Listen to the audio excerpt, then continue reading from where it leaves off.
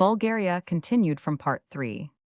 The mean interval being 60 Roman 1000, the summits are as a rule rounded, and the slopes gentle. The culminating points are in the center of the range Umrukshal 7835 ft, Maraguduk 7808 ft, and Kadimlia 7464 ft.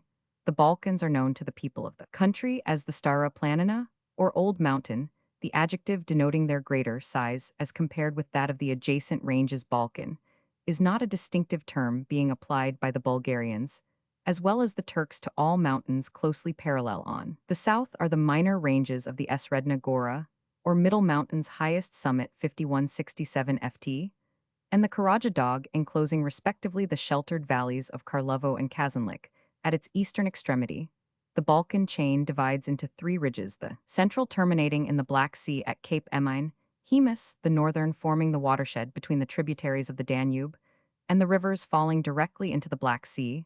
The Rhodope or southern group is altogether distinct from the Balkans, with which however it is connected by the Malka Planina and the Iktiman Hills respectively west and east of Sofia. It may be regarded as a continuation of the Great Alpine System, which traverses the peninsula from the Dinaric Alps and the Shar Planina on the west to the Shabkana Dog, near the Aegean coast. Its sharper outlines and pine-clad steeps reproduce the scenery of the Alps rather than that of the Balkans. The imposing summit of Musela, 9631 ft, next to Olympus the highest in the peninsula, forms the center point of the group. It stands within the Bulgarian frontier at the head of the Mesta Valley, on either side of which the Paran Dog and the Despoto Dog descend south and southeast, respectively. Towards the Aegean, the chain of Rhodope proper radiates to the east owing to the retrocession of territory. Already mentioned, its central ridge no longer completely coincides with the Bulgarian boundary, but 2 of its principal summits, Sik 7179 ft and Karlik 6828 ft, are within the frontier. From Musela in a westerly direction extends the majestic range of the Rilska Planina, enclosing in a picturesque valley the celebrated monastery of Rila. Many summits of this chain attain 7,000 ft. Farther west beyond the Struma Valley is the Osegovska Planina, culminating in Ryan 7392 ft to the north of the Rilska Planina. The almost isolated mass of Vitosha, 7517 ft, overhangs Sofia, snow and ice remain in the sheltered crevices of Rhodope and the Balkans. Throughout the summer, the fertile slope trending northwards from the Balkans to the Danube is for the most part gradual and broken by hills. The eastern portion, known as the Deli Orman or Wild Wood, is covered by forest and thinly inhabited. The abrupt and sometimes precipitous character of the Bulgarian bank of the Danube contrasts with the swampy lowlands and lagoons of the Romanian side. Northern Bulgaria is watered by the Lam August Isker vid Osum Yantra and Eastern Lam, all except the Isker rising in the Balkans, and all flowing into the Danube. The channels of these rivers are deeply furrowed, and the fall is rapid. Irrigation is consequently difficult, and navigation impossible. The course of the Isker is remarkable, rising in the Rilska Planina. The river descends into the basin of Samakov, passing thence through a serpentine defile into the plateau of Sofia, where in ancient times it formed a lake. It now forces its way through the Balkans by the picturesque gorge of Iskrets. Somewhat similarly, the Deli or Wild Kamchik breaks the central chain of the Balkans near their eastern extremity, and uniting with the Great Kamchik falls into the Black Sea. The Maritsa, the ancient Hebrus, springs from the slopes of Musela, and with its tributaries, the Tunya and Arda, waters the wide plain of eastern Rumelia. The Struma, ancient and modern Greek Strymon, drains the valley of Kiastendil, and like the Maritsa flows into the Aegean. The elevated basins of Samakov, lowest altitude 3050 ft Trn, 2525 ft Breznik, 2460 ft Radomir, 2065 ft Sofia, 1640 ft, and Kiastendil, 1540 ft, are a peculiar feature of the Western Highlands. Bulgaria. Geology. The stratified formation presents a remarkable variety, almost all the systems being exemplified. The Archean, composed of gneiss and crystalline schists, and traversed by eruptive veins, extends over the greater part of the eastern Rumelian plain, the Rilska Planina Rhodope, and the adjacent ranges north of the Balkans. It appears only in the neighborhood of Berkovica. The other earlier Paleozoic systems are wanting, but the Carboniferous appears in the Western Balkans, with a continental facies culm, here anthracitiferous coal, is found in beds of argillite and sandstone, red sandstone, and conglomerate representing the Permian system. appear especially around the basin of Sofia. Above these, in the Western Balkans, are Mesozoic deposits from the Trias to the Upper Jurassic, also occurring in the central part of the range. The Cretaceous system from the Infracretaceous Hauderivian to the Sannonian appears throughout the whole extent of northern Bulgaria, from the summits of the Balkans to the Danube. Gossau beds are found on the southern declivity of the chain Flysch, representing both the Cretaceous and Eocene systems, is widely distributed.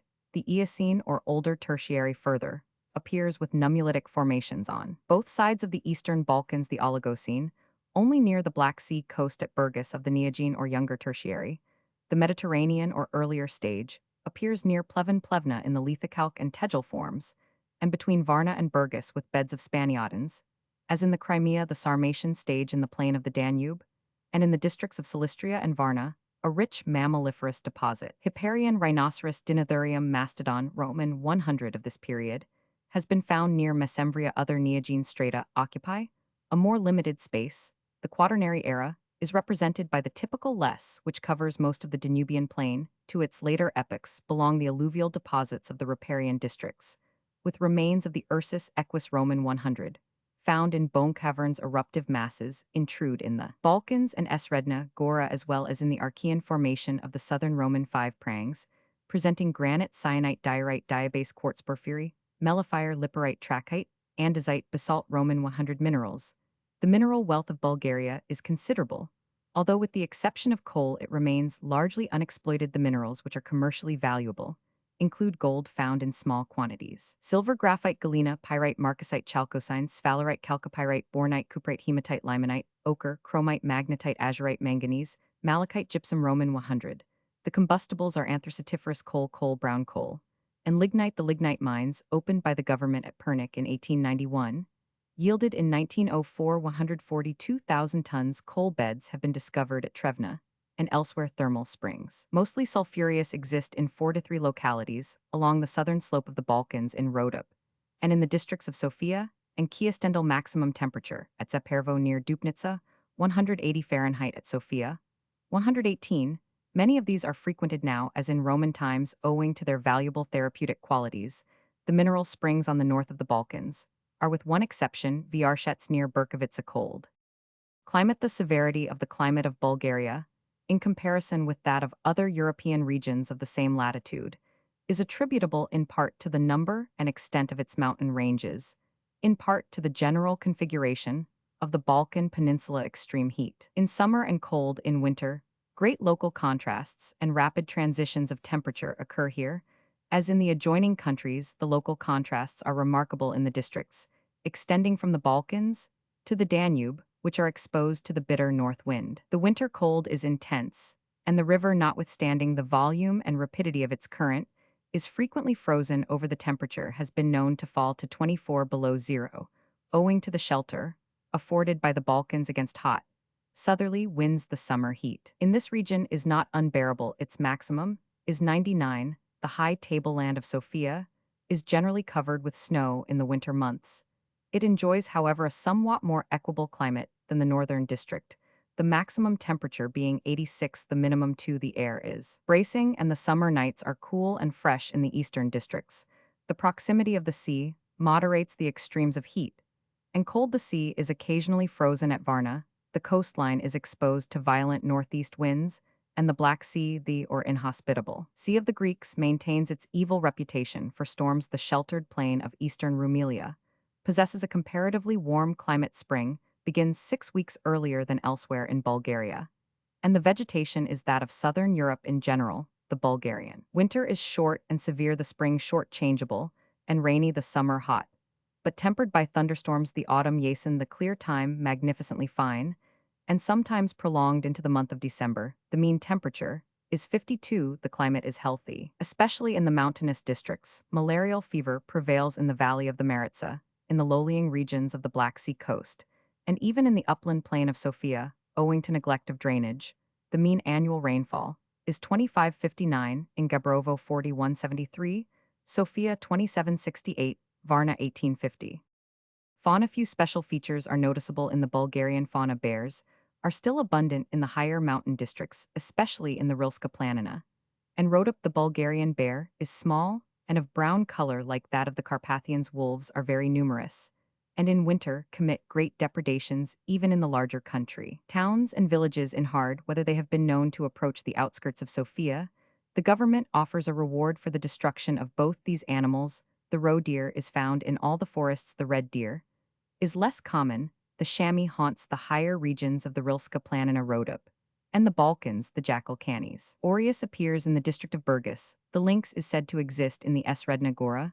The wild boar, otter, fox, badger, hare, wild cat, marten, polecat Photorius putorius, the rare tiger polecat Photorius sarmaticus, is also found. Weasel and shrewmouse Spermophilus sitalus are common. The beaver bulg beaver appears to have been abundant in certain localities, for example, Bibrovo Bibresh Roman 100, but it is now apparently extinct. Snakes Coluber natrix, and other species vipers, Viper barus and Roman, 5 amadites, and land and water tortoises, are numerous. The domestic animals are the same as in the other countries of southeastern Europe.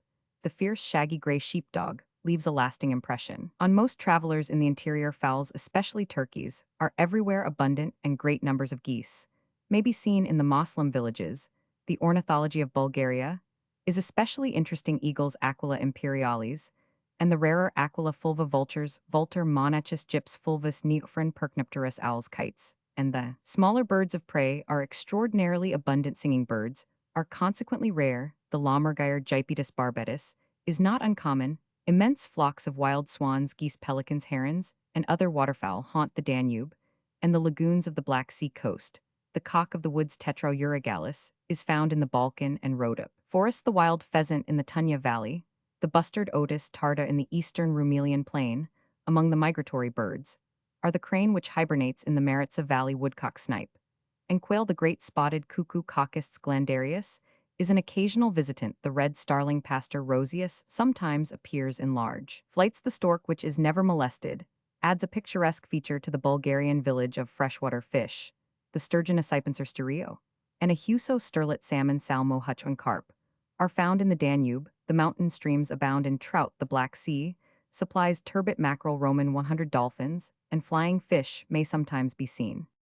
Flora. In regard to its flora, the country may be divided into 1. The northern plain sloping from the Balkans to the Danube. 2.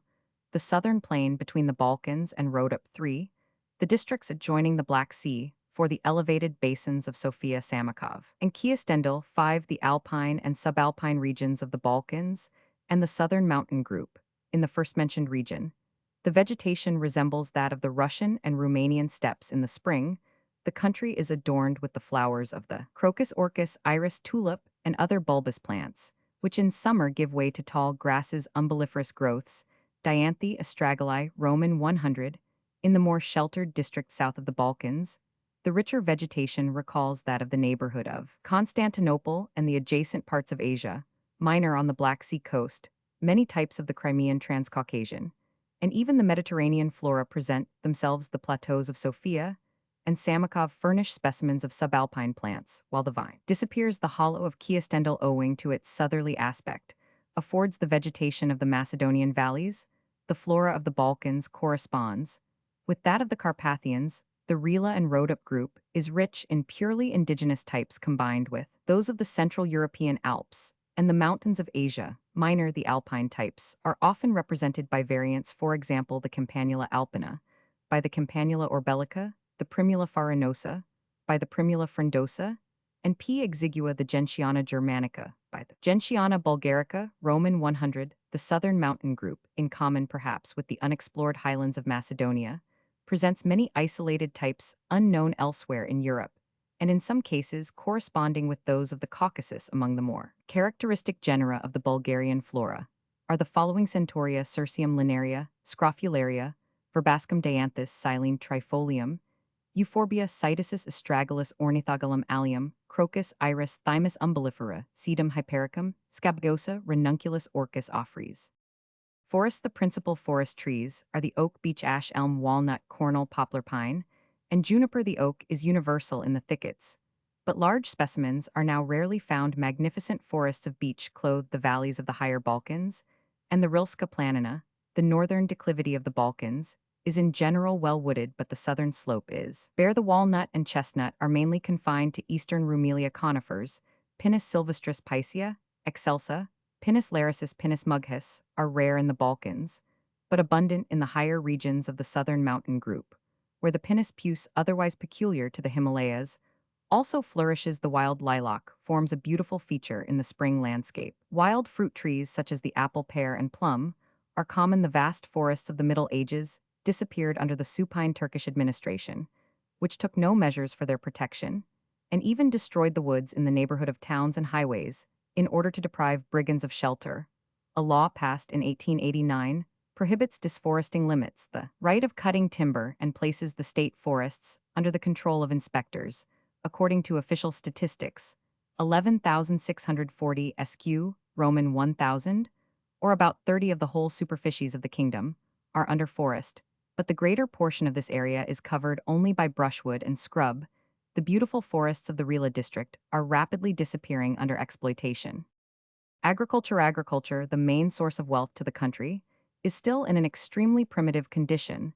The ignorance and conservatism of the peasantry, the habits engendered by widespread insecurity, and the fear of official rapacity under Turkish rule, insufficiency of communications, want of capital, and in some districts, sparsity of population, have all tended to retard the development of this most important industry. The peasants cling to traditional usage and look with suspicion on modern implements and newfangled modes of production.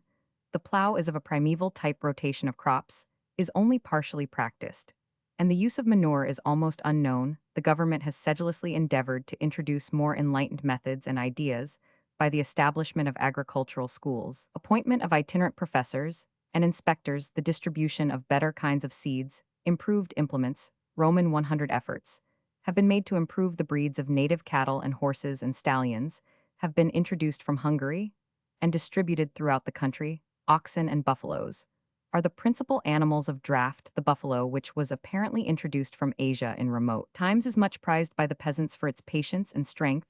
It is, however, somewhat delicate and requires much care in Roman 5p eastern districts. Camels are also employed. The Bulgarian horses are small but remarkably hardy, wiry, and intelligent. They are, as a rule, unfitted for draft and cavalry purposes. The best sheep are found in the district of Karnabat in eastern Rumelia. The number of goats in the country tends to decline, a relatively high tax being imposed on these animals owing to the injury they inflict on young trees. The average price of oxen is 5 each, draft oxen 12.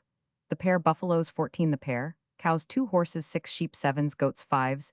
Each. The principal cereals are wheat, maize, rye, barley, oats, and millet. The cultivation of maize is increasing in the Danubian and eastern districts. Rice fields are found in the neighborhood of Philippopolis. Cereals represent about 80 of the total exports. Besides grain, Bulgaria produces wine, tobacco, attar of roses, silk, and cotton. The quality of the grape is excellent. And could the peasants be induced to abandon their highly primitive mode of winemaking, the Bulgarian vintages would rank among the best European growths. The tobacco, which is not of the highest quality, is grown in considerable quantities for home consumption, and only an insignificant amount is exported. The best tobacco fields in Bulgaria are on the northern slopes of Rhodope, but the southern declivity, which produces the famous Kavala growth, is more adapted to the cultivation of the plant. The rose fields of Kazanlik and Karlovo lie in the sheltered valleys between the Balkans and the parallel chains of the Esredna Gora and Karaja Dog.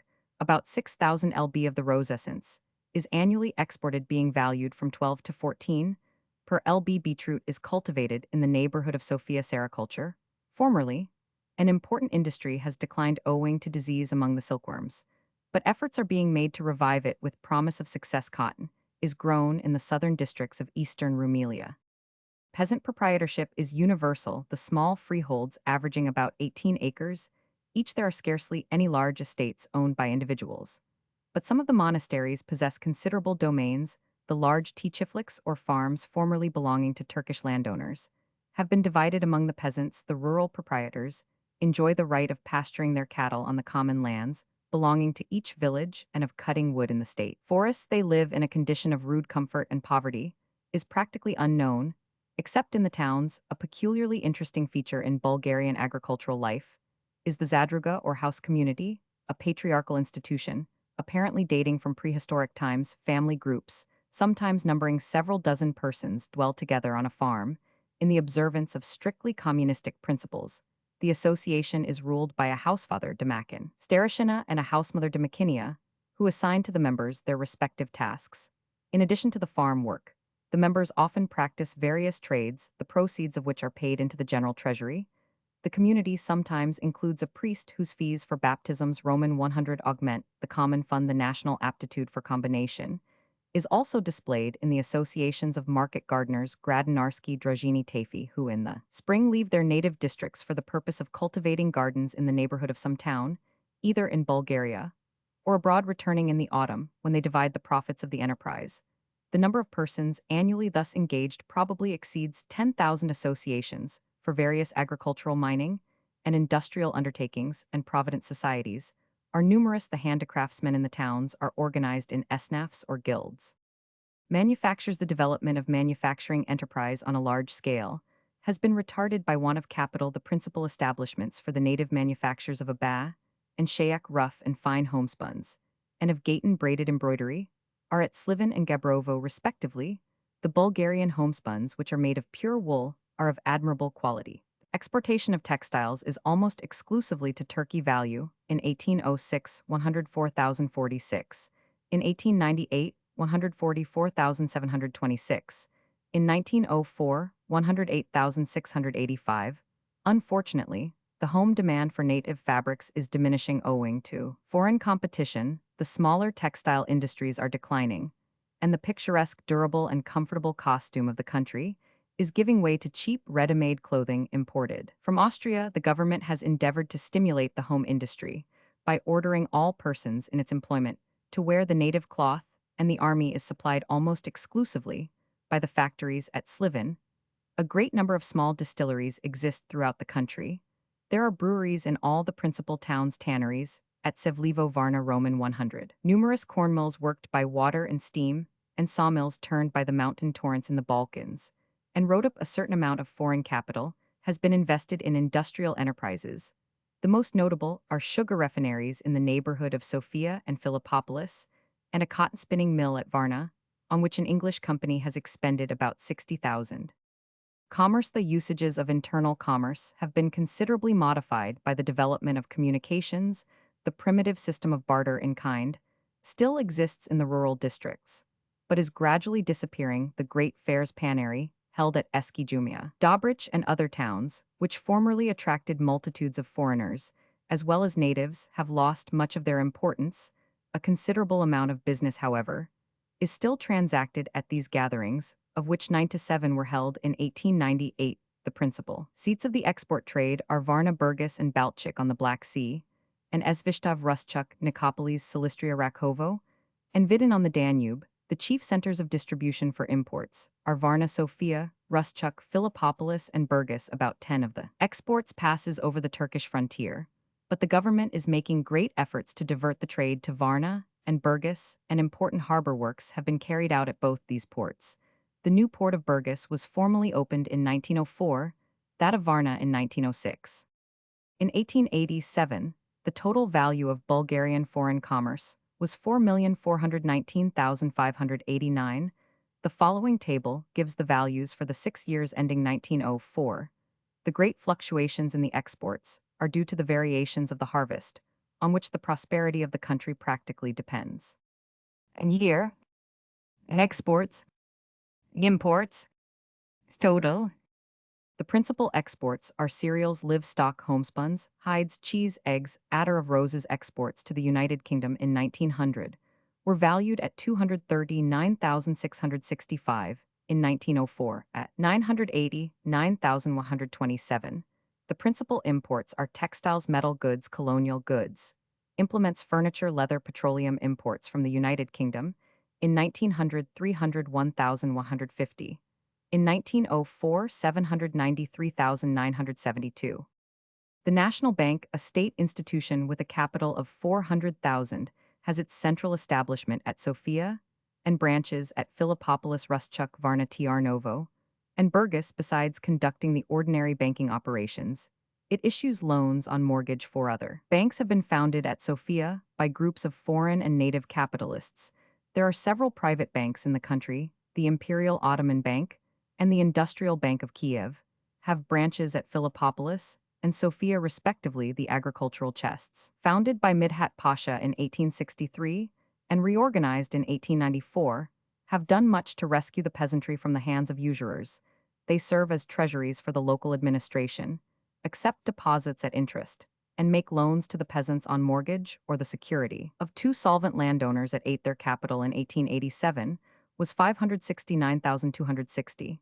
In 1904, 1,440,000. Since 1893, they have been constituted as the Bulgarian Agricultural Bank. The central direction is at Sofia. The Post Office Savings Bank, established 1896, had in 1905 a capital of 1,360,560. There are over 200 registered provident societies in the country. The legal rate of interest is 10, but much higher rates are not uncommon. Bulgaria, like the neighboring states of the peninsula, has adopted the metric system. Turkish weights and measures, however, are still largely employed in local commerce. The monetary unit is the lev or lion PL leva, nominally equal to the franc with its submultiple the statinka PL kai or centime. The coinage consists of nickel and bronze coins, 212 5, 10 and 20 statinki, and silver coins, Roman 5p statinki 1, 2 and 5 leva. A gold coinage was struck in 1893, with pieces corresponding to those of the Latin Union. The Turkish pound and foreign gold coins are also in general circulation. The National Bank issues notes for 5, 10, 20, 50, and 100 leva payable in gold. Notes payable in silver are also issued. Finance. It is only possible here to deal with Bulgarian finance.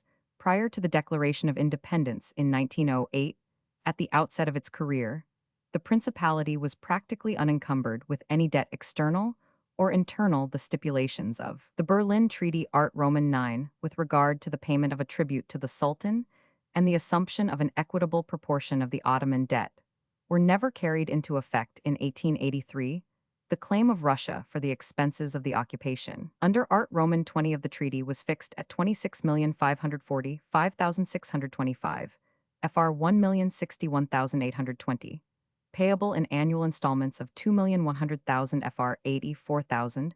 The union with Eastern Rumelia, in 1885, entailed liability for the obligations of that province, consisting of an annual tribute to Turkey of 2,951,000 FR 118,040, and a loan of 3,375,000 FR 135,000, contracted with the Imperial Ottoman Bank in 1880. 8. The purchase of the Varna-Ruschuk Railway was effected by the issue of treasury bonds at 6 to the vendors in 1889.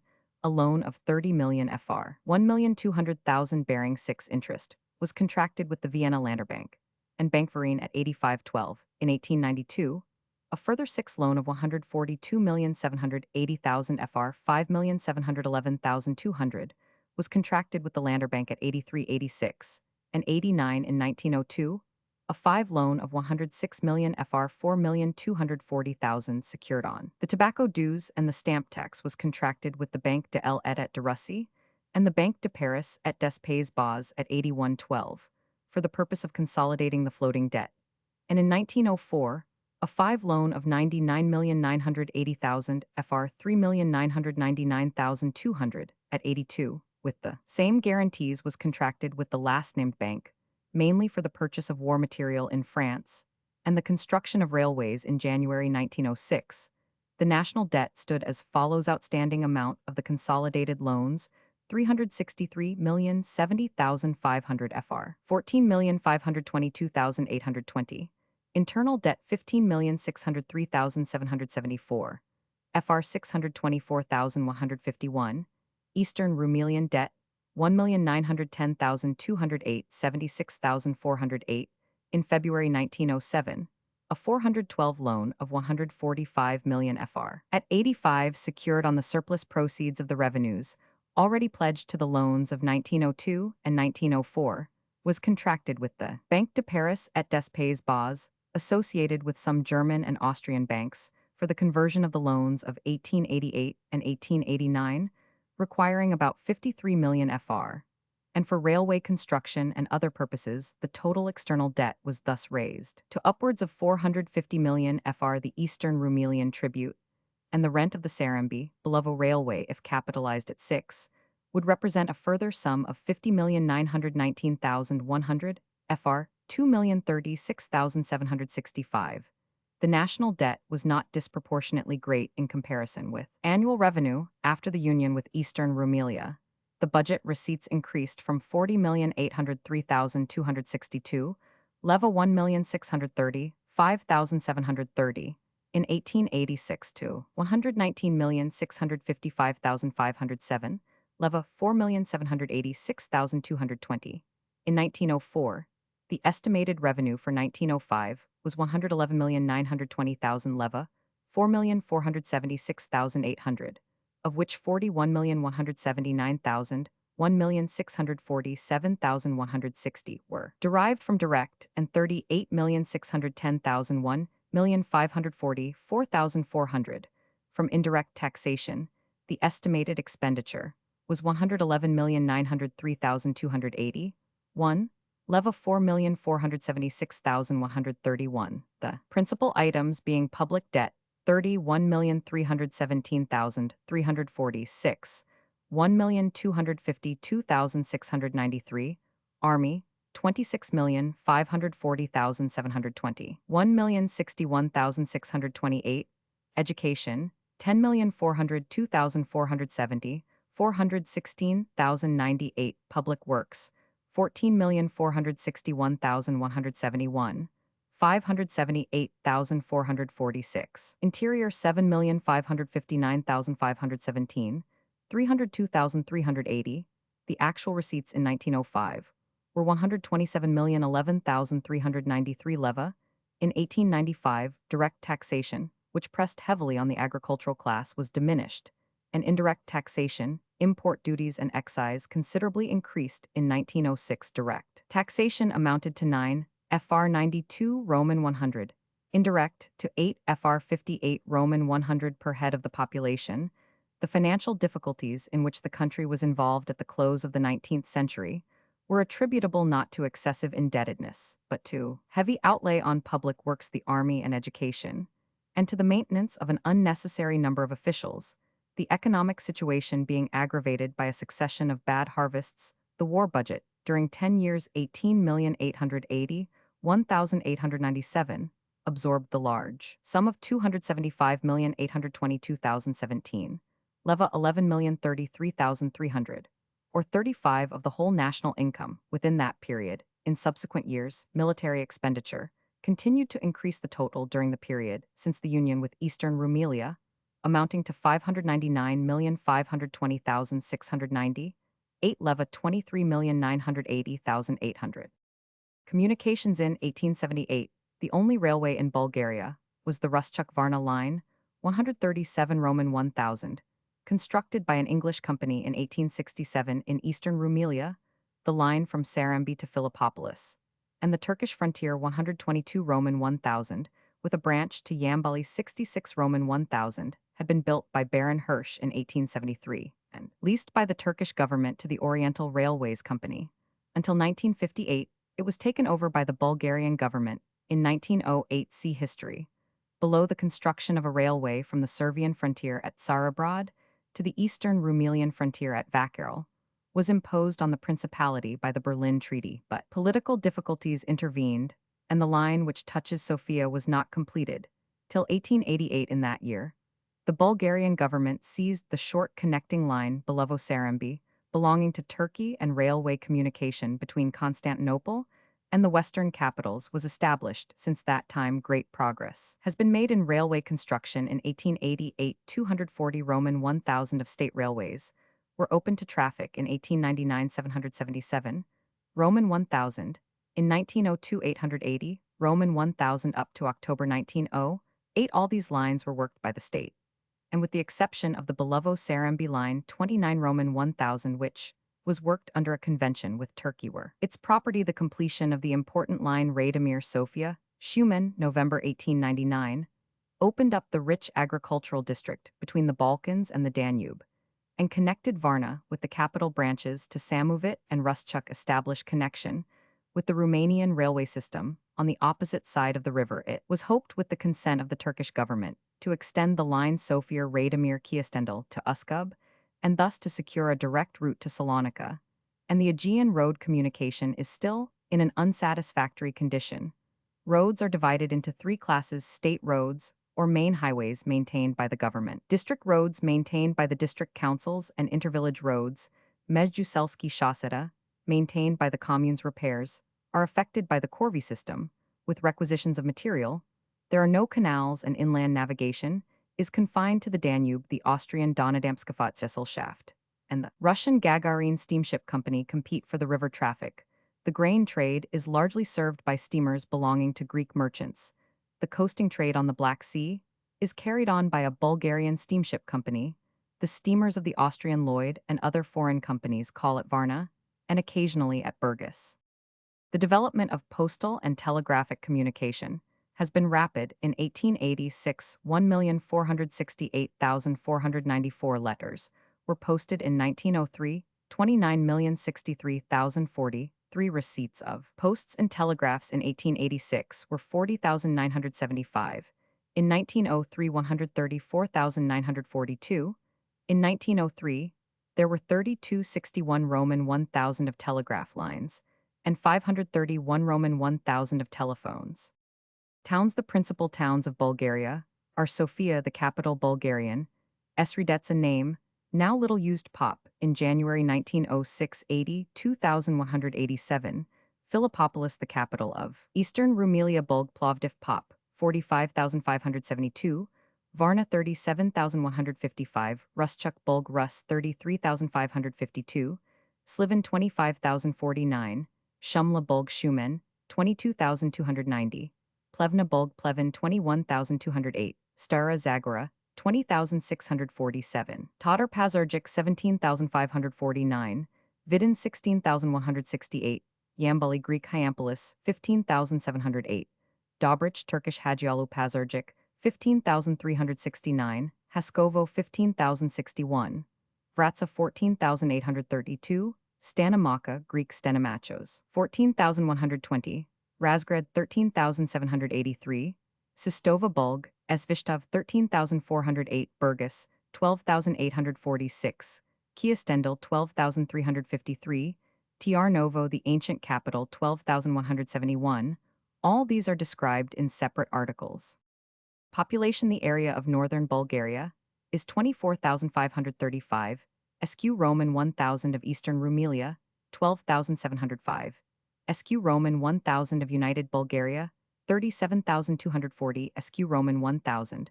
According to the census of the 12th of January 1906, the population of northern Bulgaria was 2,853,704 of eastern Rumelia, 1,174,530, 5 of United Bulgaria, 4,028,239, or 88 per SQ Roman 1,000 Bulgaria, thus ranks between Romania and Portugal, in regard to area between the Netherlands and Switzerland. In regard to population, in density of population, it may be compared with Spain and Greece. The first census of United Bulgaria was taken in 1888. It gave the total population as 3,154,375. In January 1893, the population was 3,310,713. In January 1901, 3,744,283. The movement of the population at intervals of 5 years has been as follows. Year: marriages, births, living, still, born, deaths, natural, increase 1. The death rate shows a tendency to rise. In the 5 years, 18,821,886. The mean death rate was 18 per 1,000. In 18,871,891.20. In 18,921,896.27. In 18,971,902.23. Infant mortality is high, especially among the peasants, as the less healthy infants rarely survive the adult population, is in general robust, hardy, and long-lived. The census of January 1901 gives 2719 persons of 100 years and upwards. Young men as a rule marry better the age of 25 girls before 18. The number of illegitimate births is inconsiderable, averaging only 0 of the total. The population according to sex. In 1900, 1 is given as 1,909,567 males and 1,834,716 females, or 51 males to 49 females. A somewhat similar disparity may be observed in the other countries of the peninsula classified, according to occupation 2,802,603 persons, or 74 of the population, are engaged in agriculture 360,834, in various productive industries, 118,824 in the service of the government or the exercise of liberal professions, and 148,899 in commerce. The population according to race cannot be stated with absolute accuracy, but it is approximately shown by the census of 1901, which gives the various nationalities. According to language as follows: Bulgars 2,880,8,219 Turks, 531,240 Rumans, 71,063, Greeks 66,635, Gypsies Tsigans 89,549, Jews Spanish-speaking 33,661, Tatars, Roman 5p, Armenians 14,580, other nationalities 30,451, the Bulgarian inhabitants of the peninsula, beyond the limits of the principality, may perhaps be estimated at 1,500,000 or 1,600,000, and the grand total of the race possibly reaches 5,500,000. Ethnology: the Bulgarians, who constitute 77 of the inhabitants of the kingdom, are found in their purest type in the mountain districts. The Ottoman conquest and subsequent colonization having introduced a mixed population into the plains. The devastation of the country which followed the Turkish invasion resulted in the extirpation or flight of a large proportion of the Bulgarian inhabitants of the lowlands, who were replaced by Turkish colonists. The mountainous districts, however, retained their original population and sheltered large numbers of the fugitives. The passage of the Turkish armies during the wars with Austria, Poland, and Russia led to further Bulgarian emigrations. The flight to the Banat, where 22,000 Bulgarians still remain, took place in 1730, at the beginning of the 19th century. The majority of the population of the eastern Rumelian plain was Turkish. The Turkish colony, however, declined partly in consequence of the drain caused by military service, while the Bulgarian remnant increased notwithstanding a considerable emigration to Bessarabia before and after the Russo-Turkish campaign of 1828. Efforts were made by the Porte to strengthen the Moslem element by planting colonies of Tatars in 1861 and Circassians in 1864. The advance of the Russian army in 18,771,878 caused an enormous exodus of the Turkish population, of which only a small proportion returned to settle permanently. The emigration continued after the conclusion of peace and is still in progress, notwithstanding the efforts of the Bulgarian government to arrest it. In 20 years, 18,790,000, 1,899, at least 150,000 Turkish peasants left Bulgaria. Much of the land thus abandoned still remains unoccupied. On the other hand, a considerable influx of Bulgarians from Macedonia, the Vilayet of Adrianople, Bessarabia, and the Dobruja took place within the same period, and the inhabitants of the mountain villages show a tendency to migrate into the richer districts of the plains. The northern slopes of the Balkans from Belogradchik to Alina are inhabited almost exclusively by Bulgarians. In eastern Rumelia, the national element is strongest in the Esredna Gora, and Rhodope. Possibly the most genuine representatives of the race are the Pomaks or Mohammedan Bulgarians, whose conversion to Islam preserved their women from the license of the Turkish conqueror. They inhabit the highlands of Rhodope and certain districts in the neighborhood of Lufcha, Lovech, and Plevna, retaining their Bulgarian speech and many ancient national usages. They may be compared with the indigenous Cretan, Bosnian, and Albanian Moslems. The Pomaks in the Principality are estimated at 26,000, but their numbers are declining in the northeastern district between the Yantra and the Black Sea. The Bulgarian race is as yet thinly represented. Most of the inhabitants are Turks, a quiet, submissive, agricultural population which unfortunately shows a tendency to emigrate. The Black Sea coast is inhabited by a variety of races. The Greek element is strong in the maritime towns and displays its natural aptitude for navigation and commerce. The Gagauzzi, a peculiar race of Turkish-speaking Christians, inhabit the littoral from Cape Emine to Cape Kaliakra. They are of Turanian origin and descend from the ancient Cumani. The valleys of the Maritsa and Arda are occupied by a mixed population, consisting of Bulgarians, Greeks, and Turks. The principal Greek colonies are in Stanimaka, Kavakli, and Philippopolis, the origin of the peculiar Shop tribe, which inhabits the mountain tracts of Sofia, Breznik, and Radomir, is a mystery. The Shops are conceivably a remnant of the Aboriginal race, which remained undisturbed in its mountain home during the Slavonic and Bulgarian incursions.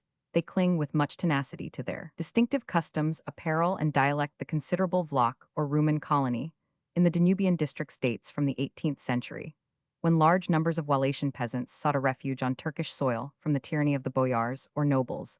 The department of Vidin alone contains 36 Rumen villages with a population of 30,550. Especially interesting is the race of nomad shepherds from the Macedonian and the Aegean coast who come in thousands every summer to pasture their flocks on the Bulgarian mountains. They are divided into two tribes: the Kutsevlats, or lame Vlachs, who speak Romanian, and the Hellenized Karakachans, or black shepherds. Compare the Morlets or Mavrovlats of Dalmatia, who speak Greek. The Tatars, a peaceable, industrious race, are chiefly found in the neighborhood of Varna and Silistria. They were introduced as colonists by the Turkish government in 1861. They may be reckoned at 12,000. The Gypsies, who are scattered in considerable numbers throughout the country, came into Bulgaria in the 14th century. They are for the most part Muslims and retain their ancient Indian speech. They live in the utmost poverty, occupy separate cantonments in the villages, and are treated as outcasts by the rest of the population. The Bulgarians, being of mixed origin, possess few salient physical characteristics. The Slavonic type is far less pronounced than among the kindred races. The Ugrian or Finnish cast of features occasionally asserts itself in the Central Balkans. The face is generally oval, the nose straight, the jaw somewhat heavy. The men, as a rule, are rather below middle height, compactly built, and among the peasantry very muscular. The women are generally deficient in beauty and rapidly grow old. The upper class, the so-called intelligentsia, is physically very inferior to the rural population. National character: the character of the Bulgarians presents a singular contrast to that of the neighboring nations, less quick-witted than the Greeks, less prone to idealism than the Servians, less apt to assimilate the externals of civilization than the Romanians. They possess in a remarkable degree the qualities of patience, perseverance, and endurance, with the capacity for laborious effort peculiar to an agricultural race. The tenacity and determination with which they pursue their national aims may eventually enable them to vanquish their more brilliant competitors in the struggle for hegemony in the peninsula. Unlike most southern races, the Bulgarians are reserved, taciturn, phlegmatic, unresponsive, and extremely suspicious of foreigners. The peasants are industrious, peaceable, and orderly. The vendetta as it exists in Albania, Montenegro, and Macedonia, and the use of the knife in quarrels so common in southern Europe, are alike unknown. The tranquility of rural life has unfortunately been invaded by the intrigues of political agitators, and bloodshed is not uncommon at elections. All classes practice thrift, bordering on parsimony, and any display of wealth is generally resented. The standard of sexual morality is high, especially in the rural districts. The unfaithful wife is an object of public contempt, and in former times was punished with death. Marriage ceremonies are elaborate and protracted. As is the case in most primitive communities, elopements are frequent, but usually take place with the consent of the parents on both sides in order to avoid the expense of a regular wedding. The principal amusement on Sundays and holidays is the choro, which is danced on the village green to the strains of the gaita or bagpipe, and the gusla, a rudimentary fiddle. The Bulgarians are religious in a simple way but not fanatical, and the influence of the priesthood is limited. Many ancient superstitions linger among the peasantry, such as the belief in the vampire, and the evil eye. Witches and necromancers are numerous and are much consulted. Government: Bulgaria is a constitutional monarchy by Art Roman III of the Berlin Treaty. It was declared hereditary in the family of a prince, freely elected by the population and confirmed by the Sublime Porte with the assent of the powers, according to the Constitution of Tr Novo, voted by the Assembly of Notables on the 29th of April 1879, revised by the Grand Sobranie on the 27th of May 1893, and modified by the Proclamation of a Bulgarian Kingdom on the 5th of October 1908. The royal dignity descends in the direct male line. The king must profess the Orthodox faith, only the first elected sovereign, and his immediate heir being released from this obligation, the legislative power is vested in the king.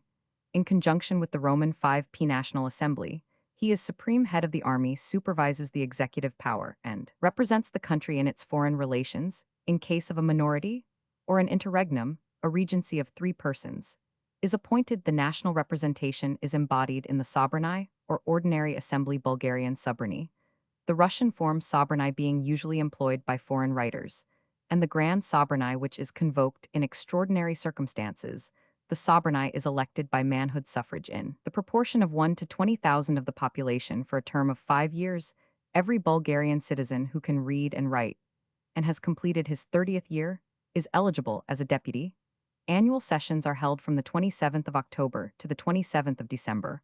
All legislative and financial measures must first be discussed and voted by the Sobrani, and then sanctioned and promulgated by the king. The government is responsible to the Sobrani, and the ministers, whether deputies or not, attend its sittings. The Grand Sobrani, which is elected in the proportion of 2 to every 20,000 inhabitants, is convoked to elect a new king, to appoint a regency, to sanction a change in the constitution, or to ratify an alteration in the boundaries of the kingdom. The executive is entrusted to a cabinet of 8 members. Ministers of Foreign Affairs and Religion, Finance, Justice, Public Works, the Interior, Commerce and Agriculture, Education, and War. Local administration, which is organized on the Belgian model, is under the control of the Minister of the Interior. The country is divided into 22 departments, Okrug PL Okruzi, each administered by a prefect Uppervittel, assisted by a departmental council, and 8 to 4 subprefectures Akolia each. Under a subprefect Akoliaski Nachalnik, the number of these functionaries is excessive. The 4 principal towns have each in addition a prefect of police Gradnachalnik, and 1 or more commissaries. Pristav. The gendarmerie numbers about 4,000 men, or 1 to 825 of the inhabitants. The prefects and subprefects have replaced the Turkish mutasarifs and kaymakams, but the system of municipal government left untouched by the Turks descends from primitive times. Every commune, obstina, urban or rural, has its kaymet or mayor, and council. The commune is bound to maintain its primary schools, a public library, or reading room. Roman 100. The kaymet possesses certain magisterial powers, and in the rural districts he collects the taxes. Each village, as a rule, forms a separate commune, but occasionally 2 or more villages are grouped together. Justice. The civil and penal codes are for the most part based on the Ottoman law, while the principality formed a portion of the Turkish Empire.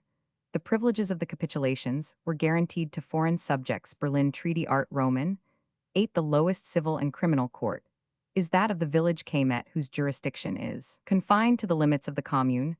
No corresponding tribunal exists in the towns. Each subprefecture and town has a justice of the peace. In some cases 2 or more. The number of these officials is 130. Next follows the departmental tribunal or court of first instance, which is competent to pronounce sentences of death, penal servitude, and deprivation of civil rights in specified criminal cases. The judges are aided by 3 assessors chosen by lot from an annually prepared panel of 48 persons. 3 courts of appeal sit respectively at Sofia Ruschuk and Philippopolis. The highest tribunal is the Court of Cassation, sitting at Sofia and composed of a president, 2 vice-presidents, and 9 judges. There is also a high court of audit, Vyarkovna, Smetna, Palata, similar to the French Cour des Comptes. The judges are poorly paid and are removable by the government in regard to questions of marriage, divorce, and inheritance. The Greek, Mohammedan, and Jewish communities enjoy their own spiritual jurisdiction. Army and Navy. The organization of the military forces of the Principality was undertaken by Russian officers, who for a period of 6 years, 18,791,885, occupied all the higher posts in the army in eastern Rumelia. During the same period, the militia was instructed by foreign officers. After the Union, it was merged in the Bulgarian army. The present organization is based on the law of the 1st of January 1904. The army consists of 1. The active or field army, Deistvayashta Armia, divided into Roman 1. The active army, Roman 2. The active army, Reserve 2. The reserve army, Reservna Armia 3. The Opolcheni or militia. The 2 former may operate outside the kingdom, the latter only within the frontier for purposes of defense in time of peace. The active army, Roman 1 alone, is on a permanent footing. The peace strength in 1905 was 2,500 officers, 48,200 men, and 8,000 horses, the active army being composed of 9 divisions of infantry, each of 4 regiments, 5 regiments of cavalry, together with 12 squadrons attached to the infantry divisions, 9 regiments of artillery, each of 3 groups of 3 batteries, together with 2 groups of mountain artillery, each of 3 batteries, and 3 battalions of siege artillery, 9 battalions of engineers with 1 railway and balloon section, and one bridging section at the same date, the army was locally distributed in 9 divisional areas, with headquarters at Sofia Philippopolis Sliven Shumla Ruschuk, Vratsa Plevna Stara Zagora and Dupnitsa, the divisional area being subdivided into 4 districts, from each of which one regiment of 4 battalions was recruited and completed with reservists. In case of mobilization, each of the 9 areas would furnish 20,106 men, 16,000 infantry, 1,200 artillery, 1,000 engineers, 300 divisional cavalry, and 1606 transport and hospital services, Roman 100. The war strength thus amounted to 180,954 of the active army, and its reserve exclusive of the 5 regiments of cavalry. In addition, the 36 districts each furnished 3 battalions of the reserve army and 1 battalion of opolcheny, or 144,000 infantry, which with the cavalry regiments 3,000 men, and the reserves of artillery engineers divisional cavalry, Roman 100, about 10,000, would bring the grand total in time of war to about 338,000 officers and men, with 18,000 horses. The men of the reserve battalions are drafted into the active army as occasion requires, but the militia serves as a separate force. Military service is obligatory, but Moslems may claim exemption on payment of 20. The age of recruitment in time of peace is 19, in time of war 18. Each conscript serves 2 years in the infantry, and subsequently 8 years in the active reserve, or 3 years in the other corps, and 6 years in the active reserve. He is then liable to 7 years' service in the reserve army, and finally passes into the opolcheny. The Bulgarian peasant makes an admirable soldier, courageous, obedient, persevering, and inured to hardship. The officers are painstaking and devoted to their duties. The active army and reserve, with the exception of the engineer regiments, are furnished with the 315 Mannlicher magazine, rifle. The engineer and militia, with the bird and the artillery in 1905, mainly consisted of 8 and 7 Roman 900 Krupp guns field, and 6 Roman 900 Krupp mountain, 12 Roman 900 Krupp and 15 Roman 900 Kruzat Schneider howitzers, 15 Roman 900 Krupp, and 12 Roman 900 Kruzat siege guns, and 7 Roman 900 Kruzat quick-firing guns. Total of all description, 1154 defensive works were constructed at various strategical points near the frontier and elsewhere, and at Varna and Burgas, the naval force consisted of a flotilla stationed at Ruschuk and Varna, where a canal connects Lake Devno with the sea. It was composed in 1905 of 1 prince's yacht, 1 armored cruiser, 3 gunboats, 3 torpedo boats, and 10 other small vessels, with a complement of 107 officers and 1,231 men. Religion. The Orthodox Bulgarian National Church claims to be an indivisible member of the Eastern Orthodox Communion and asserts historic continuity with the autocephalous Bulgarian Church of the Middle Ages. It was, however, declared schismatic by the Greek Patriarch of Constantinople in 1872, although differing in no point of doctrine from the Greek Church. The exarch, or supreme head of the Bulgarian Church, resides at Constantinople. He enjoys the title of Beatitude Negovo Blaženstvo, receives an annual subvention of about 6,000 from the kingdom, and exercises jurisdiction over the Bulgarian hierarchy. In all parts of the Ottoman Empire, the exarch is elected by the Bulgarian Episcopate, the Holy Synod, and a General Assembly, Obsti Espor, in which the laity is represented. Their choice before the declaration of Bulgarian independence was subject to the Sultan's approval. The occupant of the dignity is titular metropolitan of a Bulgarian diocese.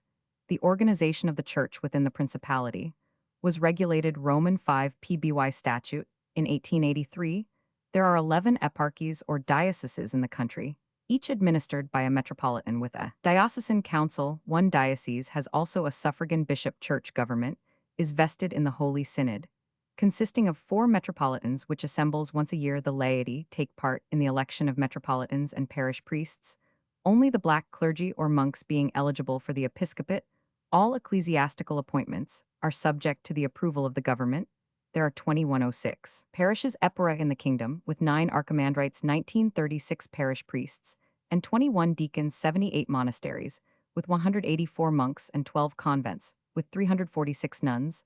The celebrated monastery of Rila possesses a vast estate in the Rilska Planina. Its abbot or hegumen owns no spiritual superior, but the exarch ecclesiastical affairs are under the control of the minister of public worship. The clergy of all denominations are paid by the state, being free, however, to accept fees for baptisms, marriages, Burials, the administering of oaths Roman 100, the census of January 1901, gives 3,019,999 persons of the Orthodox faith, including 66,635 Patriarchist Greeks, 643,300 Mohammedans, 33,663, Jews 28,569, Catholics 13,809, Gregorian Armenians 4524, Protestants, and 419, whose religion is not stated the Greek. Orthodox community has 4 metropolitans dependent on the Patriarchate.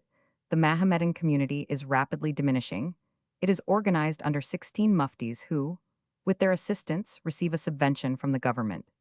The Catholics, who have 2 bishops, are for the most part the descendants of the medieval Paulicians.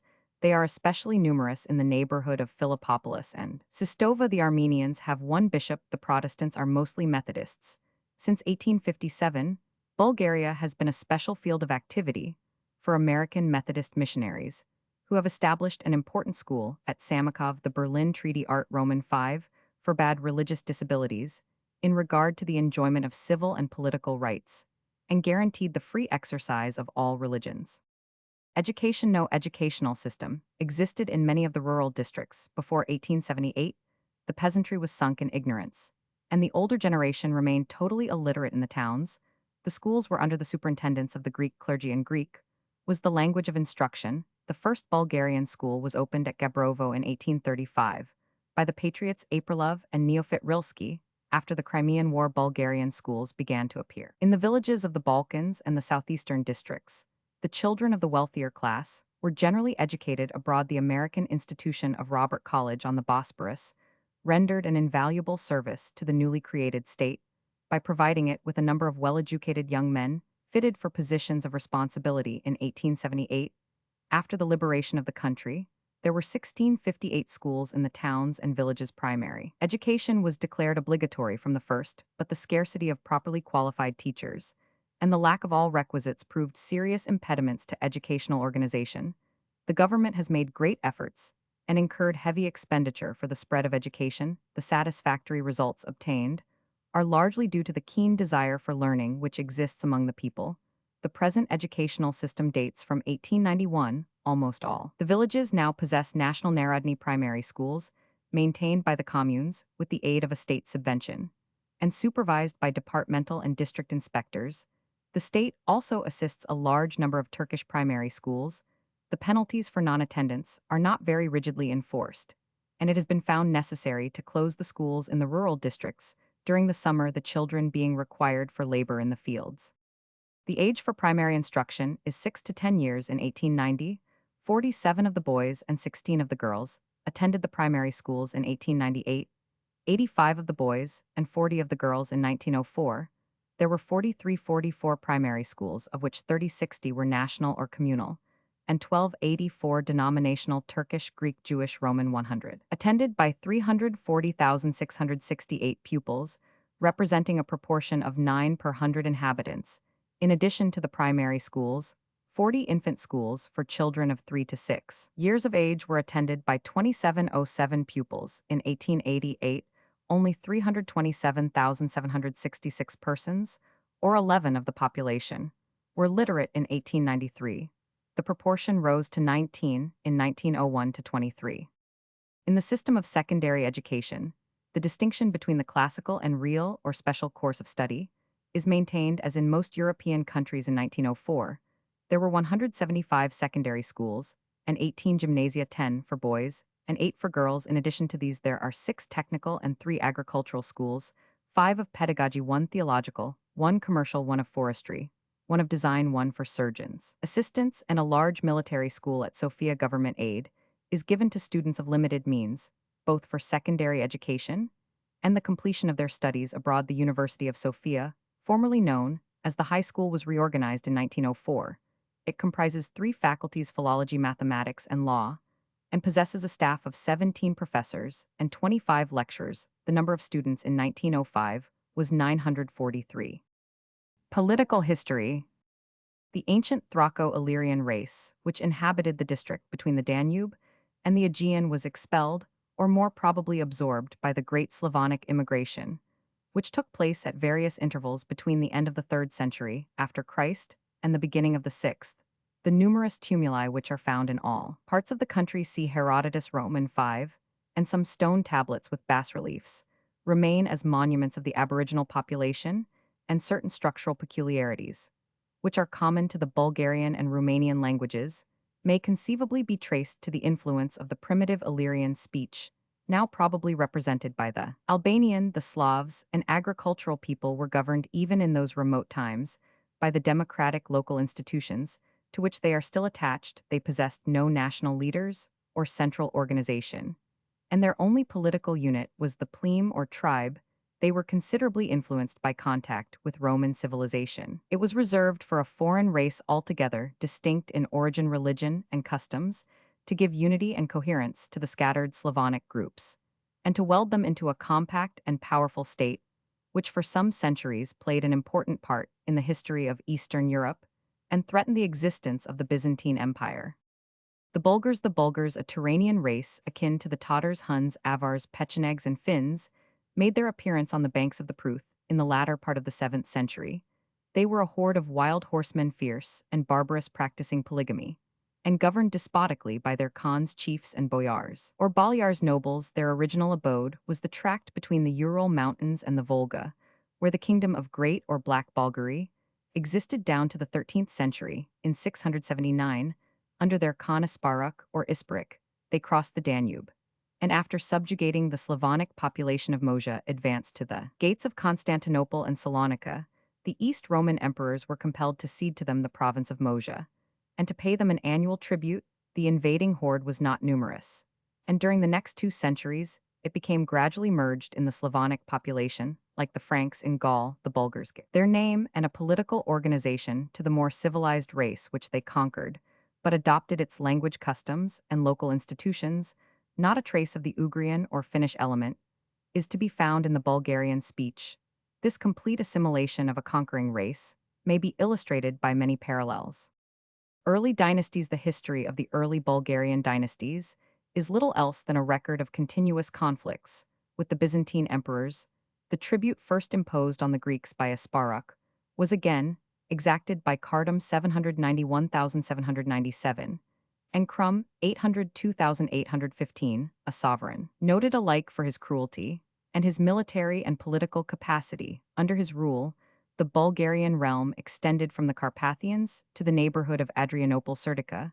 The present Sofia was taken, and the valley of the Struma conquered. Preslav, the Bulgarian capital, was attacked and burned by the Emperor Nicephorus, but the Greek army on its return was annihilated in one of the Balkan passes. The emperor was slain, and his skull was converted by Crum into a goblet. The reign of Boris 852,884 is memorable. Roman 5-4, the introduction of Christianity into Bulgaria. 2 monks of Salonika, SS Cyril and Methodius, are generally reverenced as the national apostles. The scene of their labors, however, was among the Slavs of Moravia, and the Bulgars were evangelized by their disciples. Boris, finding himself surrounded by Christian states, decided from political motives to abandon paganism. He was baptized in 864. The Emperor Michael Roman III acting as his sponsor. It was at this time that the controversies broke out which ended in the schism between the churches of the East and West. Boris long wavered between Constantinople and Rome, but the refusal of the Pope to recognize an autocephalous Bulgarian church determined him to offer his allegiance to the Greek patriarch. The decision was fraught with momentous consequences for the future of the race. The nation altered its religion in obedience to its sovereign, and some of the boyars who resisted the change paid with their lives for their fidelity to the ancient belief. The independence of the Bulgarian Church was recognized by the Patriarchate, a fact much dwelt upon in recent controversies. The Bulgarian primates subsequently received the title of Patriarch. Their see was transferred from Preslav to Sofia Vodin and Prespa successively, and finally to Ochrida. The First Empire, the national power, reached its zenith under Simeon 893,927, a monarch distinguished in the arts of war and peace. In his reign, says Gibbon, Bulgaria assumed a rank among the civilized powers of the earth. His dominions extended from the Black Sea to the Adriatic and from the borders of Thessaly to the Save, and the Carpathians having become the most powerful monarch in Eastern Europe. Simeon assumed the style of emperor and autocrat of all the Bulgars and Greeks, Tsar, I Samidajets, Visem Bielgarum Igrcom, title which was recognized by Pope Formosus during the latter years of his reign, which were spent in peace. His people made great progress in civilization literature. Nourished and Preslav, according to contemporary chroniclers, rivaled Constantinople in magnificence after the death of Simeon. The Bulgarian power declined owing to internal dissensions. The land was distracted by the Bogomil heresy see Bogomils, and a separate or Western empire, including Albania and Macedonia, was founded at Ochrida by Shishman, a boyar. From Tiarnovo, a notable event took place in 967, when the Russians under Sviatoslav made their first appearance in Bulgaria. The Bulgarian Tsar Boris Roman II, with the aid of the Emperor John, Zimisces expelled the invaders, but the Greeks took advantage of their victory to dethrone Boris, and the First Bulgarian Empire thus came to an end. After an existence of 3 centuries, the empire at Ochrida, however, rose to considerable importance under Samuel, the son of Shishman, 9,761,014, who conquered the greater part of the peninsula and ruled from the Danube to the Mora. After a series of campaigns, this redoubtable warrior was defeated at Belasica by the Emperor Basil Roman II, surnamed Bulgaric Tonos, who put out the eyes of 15,000 prisoners taken in the fight and sent them into the camp of his adversary. The Bulgarian Tsar was so overpowered by the spectacle that he died of grief. A few years later, his dynasty finally disappeared. And for more than a century and a half, 10,186, the Bulgarian race remained subject to the Byzantine emperors.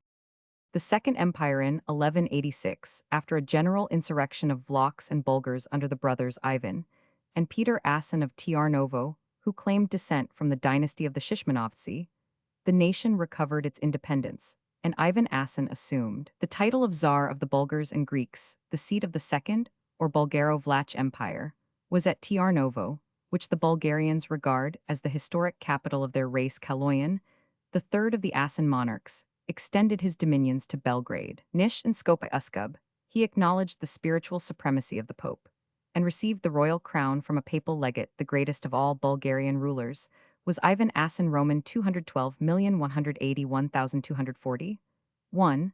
A man of humane and enlightened character. After a series of victorious campaigns, he established his sway over Albania, Epirus, Macedonia, and Thrace, and governed his wide dominions with justice, wisdom, and moderation. In his time, the nation attained a prosperity hitherto unknown. Commerce, the arts, and literature flourished. Tiarnovo, the capital, was enlarged and embellished, and great numbers of churches and monasteries were founded or endowed. The dynasty of the Asens became extinct in 1257, and a period of decadence began. 2 other dynasties, both of Cuman origin, followed the Turtarovsi, who ruled at Tiarnovo, and the Shishmanovsi, who founded an independent state at Vidin, but afterwards reigned in the national capital. Eventually, on the 28th June 1330, a day commemorated with sorrow in Bulgaria, Tsar Michael Shishman was defeated and slain by the Servians under Stephen Urosh Roman III at the Battle of Velbuzd. Kiastendil, Bulgaria, though still retaining its native rulers, now became subject to Servia and formed part of the short-lived empire of Stephen Dushan, 13,311,355. The Servian hegemony vanished after the death of Dushan, and the Christian races of the peninsula, distracted by the quarrels of their petty princes, fell an easy prey to the advancing might of the Moslem invader.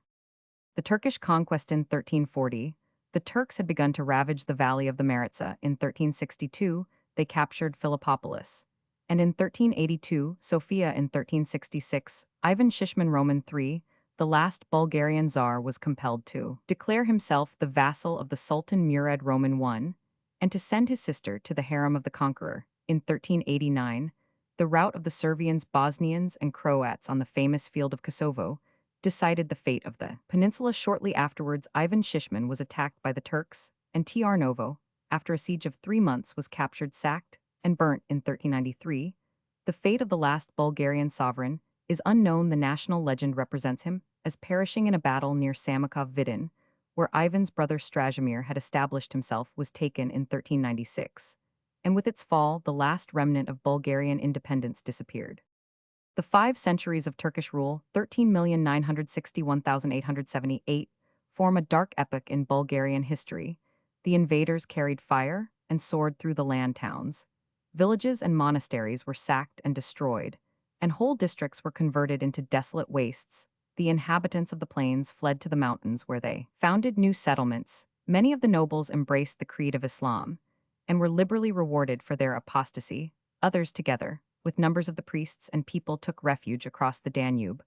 All the regions formerly ruled by the Bulgarian czars, including Macedonia and Thrace, were placed under the administration of a governor-general, styled the Bailorby of Rumeli, residing at Sofia, Bulgaria proper, was divided into the sanjaks of Sofia Nicopolis, Vidin Silistria, and Kiastendil.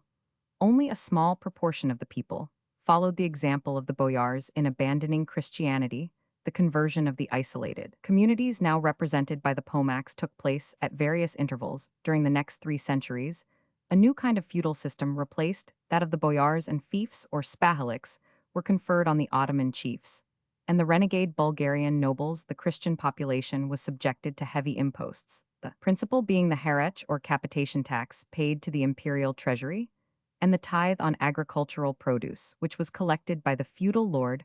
Among the most cruel forms of oppression was the requisitioning of young boys between the ages of 10 and 12, who were sent to Constantinople as recruits for the corps of janissaries. Notwithstanding the horrors which attended the Ottoman conquest, the condition of the peasantry, during the first 3 centuries of Turkish government, was scarcely worse than it had been under the tyrannical rule of the boyars. The contemptuous indifference with which the Turks regarded the Christian reyes was not altogether to the disadvantage of the subject race. Military service was not exacted from the Christians. No systematic effort was made to extinguish either their religion or their language, and within certain limits they were allowed to retain their ancient local administration and the jurisdiction of their clergy in regard to inheritances and family affairs. At the time of the conquest, certain towns and villages known as the Voynichki Sela obtained important privileges, which were not infringed till the 18th century, on condition of Roman V furnishing contingents to the Turkish army or grooms for the Sultan's horses. They obtained exemption from most of the taxes and complete self-government under their voivodi or chiefs. Some of them, such as Koprivshtitsa in the Sredna Gora, attained great prosperity, which has somewhat declined since the establishment of the principality. While the Ottoman power was at its height, the lot of the subject traces was far less intolerable than during the period of decadence, which began with the unsuccessful siege of Vienna in 1683. Their rights and privileges were respected, the law was enforced, commerce prospered, good roads were constructed, and the great caravans of the Ragusan merchants traversed the country down to the end of the 18th century. There appears to have been only one serious attempt at revolt, that occasioned by the advance of Prince Sigismund Bathory into Wallachia in 1595. A kind of guerrilla warfare was, however, maintained in the mountains by the Kaijudi or outlaws, whose exploits, like those of the Greek klepts, have been highly idealized in the popular folklore. As the power of the sultans declined, anarchy spread through the peninsula. In the earlier decades of the 18th century, the Bulgarians suffered terribly from the ravages of the Turkish armies passing through the land during the wars with Austria. Towards its close, their condition became even worse owing to the horrors perpetrated by the Kar-Jalis, or troops of disbanded soldiers and desperadoes, who, in defiance of the Turkish authorities, roamed through the country, supporting themselves by plunder and committing every conceivable atrocity. After the Peace of Belgrade 1737, by which Austria lost her conquests in the peninsula, the Servians and Bulgarians began to look to Russia for deliverance, their hopes being encouraged by the Treaty of Kuchuk-Kainarji 1774, which foreshadowed the claim of Russia to protect the Orthodox Christians in the Turkish Empire. In 1794, Pasvanoglu, one of the chiefs of the Kar-Jalis, established himself as an independent sovereign at Vidin, putting to flight 3 large Turkish armies which were dispatched against him. This adventurer possessed many remarkable qualities. He adorned Vidin with handsome buildings, maintained order, levied taxes, and issued a separate coinage. He died in 1807. The memoirs of Sophronic, Bishop of Vratsa, present a vivid picture of the condition of Bulgaria at this time. My diocese, he writes, was laid desolate. The villages disappeared, had been burnt by the Kar-Jalis and Pasvan's brigands. The inhabitants were scattered far and wide over Wallachia and other lands. The national revival at the beginning of the 19th century, the existence of the Bulgarian race was almost unknown in Europe, even to students of Slavonic literature. disheartened by ages of oppression, isolated from Christendom by their geographical position and cowed by the proximity of Constantinople, the Bulgarians took no collective part in the insurrectionary movement, which resulted in the liberation of Serbia and Greece. The Russian invasions of 1810 and 1828 only added to their sufferings, and great numbers of fugitives took refuge in Bessarabia, annexed by Russia under the Treaty of Bucharest. But the long-dormant national spirit now began to awake under the influence of a literary revival. The precursors of the movement were Paisiai, a monk of Mount Athos, who wrote a history of the Bulgarian czars, and Saint 1762 and Bishop Sophrona, whose memoirs have been already mentioned. After 1824, several works written in modern Bulgarian began to appear, but the most important step was the foundation in 1835 of the first Bulgarian school at Gabrovo. Within 10 years, at least 53 Bulgarian schools came into existence, and 5 Bulgarian printing presses were at work. The literary movement led the way to a reaction against the influence and authority of the Greek clergy. The spiritual domination of the Greek patriarchate had tended more effectually than the temporal power of the Turks to the effacement of Bulgarian nationality.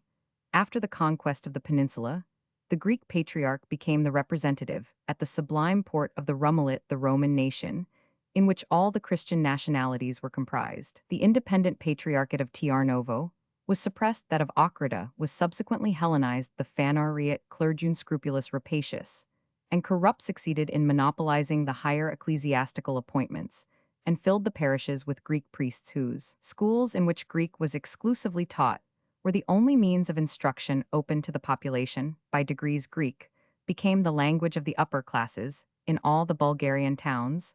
The Bulgarian language was written in Greek characters, and the illiterate peasants, though speaking the vernacular, called themselves Greeks. The Slavonic liturgy was suppressed in favor of the Greek, and in many places, the old Bulgarian manuscripts, images, testaments, and missals were committed to the flames.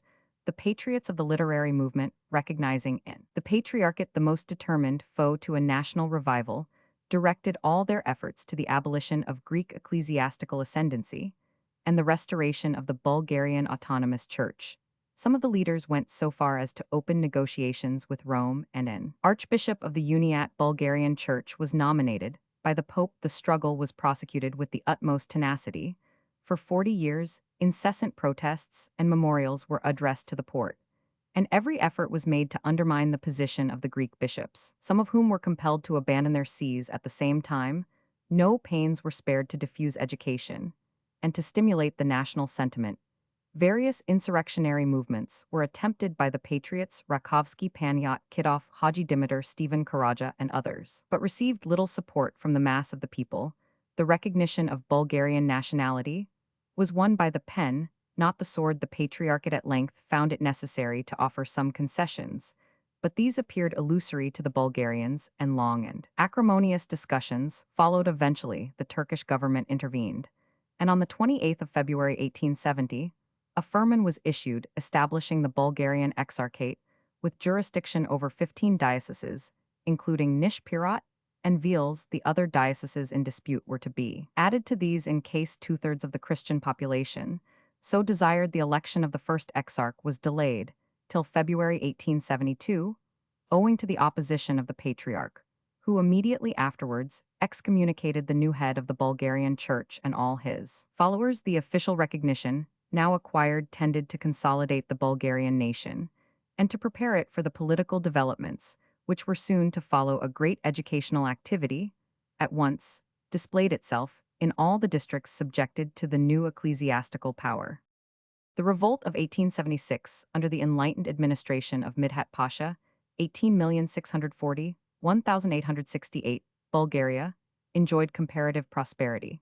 But that remarkable man is not remembered with gratitude by the people owing to the severity with which he repressed insurrectionary movements. In 1861, 12,000 Crimean Tatars, and in 1864, a still larger number of Circassians from the Caucasus were settled by the Turkish government on lands taken without compensation from the Bulgarian peasants. The Circassians, a lawless race of mountaineers, proved a veritable scourge to the population in their neighborhood.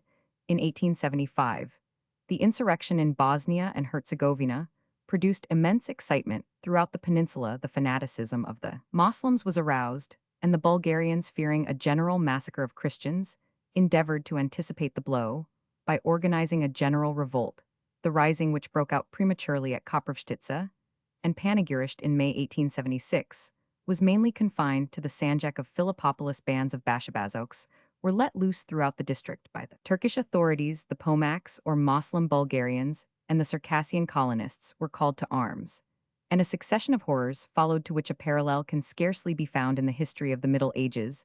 The principal scenes of massacre were Panegyrished, Perustitsa, Bratsigovo, and Batak at the last-named town. According to an official British report, 5,000 men, women, and children were put to the sword by the Pomaks under Achmet Aga, who was decorated by the Sultan for this exploit altogether. Some 15,000 persons were massacred in the Roman 5P district of Philippopolis, and 58 villages and 5 monasteries were destroyed. Isolated risings, which took place on the northern side of the Balkans, were crushed with similar barbarity. These atrocities, which were first made known by an English journalist and an American consular official, were denounced by Gladstone in a celebrated pamphlet, which aroused the indignation of Europe. The great powers remained inactive, but Serbia declared war in the following month, and her army was joined by 2,000 Bulgarian volunteers. A conference of the representatives of the powers held at Constantinople towards the end of the year proposed, among other reforms, the organization of the Bulgarian provinces, including the greater part of Macedonia, in 2 vilayets under Christian governors, with popular representation.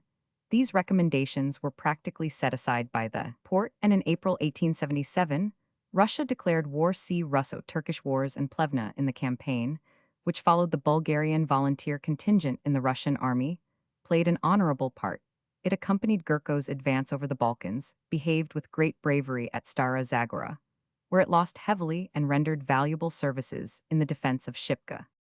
Treaties of San Stefano and Berlin. The victorious advance of the Russian army to Constantinople was followed by the Treaty of San Stefano, 3 March, 1878, which realized almost to the full the national aspirations of the Bulgarian race. All the provinces of European Turkey in which the Bulgarian element predominated were now included in an autonomous principality, which extended from the Black Sea to the Albanian mountains, and from the Danube to the Aegean, enclosing Ochrida, the ancient capital of the Shishmans, Dibra, and Castoria, as well as the districts of Vranja and Pirat, and possessing a Mediterranean port at Kavala. The Dobruja, notwithstanding its Bulgarian population, was not included in the new state, being reserved as compensation to Romania for the Russian annexation of Bessarabia, Adrianople, Salonika, and the Chalcidian Peninsula were left to Turkey. The area thus delimited constituted 3/5 of the Balkan Peninsula, with a population of 4 million inhabitants.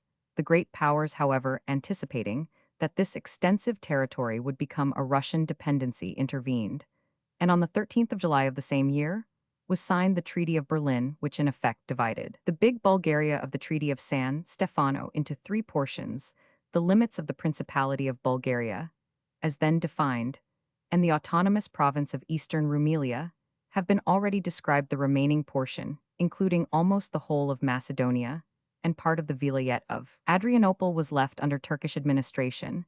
No special organization was provided for the districts thus abandoned. It was stipulated that laws similar to the organic law of Crete should be introduced into the various parts of Turkey and Europe, but this engagement was never carried out by the Porte. Vranja, Pirat, and Niš were given to Servia, and the transference of the Dobruja to Romania was sanctioned. This artificial division of the Bulgarian nation could scarcely be regarded as possessing elements of permanence.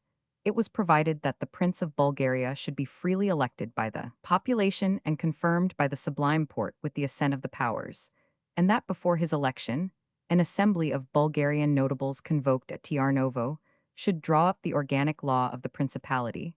The drafting of a constitution for Eastern Rumelia was assigned to a European Commission.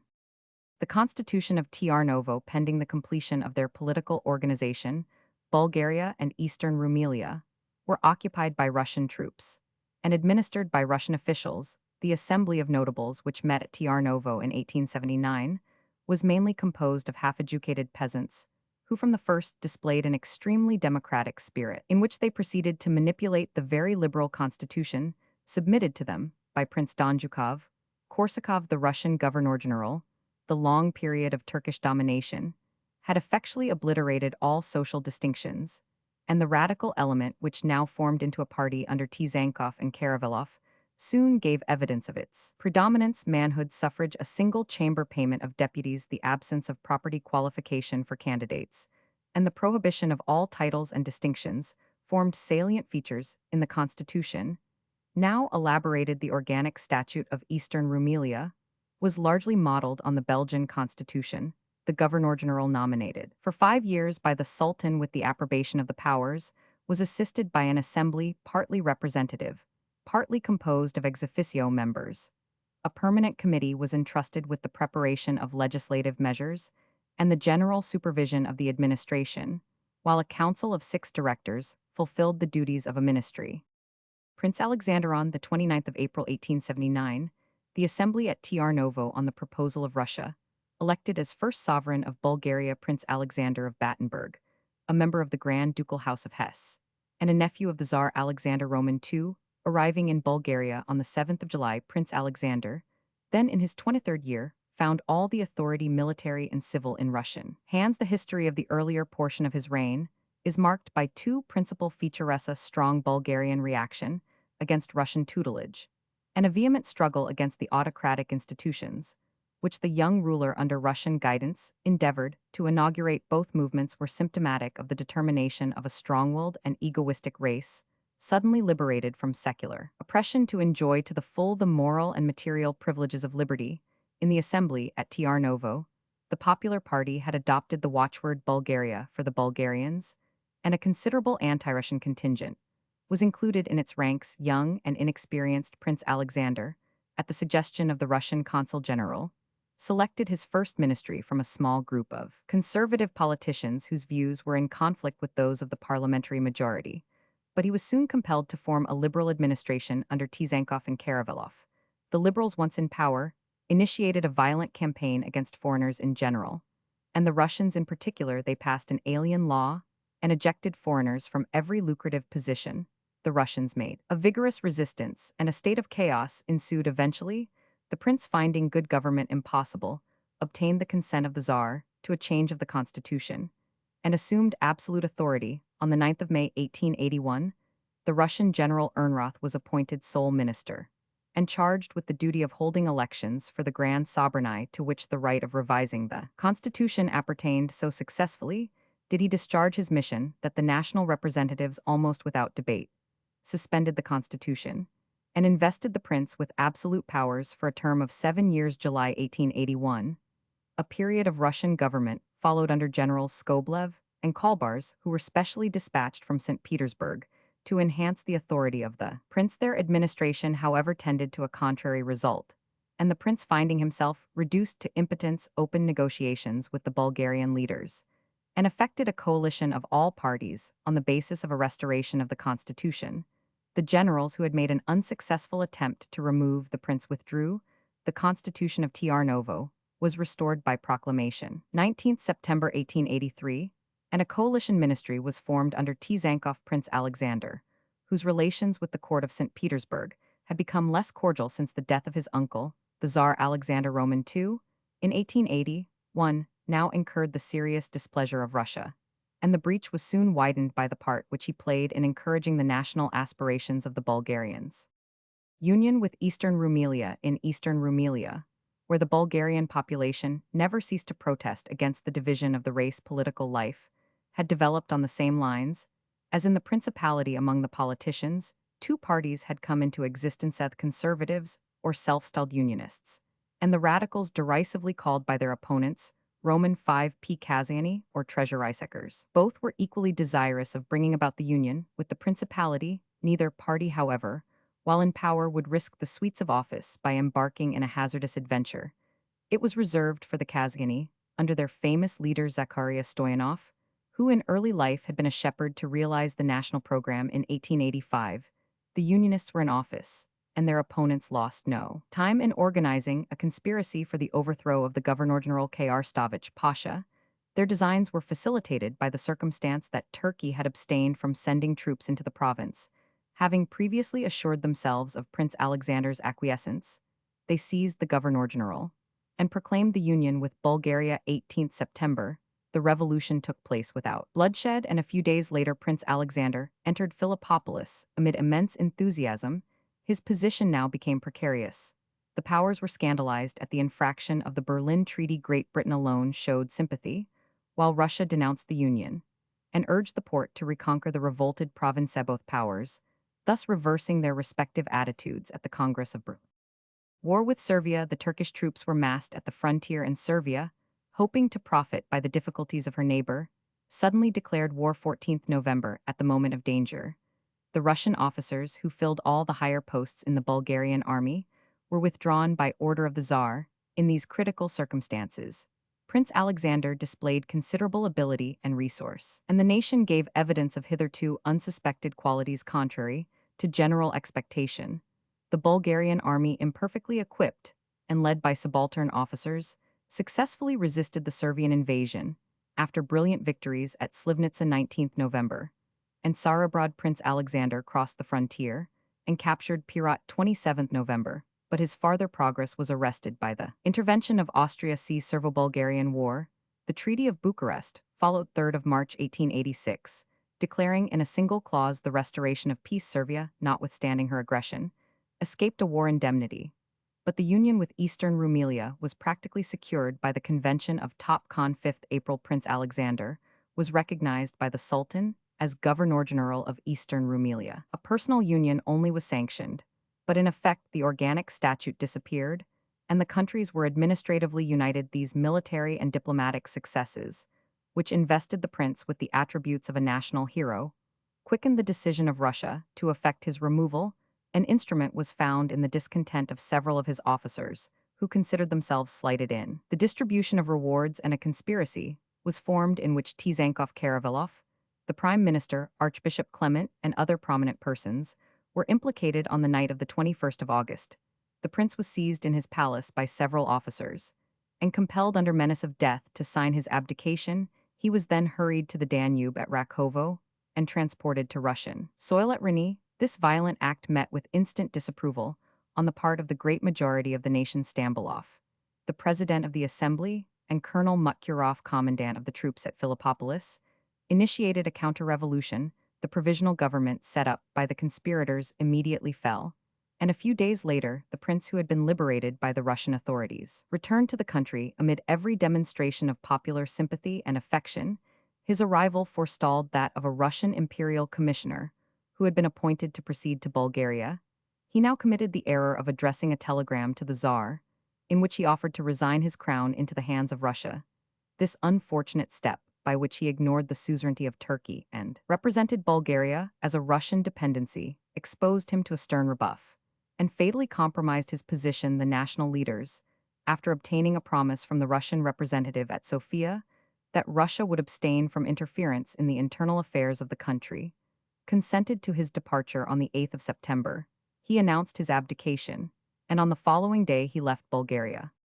The Regency was now formed, in which the prominent figure was Stambolov, the most remarkable man whom modern Bulgaria has produced. A series of attempts to throw the country into anarchy were firmly dealt with, and the Grand Sobranie was summoned to elect a new prince. The candidature of the Prince of Mingrelaya was now set up by Russia, and General Kalbars was dispatched to Bulgaria to make known to the people the wishes of the Tsar.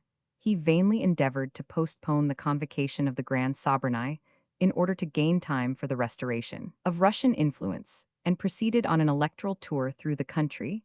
The failure of his mission was followed by the withdrawal of the Russian representatives from Bulgaria. The Grand Sobranie, which assembled at Tarnovo, offered the crown to Prince Valdemar of Denmark, brother-in-law of the Tsar, but the honor was declined, and an anxious period ensued during which a deputation visited the principal capitals of Europe with the twofold object of winning sympathy for the cause of Bulgarian independence and discovering a suitable candidate for the throne. Prince Ferdinand. On the 7th of July, 1887, the Grand Sobranie unanimously elected Prince Ferdinand of Saxe-Coburg Gotha, a grandson maternally of King Louis. Philippe, the new prince, who was 26 years of age, was at this time a lieutenant in the Austrian army. Undeterred by the difficulties of the international situation and the distracted condition of the country, he accepted the crown, and took over the government on the 14th of August at Tarnovo. His arrival, which was welcomed with enthusiasm, put an end to a long and critical interregnum, but the dangers which menaced Bulgarian independence were far from disappearing. Russia declared the newly elected sovereign a usurper. The other powers, in deference to her susceptibilities, declined to recognize him, and the Grand Vizier informed him that his presence in Bulgaria was illegal. Numerous efforts were made by the partisans of Russia to disturb internal tranquility, and Stambulov, who became prime minister on the 1st of September, found it necessary to govern. With a strong hand, a raid led by the Russian captain Nabokov was repulsed. Brigandage, maintained for political purposes, was exterminated. The bishops of the Holy Synod, who, at the instigation of Clement, refused to pay homage to the prince, were forcibly removed from Sofia. A military conspiracy organized by Major Panizza was crushed, and its leader executed. An attempt to murder the energetic prime minister resulted in the death of his colleague Belchev, and shortly afterwards Dr. Vielkovich, the Bulgarian representative at Constantinople, was assassinated while contending with unscrupulous enemies at home. Stambulov pursued a successful policy. Abroad, excellent relations were established with Turkey and Romania. Valuable concessions were twice extracted from the Porte in regard to the Bulgarian episcopate in Macedonia, and loans were concluded with foreign financiers on comparatively favorable terms. His overbearing character, however, increased the number of his opponents and alienated the goodwill of the prince. In the spring of 1893, Prince Ferdinand married Princess Marie-Louise of Bourbon-Parma, whose family insisted on the condition that the issue of the marriage should be brought up in the Roman Catholic faith in view of the importance of establishing a dynasty. Stambulov resolved on the unpopular course of altering the clause of the Constitution, which required that the heir to the throne should belong to the Orthodox Church, and the Grand Sobranie, which was convoked at Tarnovo in the summer, gave effect to this decision.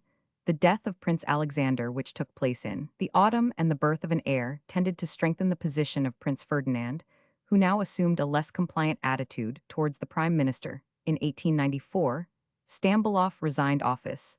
A ministry was formed under Dr. Stoilov, and Prince Ferdinand inaugurated a policy of conciliation towards Russia with a view to obtaining his recognition by the powers. A Russophile Roman V pre-action followed. Large numbers of political refugees returned to Bulgaria, and Stambulov, exposed to the vengeance of his enemies, was assassinated in the streets of Sofia. 15th July 1895.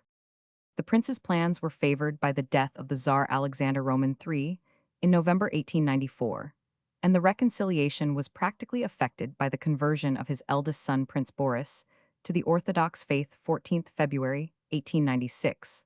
The powers having signified their assent, he was nominated by the Sultan Prince of Bulgaria and Governor-General of Eastern Rumelia. 14th March. Russian influence now became predominant in Bulgaria, but the cabinet of St. Petersburg wisely abstained from interfering in the internal affairs of the principality. In February 1896, Russia proposed the reconciliation of the Greek and Bulgarian churches and the removal of the exarch to Sofia. The project, which involved a renunciation of the exarch's jurisdiction in Macedonia, excited strong opposition in Bulgaria, and was eventually dropped. The death of Princess Marie-Louise, 30th January 1899, caused universal regret in the country. In the same month, the Stoilov government, which had weakly tampered with the Macedonian movement, see Macedonia, and had thrown the finances into disorder, resigned, and a ministry under Grekov succeeded which endeavored to mend the economic situation by means of a foreign loan. The loan, however, fell through, and in October a new government was formed under Ivanchov and Radislavov. This in its turn was replaced by a cabinet d'affaires under General Petrov. January 1901. In the following March, Karavelov, for the third time, became prime minister. His efforts to improve the financial situation, which now became alarming, proved abortive. And in January 1902, a Tzankovist cabinet was formed under Danev, who succeeded in obtaining a foreign loan. Russian influence now became predominant. And in the autumn, the Grand Duke Nicholas, General Ignatiev, and a great number of Russian officers were present at the consecration of a Russian church and monastery in the Shipka Pass. But the appointment of Mgr Firmilian, a Servian prelate, to the important see of Uskub at the instance of Russia, the suspected designs of that power on the ports of Varna and Burgas, and her unsympathetic attitude in regard to the Macedonian question, tended to diminish her popularity, and that of the government. A cabinet crisis was brought about in May 1903 by the efforts of the Russian party to obtain control of the army, and the Stambolivists returned to power under General Petrov. A violent recrudescence of the Macedonian agitation took place in the autumn of 1902. At the suggestion of Russia, the leaders were imprisoned, but the movement nevertheless gained force. And in August 1903, a revolt broke out in the Vilayet of Monastir, subsequently spreading to the districts of northern Macedonia and Adrianople Sea. Macedonia, the barbarities committed by the Turks in repressing the insurrection caused great exasperation in the principality. The reserves were partially mobilized, and the country was brought to the brink of war. In pursuance of the policy of Stambolov, the Petrov government endeavored to inaugurate friendly relations with Turkey, and a Turco-Bulgarian convention was signed 8 April 1904, which however proved of little practical value. The outrages committed by numerous Greek bands in Macedonia led to reprisals on the Greek population in Bulgaria in the summer of 1906, and the town of Ankylo was partially destroyed on the 6th of November in that year. Petrov resigned, and Petkov, the leader of the Stambolovist party, formed a ministry. The prime minister, a statesman of undoubted patriotism, but of overbearing character, was assassinated on the 11th of March 1907 by a youth who had been dismissed from a post in one of the agricultural banks, and the cabinet was reconstituted under Gudev, a member of the same party.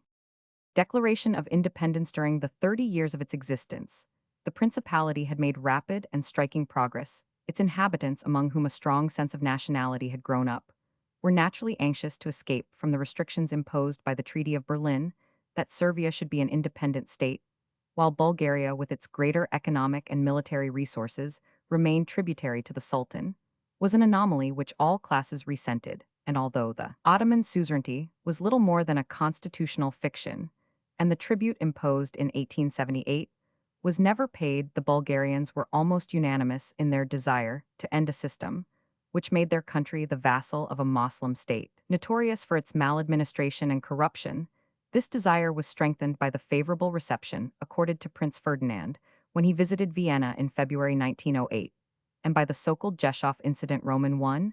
The exclusion of Roman 1000 Jeshov, the Bulgarian agent, from a dinner given by Tewfik Pasha, the Ottoman minister for foreign affairs, to the ministers of all the sovereign states represented at Constantinople 12th of September 1908. This was interpreted as an insult to the Bulgarian nation, and as the explanation offered by the Grand Vizier was unsatisfactory. Roman 1000 Jeshov was recalled to Sofia. At this time, the bloodless revolution in Turkey seemed likely to bring about a fundamental change in the settled policy of Bulgaria. For many years past, Bulgarians had hoped that their own orderly and progressive government, which had contrasted so strongly with the evils of Turkish rule, would entitle them to consideration, and perhaps to an accession of territory, when the time arrived for a definite settlement of the Macedonian question. Now, however, the reforms introduced or foreshadowed by the young Turkish party threatened to deprive Bulgaria of any pretext for future intervention. There was nothing to be gained by further acquiescence in the conditions laid down at Berlin. An opportunity for effective action occurred within a fortnight of Roman 1000 Jeshov's recall, when a strike broke out on those sections of the Eastern Rumelian railways, which were owned by Turkey and leased to the Oriental Railways Company. The Bulgarians alleged that during the strike Turkish troops were able to travel on the lines which were closed to all other traffic, and that this fact constituted a danger to their own autonomy. The government therefore seized the railway in defiance of European opinion, and in spite of the protests of the suzerain power and the Oriental Railways Company, the bulk of the Turkish army was then in Asia, and the new regime was not yet firmly established, while the Bulgarian government were probably aware that Russia would not intervene, and that Austria-Hungary intended to annex Bosnia and Herzegovina, and thus incidentally to divert attention from their own violation of the Treaty of Berlin. On the 5th of October, Prince Ferdinand publicly proclaimed Bulgaria united since the 6th of September 1885, Roman 1, including Eastern Rumelia, an independent kingdom. This declaration was read aloud by the king in the Church of the 40 Martyrs at Tiarnovo, the ancient capital of the Bulgarian Tsars. The Porte immediately protested to the powers, but agreed to accept an indemnity. In February 1909, the Russian government proposed to advance to Bulgaria the difference between the 4,800,000 claimed by Turkey and the 1,520,000, which Bulgaria undertook to pay a preliminary Russo-Turkish protocol, was signed on the 16th of March. And in April, after the final agreement had been concluded, the independence of Bulgaria was recognized by the powers of the indemnity, 1,680,000, was paid on account of the Eastern Rumelian Railways. The allocation of this sum between Turkey and the Oriental Railways was submitted to arbitration. See Turkey history. Language and literature. Language. The Bulgarian is at once the most ancient and the most modern of the languages, which constitute the Slavonic group in its groundwork. It presents the nearest approach to the old ecclesiastical Slavonic, the liturgical language common to all the Orthodox Slavs, but it has undergone more important modifications than any of the sister dialects in the simplification of its grammatical forms and the analytical character of its development may be compared with that of the Neo-Latin and Germanic languages, the introduction of the definite article, which appears in the form of a suffix, and the almost total disappearance of the ancient declensions, for which the use of Roman 5p prepositions has been substituted, distinguish the Bulgarian from all the other members of the Slavonic family. Notwithstanding these changes, which give the language an essentially modern aspect, its close affinity with the ecclesiastical Slavonic, the oldest written dialect, is regarded as established by several eminent scholars, such as Safarik, Schleicher, Leskian, and Brugman, and by many Russian philologists. These authorities agree in describing the liturgical language as Old Bulgarian. A different view, however, is maintained by Miklasic Kopitar, and some others who regard it as Old Slovene. According to the more generally accepted theory, the dialect spoken by the Bulgarian population in the neighborhood of Salonika, the birthplace of SS Cyril and Methodius, was employed by the Slavonic apostles in their translations from the Greek, which formed the model for subsequent ecclesiastical literature. This view receives support from the fact that the two nasal vowels of the Church Slavonic, the greater and lesser us, which have been modified in all the cognate languages, except Polish, retain their original pronunciation. Locally in the neighborhood of Salonika and Kastoria, in modern literary Bulgarian, the Rhindsmus has disappeared, but the old nasal vowels preserve a peculiar pronunciation, the greater us changing to u as in English, but the lesser to e as in bet, while in Servian Russian and Slovene the greater us becomes u, or o, the lesser e, or ya. The remnants of the declensions still existing in Bulgarian, mainly in pronominal and adverbial forms, show a close analogy to those of the old ecclesiastical language. The Slavonic apostles wrote in the 9th century. St. Cyril died in 869, St. Methodius in 885. But the original manuscripts have not been preserved. The oldest existing copies, which date from the 10th century, already betray the influence of the contemporary vernacular speech. But as the alterations introduced by the copyists are neither constant nor regular, it is possible to reconstruct the original language with tolerable certainty. The Old Bulgarian or Archaic Slavonic was an inflectional language of the synthetic type, containing few foreign elements in its vocabulary. The Christian terminology was of course mainly Greek. The Latin or German words, which occasionally occur, were derived from Moravia and Pannonia, where the two saints pursued their missionary labors. In course of time, it underwent considerable modifications, both phonetic and structural, in the various Slavonic countries, in which it became the liturgical language, and the various MSS are consequently classified as Serbian Slavonic, Croatian Slavonic, Russian Slavonic, Roman 100. According to the different recensions, the Russian Slavonic is the liturgical language, now in general use among the Orthodox Slavs of the Balkan Peninsula, owing to the great number of ecclesiastical books introduced from Russia in the 17th and 18th centuries. Until comparatively recent times, it was believed to be the genuine language of the Slavonic apostles. Among the Bulgarians, the spoken language of the 9th century underwent important changes during the next 300 years. The influence of these changes gradually asserts itself in the written language in the period, extending from the 12th to the 15th century. The writers still endeavored to follow the archaic model, but it is evident that the vernacular had already become widely different from the speech of SS Cyril and Methodius. The language of the MSS of this period is known as the Middle Bulgarian. It stands midway between the old ecclesiastical Slavonic and the modern speech. In the first half of the 16th century, the characteristic features of the modern language became apparent in the literary monuments. These features undoubtedly displayed themselves at a much earlier period in the oral speech. but the progress of their development has not yet been completely investigated. Much light may be thrown on this subject by the examination of many hitherto little-known manuscripts and by the scientific study of the folk songs.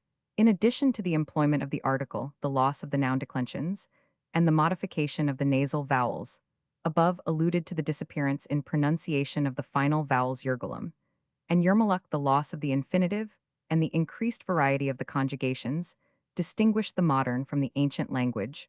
The suffix article which is derived from the demonstrative pronoun is a feature peculiar to the Bulgarian among Slavonic and to the Romanian among Latin languages. This and other points of resemblance between these remotely related members of the Indo-European group are shared by the Albanian, probably the representative of the Old Illyrian language, and have consequently been attributed to the influence of the aboriginal speech of the peninsula. A demonstrative suffix, however, is sometimes found in Russian and Polish, and traces of the article in an embryonic state occur in the Old Bulgarian MSS of the 10th and 11th centuries. In some Bulgarian dialects, it assumes different forms according to the proximity or remoteness of the object mentioned. Thus, Janata is the woman Janava, or Janasa the woman close by, Janana the woman yonder in the borderland. Between the Servian and Bulgarian nationalities, the local use of the article supplies the means of drawing an ethnological frontier. It is nowhere more marked than in the immediate neighborhood of the Servian population. As for instance at Dibra and Prilep, the modern Bulgarian has admitted many foreign elements.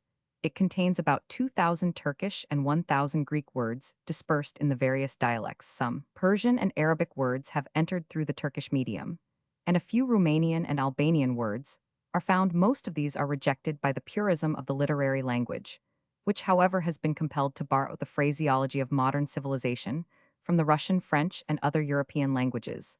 The dialects spoken in the kingdom may be classed in two groups: Eastern and the Western. The main point of difference is the pronunciation of the letter Yidvoino, which in the Eastern has frequently the sound of Y in the Western. Invariably, that of E in Pet. The literary language began in the Western dialect under the twofold influence of Servian literature and the Church Slavonic. In a short time, however, the Eastern dialect prevailed, and the influence of Russian literature became predominant and anti-Russian. Reaction was initiated by Borgorov 18,180,1892, and has been maintained by numerous writers educated in the German and Austrian universities. Since the foundation of the University of Sofia, the literary language has taken a middle course between the ultra-Russian models of the past generation and the dialectic Bulgarian. Little uniformity, however, has yet been attained in regard to diction, orthography, or pronunciation.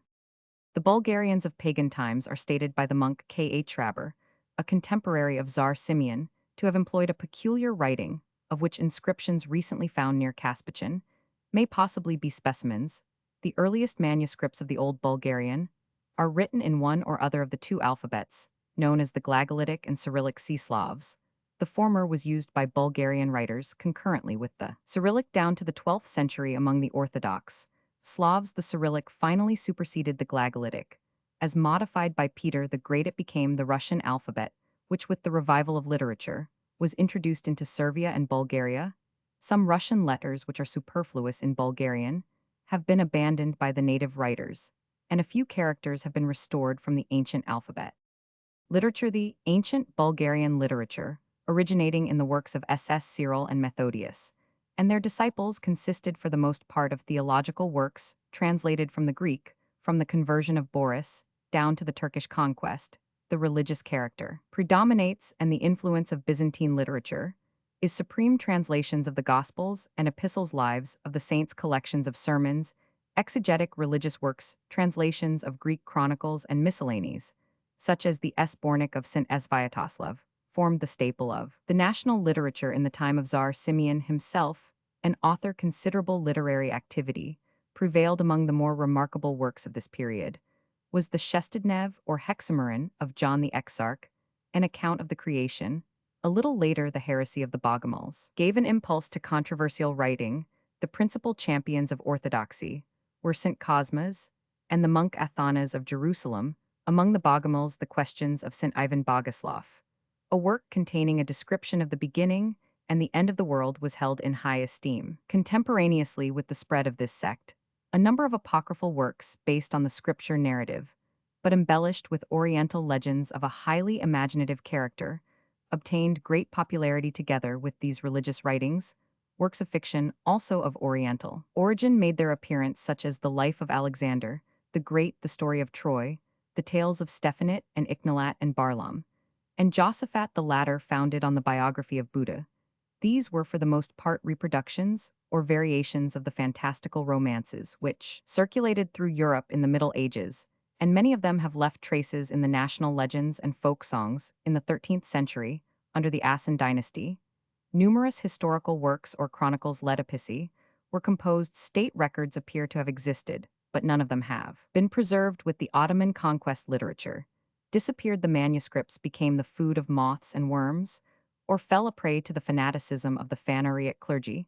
The library of the Patriarchs of Tr Novo was committed to the flames by the Greek metropolitan Hilarion in 1825. The monk Paisiai, born about 1720, and Bishop Sophronic, 17,390,1815, have already been mentioned as the precursors of the literary Roman five. Provival the Historia Slavino-Bulgarska, 1762, of Paisiai, written in the solitude of Mount Athos, was a work of little historical value, but its influence upon the Bulgarian race was immense. An ardent patriot, Paisiai recalls the glories of the Bulgarian czars and saints, rebukes his fellow countrymen for allowing themselves to be called Greeks, and denounces the arbitrary proceedings of the Phanariot, prelates. The life and sufferings of sinful Sophrone, 1804, describes in simple and touching language the condition of Bulgaria at the beginning of the 19th century. Both works were written in a modified form of the Church Slavonic. The first printed work in the vernacular appears to have been the Kyriakadromion, a translation of sermons, also by Sophrone, published in 1806. The Servian and Greek insurrections quickened the patriotic sentiments of the Bulgarian refugees and merchants in Romania, Bessarabia, and southern Russia, and Bucharest became the center of their political and literary activity. A modest bukvar or primer, published at Kronstadt by Brvich in 1824, was the first product of the new movement. Translations of the Gospels school, reading books, short histories, and various elementary treatises now appeared. With the multiplication of books came the movement for establishing Bulgarian schools, in which the monk Neophyt Rilsky, 17,930,1881, played a leading part. He was the author of the first Bulgarian grammar, 1835, and other educational works, and translated the New Testament into the modern language. Among the writers of the literary Renaissance were George Rakovsky, 18,180,1867, a fantastic writer of the patriotic type, whose works did much to stimulate the national zeal. Lyubin Karavilov, 18,371,879, journalist and novelist. Christo Bodev, 18,471,876, lyric poet, whose ode on the death of his friend Haji Dimitar, an insurgent leader, is one of the best in the language. And Petko Slavekov died, 1895, whose poems, patriotic, satirical, and erotic, molded the modern poetical language and exercised a great influence over the people. Gavril Kr. Stavich, formerly Governor-General of Eastern Rumelia, and Marin Drinov, a Slavist of high repute, have written historical works. Stambolov, the statesman, was the author of revolutionary and satirical ballads. His friend Zacharias Stoyanov, Roman 500, who began life as a shepherd, has left some interesting memoirs.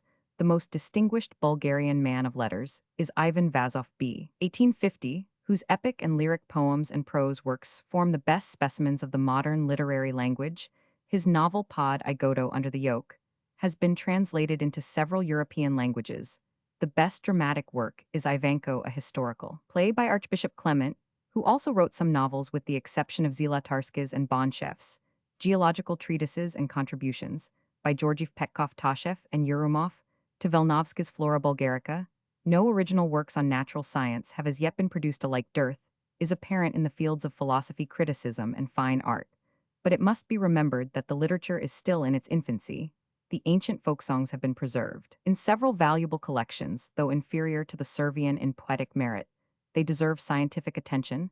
Several periodicals and reviews have been founded in modern times. Of these, the most important are the Periodichesko Spisny, issued since 1869 by the Bulgarian Literary Society, and the Esbornik, a literary and scientific miscellany, formerly edited by Dr. Shishmanov, latterly by the Literary Society, and published by the government at irregular intervals. Authorities Roman 100 J. Jayersek, Des Furstentham Bulgarian, Prague 1891, and Cesti po Bulharsku Travels in Bulgaria Prague 1888, both works of the first importance Leon Lamouche La Bulgarie dans le Pass, et le Present Paris 1892, Prince Francis Joseph of Battenberg die Volkswirtschaftlich, Entwicklung Bulgariens Leipzig 1891, F. Kanitz Donna Bulgarien, und der Balkan Leipzig, 1882, A.G. Drander Evenements en Bulgarie Paris 1896, and Le Prince Alexander de Battenberg Paris, 1880 Foreststrasse die Bulgaren Leipzig, 1898, A Tuma die Auslich Balkan Halbinsel, Vienna 1886, A de Gubernatis la Bulgarie, et les Bulgars Florence 1899, E. Bleck Consular. Report on Bulgaria in 1889, London 1890, La Bulgarie Contemporaine issued by the Bulgarian Ministry of Commerce and Agriculture Brussels, 1905, Geology, F. Tula Reisen und Geologisch Untersuchungen, in Bulgarian Vienna 1890, J. Sivicic die Tektonik der Balkanhalbinsel, in Roman 100R Roman 9, Kongeul intern de Vienne, pp 340 8370. With map 1904, History Roman 100 J. Jirsek Jeskicht, Der Bulgaren Prague, 1876, a summary in the Balkans by William Miller London 1896. Sokolov is Drevne Istorik Bulgar Petersburg, 1879, Ospensky Obrazovany, Vitorego Bulgarskego Tsarstva Odessa, 1879, Acta Bulgarii Ecclesiastica, published by the South Slavonic Academy Agram, 1887. Language F. Miklasic Vergleikend Grammatik Vienna 1879, and Jeskicht Roman 500 Lot Bezeichnung, I am Bulgarischen, Vienna 1883, Aleskian Handbuch Roman 500 Alt-Bulgarischen Sprake, with a glossary Weimer 1886, Roman 50 Maltich, Starobulgarska Grammatica, Sofia 1896, Das Ostbulgarisch Vienna 1903, Labrov Obzer Z. Volkovic I. Formalnik Osobnaste Bulgarskego Jezika Moscow 1893, W.R. Morphil A Short Grammar of the Bulgarian Language, London 1897, F. Weimazel die Kunst die Bulgarisch Sprake, Leicht und schnell zu erlernen, Vienna 1888 Literature Roman 50 AH, Dazan Chansons, Populaires Bulgars Inedites with French translations Paris, 1875, A Strauss Bulgarisch. Volksdichtungen translations with a preface and notes, Vienna and Leipzig, 1895, Lydia Shishmanov Legends Religieuses Bulgars Paris, 1896, Pipin, and Spasovich History of the Slavonic Literature in Russian St. Petersburg, 1879, French translation Paris, 1881, Vazov and Velichkov Bulgarian Chrestomathy Philippopolis, 1884 Teodorov. Bielgarska Literatura Philippopolis 1896, Collections of Folk Songs Proverbs Roman 100, by the Brothers Miladin of Agram, 1861, Bezsanov Moscow 1855, Kachanovsky Petersburg 1882, Shapker Philippopolis 1885, Iliv Sofia 1889, P. Slavikov Sofia 1899, see also The Shade of the Balkans by Pencho, Slavikov H. Bernard, and E. J. Dillon London 1904. J. Roman 500b. Bulgaria Eastern formerly a powerful kingdom, which existed from the 5th to the 15th century on the Middle Volga, in the present territory of the provinces of Samara, Simbirsk, Saratov, and N. Astrakhan perhaps extending also into Perm the village. Bulgari near Kanzan, surrounded by numerous graves, in which most interesting archaeological finds have been made, occupies the site of one of the cities perhaps. The Kapitalov, that extinct kingdom the history Tariq Bulgar, said to have been written in the 12th century by an Arabian cadi of the city Bulgari, has not yet been discovered, but the Arabian historians Ibn Foslin Ibn Hawkal, Abul Hamid Andalusi, Abu Abdullah Harnati, and several others who had visited the kingdom, beginning with the 10th century, have left descriptions of it. The Bulgars of the Volga were of Turkish origin, but may have assimilated Finnish and later Slavonian elements in the 5th century. They attacked the Russians in the Black Sea prairies and afterwards made raids upon the Greeks in 922, when they were converted to Islam. Ibn Foslin found them not quite nomadic, and already having some permanent settlements and houses in wood. Stone houses were built soon after that by Arabian architects. Ibn Dasta found amongst them agriculture besides cattle breeding, trade with Persia and India, as also with the Khazars and the Russians, and undoubtedly with Byrmia Urals, was however their chief occupation, their main riches being furs, leather, wool, nuts, wax, and so on. After their conversion to Islam, they began building forts, several of which are mentioned in Russian annals. Their chief town Bulgari, or Velikij Gorod, great town of the Russian annals, was often raided by the Russians in the 13th century. It was conquered by the Mongols. and became for a time the seat of the Khans of the Golden Horde in the second half of the 15th century. Bulgaria became part of the Kazan kingdom, lost its commercial and political importance, and was annexed to Russia after the fall of Kazan. P.A.K. Bulgaris, an Italian jurist of the 12th century born at Bologna, sometimes erroneously called Bulgarinus, which was properly the name of a jurist of the 15th century. He was the most celebrated of the famous four doctors of the law school of that university, and was regarded as the Chrysostom of the gloss writers, being frequently designated by the title of the Golden Mouth os Aureum. He died in 1166 A. Roman 500, at a very advanced age. Popular tradition represents all the four doctors Bulgaris Martinus Gosia, Hugo de Porta Ravenate, and Jacobista Borigen as pupils of Irnerius Q. Roman 5. But while there is no insuperable difficulty, in point of time, in accepting this tradition as far as regards Bulgaris Savigny, considers the general tradition inadmissible. As regards the others, Martinus Gosia and Bulgaris were the chiefs of two opposite schools at Bologna, corresponding in many respects to the Perculians and Sabinians of Imperial Rome. Martinus being at the head of a school, which accommodated the law to what his opponents styled the equity of the pers equitas bursalis, whilst Bulgaris adhered more closely to the letter of the law. The school of Bulgaris ultimately prevailed, and it numbered amongst its adherents Joannes Bassianus Oz and Accursius, each of whom in his turn exercised a commanding influence over the course of legal studies at Bologna. Bulgaris took the leading part amongst the four doctors at the Diet of Roncaglia in 1158, and was one of the most trusted advisors of the Emperor Frederick Roman I.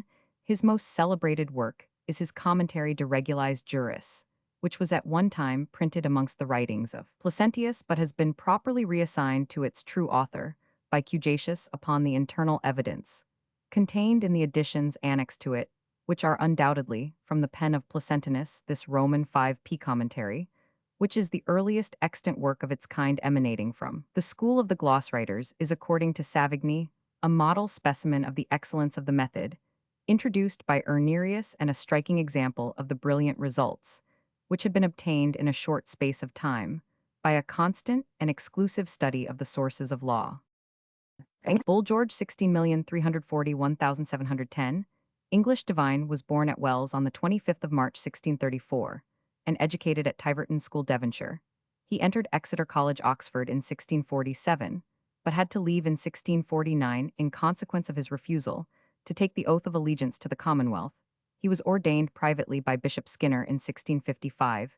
His first benefice held was that of St. George's near Bristol, from which he rose successively to be rector of Suddington, in Gloucestershire, 1658 Prebendary of Gloucester, 1678 Archdeacon of Llandaff, 1686, and in 1705 Bishop of St. David's. He died on the 17th of February 1710, during the time of the Commonwealth.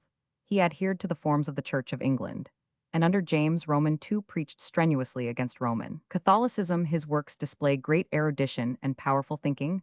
The Harmonia Apostolica, 1670, is an attempt to show the fundamental agreement between the doctrines of Paul and James with regard to justification. The Defensio Fidei Nicene, 1685. His greatest work tries to show that the doctrine of the Trinity was held by the ante-Nicene fathers of the Church, and retains its value as a thoroughgoing examination of all the pertinent passages in early Church literature. The Judicium Ecclesiae Catholici, 1694, and Primitiva et Apostolica Traditio, 1710, won high praise from Bossuet and other French divines. Following on Bossuet's criticisms of the Judicium Bull, wrote a treatise on the corruptions of the Church of Rome, which became very popular. The best edition of Bull's works is that in 7 vols published at Oxford by the Clarendon Press, under the superintendence of E. Burton in 1827. This edition contains the life by Robert Nelson. The Harmonia Defensio and Judicium are translated in the Library of Anglo-Catholic Theology, Oxford, 18,421,855. Bull John Roman 1,001,628, English composer and organist, was born in Somersetshire, about 1562. After being organist in Hereford Cathedral, he joined the Chapel Royal in 1585, and in the next year became a Muse-back of Oxford in 1591. He was appointed organist in Queen Elizabeth's Chapel in succession to Blytheman, from whom he had received his musical education. In 1592, he received the degree of Doctor of Music at Cambridge University, and in 1596 he was made music professor at Gresham College, London, as he was unable to lecture in Latin. According to the foundation rules of that college, the executors of Sir Thomas Gresham made a dispensation in his favor by permitting him to lecture in English. He gave his first lecture on the 6th of October 1597. In 1601 Bull went abroad. He visited France and Germany, and was everywhere received with the respect due to his talents. Anthony Wood tells an impossible story of how, at St. Omer, Dr. Bull performed the feat of adding within a few hours 40 parts to a composition. Already written in 40 parts, honorable employments were offered to him by various continental princes, but he declined them, and returned to England, where he was given the freedom of the Merchant Taylors' Company in 1606. He played upon a small pair of organs before King James Roman I on the 16th of July 1607 in the hall of the company, and he seems to have been appointed one of the king's organists in that year. In the same year, he resigned his Gresham professorship and married Elizabeth Walter in 1613. He again went to the continent on account of his health, obtaining a post as one of the organists in the Archduke's chapel at Brussels. In 1617, he was appointed organist to the Cathedral of Notre Dame at Antwerp, and he died in that city on the 12th or 13th of March, 1628. Little of his music has been published, and the opinions of critics differ much as to its merit. See Dr. Willibald Nagel's Geschichte der Musik in England, Roman 21897 p. 155 Roman 100, and Dr. Seyfert's Geschichte der Klaviermusik, 1899 p. 54 Roman 100. Contemporary writers speak in the highest terms of Bull's skill as a performer on the organ and the virginals, and there is no doubt that he contributed much to the development of harpsichord music.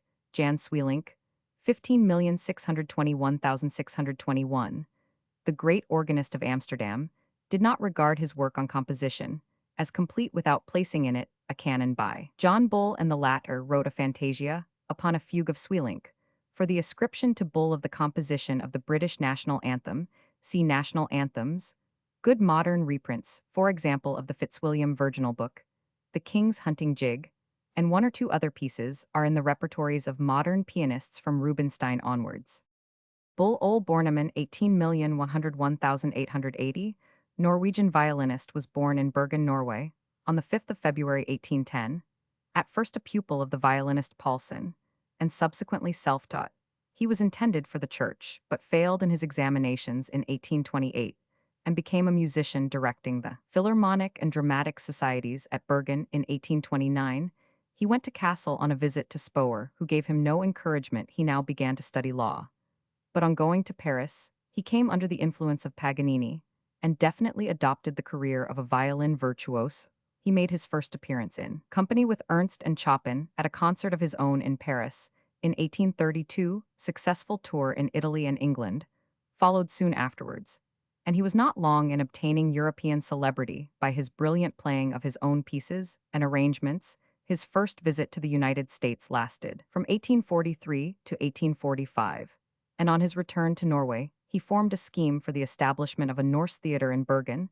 This became an accomplished fact in 1850, but in consequence of harassing business complications, he went again to America. During this visit, 18,521,857, he bought 125,000 acres in Potter County, Pennsylvania, for a Norwegian colony, which was to have been called Olana after his name, but his title turned out to be fraudulent, and the troubles he went through in connection with the undertaking were enough to affect his health very seriously, though not to hinder him for long from the exercise of his profession. Another attempt to found an Academy of Music in Christiania had no permanent result. In 1836, he had married Alexandrine Felicie Villeminot, the granddaughter of a lady to whom he owed much at the beginning of his musical career in Paris. She died in 1862. In 1870, he married Sarah Roman 100 Thorpe of Wisconsin. Henceforth, he confined himself to the career of a violinist. He died at Lyso near Bergen on the 17th of August, 1880. Ole Bull's Polka Guerriera, and many of his other violin pieces, among them 2 concertos, are interesting to the virtuoso, and his fame rests upon his prodigious technique. The memoir published by his widow in 1886 contains many illustrations of a career that was exceptionally brilliant. It gives a picture of a strong individuality, which often found expression in a somewhat boisterous form of practical humor. There is a fountain and portrait statue to his memory in the Old Bull's plaids in Bergen. Bull 1, the male of animals belonging to the section bovina of the family Bovidae. 5 particularly, the uncastrated male of the domestic ox bos taurus, see cattle the word which is found in Roman 1000 as bull ball cf ger bull and Dutch bull or ball, is also used of the males of other animals of large size, for example, the elephant whale, Roman 100, the oe diminutive form bullock, meaning originally a young bull or bull calf, survives in bullock, now confined to a young castrated male ox kept for slaughter for beef. On the London and New York stock exchanges, bull and bear are correlative technical slang terms. A bull is one who buys for a rise Roman 1 He buys stocks or securities, grain or other commodities, which however he never intends to take up in the hope that before the date on which he must take delivery, he will be able to sell the stocks Roman 100 at a higher price, taking as a profit the difference between the buying and selling price. A bear is the reverse of a bull. He is one who sells for a fall Roman 1 he sells stock Roman 100, which he does not actually possess in the hope of buying it at a lower price before the time at which he has contracted to deliver. See account stock exchange. The word bull, according to the New English Dictionary, was used in this sense as early as the beginning of the 18th century. The origin of the use is not known, though it is tempting to connect it with the fable of the frog and the bull. Roman 5p. The term bull's eye is applied to many circular objects, and particularly to the boss or protuberance left in the center of a sheet of blown glass. This, when cut off, was formerly used for windows in small leaded panes. The French term "il de buff" is used of a circular window. Other circular objects to which the word is applied are the center of a target or a shot that hits the central division of the target, a planiconvex lens in a microscope, a lantern with a convex glass in it, a thick circular piece of glass let into the deck or side of a ship Roman 100. For lighting the interior, a ring-shaped block grooved round the outer edge, and with a hole through the center through which a rope can be passed, and also a small lurid cloud which in certain latitudes presages a hurricane. Buller Charles, 18,061,848, English politician, son of Charles Buller, Roman 500, a member of a well-known Cornish family, see below, was born in Calcutta on the 6th of August, 1806. His mother, a daughter of General William Kirkpatrick, was an exceptionally talented woman. He was educated at Harrow, then privately in Edinburgh by Thomas Carlyle, and afterwards at Trinity College, Cambridge, becoming a barrister in 1830. Before this date, however, he had succeeded his father as Member of Parliament for West Loo, after the passing of the Reform Bill of 1832 and the consequent disenfranchisement of this borough. He was returned to Parliament by the voters of Liskeard. He retained this seat until he died in London on the 29th of November 1848, leaving behind him, so Charles Greville says, a memory cherished for his delightful social qualities and a vast credit for undeveloped powers, an eager reformer, and a friend of John Stuart Mill. Buller voted for the Great Reform Bill, favored other progressive measures, and presided over the Committee on the State of the Records, and the one appointed to inquire into the state of election law in Ireland in 1836 and 1838. He went to Canada with Lord Durham as private secretary, and after rendering conspicuous service to his chief, returned with him to England in the same year. After practicing as a barrister, Buller was made Judge Advocate General in 1846 and became Chief Commissioner of the Poor Law about a year before his death. For a long time, it was believed that Buller wrote Lord Durham's famous report on the affairs of British North America. However, this is now denied by several authorities, among them being Durham's biographer Stuart J. Reid, who mentions that Buller described this statement as a groundless assertion in an article which he wrote for the Edinburgh Review. Nevertheless, it is quite possible that the report was largely drafted by Buller, and it almost certainly bears traces of his influence. Buller was a very talented man, witty, popular, and generous, and is described by Carlyle as the genialest radical I have ever met. Among his intimate friends were Grote, Thackeray, Monckton Milnes, and Lady Ashburton. A bust of Buller is in Westminster Abbey, and another was unveiled at Liskeard in 1905. He wrote a sketch of Lord Durham's mission to Canada, which has not been printed. C.T. Carlyle Reminiscences, 1881, and S.J. Reid Life and Letters of the First Earl of Durham, 1906. Buller Sir Redvers Henry, 18,391,908, British general, son of James Wentworth Buller, Roman 1000p, of Crediton, Devonshire, and the descendant of an old Cornish family, long established in Devonshire, tracing its ancestry in the female line to Edward Roman I, was born in 1839 and educated at Eton. He entered the army in 1858 and served with the 60th King's Royal Rifles in the China Campaign of 1860 and 1870. He became captain and went on the Red River expedition, where he was first associated with Colonel afterwards Lord Wolseley in 187,374. He accompanied the latter in the Ashanti campaign as head of the intelligence department and was slightly wounded at the Battle of Ordobai. He was mentioned in dispatches made a Roman 100B and raised to the rank of major in 1874.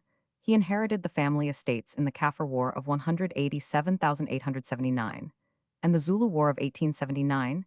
He was conspicuous as an intrepid and popular leader, and acquired a reputation for courage and dogged determination. In particular, his conduct of the retreat at Inloben March 28, 1879 drew attention to these qualities, and on that occasion he earned the Roman 5 Roman 100. He was also created Roman 100 Roman 1000 G, and made Lieutenant Colonel and A Roman 500 Roman 100 to the Queen in the Boer War of 1881. He was Sir Evelyn Wood's chief of staff, and thus added to his experience of South African conditions of warfare in 1882. He was head of the field intelligence department in the Egyptian campaign and was knighted for his services 2 years later.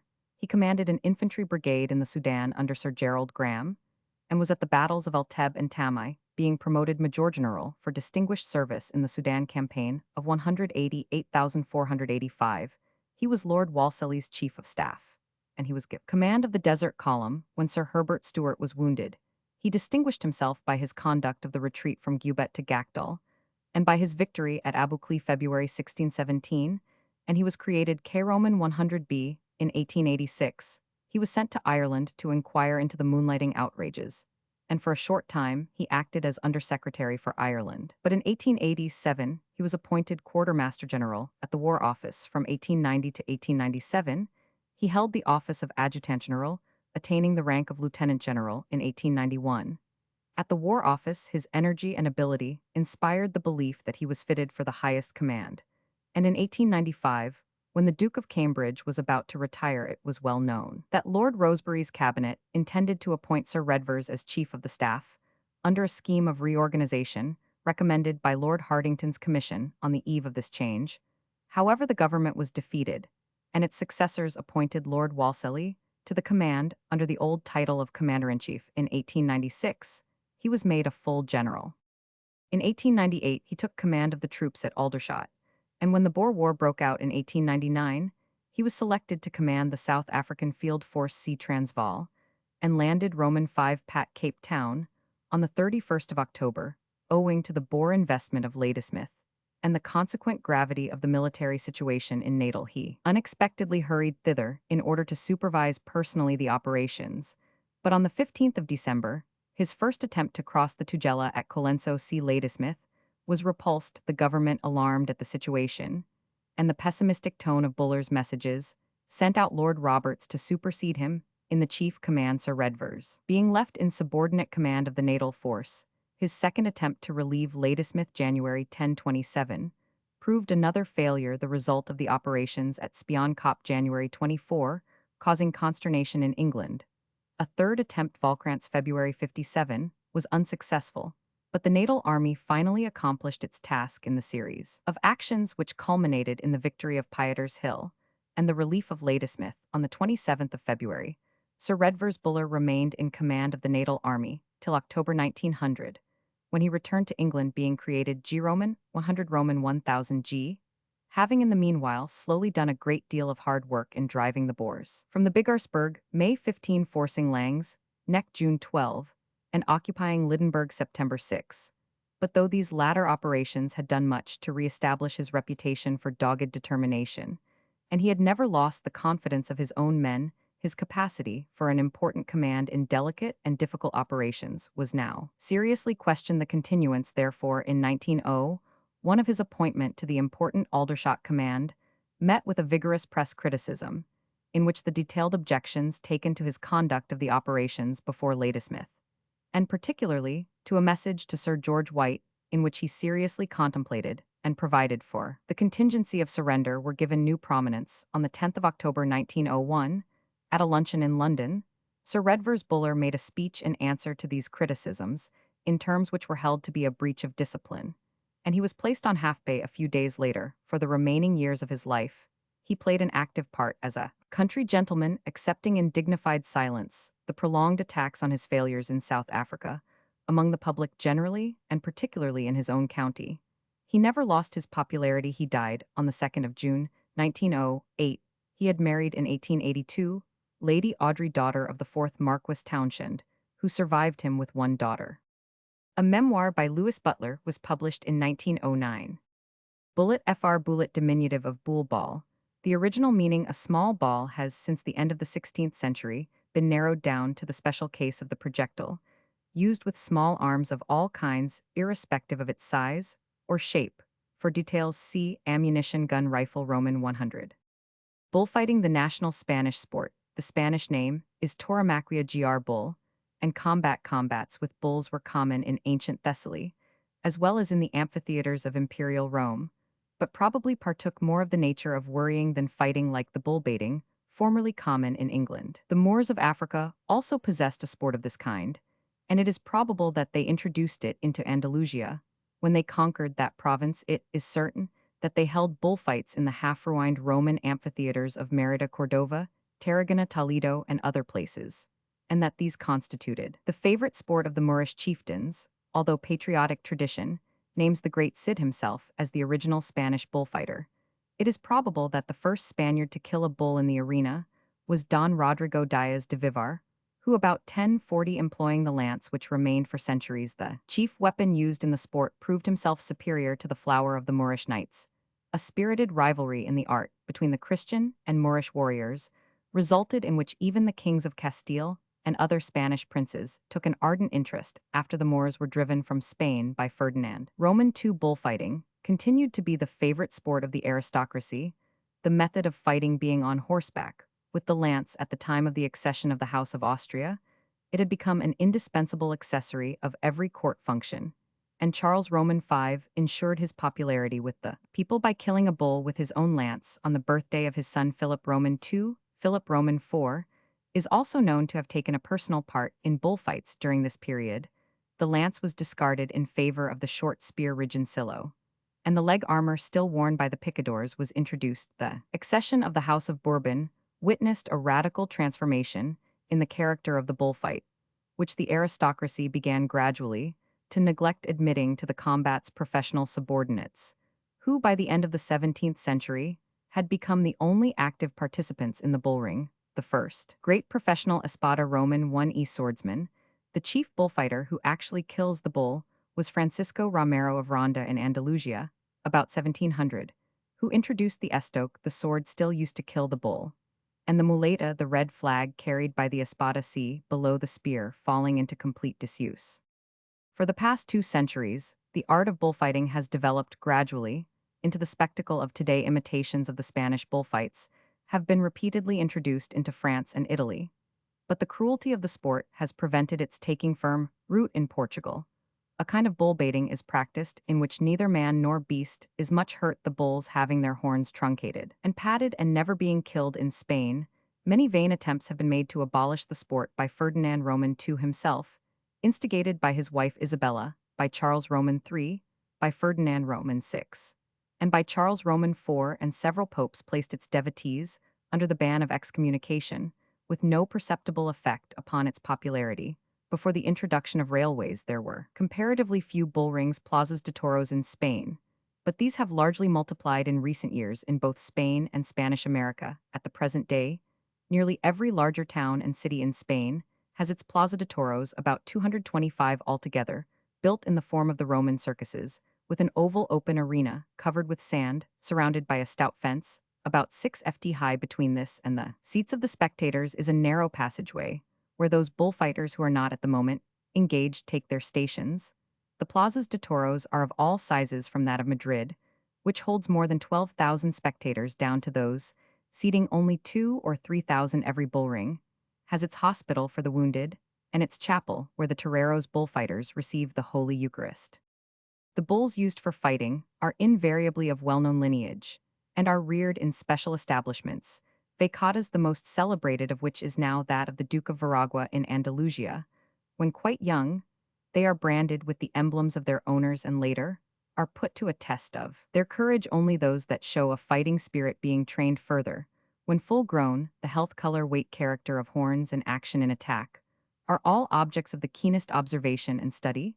The best bulls are worth from 40 to 60, about 1,300 bulls are killed annually in Spain. Bullfighters proper, most of whom are Andalusians, consist of espadas, or matadors, banderilleros, and picadors, in addition to whom there are numbers of assistants, chulos, drivers, and other servants. For each bullfight 2 or 3 espadas are engaged, each providing his own quadrilla. Composed of several banderilleros and picadors, 6 bulls are usually killed during one corrida. Bullfight the espadas, engaged taking them in turn.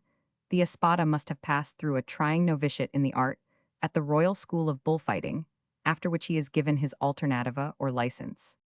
The bullfight begins with a grand entry of all the bullfighters, with alguacils, municipal officers in ancient costume at the head, followed in 3 rows by the espadas, banderilleros, picadors, chulos, and the richly caparisoned triple mula team, used to drag from the arena the carcasses of the slain bulls, and horses the greatest possible brilliance of costume and accoutrements is aimed at, and the picture presented is one of dazzling color. The espadas and banderilleros wear short jackets and small clothes of satin, richly embroidered in gold and silver, with Roman 5-plate silk stockings, and heelless shoes. The picadors, pikemen on horseback, usually wear yellow, and their legs are enclosed in steel armor, covered with leather as a protection against the horns of the bull.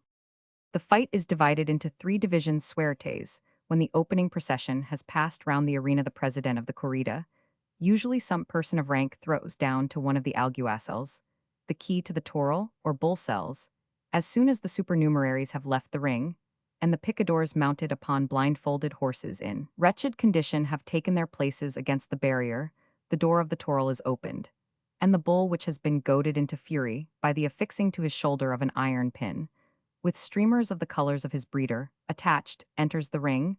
Then begins the suerte de picar, or division of lancing. The bull at once attacks the mounted picadors, ripping up and wounding the horses, often to the point of complete disembowelment. As the bull attacks the horse, the picador, who is armed with a short-pointed stout pike, garrocha, thrusts this into the bull's back with all his force, with the usual result that the bull turns its attention to another picador. Not infrequently, however, the rush of the bull and the blow dealt to the horse is of such force as to overthrow both animal and rider, but the latter is usually rescued from danger by the chulos and banderilleros, who, by means of their red cloaks, capas, divert the bull from the fallen picador, who either escapes from the ring or mounts a fresh horse. The number of horses killed in this manner is one of the chief features of the fight, a bull's prowess being reckoned accordingly. About 6,000 horses are killed every year in Spain at the sound of a trumpet. The picadors retire from the ring, the dead horses are dragged out, and the second division of the fight, the suerte de banderiller, or planting the darts, begins. The banderillas are barbed darts, about 18, in long, ornamented with colored paper, one being held in each hand of the bullfighter, who, standing 20 or 30 ids from the bull, draws its attention to him by means of violent gestures. As the bull charges, the banderillero steps towards him, dexterously plants both darts in the beast's neck and draws aside in the nick of time to avoid its horns. 4 pairs of banderillas are planted in this way, rendering the bull mad with rage and pain. Should the animal prove of a cowardly nature and refuse to attack repeatedly, banderillas de fuego, fire, are used. These are furnished with fulminating crackers which explode with terrific noise as the bull careers about the ring. During this division, numerous maneuvers are sometimes indulged in for the purpose of tiring the bull out, such as leaping between his horns, vaulting over his back with the garrocha as he charges, and inviting his rushes by means of elaborate flauntings of the cloak florios flourishes. Another trumpet call gives the signal for the final division of the fight. The suerte de matar, killing this, is carried out by the espada, alone, his assistants being present only in the case of emergency, or to get the bull back to the proper part of the ring. Should he bolt to a distance, the espada, taking his stand before the box of the president, holds aloft in his left hand sword and muleta, and in his right his hat, and in set phrases, formally, dedicates Brind the death of the bull to the president or some other personage of rank, finishing by tossing his hat behind his back and proceeding bareheaded to the work of killing the bull. This is a process accompanied by much formality. The espada, armed with the estoque, a sword with a heavy flat blade, brings the bull into the proper position by means of passes with the muleta, a small red silk flag, mounted on a short staff, and then essays to kill him with a single thrust delivered through the back of the neck close to the head, and downward into the heart. This stroke is a most difficult one requiring long practice, as well as great natural dexterity, and very frequently fails of its object, the killing of the bull often requiring repeated thrusts. The stroke estacada is usually given a volley by half, running the espada, delivering the thrust, while stepping forward, the bull usually standing still. Another method is recibiendo, receiving the espada, receiving the onset of the bull upon the point of his sword, should the bull need a coup de grace. It is given by a chulo called puntalero, with a dagger, which pierces the spinal marrow. The dead beast is then dragged out of the ring by the triple muleteam, while the espada makes a tour of honor, being acclaimed, in the case of a favorite, with the most extravagant enthusiasm. The ring is then raked over, a second bull is introduced, and the spectacle begins anew upon great occasions, such as a coronation. A corrida in the ancient style is given by amateurs who are clad in gala costumes, without armor of any kind, and mounted upon steeds of good breed and condition. They are armed with sharp lances, with which they essay to kill the bull while protecting themselves and their steeds from his horns, as the bulls in these encounters have not been weakened by many wounds, and tired out by much running. The performances of the gentlemen fighters are remarkable for pluck and dexterity. Si Martin Origen y Proceso de las Fiestas de Toros, Bedoya's Historia del Torio, J.S. Lozano Manual de Tauromaquia Civil, 1882, A. Chapman, and W.T. Buckwild, Spain, London, 1893. Bullfinch Pyrhula vulgaris, the ancient English name given to a bird belonging to the family Fringillidae sea finch, of a bluish-gray and black color, above and generally of a bright tylard beneath, the female differing chiefly in having its underparts chocolate brown. It is a shy bird, not associating with other species, and frequents well-wooded districts, being very rarely seen on moors or other waste lands.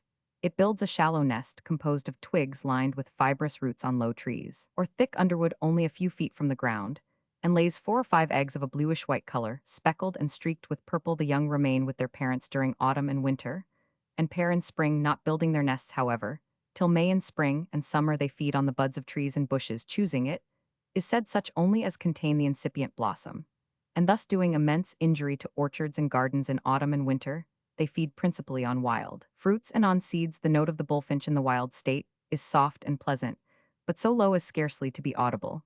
It possesses, however, great powers of imitation and considerable memory, and can thus be taught to whistle a variety of tunes.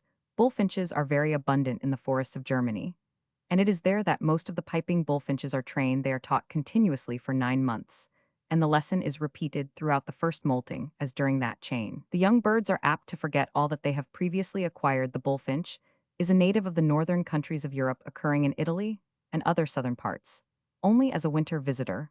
White and black varieties are occasionally met, with the latter are often produced by feeding the bullfinch exclusively on hempseed. When its plumage gradually changes to black, it rarely breeds in confinement, and hybrids between it and the canary have been produced on but few occasions.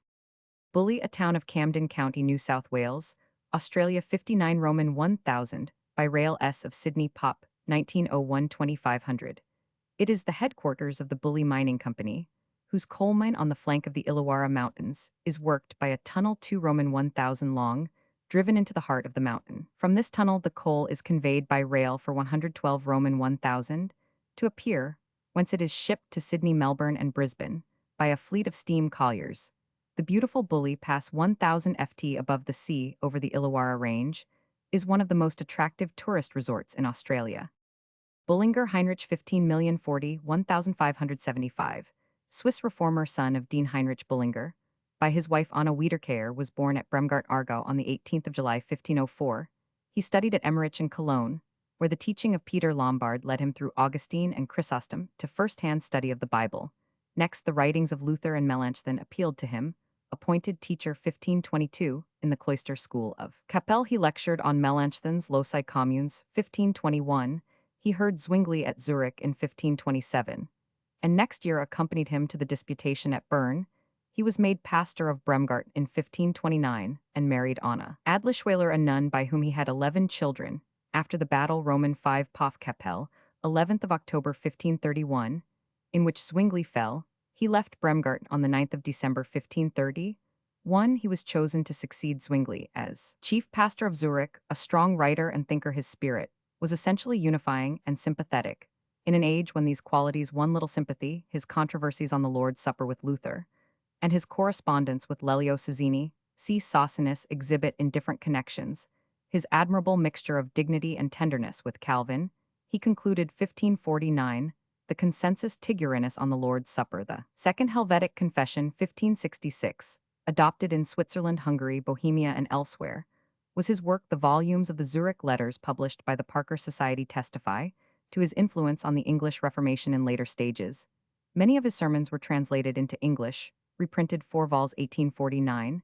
His works, mainly expository and polemical, have not been collected. He died at Zurich on the 17th of September 1575. See Karl Pestalozzi, Leben 1858, Raget Christoffel H. Bullinger, 1875, Justice here in Hawke's Real Encyclopaedia, 1897. Go. Bullion, a term applied to the gold and silver of the mines, brought to a standard of purity. The word appears in an English Act of 1336. In the French form puissant sauvement, porter a less exchanges, o bullion argent, n plate vessel d'argent Roman 100. And apparently it is connected with bouillon, the sense of boiling being transferred in English to the melting of metal, so that bullion in the passage quoted meant melting house or mint, the first recorded instance of the use of the word for precious metal, as such in the Mass, is in an act of 1451, from the use of gold and silver as a medium of exchange. It followed that they should approximate in all nations to a common degree of fineness.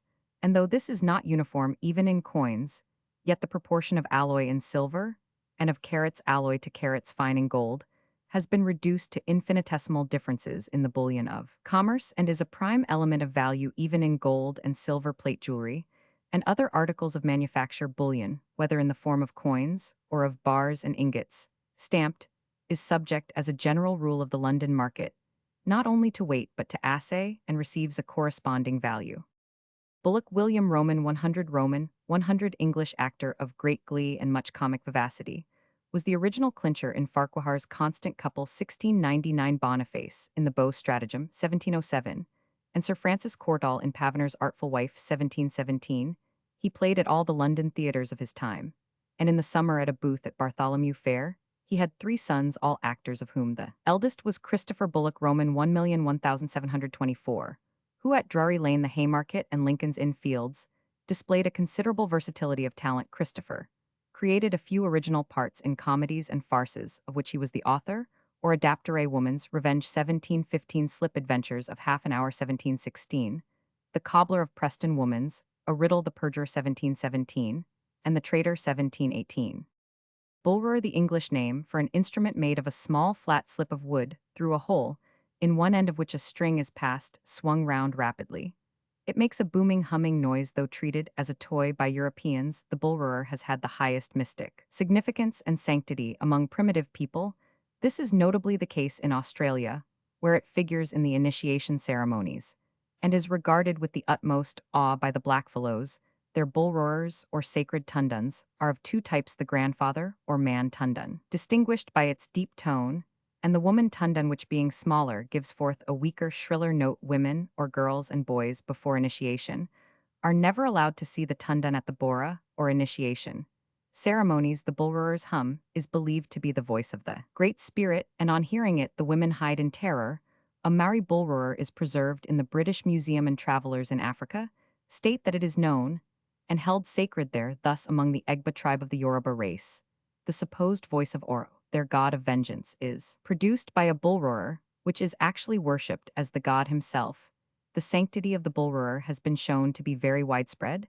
There is no doubt that the rhombus, which was whirled at the Greek mysteries, was one among North American Indians. It was common at certain Makwi ceremonies. The procession of dancers was led by a priest who whirled a bullroarer. The instrument has been traced among the Tuskegee Apache and Navajo Indians. J. G. Burke, Ninth Annual Report of Bureau of Amer Ethnol, 1892, among the Kiskimo of British Columbia. F. R. Boas, Social Organization, Roman 100 of the Kwakiutl Indians Report of the U.S. National Museum for 1895, and in central Brazil, in New Guinea, in some of the islands of the Torres Straits, where it is swung as a fishing charm, in Ceylon, where it is used as a toy and figures as a sacred instrument at Buddhist festivals, and in Sumatra, where it is used to induce the demons to carry off the soul of a woman. and so drive her mad the bull roarer, is also found sometimes, as among the Minangkabos of Sumatra. It is made of the frontal bone of a man renowned for his bravery. See a Lang Custom and Myth, 1884 J. Roman 500 E. Schmelz, Does Schwerals Hamburg, 1896 A. Roman 100 Haddon the Study of Man. And in the Journ Anthrop Instit Roman 19, 1890 G. Roman 1000 Roman 100 Thiel Kaffer Folklore, Ob Ellis Yoruba-speaking peoples, 1894 R. Roman 100 Codrington, The Melanesians, 1891. Bull Run, a small stream of Virginia, USA, which gave the name to two famous battles in the American Civil War. Map of Bull Run. The federal staff was equally inexperienced, and the divisions Roman 5 engaged in the turning movement met with many unnecessary checks at 6 A Roman 1000, when the troops told off for the frontal attack appeared before the stone bridge. The turning movement was by no means well advanced. Evans had time to change position so as to command both the stone bridge and Sudley Springs, and he was promptly supported by the brigades of B. Bartow and T.J. Jackson. About 9, the leading federal brigade from Sudley Springs came into action, and 2 hours later Evans, B., and Bartow had been driven off the Matthews Hill in considerable confusion. But on the Henry House Hill, Jackson's brigade stood as General B said to his men like a stone wall, and the defenders rallied. Though the Federals were continually reinforced, the fighting on the Henry House Hill was very severe. But McDowell, who dared not halt to reform his enthusiastic volunteers, continued to attack. About 1 P. Roman 1000, he brought up 2 regular batteries to the fighting line, but a Confederate regiment being mistaken for friendly troops and allowed to approach, silenced the guns by close rifle fire. And from that time, though the hill was taken and retaken several times, the Federal attack made no further headway. At 2 more of Beauregard's troops had come up. Jackson's brigade charged with the bayonet. And at the same time, the Federals were assailed in flank by the last brigades of Johnston's army, which arrived at the critical moment from the rear. They gave way at once, tired out and conscious that the day was lost. And after one rally melted away slowly to the rear, the handful of regulars alone keeping their order. But when at the defile of the Cub Run they came under shell fire, the retreat became a panic flight to the Potomac. The victors were too much exhausted to pursue, and the U.S. regulars of the Reserve Division formed a strong and steady rearguard. The losses were Federals, 2,896 men, out of about 18,500 engaged; Confederates, 1982 men, out of 18,000. In the meanwhile, events had taken place near Groveton which were for 20 years after the war the subject of controversy and recrimination. See Porter Fitzjohn, when Porter's and part of McDowell's corps, acting on various orders sent by Pope, approached Gainesville from the southeast. Longstreet had already reached that place, and the Federals thus encountered a force of unknown strength at the moment when Sigel's guns to the northward showed him to be closely engaged with Jackson.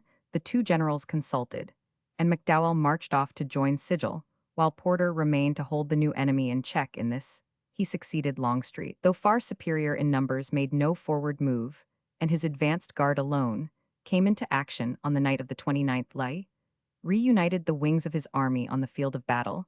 He had forced Pope back many miles from the Rappahannock, and expecting that the Federals would retire to the line of Bull Run before giving battle, he now decided to wait for the last divisions of Longstreet's corps, which were still distant. But Pope, still sanguine, ordered a general pursuit of Jackson. For the 30th, there was some ground for his suppositions, for Jackson had retired a short distance, and Longstreet's advance guard had also fallen back. McDowell, however, who was in general charge of the Federal right on the 30th, soon saw that Jackson was not retreating, and stopped the pursuit, and the attack on Jackson's right, which Pope had ordered Porter to make, was repulsed by Longstreet's overwhelming forces. Then Lee's whole line, 4 Roman 1000 long, made its grand counterstroke. 4 P. Roman 1000, there was now no hesitation in Longstreet's attack. The Federal left was driven successively from every position it took up, and Longstreet finally captured Bald Hill. Jackson, though opposed by the greater part of Pope's forces, advanced to the Matthews Hill, and his artillery threatened the stone bridge. The Federals, driven back to the banks of Bull Run, were only saved by the gallant defense of the Henry House Hill by the Pennsylvanian division of Reynolds, and the regulars Roman 5 under Sykes. Pope withdrew under cover of night to Centerville. Here he received fresh reinforcements, but Jackson was already marching round his new right, and after the action of Chantley 1st of September, the whole Federal army fell back to Washington. The Union forces present on the field on the 29th and 30th numbered about 63,000, the strength of Lee's army being on the same dates, about 54,000 besides their killed, and wounded the Federals lost very heavily in prisoners. Bully of uncertain origin, but possibly connected with a Teutonic word, seen in many compounds, as the Low Ger Bullerjohn meaning. Noisy the word has also with less probability been derived from the Dutch bull, and Ger, Boel a lover, originally a fine swaggering fellow as in bully. Bottom in A Midsummer Night's Dream later an overbearing ruffian, especially a coward, who abuses his strength by ill-treating the weak more technically. A souteneur a man, who lives on the earnings of a prostitute the term, in its early use of fine or splendid, survives in American slang. Bülow Bernhard Ernst von 18,151,879, Danish and German statesman, was the son of Adolf von Bülow, a Danish official, and was born at Cismer in Holstein on the 2nd of August 1815. He studied law at the universities of Berlin, Göttingen, and Kiel, and began his political career in the service of Denmark in the Chancery of Schleswig-Holstein-Lauenburg at Copenhagen, and afterwards in the Foreign Office in 1842.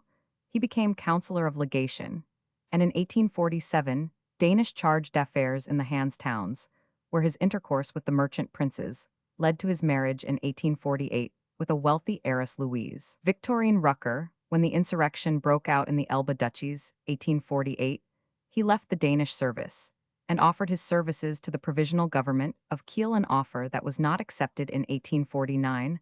Accordingly, he re-entered the service of Denmark, was appointed a royal chamberlain, and in 1850, sent to represent the duchies of Schleswig and Holstein at the restored Federal Diet of Frankfurt. Here, he came into intimate touch with Bismarck, who admired his statesmanlike handling of the growing complications of the Schleswig-Holstein question. With the radical Eiderdane party, he was utterly out of sympathy, and when in 1862 this party gained the upper hand, he was recalled from Frankfurt. He now entered the service of the Grand Duke of Mecklenburg-Strelitz and remained at the head of the Grand Ducal government until 1867, when he became plenipotentiary for the two Mecklenburg duchies in the Council of the German Confederation Bundesrat, where he distinguished himself by his successful defense of the medieval constitution of the duchies against liberal attacks. In 1873, Bismarck, who was in thorough sympathy with his views, persuaded him to enter the service of Prussia as Secretary of State for Foreign Affairs, and from this time till his death he was the Chancellor's most faithful henchman. In 1875, he was appointed Prussian plenipotentiary in the Bundesrat. In 1877, he became Bismarck's lieutenant in the Secretaryship for Foreign Affairs of the Empire, and in 1878 he was with Bismarck and Hohenlohe, Prussian plenipotentiary at the Congress of Berlin. He died at Frankfurt on the 20th of October 1879, his end being hastened by his exertions in connection with the political crisis of that year. Of his 6 sons, the eldest Bernhard Heinrich Karl c. Below became Chancellor of the Empire. See the biography of H. von Petersdorf in Allgemeine Deutsche Biographie, Band 47p 350. Bülow Bernhard Heinrich Karl Martin, Prince von 1849, German statesman, was born on the 3rd of May 1849 at Klein-Flottbeck in Holstein. The Bülow family is one very widely extended in North Germany, and many members have attained distinction in the civil and military service of Prussia, Denmark, and Mecklenburg. Prince Bülow's great-uncle Heinrich von Bülow, who was distinguished for his admiration of England and English institutions, was Prussian ambassador in England from 1827 to 1840, and married a daughter of Wilhelm von Humboldt. See the letters of Gabriel von Bülow. His father Bernhard Ernst von Bülow is separately noticed above.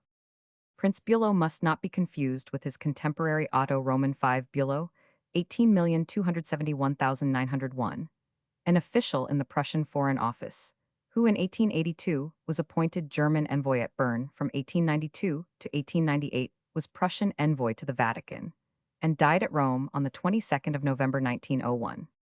Bernhard von Bülow, after serving in the Franco-Prussian War, entered the Prussian civil service, and was then transferred to the diplomatic service in 1876. He was appointed attaché to the German embassy in Paris, and after returning for a while to the Foreign Office at Berlin, became second secretary to the embassy in Paris in 1880. From 1884, he was first secretary to the embassy at St. Petersburg, and acted as charge d'affaires in 1888. He was appointed envoy at Bucharest, and in 1893 to the post of German ambassador at Rome. In 1897, on the retirement of Baron Marshal von Bieberstein, He was appointed Secretary of State for Foreign Affairs, the same office which his father had held under Prince Hohenlohe, with a seat in the Prussian ministry. The appointment caused much surprise at the time as Bülow was little known outside diplomatic circles. The explanations suggested were that he had made himself very popular at Rome, and that his appointment was therefore calculated to strengthen the loosening bonds of the Triple Alliance, and also that his early close association with Bismarck would ensure the maintenance of the Bismarckian tradition, as Foreign Secretary Herr von Bülow was chiefly responsible for carrying out the policy of colonial expansion with which the emperor had identified himself.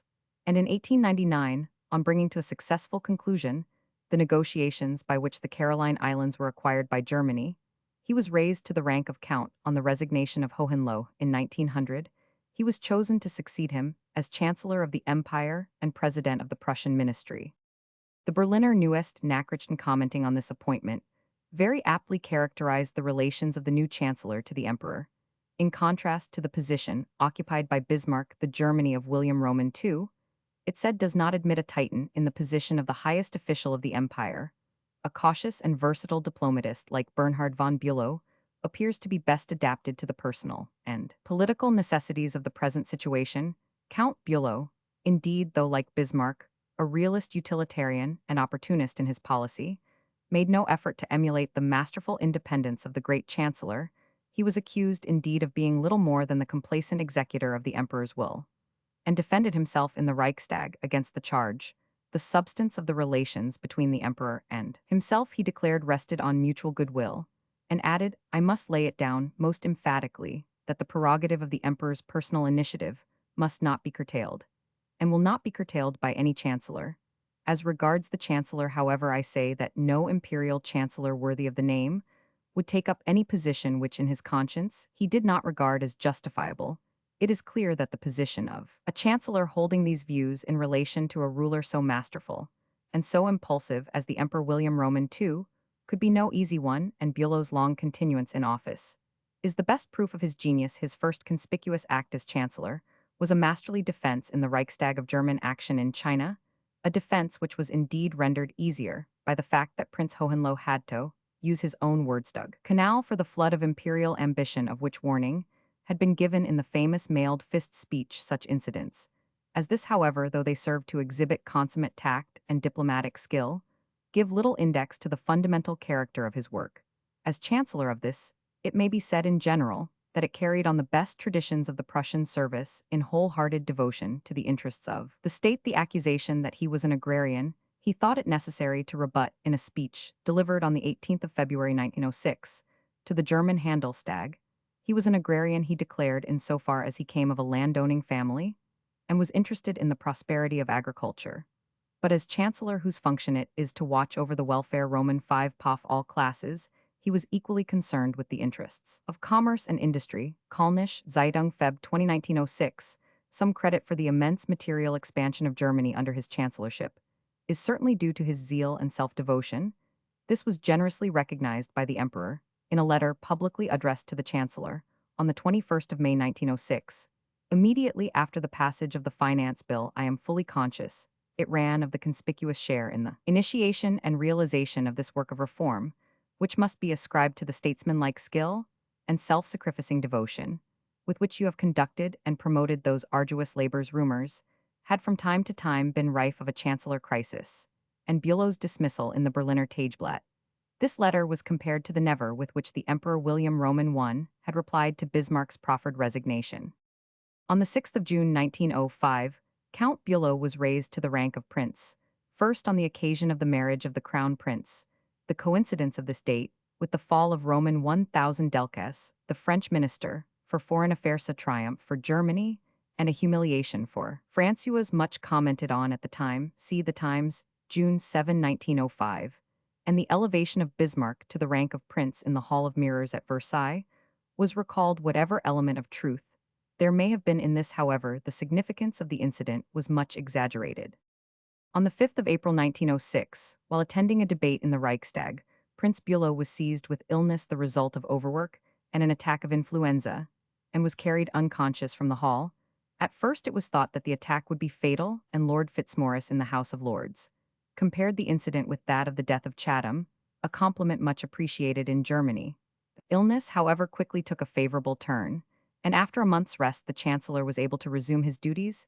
In 1907, Prince Bülow was made the subject of a disgraceful libel, which received more attention than it deserved, because it coincided with the Harden Molk scandals. His character was, however, completely vindicated, and the libeler, a journalist named Brand, received a term of imprisonment.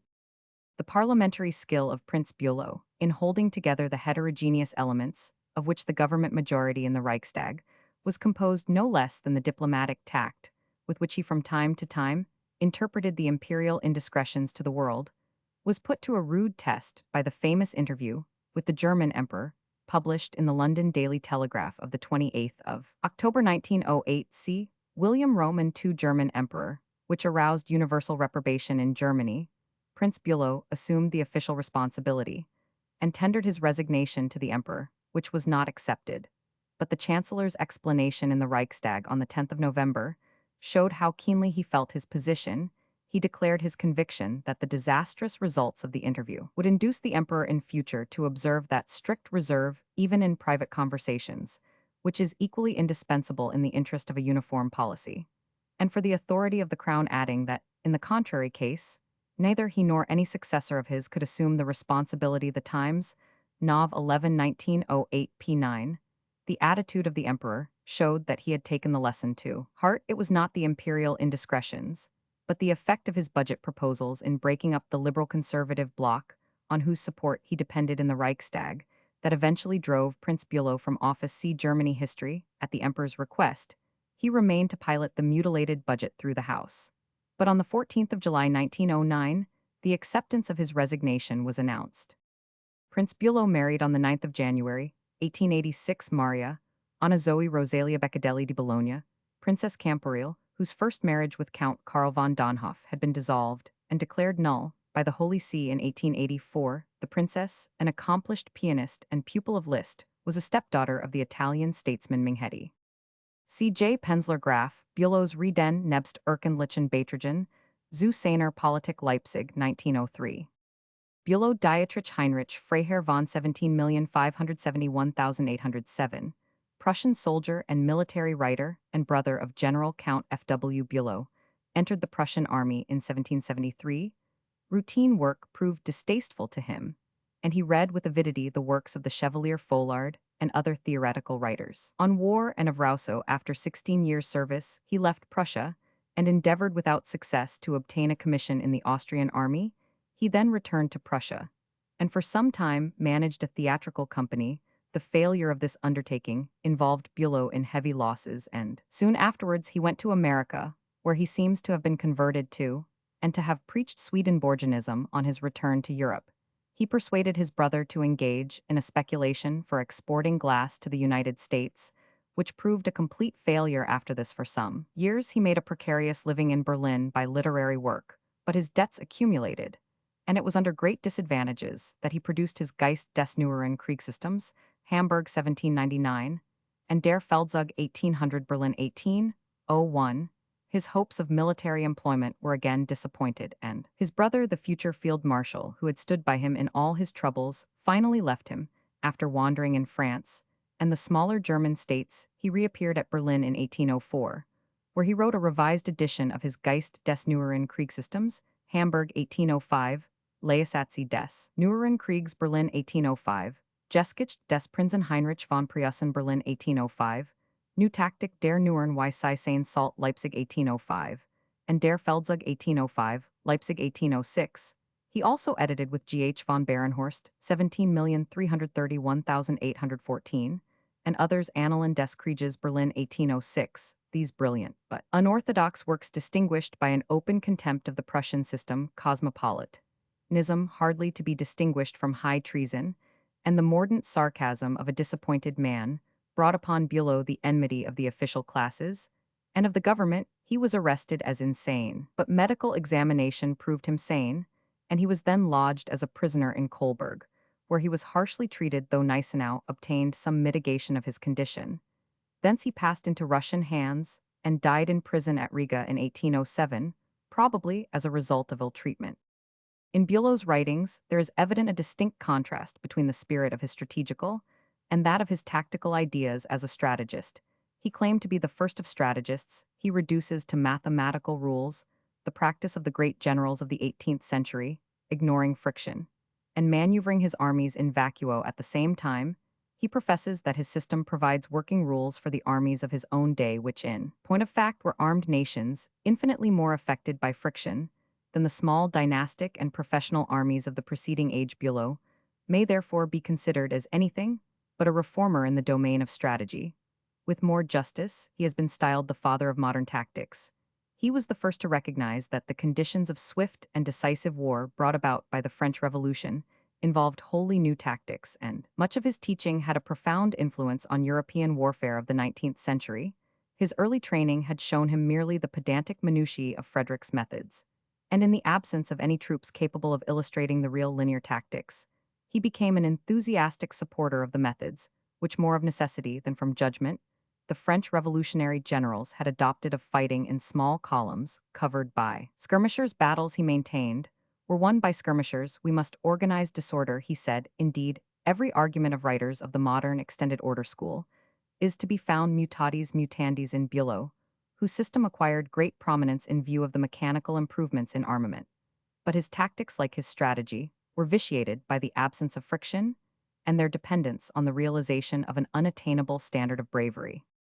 C. von Voss H. von Bülow Köln, 1806 P. von Bülow Familienbuch, der Roman 5 Bülow Berlin 1859, Ed von Bülow aus dem Leben Dietrich Roman 5 Bülow, also vermischt Schriffen aus dem Nachlass von Barenhorst 1845, Ed von Bülow and von Rustow Militarisch und vermischt Schriffen von Heinrich Dietrich Roman 5 Bülow Leipzig, 1853, Memoirs by Freiherr Roman 5 Mirheim in Allgemeine Deutsch Roman 5 P. Biographie Vol. 3 Leipzig 1876, and Barenhorst und Bülow Historische Zeitschrift, 1861, Roman 6 Max Johns Geschichte der Kriegswissenschaften, Vol. Roman 3 pp. 21,330, 2145 Munich. 1891, General von Kammerer, Transl von Donat Development of Strategical Science, London 1905, ch. Roman Bülow Friedrich Wilhelm Freiherr von Count of Denowitz, 17,551,816, Prussian general, was born on the 16th of February 1755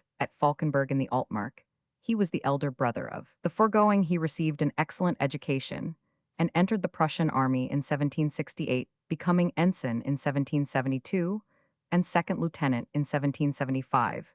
He took part in the Potato War of 1778 and subsequently devoted himself to the study of his profession and of the sciences and arts. He was, throughout his life, devoted to music, his great musical ability bringing him to the notice of Frederick William Roman II, and about 1790, he was conspicuous in the most fashionable circles of Berlin. He did not, however, neglect his military studies, and in 1792 he was made military instructor to the young Prince Louis Ferdinand, becoming at the same time full captain. He took part in the campaigns of 17,929,394 on the Rhine, and received for signal courage during the siege of Mainz the Order pour le Mérite and promotion to the rank of major. After this, he went to garrison duty at Soldau in 1802. He married the daughter of Colonel Roman 5 Hour, and in the following year he became lieutenant colonel, remaining at Soldau with his corps.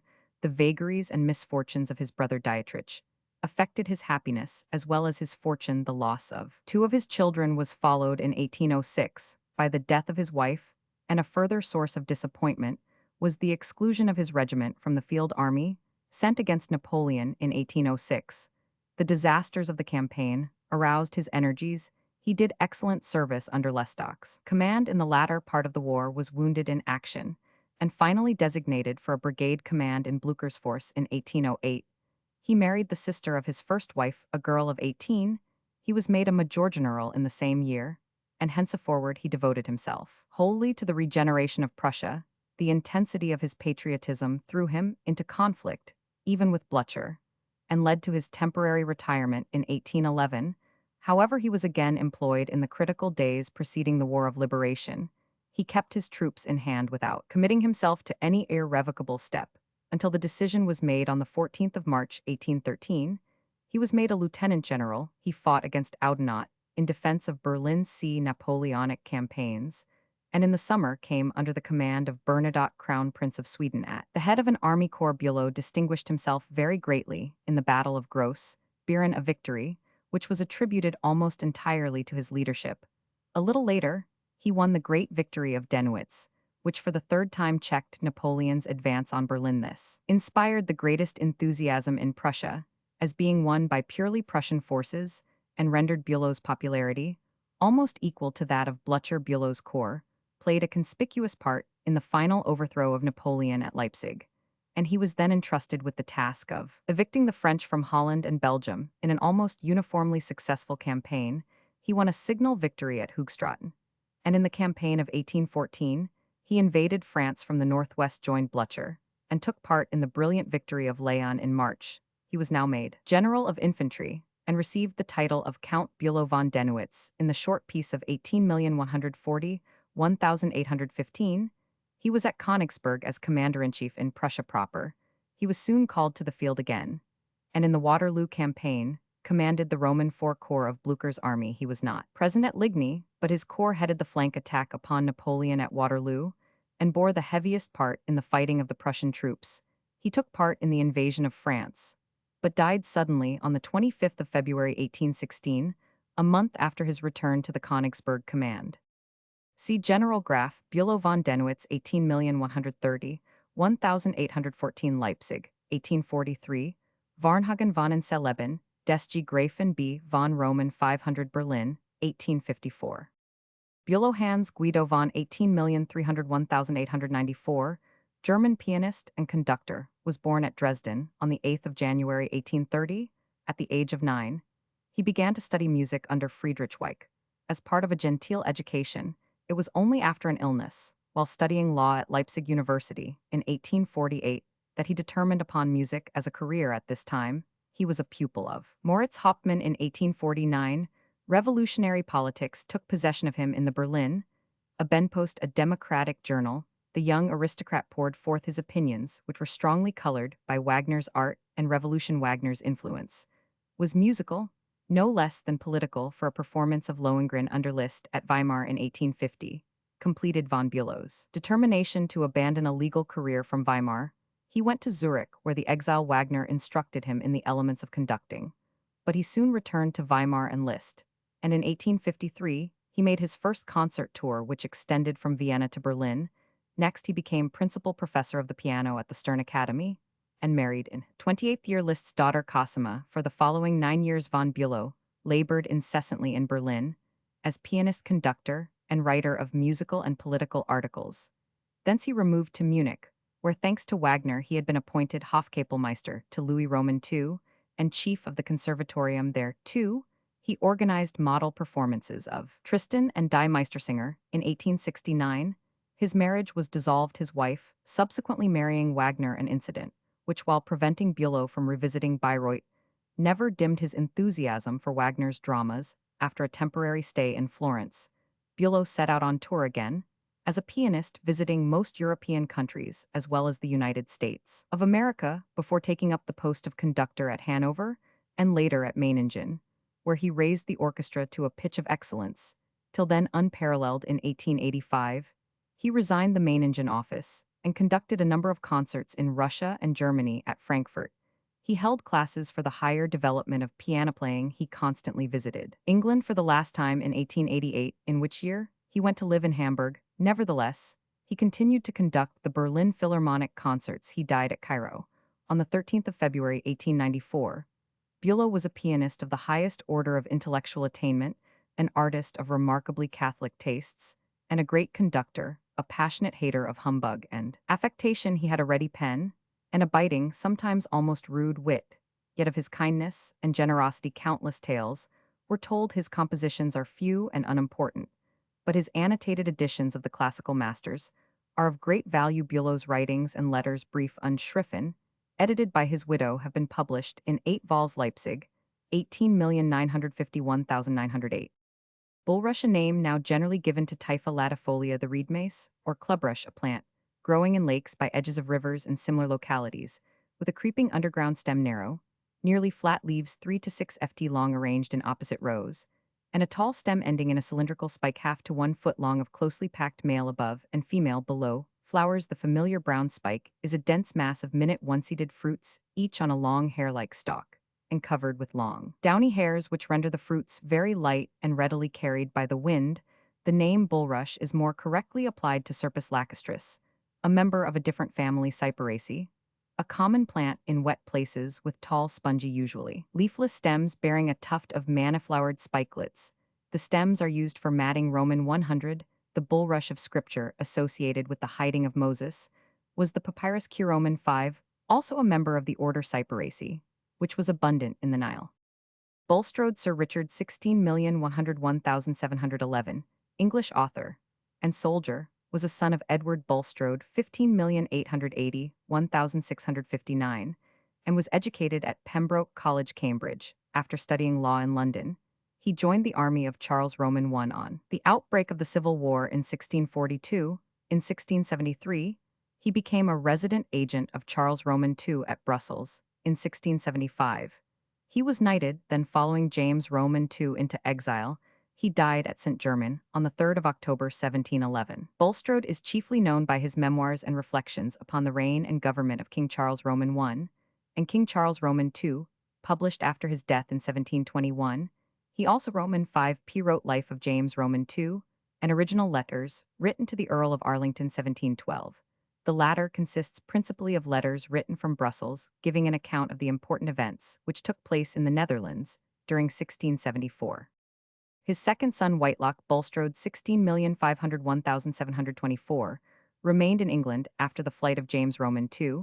He held some official positions, and in 1717 wrote a pamphlet in support of George Roman I and the Hanoverian succession. He published a discourse of natural philosophy and was a prominent Protestant controversialist. He died in London on the 27th of November 1724.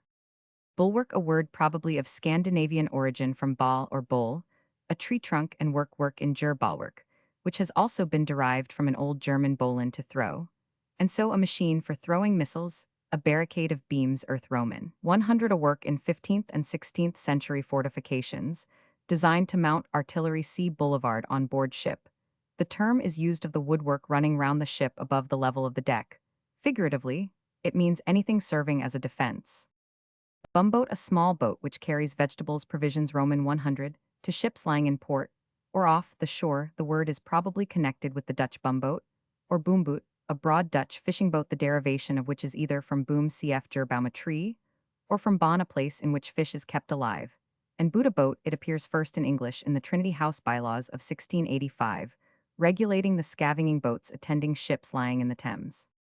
Bumbulum, bombulum, or bunibulum, a fabulous musical instrument described in an apocryphal letter of St. Jerome to Dardanus I, and illustrated in a series of illuminated MSS of the 9th to the 11th century, together with other instruments described in the same letter. These MSS are the Psalter of Emerin 9th century, described by Martin Gerbert II, who gives a few illustrations from it, the cotton, MS Tiberius Roman 100 Roman 6, in the British Museum 11th century, the famous Boulogne Psalter A Roman 500, and the Psalter of Angers 9th century 3 in the cotton, MS. The instrument consists of an angular frame from which depends by a chain a rectangular metal plate, having 12 bent arms attached in 2 rows of 3 on each side, one above the other.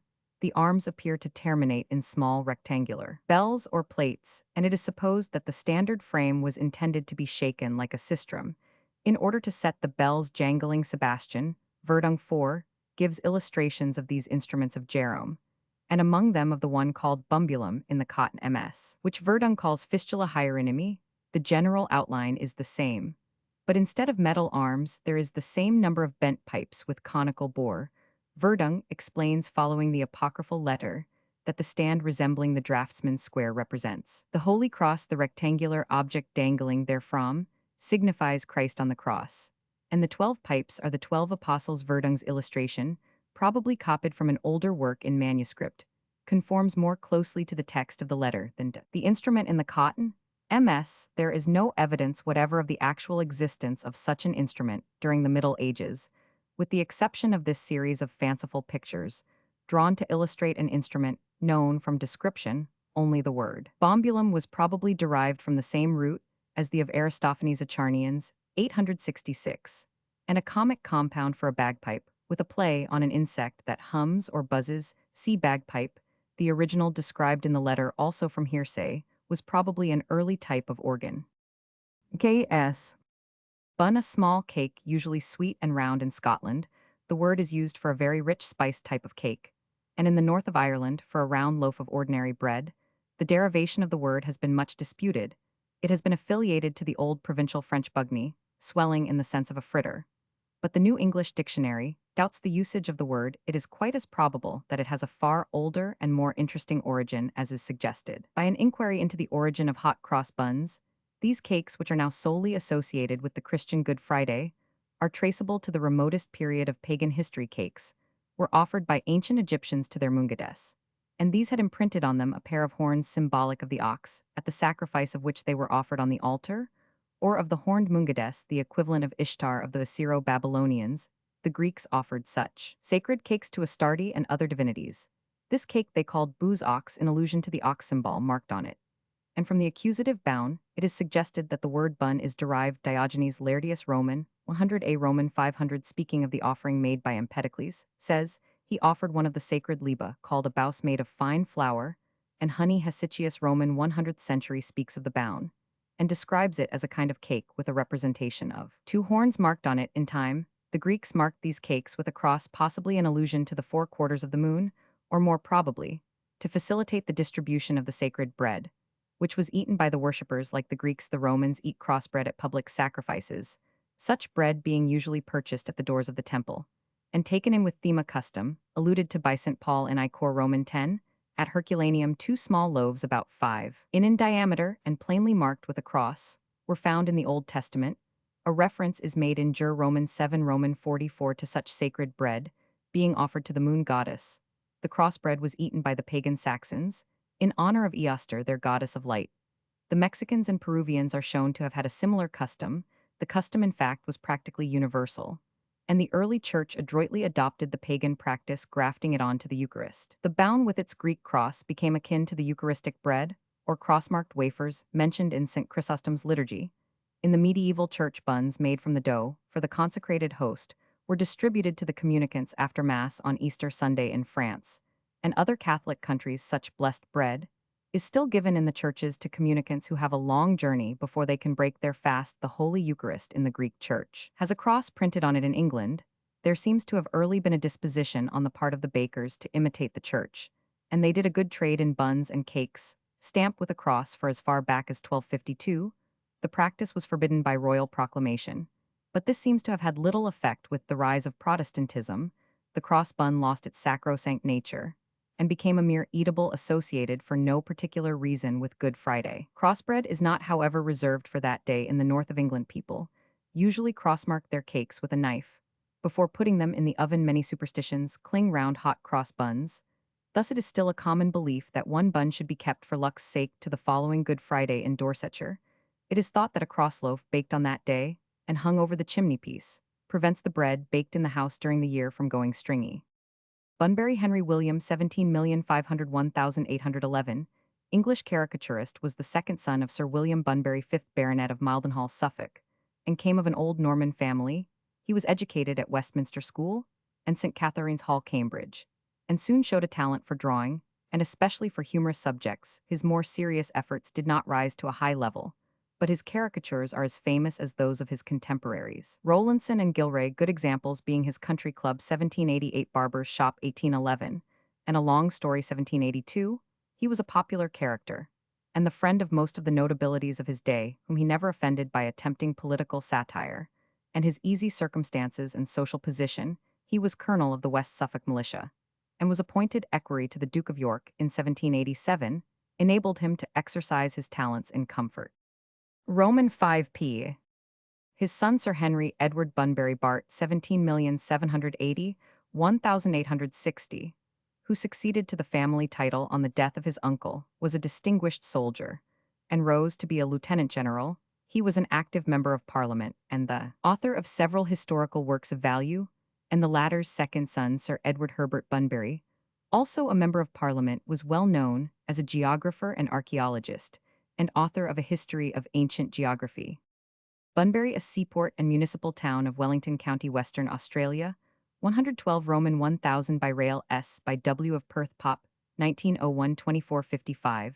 The harbor known as Koombana Bay is protected by a breakwater built on a coral reef coal, is worked on the Kali River 30 Roman 1000 distant, and is shipped from this port together with tin, timber, sandalwood, and agricultural produce.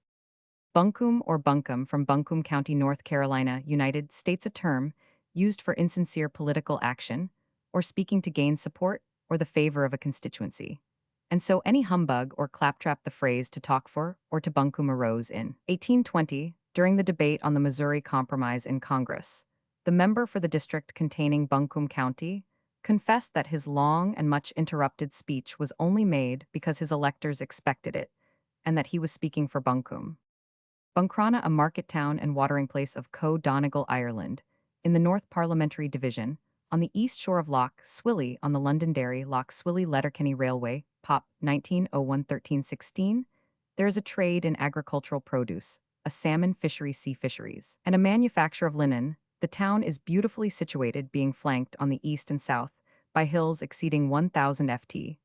The picturesque square keep of an ancient castle remains, but the present Buncrana Castle is a residence erected in 1717. The golf links are well known. Bundaberg, a municipal town and river port of Cook County, Queensland, Australia, 10 Roman 1000 from the mouth of the River Burnett, and 217 Roman 1000 by rail N, by W of Brisbane Pop 1901-5200. It lies on both sides of the river, and connection between the two ports is maintained by road and railway bridges. There are sawmills, breweries, brickfields, and distilleries in the town, and numerous sugar factories in the vicinity, notably at Milliquin on the river below the town. There are wharves on both sides of the river, and the staple exports are sugar, golden syrup, and timber. The climate is remarkably healthy. Bundelkhand, a tract of country in central India, lying between the United and the Central Provinces. Historically, it includes the 5 British districts of Hamirpur, Jalon, Jhansi, Lalitpur, and Banda, which now form part of the Allahabad division of the United Provinces. But politically, it is restricted to a collection of native states under the Bundelkhand Agency.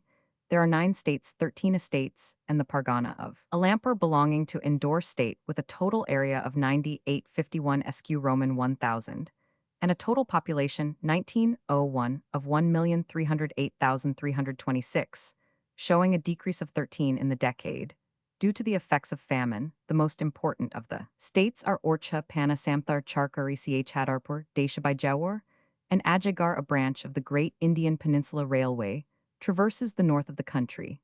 A garrison of all arms is stationed at Nogong. The surface of the country is uneven and hilly, except in the northeast part, which forms an irregular plain, cut up by ravines scooped out by torrents during the periodical rains. The plains of Bundelkhand are intersected by 3 mountain ranges, the Bindhachal Pana and Bandar chains, the highest elevation, not exceeding 2,000 ft above sea level. Beyond these ranges, the country is further diversified by isolated hills rising abruptly from a common level and presenting from their steep and nearly inaccessible scarps eligible sites for castles and strongholds, whence the mountaineers of Bundelkhand have frequently set at defiance the most powerful of the native states of India. The general slope of the country is towards the northeast, as indicated by the course of the rivers, which traverse or bound the territory and finally discharge themselves into the Jumna. The principal rivers are the Sindh, Bitwaken, Beghin, Paisuni, Tuns, Pahuj, Dasan, Burma, Ermal, and Chundral. The Sindh, rising near Sirnj and Malwa, marks the frontier line of Bundelkhand on the side of Gwalior parallel to this river, but more to the eastward is the course of the Betwa. Still farther to the east flows the Ken, followed in succession by the Beghin, Paisuni, and Tuns. The Jumna and the Ken are the only 2 navigable rivers, notwithstanding the large number of streams. The depression of their channels and height of their banks render them for the most part unsuitable for the purposes of irrigation, which is conducted by means of J-hills and tanks. These artificial lakes are usually formed by throwing embankments across the lower extremities of valleys, and thus arresting and accumulating the waters flowing through them. Some of the tanks are of great capacity. The Barwa Sagar, for instance, is 212 Roman 1000 in diameter. Diamonds are found particularly near the town of Pana, in a range of hills called by the natives Band Ahil. The mines of Maharajpur, Rajpur, Kaimra, and Gadasia have been famous for magnificent diamonds, and a very large one dug from the last was kept in the fort of Kalinjar, among the treasures of Raja Himmat Bahadur, in the reign of the Emperor Akbar. The mines of Panna produced diamonds to the amount of 100,000 annually, and were a considerable source of revenue, but for many years they have not been so profitable. The tree vegetation consists rather of jungle or copse than forest abounding in game, which is preserved by the native chiefs. There are also within these coverts several varieties of wild animals, such as the tiger, leopard, hyena, wild boar, nilgai, and jackal. The people represent various races. The Bundalast race, who gave the name to the country still, maintain their dignity as chieftains by disdaining to cultivate the soil, although by no means conspicuous for lofty sentiments of honor or morality. An Indian proverb avers that one native of Bundelkhand commits as much fraud as 100 dandies, weighers of grain, and notorious rogues about Dacia and Jhansi. The inhabitants are a stout and handsome race of men well off, and contented. The prevailing religion in Bundelkhand is Hinduism.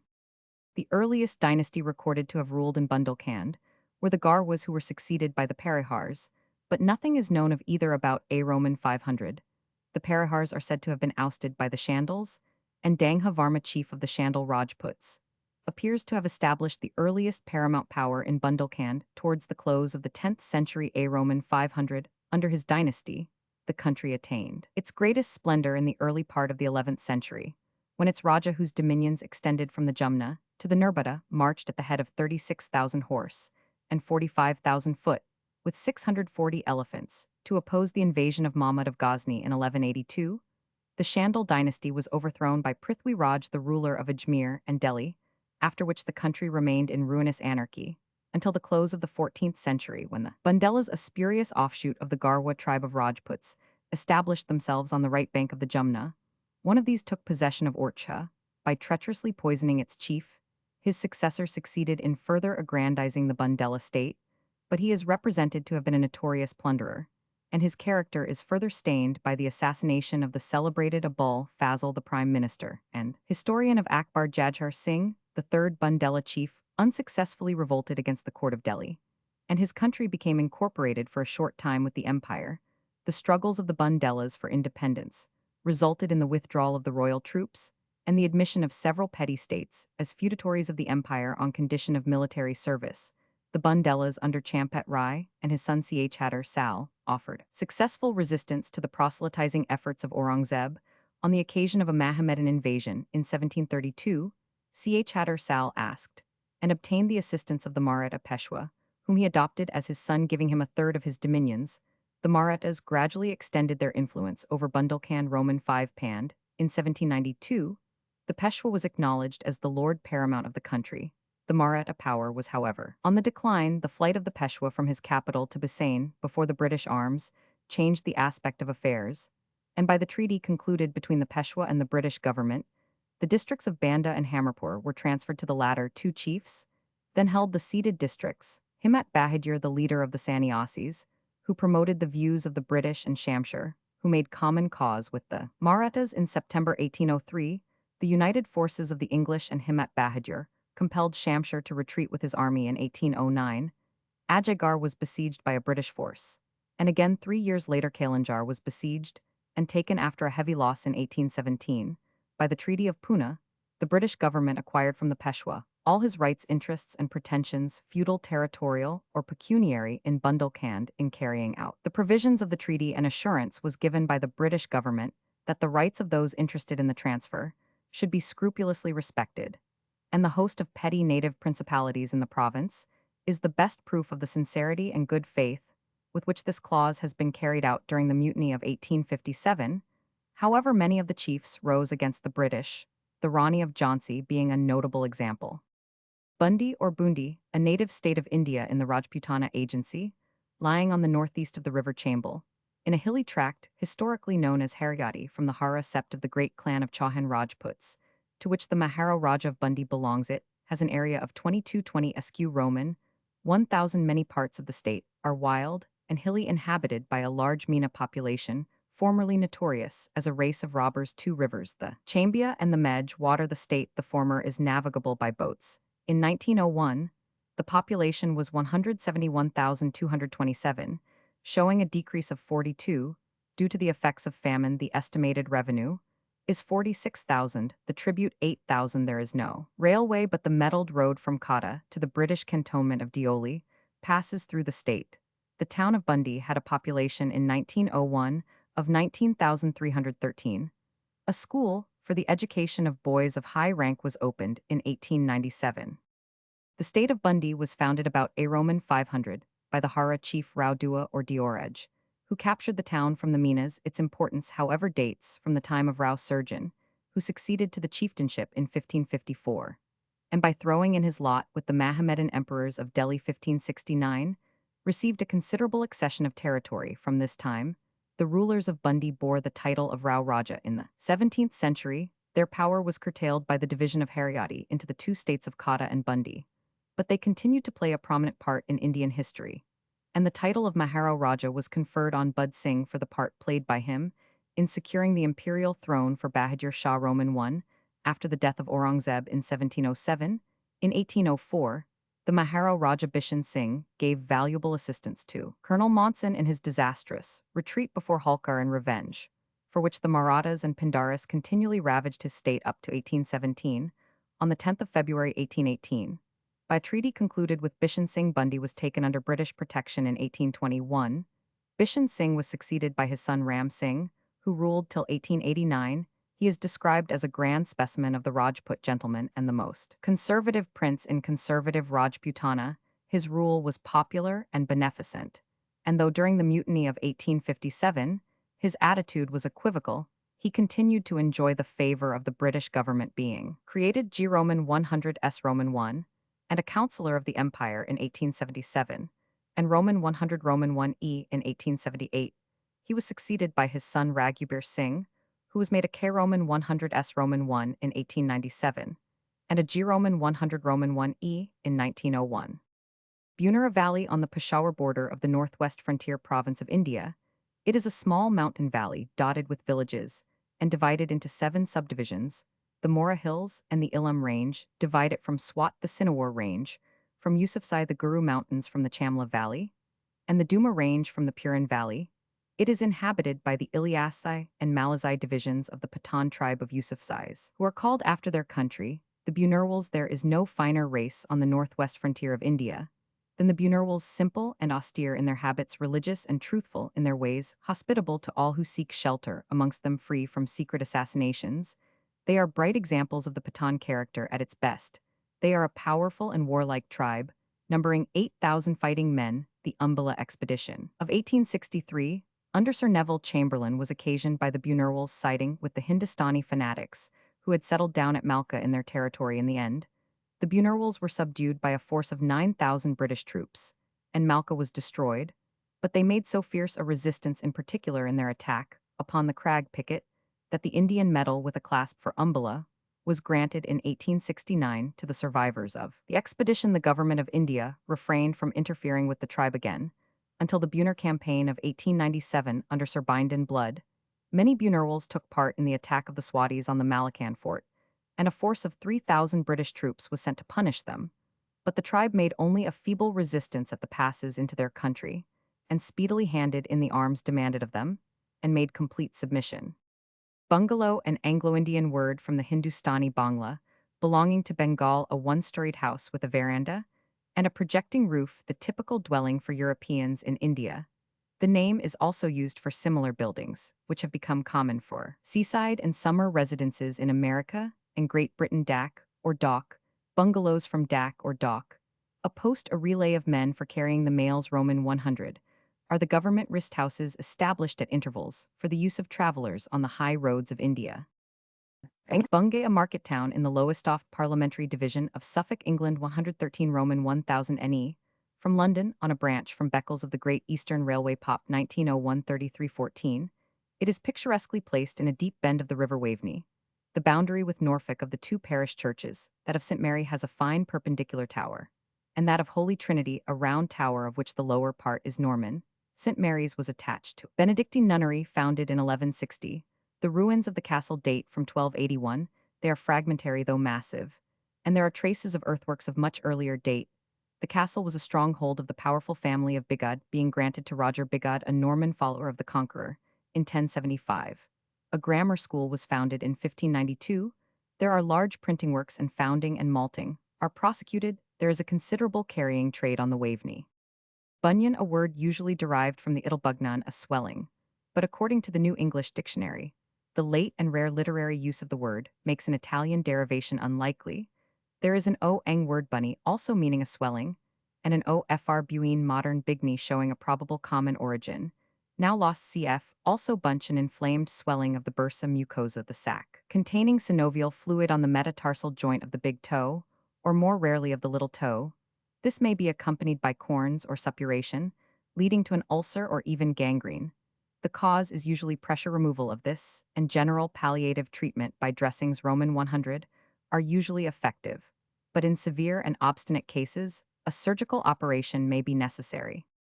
Bunker Hill, the name of a small hill in Charlestown, Boston, Massachusetts, USA, famous as the scene of the first considerable engagement in the American War of Independence, June 17, 1775. Bunker Hill 110 ft was connected by a ridge with Breed's Hill 75 ft, both being on a narrow peninsula a short distance to the north of Boston, joined by a causeway with the mainland, since the affair of Lexington. April 19, 1775, General Gage, who commanded the British forces, had remained inactive at Boston, awaiting reinforcements from England. The headquarters of the Americans were at Cambridge, with advanced posts, occupying much of the 4 Roman 1000 separating Roman 5 P Cambridge from Bunker Hill. When Gage received his reinforcements at the end of May, he determined to repair his strange neglect by which the hills on the peninsula had been allowed to remain unoccupied and unfortified. As soon as the Americans became aware of Gage's intention, they determined to frustrate it. And accordingly, on the night of the 16th of June, a force of about 1,200 men under Colonel William Prescott and Major General Israel Putnam, with some engineers, and a few field guns occupied Breed's Hill, which the name Bunker Hill is itself now popularly applied. When daylight disclosed their presence to the British, they had already strongly entrenched their position. Gage lost no time in sending troops across from Boston, with orders to assault the British force between 2,000 and 3,000 strong, under Sir William Howe, supported by artillery, and by the guns of men-of-war and floating batteries, stationed in the anchorage on either side of the peninsula, were fresh and well disciplined. The American force consisted for the most part of inexperienced volunteers, numbers of whom were already wearied by the trench work of the night, as communication was kept up with their camp. The numbers engaged on the hill fluctuated during the day, but at no time exceeded about 1,500 men. The village of Charlestown, from which a galling musketry fire was directed against the British, was by General Howe's orders almost totally destroyed by hot shot during the attack. Instead of attempting to cut off the Americans by occupying the neck to the rear of their position, Gage ordered the advance to be made up the steep and difficult ascent facing the works on the hill, whether or not in obedience as tradition, asserts an order to reserve fire. Until they could see the whites of their assailants, eyes the American volunteers with admirable steadiness waited till the attack was on the point of being driven home, when they delivered a fire so sustained and deadly that the British line broke in disorder. A second assault, made like the first with the precision and discipline of the parade ground, met the same fate, but Gage's troops had still spirit enough for a third assault, and this time they carried the position with the bayonet, capturing 5 pieces of ordnance and putting the enemy to flight. The loss of the British was 1054 men killed and wounded, among whom were 89 commissioned officers, while the American casualties amounted to 420 killed and wounded, including General Joseph Warren, and 30 prisoners. See American War of Independence. The significance of the Battle of Bunker Hill is not, however, to be gauged by the losses on either side, heavy as they were in proportion to the numbers engaged, nor by its purely military results, but by the moral effect which it produced, and when it is considered from this standpoint, its far-reaching consequences can hardly be overestimated. It roused at once the fierce instinct of combat in America, and dispelled the almost superstitious belief in the impossibility of encountering regular troops with hastily levied volunteers. No one questioned the conspicuous gallantry with which the provincial troops had supported a long fire from the ships, and awaited the charge of the enemy, and British soldiers had been twice driven back in disorder before their fire. 1. The pride which Americans naturally felt in such an achievement, and the self-confidence which it inspired, were increased when they learnt that the small force on Bunker Hill had not been properly reinforced, and that their ammunition was running short before they were dislodged from their position. 2. Had the character of the fighting on that day been other than it was, had the American volunteers been easily, and at the first assault driven from their fortified position by the troops of George Roman III, it is not impossible that the resistance to the British government would have died out in the North American colonies through lack of confidence in their own power on the part of the colonists. Bunker Hill, whatever it may have to teach the student of war, taught the American colonists in 1775 that the odds against them in the enterprise in which they had embarked were not so overwhelming as to deny them all prospect of ultimate success. In 1843, a monument 221 ft high in the form of an obelisk of Quincy granite was completed on Breed's Hill, now Bunker Hill, to commemorate the battle, when an address was delivered by Daniel Webster, who had also delivered the famous dedicatory oration at the laying of the cornerstone. In 1825, Bunker Hill Day is a state holiday. C. R. Frothingham, The Centennial Battle of Bunker Hill, Boston, 1895, and Life and Times of Joseph Warren, Boston, 1865, Boston City Council Celebration of Centennial of Battle of Bunker Hill, Boston, 1875, G. E. Ellis Hist of Battle of Bunkers, Breed's Hill, Boston, 1875. S. Sweet, who was the commander at Bunker Hill, Boston, 1850, W. H. Lecky, History of England in the 18th Century, Vol. Roman 3, London, 1883, Sir George O. Trevelyan, The American Revolution, London, 1899, Fortescue, History of the British Army, Vol. Roman 3, pp. 153, Sec. London, 1902. R. J. Roman 1000. Bun Alfred, 17,961,860, English theatrical manager, was appointed stage manager of Drury Lane Theatre, London, in 1823. In 1826, he was managing the Theatre Royal, Birmingham, and in 1833, he undertook the joint management of Drury Lane and Covent Garden, London. In this undertaking, he met with vigorous opposition. A bill for the abolition of the Pat theatres was passed in the House of Commons, but on Bun's petition was thrown out by the House of Lords. He had difficulties first with his company, then with the Lord Chamberlain, and had to face the keen rivalry of the other theatres. A long-standing quarrel with Macready resulted in the tragedian assaulting the manager in 1840. Bun was declared a bankrupt, but he continued to manage Drury Lane till 1848 artistically. His control of the two chief English theatres was highly successful. Nearly every leading English actor played under his management, and he made a courageous attempt to establish English opera, producing the principal works of Balfe. He had some gift for writing, and most of the libretti of these operas were translated by himself in the stage before and behind the curtain. 3 vols. 1840. He gave a full account of his managerial experiences. He died at Boulogne on the 20th of December, 1860. Bunner Henry Cuyler, 18,551,896, American writer, was born in Oswego, New York, on the 3rd of August, 1855. He was educated in New York City from being a clerk in an importing house. He turned to journalism, and after some work as a reporter, and on the staff of the Arcadian, 1873, he became in 1877 assistant editor of the comic weekly Puck. He soon assumed the editorship which he held until his death in Nutley, NJ, on the 11th of May, 1896. He developed Puck from a new struggling periodical into a powerful social and political organ in 1886.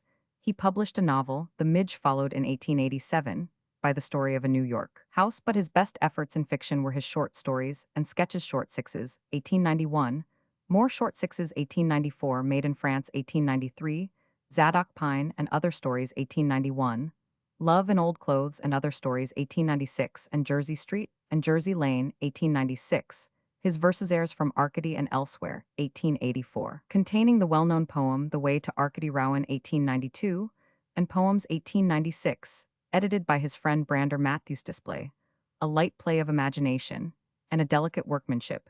He also wrote clever vers de société and parodies of his several plays, usually written in collaboration. The best was The Tower of Babel, 1883. Bunsen Christian Charles Joges Baron von 17,911,860, Prussian diplomatist and scholar, was born on the 25th of August, 1791, at Korbach, an old town, in the little German Principality of Waldeck.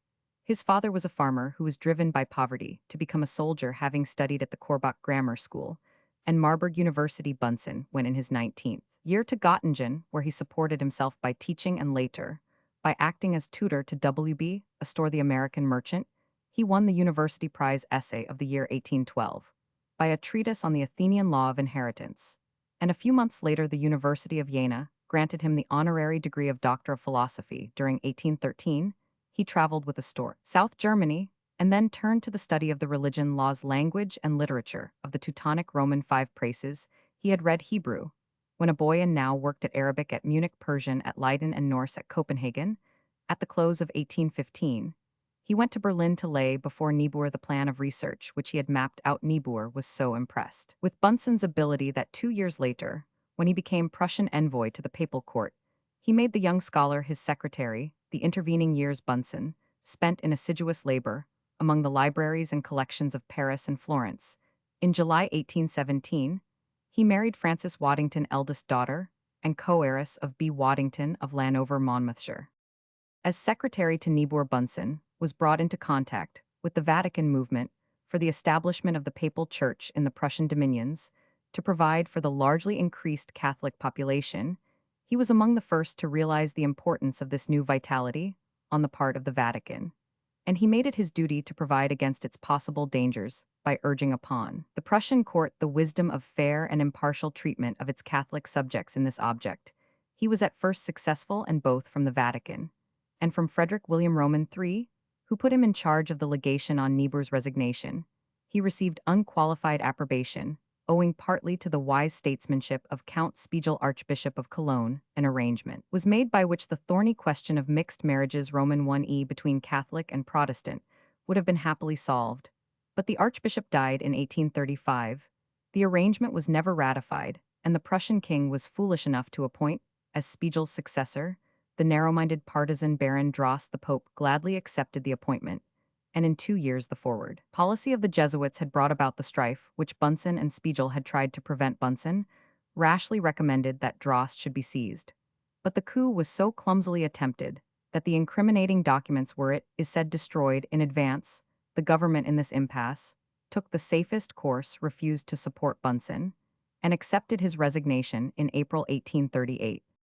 After leaving Rome, where he had become intimate with all that was most interesting in the cosmopolitan society of the papal capital, Bunsen went to England, where, except for a short term as Prussian ambassador to Switzerland, 18,301,841, he was destined to pass the rest of his official life, the accession to the throne of Prussia of Frederick William Roman IV on June 7, 1840, made a great change in Bunsen's career. Ever since their first meeting in 1828, the two men had been close friends and had exchanged ideas in an intimate correspondence, published under Ranke's editorship in 1873, enthusiasm for evangelical religion and admiration for the Anglican Church they held in common, and Bunsen was the instrument naturally selected for realizing the king's fantastic scheme of setting up at Jerusalem a Prusso-Anglican bishopric. As a sort of advertisement of the unity and aggressive force of Protestantism, the special mission of Bunsen to England from June to November 1841 was completely successful, in spite of the opposition of English high churchmen and Lutheran extremists. The Jerusalem bishopric, with the consent of the British government and the active encouragement of the Archbishop of Canterbury and the Bishop of London, was duly established, endowed with Prussian and English money, and remained for some 40 years an isolated symbol of Protestant unity and a rock of stumbling to Anglican Catholics. During his stay in England, Bunsen had made himself very popular among all classes of society, and he was selected by Queen Victoria, out of 3 names proposed by the King of Prussia, as ambassador to the court of St. James. In this post he remained for 13 years. His tenure of the office coincided with the critical period in Prussian and European affairs, which culminated in the revolutions of 1848 with the visionary schemes of Frederick William, whether that of setting up a strict episcopal organization in the evangelical church, or that of reviving the defunct ideal of the medieval empire. Bunsen found himself increasingly out of sympathy. He realized the significance of the signs that heralded the coming storm, and tried in vain to move the king to a policy which would have placed him at the head of a Germany united and free. He felt bitterly the humiliation of Prussia by Austria after the victory of the reaction, and in 1852, he set his signature reluctantly to the treaty which in his view surrendered the constitutional rights of Schleswig and Holstein. His whole influence was now directed to withdrawing Prussia from the blighting influence of Austria and Russia, and attempting to draw closer the ties that bound her to Great Britain on the outbreak of the Crimean War. He urged Frederick William to throw in his lot with the Western powers and create a diversion in the Northeast, which would have forced Russia at once to terms the rejection of his advice, and the proclamation of Prussia's attitude of benevolent neutrality led him in April 1854 to offer his resignation, which was accepted. Bunsen's life as a public man was now practically at an end. He retired first to a villa on the Neckar near Heidelberg and later to Bonn. He refused to stand for a seat in the liberal interest in the lower house of the Prussian Diet, but continued to take an active interest in politics, and in 1855 published in 2 volumes a work Die Zeichen der Zeitbrief Roman 100, which exercised an immense influence in reviving the liberal movement, which the failure of the revolution had crushed. In September 1857, Bunsen attended as the king's guest a meeting of the Evangelical Alliance at Berlin, and one of the last papers signed by Frederick William, before his mind gave way in October, was that which conferred upon him the title of Baron and a peerage for life in 1858 at the special request of the regent. Afterwards, the Emperor William, he took his seat in the Prussian upper house, and though remaining silent, supported the new ministry, of which his political and personal friends were members. Literary work was, however, his main preoccupation during all this period. 2 discoveries of ancient MSS made during his stay in London, the one containing a shorter text of the epistles of St. Ignatius, and the other an unknown work on all the heresies by Bishop Hippolytus, had already led him to write his Hippolytus and his Age, Doctrine and Practice of Rome, under Commodus and Severus 1852. He now concentrated all his efforts upon a translation of the Bible with commentaries.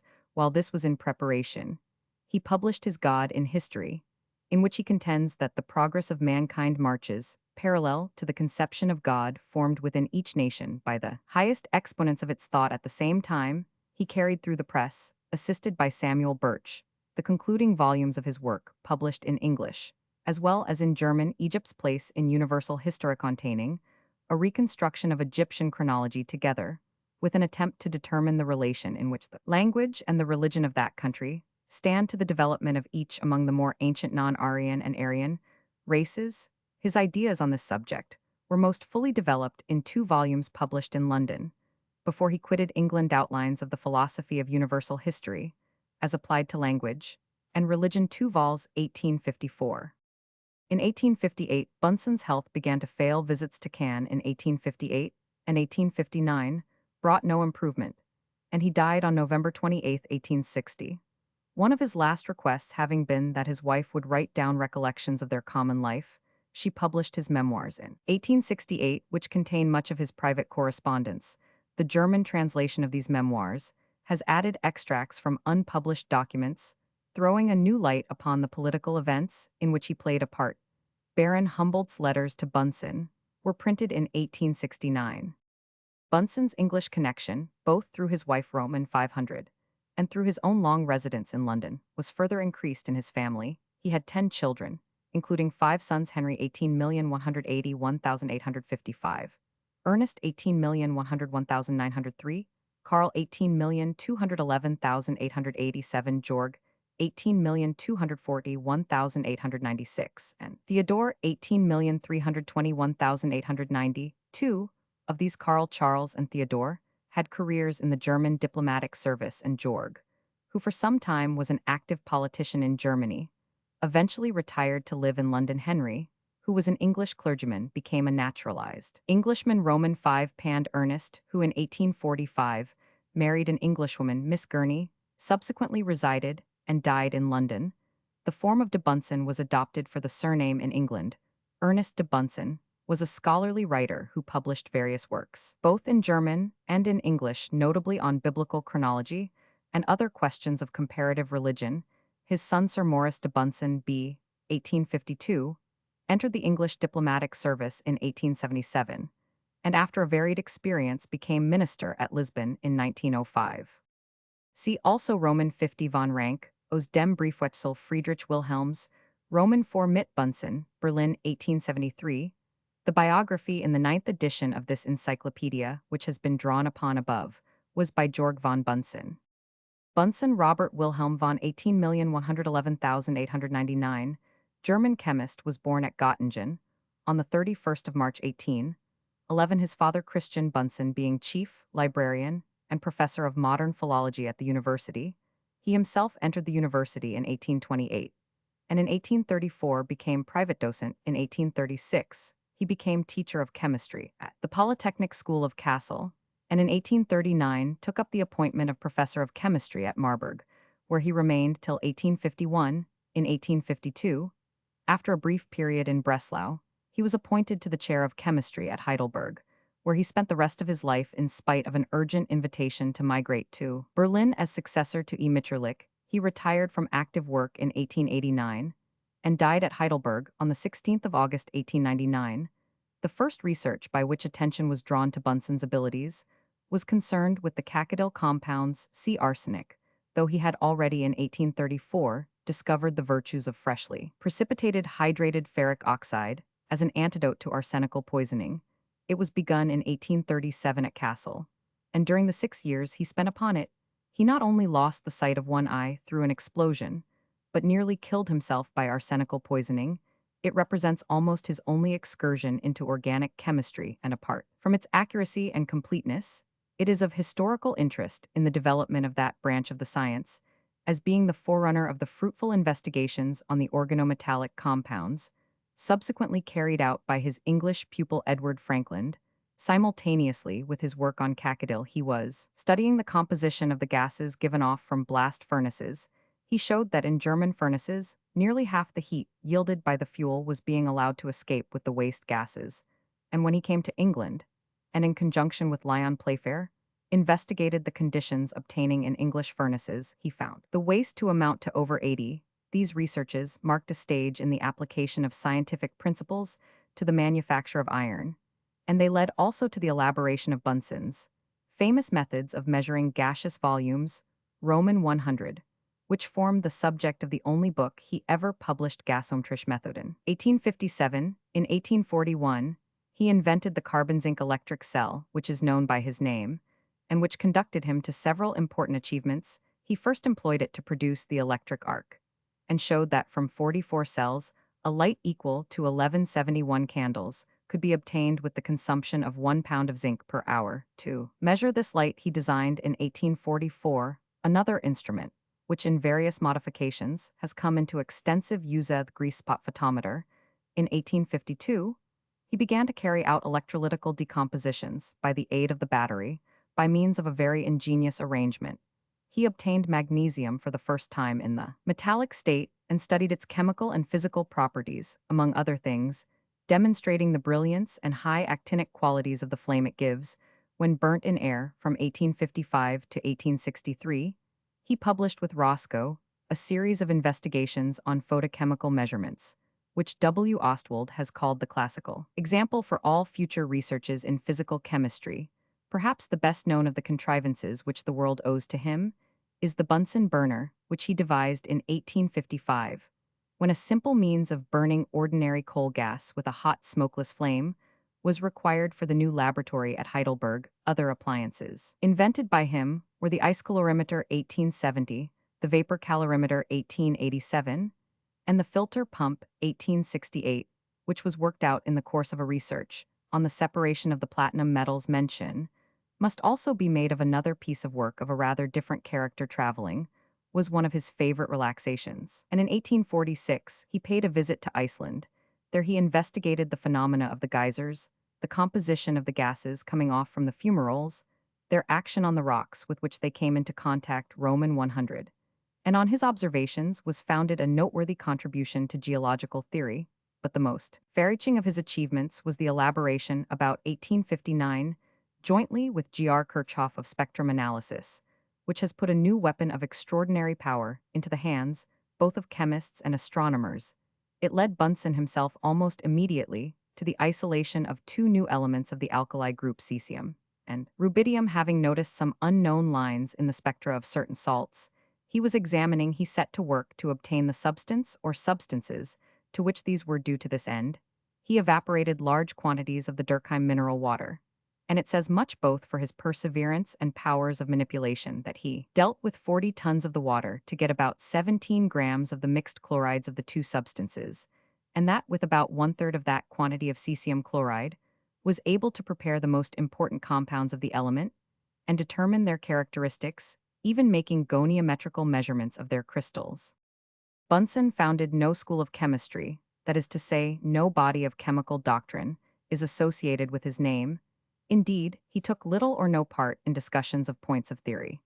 And although he was conversant with the trend of the chemical thought of his day, he preferred to spend his energies in the collection of experimental data. One fact he used to say properly proved is worth all the theories that can be invented, but as a teacher of chemistry, he was almost without rival, and his success is sufficiently attested by the scores of pupils who flocked from every part of the globe to study under him, and by the number of those pupils who afterwards made their mark in the chemical world. The secret of this success lay largely in the fact that he never delegated his work to assistants, but was constantly present with his pupils in the laboratory assisting, each with personal direction and advice. He was also one of the first to appreciate the value of practical work to the student, and he instituted a regular practical course at Marburg so far back as 1840. Though alive to the importance of applied science, he considered truth alone to be the end of scientific research, and the example he set his pupils was one of single-hearted devotion to the advancement of knowledge. See Sir Henry Roscoe's Bunsen Memorial Lecture Trans. Chem Soc 1900, which is reprinted in German with other obituary notices, in an edition of Bunsen's collected works published by Ostwald and Bodenstein in 3 vols at Leipzig in 1904. Bunter, the name applied by English geologists to the lower stage or subdivision of the Triassic rocks in the United Kingdom. The name has been adapted from the German Bunsenstein der Buntsandstein, for it was in Germany that this continental type of Triassic deposit was first carefully studied. In France, the Bunter is known as the Grès Bigar in northern and central Germany, in the Harz Thuringia, and Hesse. The Bunter is usually conformable with the underlying Permian formation in the southwest and west. However, it transgresses on to older rocks, on to coal measures near Saarbrück, and upon the crystalline schists of Odenwald and the Black Forest. The German subdivisions of the Bunter are as follows: 1 Upper Bunsenstein, or rot-mottled red and green marls, and clays with occasional beds of shale sandstone, gypsum rock salt, and dolomite in Hesse and Thuringia. A quartzitic sandstone prevails in the lower part, the rhizocorallium dolomite, argenance, probably a sponge of the latter district, contains the only Bunter fauna of any importance in Lorraine and the Eifel and Saar districts. There are micaceous clays and sandstones with plant remains. Voltsia sandstone, the lower beds in the Black Forest, Vosges, Odenwald, and Lorraine, very generally contain strings of dolomite and carnelian, so-called Carnial bank. 2 Middle Bunsenstein Hauptbunsenstein 900 ft. The bulk Roman 5 POF. This subdivision is made up of weak gleismented coarse-grained sandstones. Oblique lamination is very prevalent, and occasional conglomeratic beds make their appearance. The uppermost bed is usually fine-grained and bears the footprints of Charathurium in the Vosges district. This subdivision of the Bunter is called the Grès des Vosges, or the Grès principal, which comprises Roman 1 red micaceous and argillaceous sandstone, Roman 2 the conglomerate principal, and Roman 3 Grès Bigar principal. Grès des Vosges, properly so-called 3 lower Bunsenstein fine-grained clay and micaceous sandstones, red, gray, yellow, white, and mottled. The cement of the sandstones is often felspathic. For this reason, they yield useful porcelain clays in the Thuringerwald clay. Galls are common in the sandstones of some districts, and in the neighborhood of the Harz, an oolitic calcareous sandstone, Rogenstein, occurs in eastern Hesse. The lowest beds are crumbly, shaly clays, Brockelskiefern. The following are the subdivisions usually adopted in England: 1 Upper mottled sandstone, red variegated sandstones, soft and generally free from pebbles. 2 Bunter pebble beds, harder red and brown sandstones, with quartzose pebbles, very abundant in some places. 3 Lower mottled sandstone, very similar to the upper division. The Bunter beds occupy a large area in the Midland counties, where they form dry, healthy ground of moderate elevation: Cannock Chase, Trentham, Sherwood Forest, Sutton, Coldfield, Rome, and 100 southward. They may be followed through West Somerset to the cliffs of Budleigh Salterton in Devon, while northward they pass through North Staffordshire, Cheshire, and Lancashire to the Vale of Eden and St. Bees, reappearing in Elgin and Arran. A deposit of these rocks lies in the Vale of Clwyd, and probably flanks the eastern side of the Pennant Hills, although here it is not so readily differentiated from the Kuiper beds. The English bunter rests with a slight unconformity upon the older formations. It is generally absent in the southeastern counties, but thickens rapidly in the opposite direction, as is shown by the following table. Lancashire End, W. Cheshire, Staffordshire, Leicestershire End, Warwickshire, 50,200 ft. Absent, 100,300 ft. 100 ft. 100 ft. Absent. The material forming the bunter beds of England came probably from the northwest, but in Devonshire, there are indications which point to an additional source. In the Alpine region, most of the trias differs markedly from that of England and northern Germany.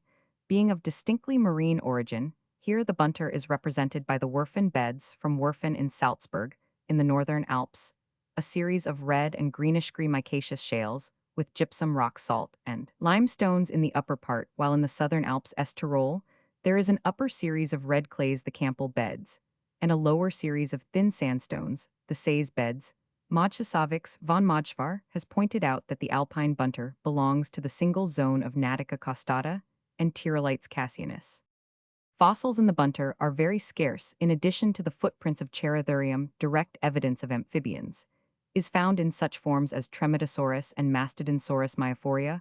Costata and Gervalia murchisoni are characteristic fossils. Plants are represented by Voltsia and by equisetums and ferns. In England, the bunter sandstones frequently act as valuable reservoirs of underground water. Sometimes they are used for building stone or for foundry sand. In Germany, some of the harder beds have yielded building stones, which were much used in the Middle Ages in the construction of cathedrals and castles in southern Germany, and on the Rhine in the northern Eifel region at Metternich and elsewhere. This formation contains lead ore in the form of spots and patches Notners in the sandstone. Some of the lead ore was worked by the Romans. For a consideration of the relationship of the bunter beds to formations of the like age in other parts of the world, see Triassic system. J.A.H. Bunting Jabez 17,790,1858, English Wesleyan divine, was born of humble parentage at Manchester. On the 13th of May 1779, he was educated at Manchester Grammar School, and at the age of 19 began to preach. Being received into full connection in 1803, he continued to minister for upwards of 57 years in Manchester, Sheffield, Leeds, Liverpool, London, and elsewhere. In 1835, he was appointed president of the First Wesleyan Theological College at Hoxton, and in this position, he succeeded in materially raising the standard of education among Wesleyan ministers. He was 4 times chosen to be president of the conference, was repeatedly secretary of the Legal Hundred, and for 18 years was secretary to the Wesleyan Missionary Society. Under him, Methodism ceased to be a society based upon Anglican foundation and became a distinct church. He favored the extension of lay power in committees, and was particularly zealous in the cause of foreign missions. Bunting was a popular preacher and an effective platform speaker. In 1818, he was given the degree of Roman 1000 by Aberdeen University, and in 1834 that of Roman 500 by Wesleyan University of Middletown, Con, USA. He died on the 16th of June, 1858. His eldest son, William McClarty Bunting, 18,051,866, was also a distinguished Wesleyan minister, and his grandson, Sir Percy William Bunting B., 1836, son of T.P. Bunting, became prominent as a liberal nonconformist and editor of the Contemporary Review from 1882, being knighted in 1908. See Lives of Jabez Bunting 1859 and W. Roman 1000 Bunting 1870 by Thomas Percival Bunting. Bunting properly, the common English name of the bird called by Linnaeus Emberiza miliaria, but now used in a general sense for all members of the family Emberizidae, which are closely allied to the finches Fringillidae, though in Professor W. K. Parker's opinion to be easily distinguished therefrom the Emberizidae, possessing what none of the Fringillidae do, an additional pair of palatal bones palatomaxillaries. It will probably follow from this diagnosis that some forms of birds, particularly those of the New World, which have hitherto been commonly assigned to the latter, really belong to the former, and among them the genera Cardinalis and fragilis, the additional palatal bones just named, are also found in several other peculiarly American families, namely Tanagridae, Icteridae, and Amniotaltidiwants. It may be perhaps inferred that the Emberizidae are of transatlantic origin. The buntings generally may be also outwardly distinguished from the finches by their angular gape, the posterior portion of which is greatly deflected, and most of the Old World forms, together with some of those of the New World, have a bony knob on the palladia, swollen outgrowth of the dentary edges of the bill. Correlated with this peculiarity, the maxilla usually has the tomia sinuated, and is generally concave and smaller, and narrower than the mandible, which is also concave to receive the palatal knob. In most other respects, the buntings greatly resemble the finches, but their eggs are generally distinguishable by the irregular hair-like markings on the shell. In the British Islands, by far the commonest species of bunting is the yellowhammer E. citronella, but the true bunting or corn bunting, or buntinglark as it is called in some districts, is a very well-known bird. While the reed bunting E. sconiclus frequents marshy soils almost to the exclusion of the two former in certain localities in the south of England, the surlbunting E. surlis is also a resident, and in winter vast flocks of the snowbunting plectrophanes, nivalis at once recognizable by its pointed wings and elongated hindclaws, resort to our shores and open grounds. This last is believed to breed sparingly on the highest mountains of Scotland, but the majority of the examples which visit us come from northern regions, for it is a species which in summer inhabits the whole circumpolar area. The ortolan E. hortulana, so highly prized for its delicate flavor, occasionally appears in England, but the British Islands seem to lie outside its proper range. On the continent of Europe, in Africa, and throughout Asia, many other species are found, while in America, the number belonging to the family cannot at present be computed. The beautiful and melodious cardinal cardinalis virginianus, commonly called the Virginian nightingale, must be included in this family. But ends. Bunting, a word of doubtful origin, possibly connected with bunt to sift, or with the bun of varied color, a loosely woven woolen cloth for making flags. The term is also used of a collection of flags, and particularly those of a ship. Roman 5p.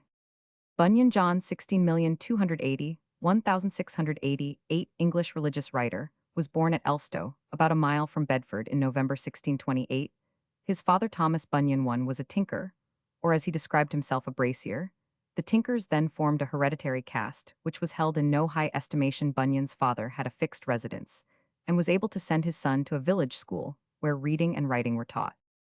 The years of John's boyhood were those during which the Puritan spirit was in the highest vigor all over England, and nowhere had that spirit more influence than in Bedfordshire. It is not wonderful, therefore, that a lad to whom nature had given a powerful imagination and sensibility, which amounted to a disease, should have been early haunted by religious terrors. Before he was 10, his sports were interrupted by fits of remorse and despair, and his sleep was disturbed by dreams of fiends trying to fly away with him. As he grew older, his mental conflicts became still more violent. The strong language in which he described them strangely misled all his earlier biographers except Southey. It was long an ordinary practice with pious writers to cite Bunyan as an instance of the supernatural power of divine grace to rescue the human soul from the lowest depths of wickedness. He is called in one book the most notorious of profligates, in another the brand plucked from the burning. Many excellent persons, whose moral character from boyhood to old age has been free from any stain discernible, to their fellow creatures have in their autobiographies and diaries applied to themselves, and, doubtless with sincerity, epithets as severe as could be applied to Titus Oates or Mrs. Brownrigg. It is quite certain that Bunyan was at 18 what in any, but the most austerely puritanical circles would have been considered as a young man of singular gravity and innocence. Indeed, it may be remarked that he, like many other penitents, who in general terms acknowledge themselves to have been the worst of mankind, fired up and stood vigorously on his defense whenever any particular charge was brought against him. By others he declares it is true that he had let loose the reins on the neck of his lusts, that he had delighted in all transgressions against the divine law, and that he had been the ringleader of the youth of Elstow in all manner of vice. But when those who wished him ill accused him of licentious amours, he called on God and the angels to attest his purity. No woman, he said, in heaven, earth, or hell, could charge him with having ever made any improper advances to her.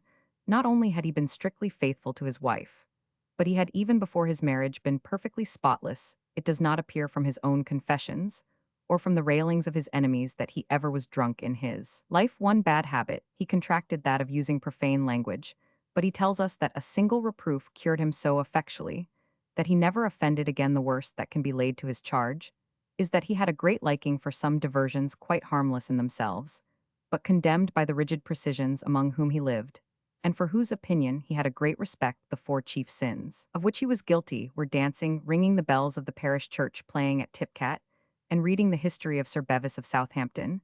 A rector of the School of Laud would have held such a young man up to the whole parish as a model, but Bunyan's notions of good and evil had been learned in a very different school, and he was made miserable by the conflict between his tastes and his scruples.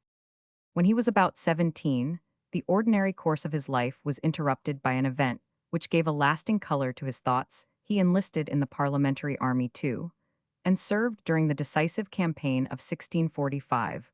All that we know of his military career is that, at the siege of some town, one of his comrades who had marched with the besieging army instead of him was killed by a shot. Bunyan ever after considered himself as having been saved from death by the special interference of Providence. It may be observed that his imagination was strongly impressed by the glimpse which he had caught of the pomp of war. To the last he loved to draw his illustrations of sacred things, from camps and fortresses, from guns, drums, trumpets, flags of truce and regiments, arrayed each under its own banner. His Greatheart, his Captain Bonerges, and his Captain Credence are evidently portraits of which the originals were among those martial saints who fought and expounded in Fairfax's army.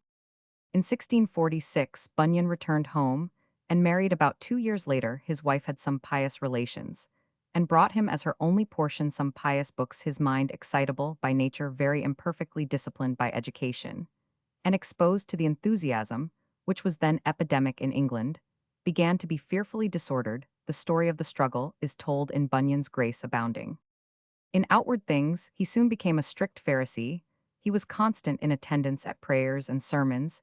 His favorite amusements were one after another relinquished, though not without many painful struggles. In the middle of a game at tipcat, he paused and stood staring wildly upwards with his stick in his hand. He had heard a voice asking him whether he would leave his sins and go to heaven or keep his sins and go to hell, and he had seen an awful countenance frowning on him from the sky. The odious vice of bell-ringing he renounced, but he still for a time ventured to go to the church tower and look on while others pulled the ropes. But soon the thought struck him that if he persisted in such wickedness, the steeple would fall on his head, and he fled in terror from the accursed place. To give up dancing on the village green was still harder, and some months elapsed before he had the fortitude to part with his darling sin. When this last sacrifice had been made, he was, even when tried by the maxims of that austere time, faultless.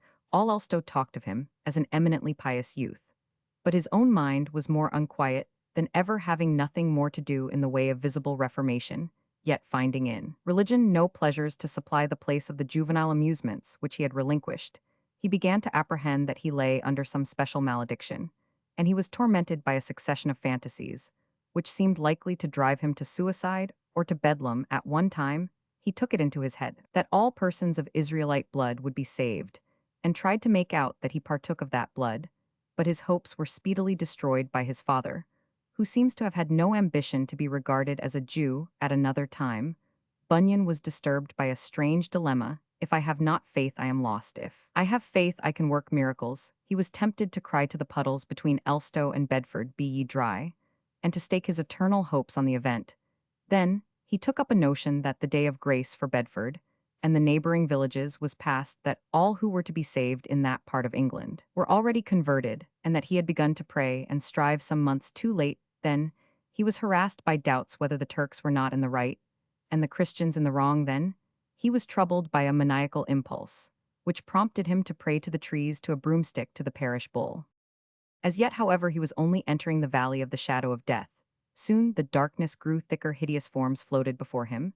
Sounds of cursing and wailing were in his ears. His way ran through stench and fire close to the mouth of the bottomless pit. He began to be haunted by a strange curiosity about the unpardonable sin, and by a morbid longing to commit it. But the most frightful of all the forms which Roman 5 disease took was a propensity to utter blasphemy, and especially to renounce his share in the benefits of the redemption. Night and day, in bed, at table, at work, evil spirits, as he imagined, were repeating close to his ear the words, "Sell him, sell him." He struck at the hobgoblins, he pushed them from him, but still they were ever at his side. He cried out in answer to them hour after hour, never, never, not for thousands of worlds, not for thousands, at length worn out by this long agony.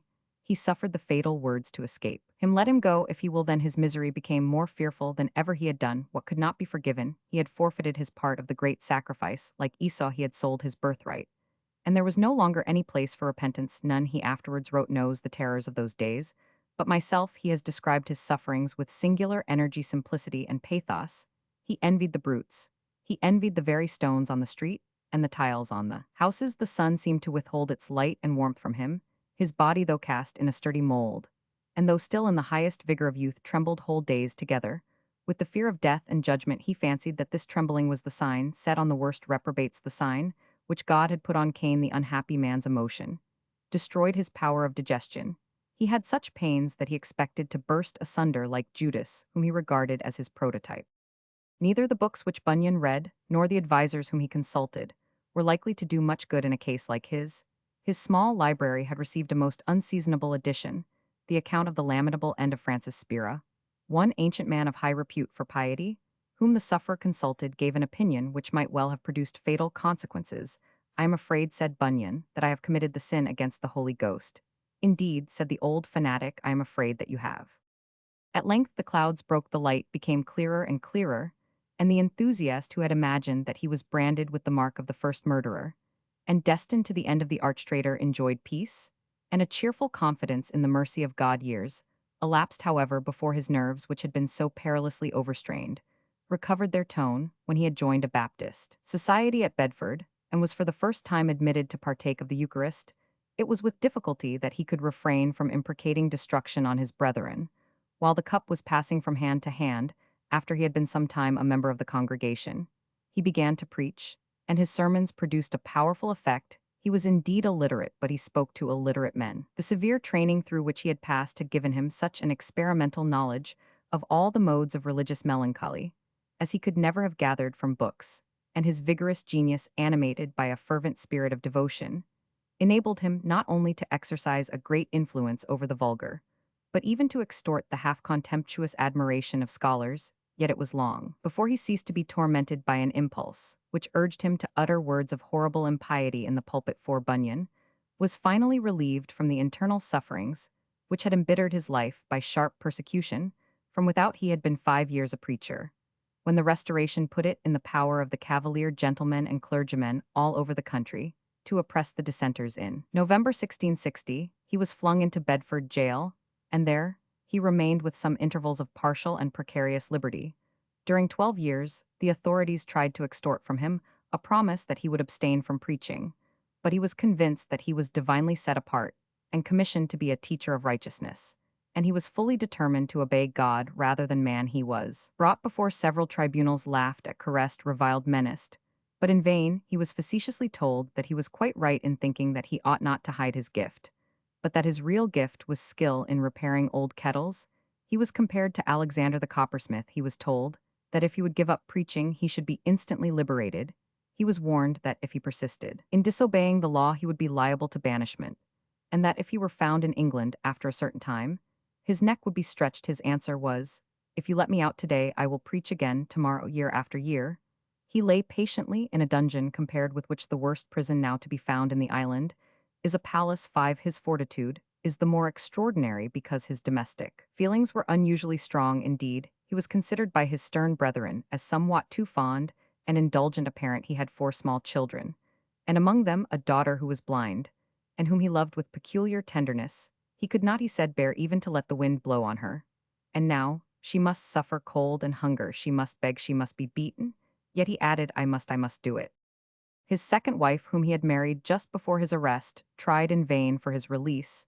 She even petitioned the House of Lords on his behalf. While he lay in prison, he could do nothing in the way of his old trade for the support of his family. He determined, therefore, to take up a new trade. He learned to make long-tagged thread laces, and many thousands of these articles were furnished by him to the hawkers. While his hands were thus busied, he had other employments for his mind, and his lips he gave religious instruction to his fellow captives, and formed from among them a little flock of which he was himself the pastor. He studied indefatigably the few books which he possessed. His 2 chief companions were the Bible and Fox's Book of Martyrs.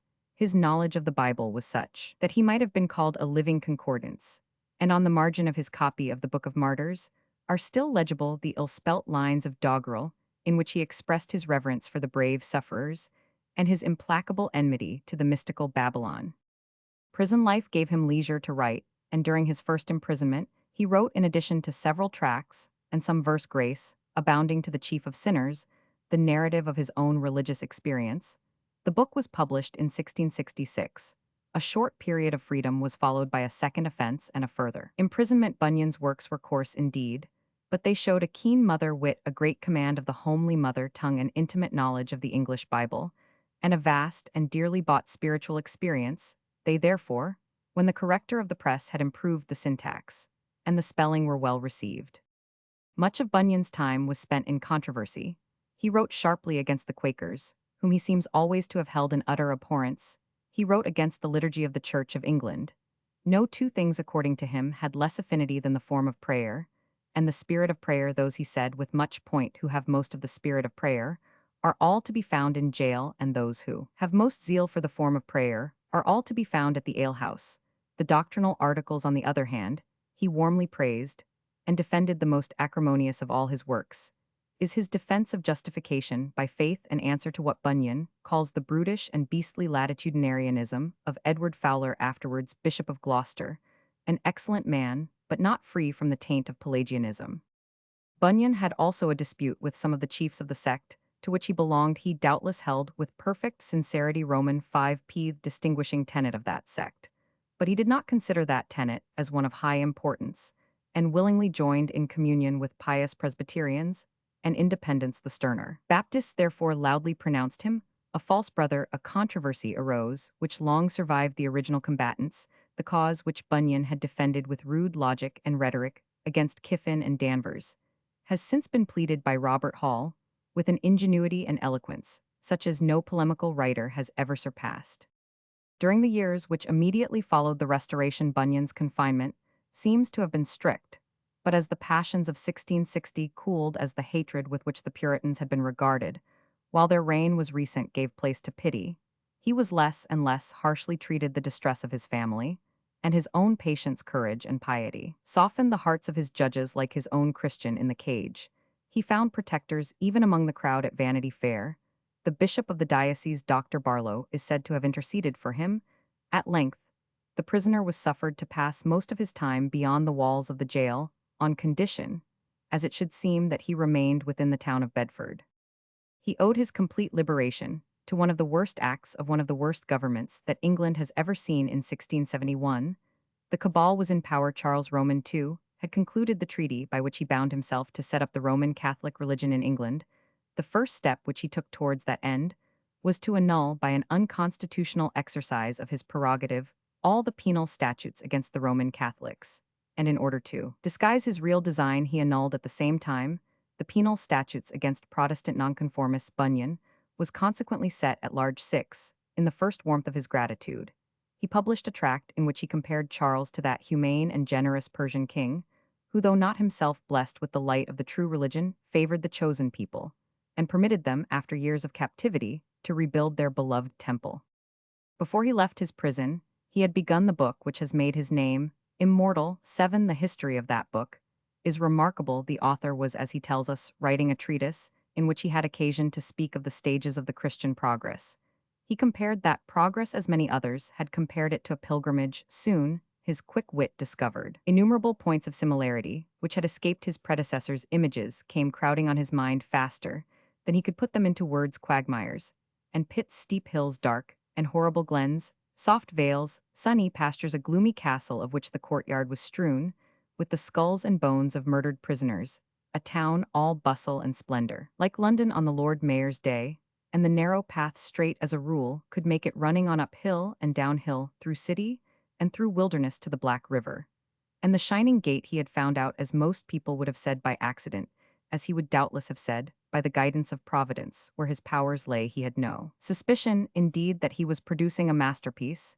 He could not guess what place his allegory would occupy in English literature, for of English literature he knew nothing. Those who suppose him to have studied the Fairy Queen might easily be confuted, if this were the proper place, for a detailed examination of the passages in which the two allegories have been thought to resemble each other. The only work of fiction in all probability with which he could compare his Pilgrim was his old favorite, The Legend of Sir Bevis of Southampton. He would have thought it a sin to borrow any time from the serious business of his life, from his expositions, his controversies, and his lace tags for the purpose of amusing himself with what he considered merely as a trifle.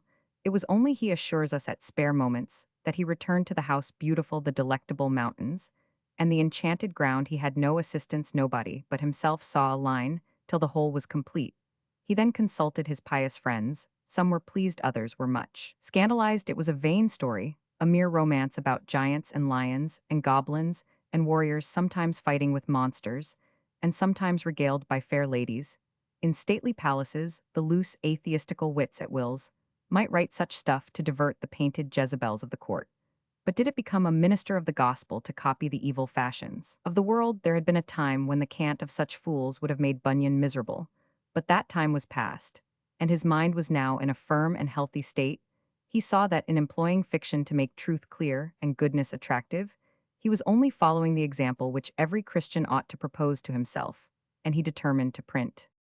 The Pilgrim's Progress was published in February 1678, soon the irresistible charm of a book, which gratified the imagination of the reader, with all the action and scenery of a fairy tale, which exercised his ingenuity, by setting him to discover a multitude of curious analogies, which interested his feelings for human beings frail like himself, and struggling with temptations from within and from without, which every moment drew a smile from him by some stroke of quaint yet simple pleasantry, and nevertheless left on his mind a sentiment of reverence for God and of sympathy for man began to produce its effect in puritanical circles, from which plays and novels were strictly excluded. That effect was such as no work of genius, though it were superior to the Iliad, to Don Quixote, or to Othello, can ever produce on a mind accustomed to indulge in literary luxury. A second edition came out in the autumn with additions, and the demand became immense. The eighth edition, which contains the last improvements made by the author, was published in 1682, the ninth in 1684, the 10th in 1685. The help of the engraver had early been called in, and tens of thousands of children looked with terror and delight on execrable copperplates which represented Christian thrusting his sword into Apollyon or writhing in the grasp of giant despair in Scotland.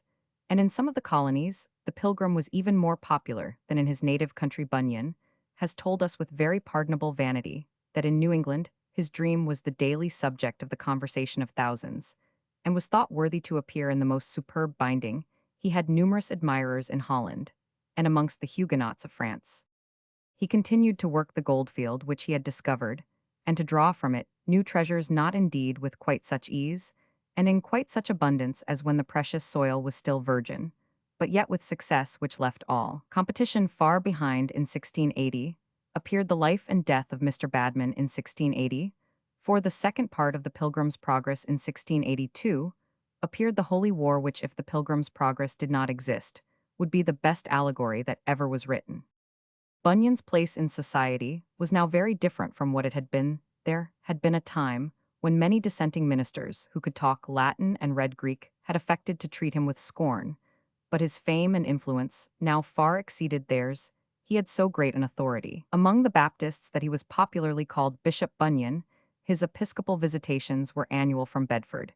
He rode every year to London, and preached there to large and attentive congregations. From London he went his circuit through the country, animating the zeal of his brethren, collecting and distributing alms, and making up quarrels. The magistrates seem in general to have given him little trouble, but there is reason to believe that in the year 1685 he was in some danger of again occupying his old quarters in Bedford jail. In that year the rash and wicked enterprise of Monmouth gave the government a pretext for prosecuting the nonconformists, and scarcely one eminent divine of the Presbyterian Independent Roman 5 poor Baptist persuasion remained unmolested. Baxter was in prison. Howe was driven into exile. Henry was arrested.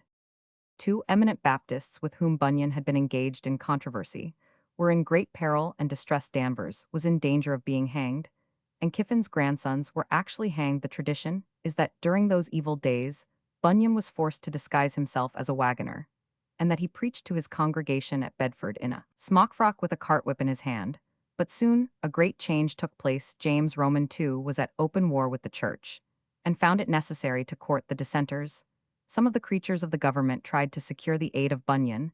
They probably knew that he had written in praise of the indulgence of 1672, and therefore hoped that he might be equally pleased with the indulgence of 1687. But 15 years of thought, observation, and commerce with the world had made him wiser, nor were the cases exactly parallel. Charles was a professed Protestant, James was a professed Papist.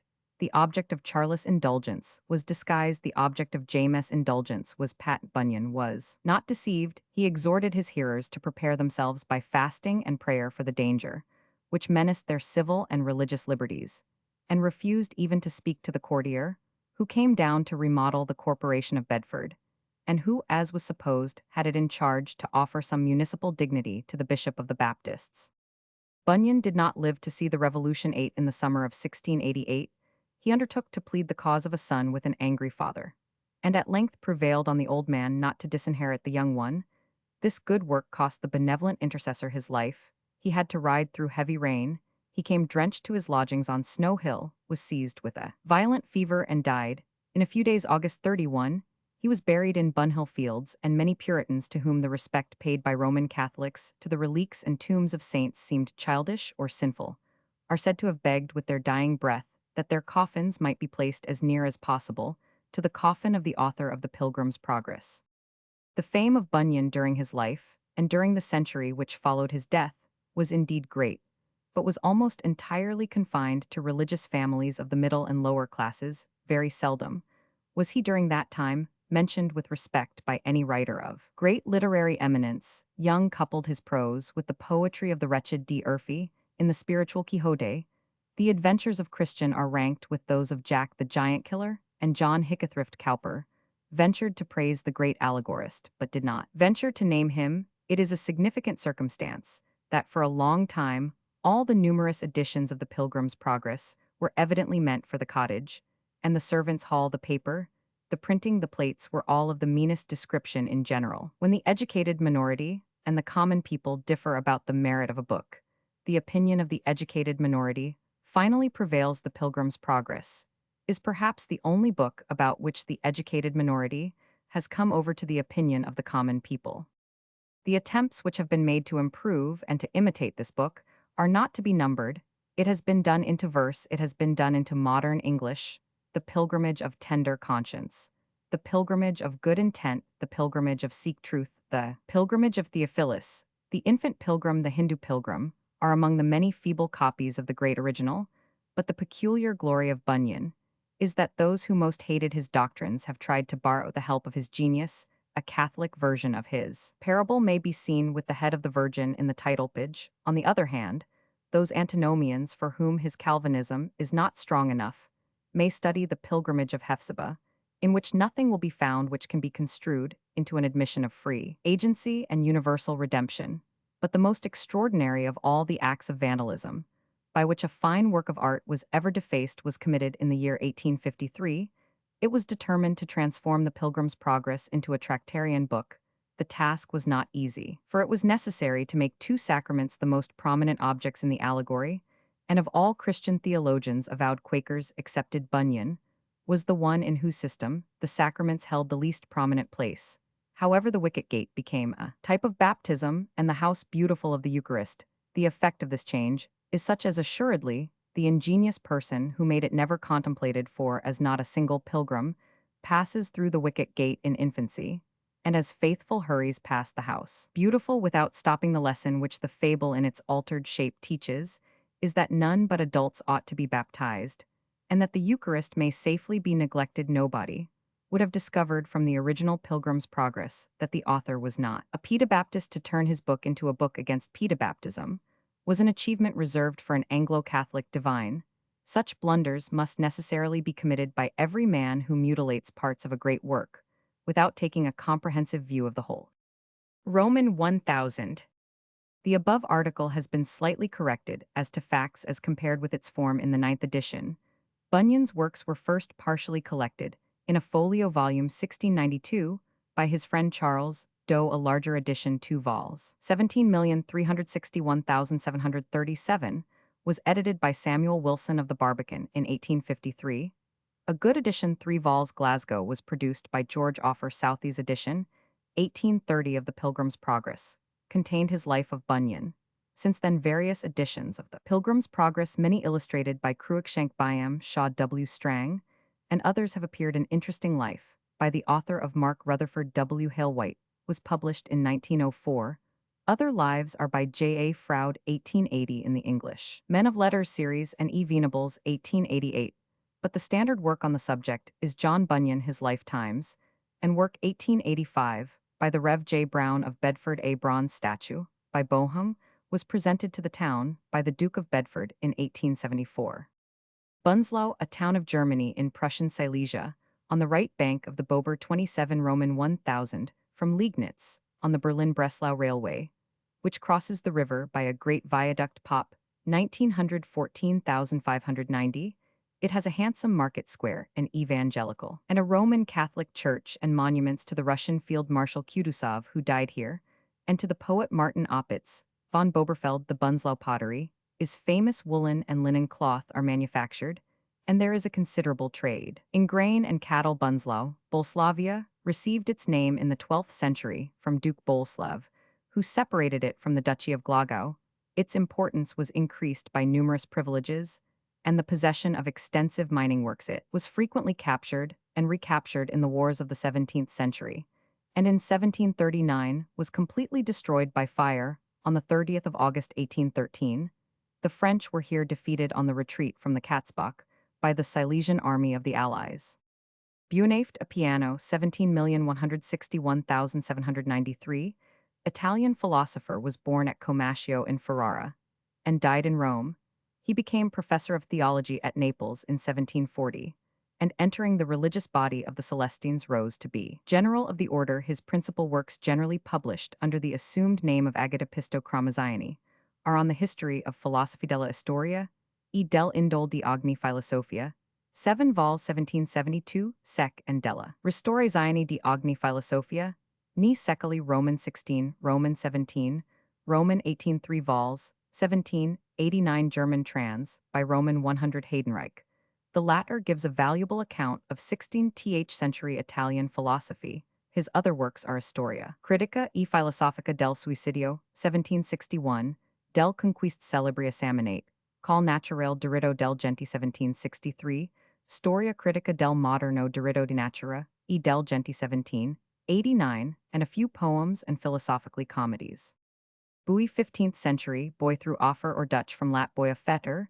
The word is now usually pronounced as boy, and it has been spelt in that form, but Hakluyt's Roman 5p Voyages spells it boy, and this seems to indicate a different pronunciation, which is also given in some modern dictionaries, a floating body employed to mark the navigable limits of channels, their fairways, sunken dangers, or isolated rocks mined, or torpedo grounds, telegraph cables, or the position of a ship's anchor. After letting go, buoys are also used for securing a ship.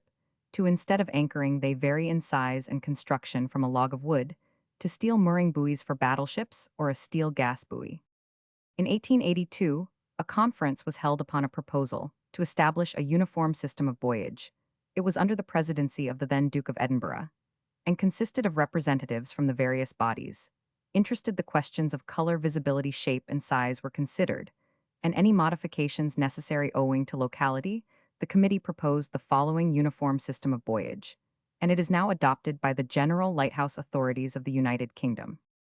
Fig 3 spherical buoy with triangle. Fig 3. Fig 2 can buoy with staff and cage. Fig 2. Fig 1 conical buoy with staff and globe. Fig 1. Fig 7 diamond marker. Fig 7. Fig 6 mooring buoy. Fig 6. Fig 5 spar buoy. Fig 5. Fig 4 pillar buoy. Fig 4. Buoying and marking of wrecks. Wreck buoys in the open sea, or in the approaches to a harbor or estuary, shall be colored green with the word wreck painted in white letters on them. 16. When possible, the buoy should be laid near to the side of the wreck, next to mid-channel. 17. When a wreck marking vessel is used, it shall if possible have its top sides colored green with the word wreck in white letters thereon, and shall exhibit by day 3 balls on a yard 20 ft above the C2, placed vertically at one end, and one at the other, the single ball being on the side nearer to the wreck. In fog, a gong or bell is rung in quick succession at intervals, not exceeding 1 minute wherever practicable by night. 3 white fixed lights are similarly arranged as the balls in daytime, but the ordinary riding lights are not. Shown 18 in narrow waters or in rivers and harbors under the jurisdiction of local authorities, the same rules may be adopted or at discretion varied.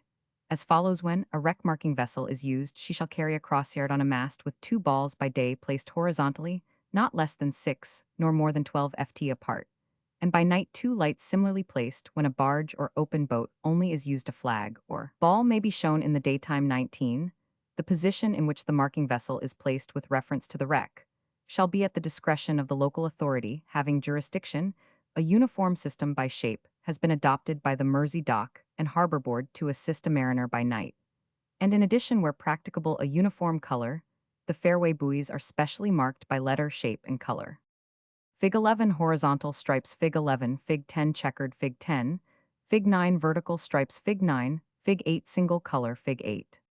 British India has practically adopted the British system. United States and Canada have the same uniform system in the majority of European maritime countries, and China various uniform systems have been adopted in Norway and Russia. The compass system is used the shape, color, and surmountings of the buoys indicating the compass bearing of the danger from the buoy. This method is followed in the open sea by Sweden and international uniform system of buoyage, although desirable, appears impracticable. Germany employs yellow buoys to mark boundaries of quarantine stations. The question of shape versus color, irrespective of size, is a disputed one. The shape is a better guide at night, and color in the daytime. All markings, figs 8, 9, 10, and 11, should be subordinate to the main color of the buoy. The varying backgrounds and atmospheric conditions render the question a complex one. Fig 14 gas buoy, Fig 14, Fig 13 curtain whistling buoy, Fig 13, Fig 12 gas buoy, Fig 12. London Trinity House buoys are divided into 5 classes. Their use, depending on whether the spot to be marked is in the open sea or otherwise exposed position, or in a sheltered harbor, or according to the depth of water and weight of moorings, or the importance of the danger. Buoys are moored with specially tested cables. The eye at the base of the buoy is of wrought iron to prevent it becoming reedy, and the cable is secured to block sea anchor or mushroom anchors, according to the nature of the ground. London Trinity House buoys are Roman 5p built of steel with bulkheads to lessen the risk of their sinking by collision, and with the exception of bell buoys, do not contain water ballast. In 1878, gas buoys with fixed and occulting lights of 10 candle power were introduced. In 1896, Mr. T. Matthews, engineer-in-chief in the London Trinity Corporation, developed the present design. Fig 12. It is of steel, the lower plates being 58 in and the upper 716 in thickness, thus adding to the stability. The buoy holds 380 cub-ft of gas and exhibits an occulting light for 25-33 hours. This light is placed 10 ft above the sea, and with an intensity of 50 candles, is visible 8 Roman 1000. It occults every 10 seconds, and there is 7 seconds visibility with 3 seconds obscuration. The occultations are actuated by a double valve arrangement in the body of the apparatus. There is a gas chamber having sufficient capacity, in the case of an occulting light, for maintaining the flame in action for 7 seconds, and by means of a bypass, a jet remains alight in the center of the burner during the period of 3 seconds darkness. The gas chamber is recharged, and at the end of that period is again opened to the main burner by a tripping arrangement of the valve, and remains in action 7 seconds. The gas chamber of the buoy, charged to 5 atmospheres, is replenished from a steamer fitted with a pump and transport receivers, carrying indicating valves, the receivers being charged to 10 atmospheres. Practically no inconvenience has resulted from saline or other deposits, the glazing glass of the lantern being thoroughly cleaned when recharging. The buoy, acetylene generated from calcium carbide inside the buoy is also used. Electric light is exhibited from some buoys in the United States and England.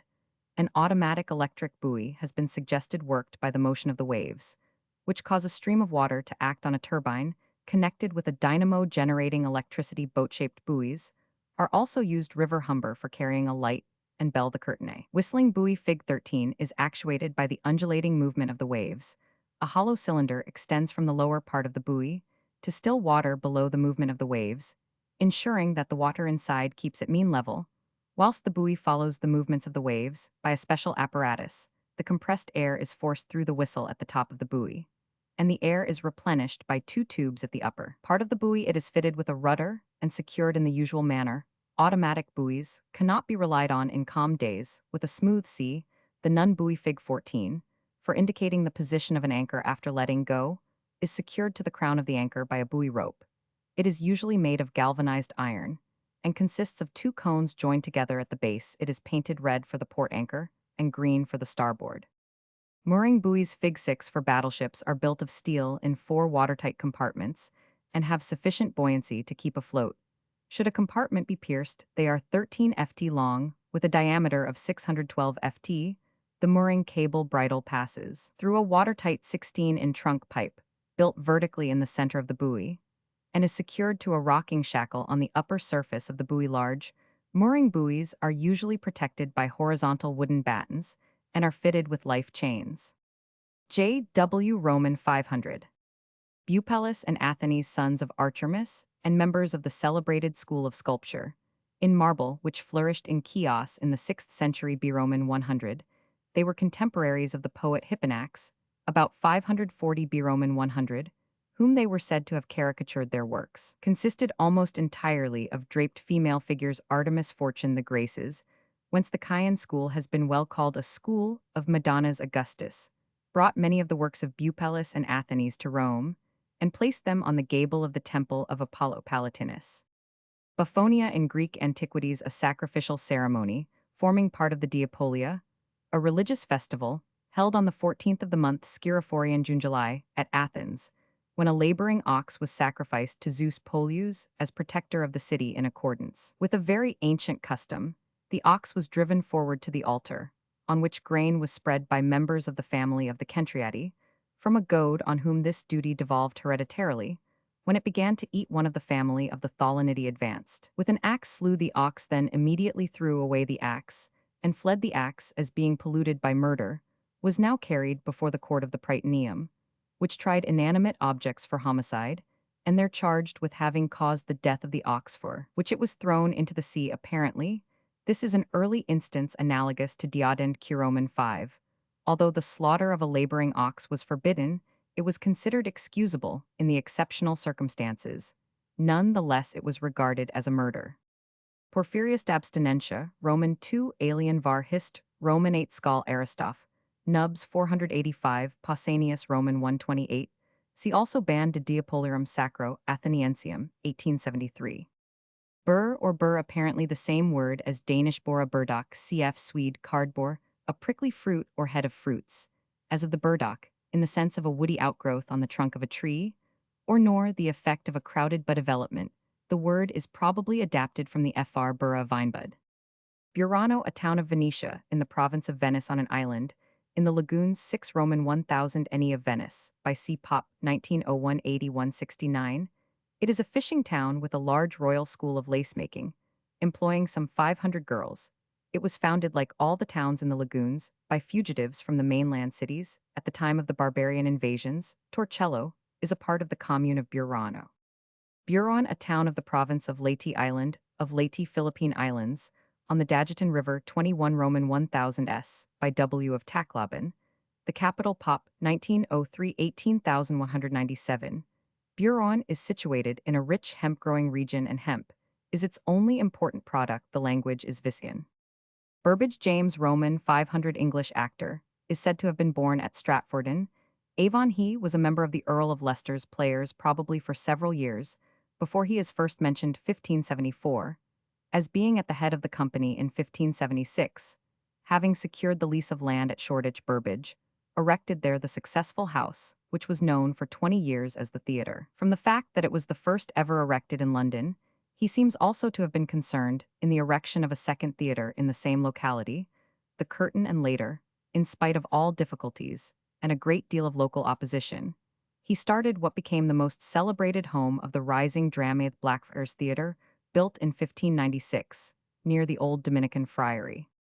His son Richard Burbage, Roman 1,001,619, more celebrated than his father, was the Garrick of the Elizabethan stage, and acted all the great parts in Shakespeare's plays. He, too, is said to have been born at Stratford-on-Avon, and made his first appearance at an early age at one of his father's theatres.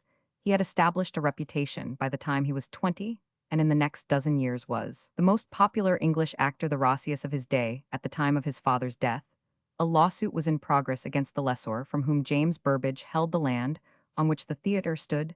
This suit was continued by Richard and his brother Cuthbert, and in 1569 they pulled down the Shoreditch House and used the materials to erect the Globe Theatre, famous for its connection with Shakespeare. They occupied it as a summer playhouse, retaining the Blackfriars, which was roofed in for winter performances. In this venture, Richard Burbage had Shakespeare and others Roman five pa his partners, and it was in one or the other of these houses that he gained his greatest triumphs, taking the leading part in almost every new play. He was specially famous for his impersonation of Richard Roman III and other Shakespearean characters, and it was in tragedy that he especially excelled. Every playwright of his day endeavored to secure his services. He died on the 13th of March, 1619.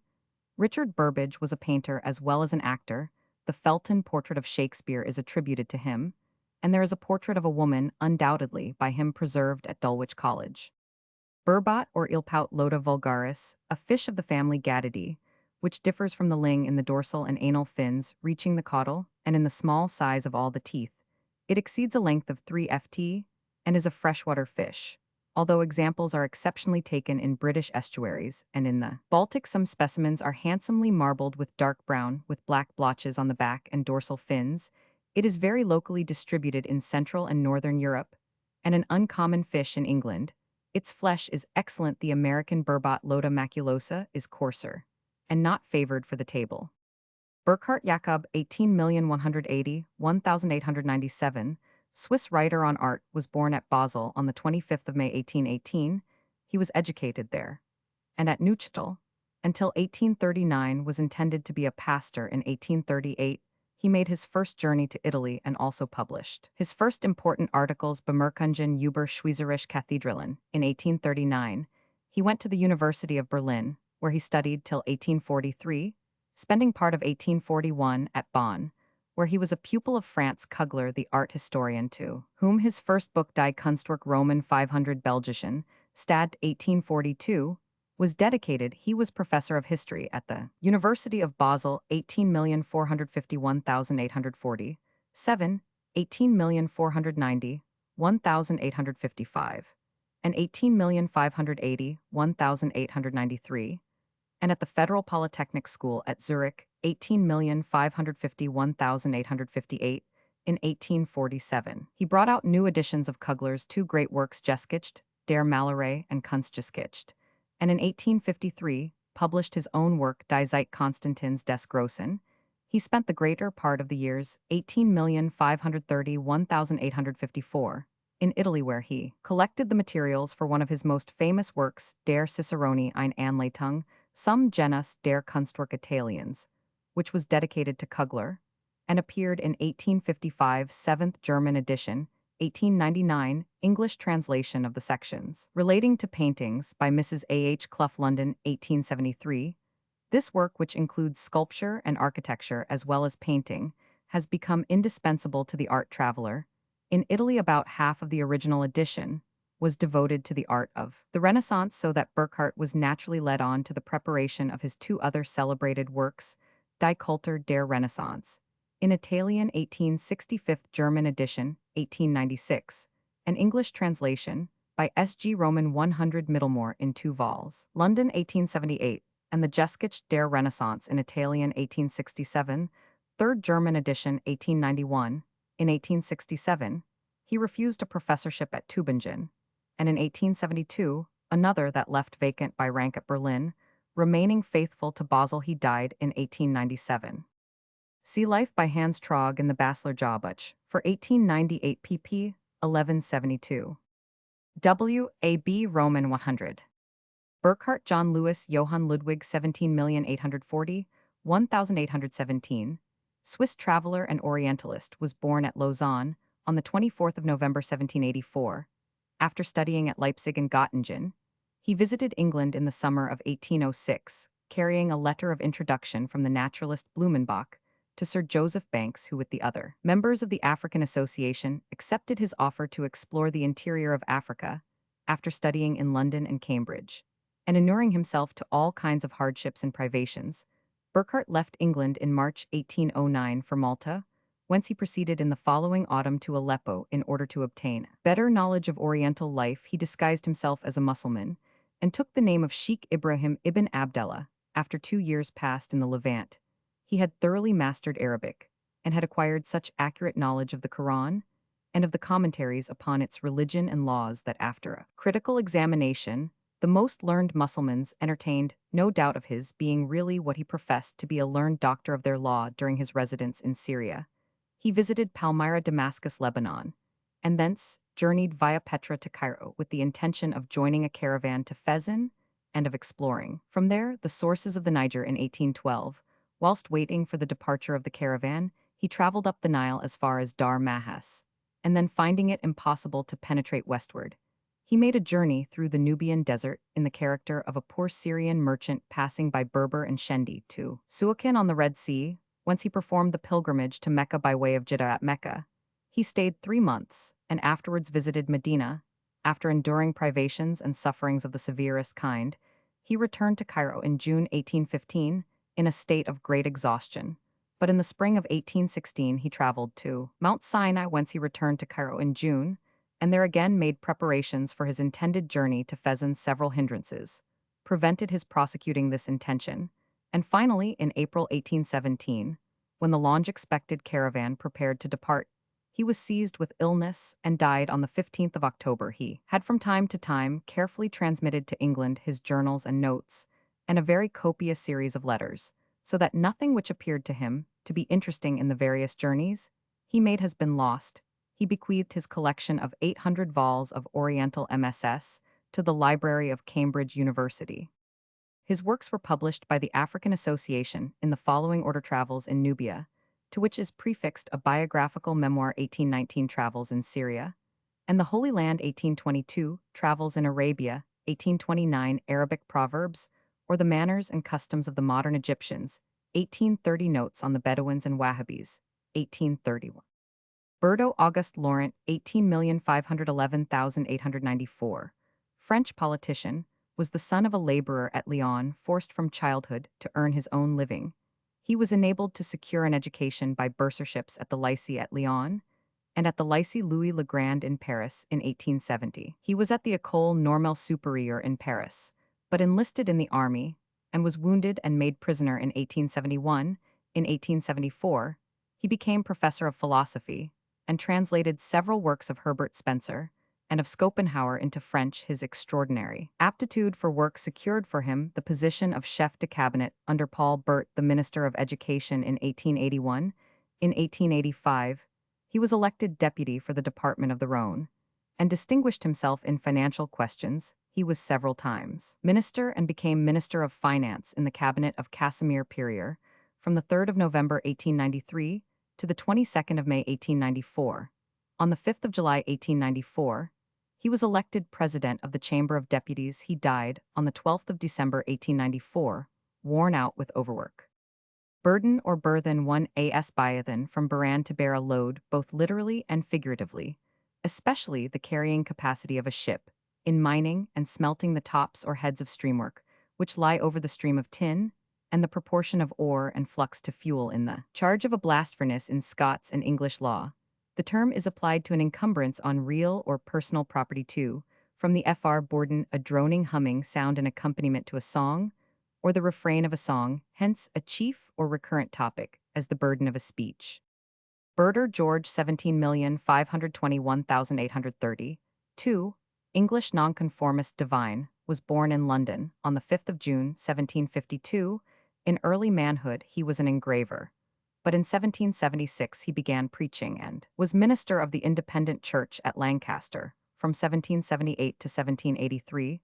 Subsequently, he held charges at Coventry, 17,841,803, and at Fetter Lane, London, 18,031,832.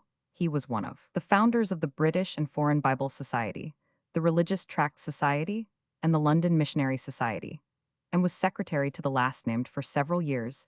As editor of the Evangelical Magazine and author of Village Sermons, he commanded a wide influence. He died on the 29th of May 1832, and A Life by H. Berder appeared in 1833. Burdett Sir Francis 17,701,844, English politician, was the son of Francis Burdett, by his wife Eleanor, daughter of William Jones of Ramsbury Manor, Wiltshire, and grandson of Roman V Sir Robert Burdett Bart, born on the 25th of January 1770.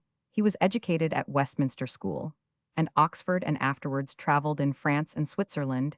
He was in Paris during the earlier days of the French Revolution, a visit which doubtless influenced his political opinions returning to England.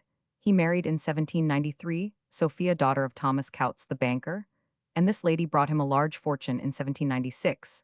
He became Member of Parliament for Boroughbridge, having purchased this seat from the representatives of the 4th Duke of Newcastle, and in 1797 succeeded his grandfather as 5th Baronet in Parliament.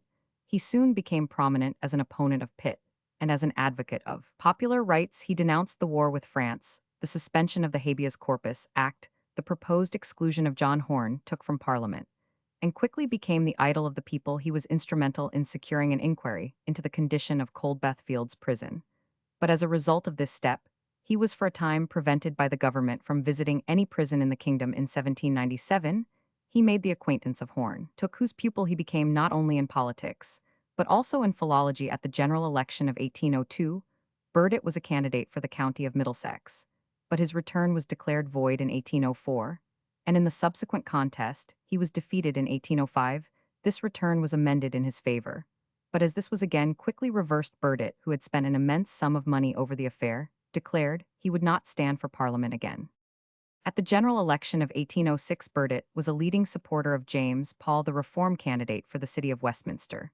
But in the following year, a misunderstanding led to a duel between Burdett and Paul, in which both combatants were wounded. At the general election in 1807, Burdett, in spite of his reluctance, was nominated for Westminster, and amid great enthusiasm was returned at the top of the poll. He took up again the congenial work of attacking abuses and agitating for reform, and in 1810 came sharply into collision with the House of Commons. A radical named John Gale Jones had been committed to prison by the House, a proceeding which was denounced by Burdett, who questioned the power of the House to take this step, and vainly attempted to secure the release of Jones. He then issued a revised edition of his speech on this occasion, and it was published by William Cobbett in the Weekly Register. The House voted this action a breach of privilege, and the Speaker issued a warrant for Burdett's arrest, barring himself in his house. He defied the authorities, while the mob gathered in his defense. At length, his house was entered, and under an escort of soldiers, he was conveyed to the Tower. Released when Parliament was prorogued, he caused his supporters much disappointment by returning to Westminster by water, and so avoiding a demonstration in his honor. He then brought actions against the Speaker and the Serjeant-at-Arms, but the courts upheld the action of the House in Parliament. Burdett denounced corporal punishment in the army, and supported all attempts to check corruption, but his principal efforts were directed towards procuring a reform of Parliament and the removal of Roman Catholic disabilities. In 1809, he had proposed a scheme of parliamentary reform, and returning to the subject, in 1817 and 1818, he anticipated the Chartist movement by suggesting universal male suffrage, equal electoral districts, vote by ballot, and annual parliaments. But his motions met with very little support.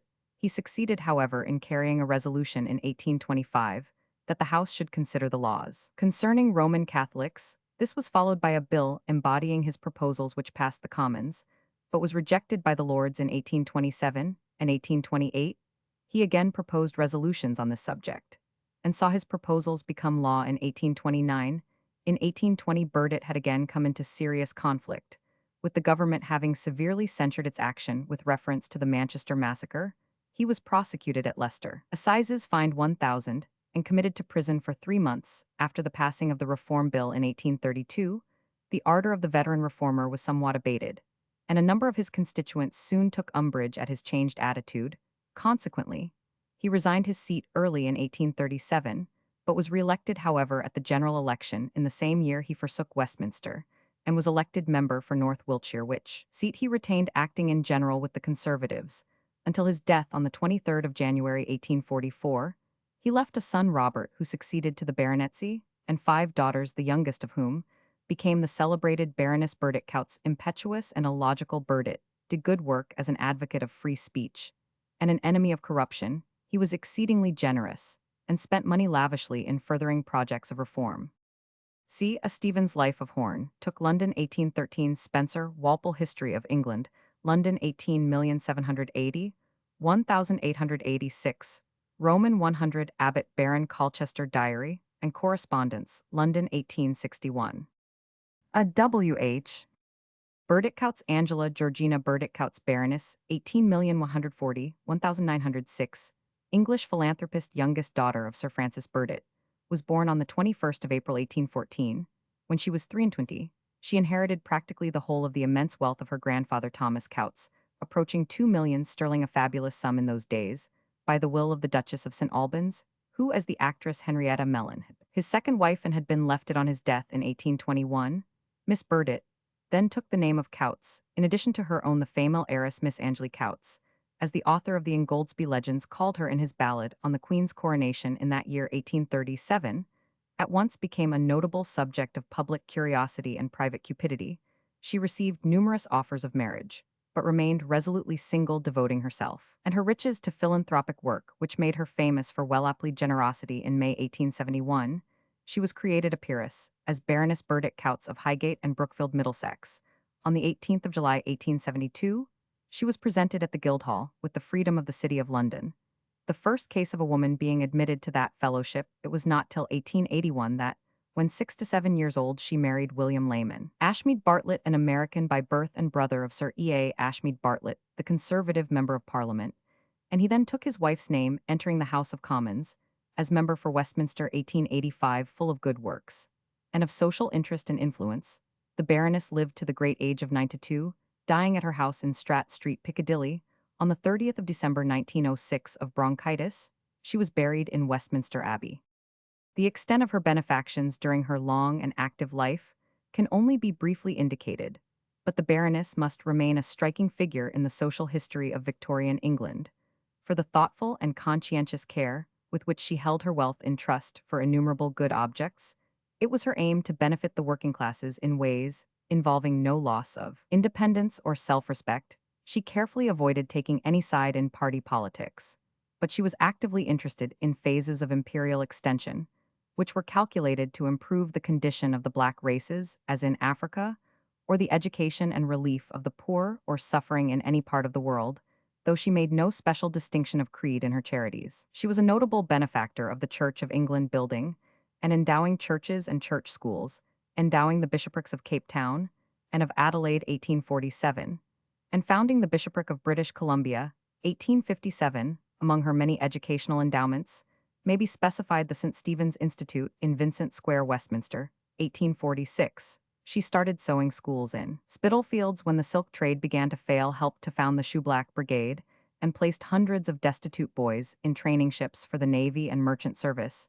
She established Columbia Fish Market, 1869, in Bethnal Green, and presented it to the city, but owing to commercial difficulties, this effort, which cost her over 200,000, proved abortive. She supported various schemes of emigration to the colonies, and in Ireland helped to promote the fishing industry by starting schools and providing boats besides Roman 5, advancing 250,000 in 1880 for supplying seed to the impoverished tenants.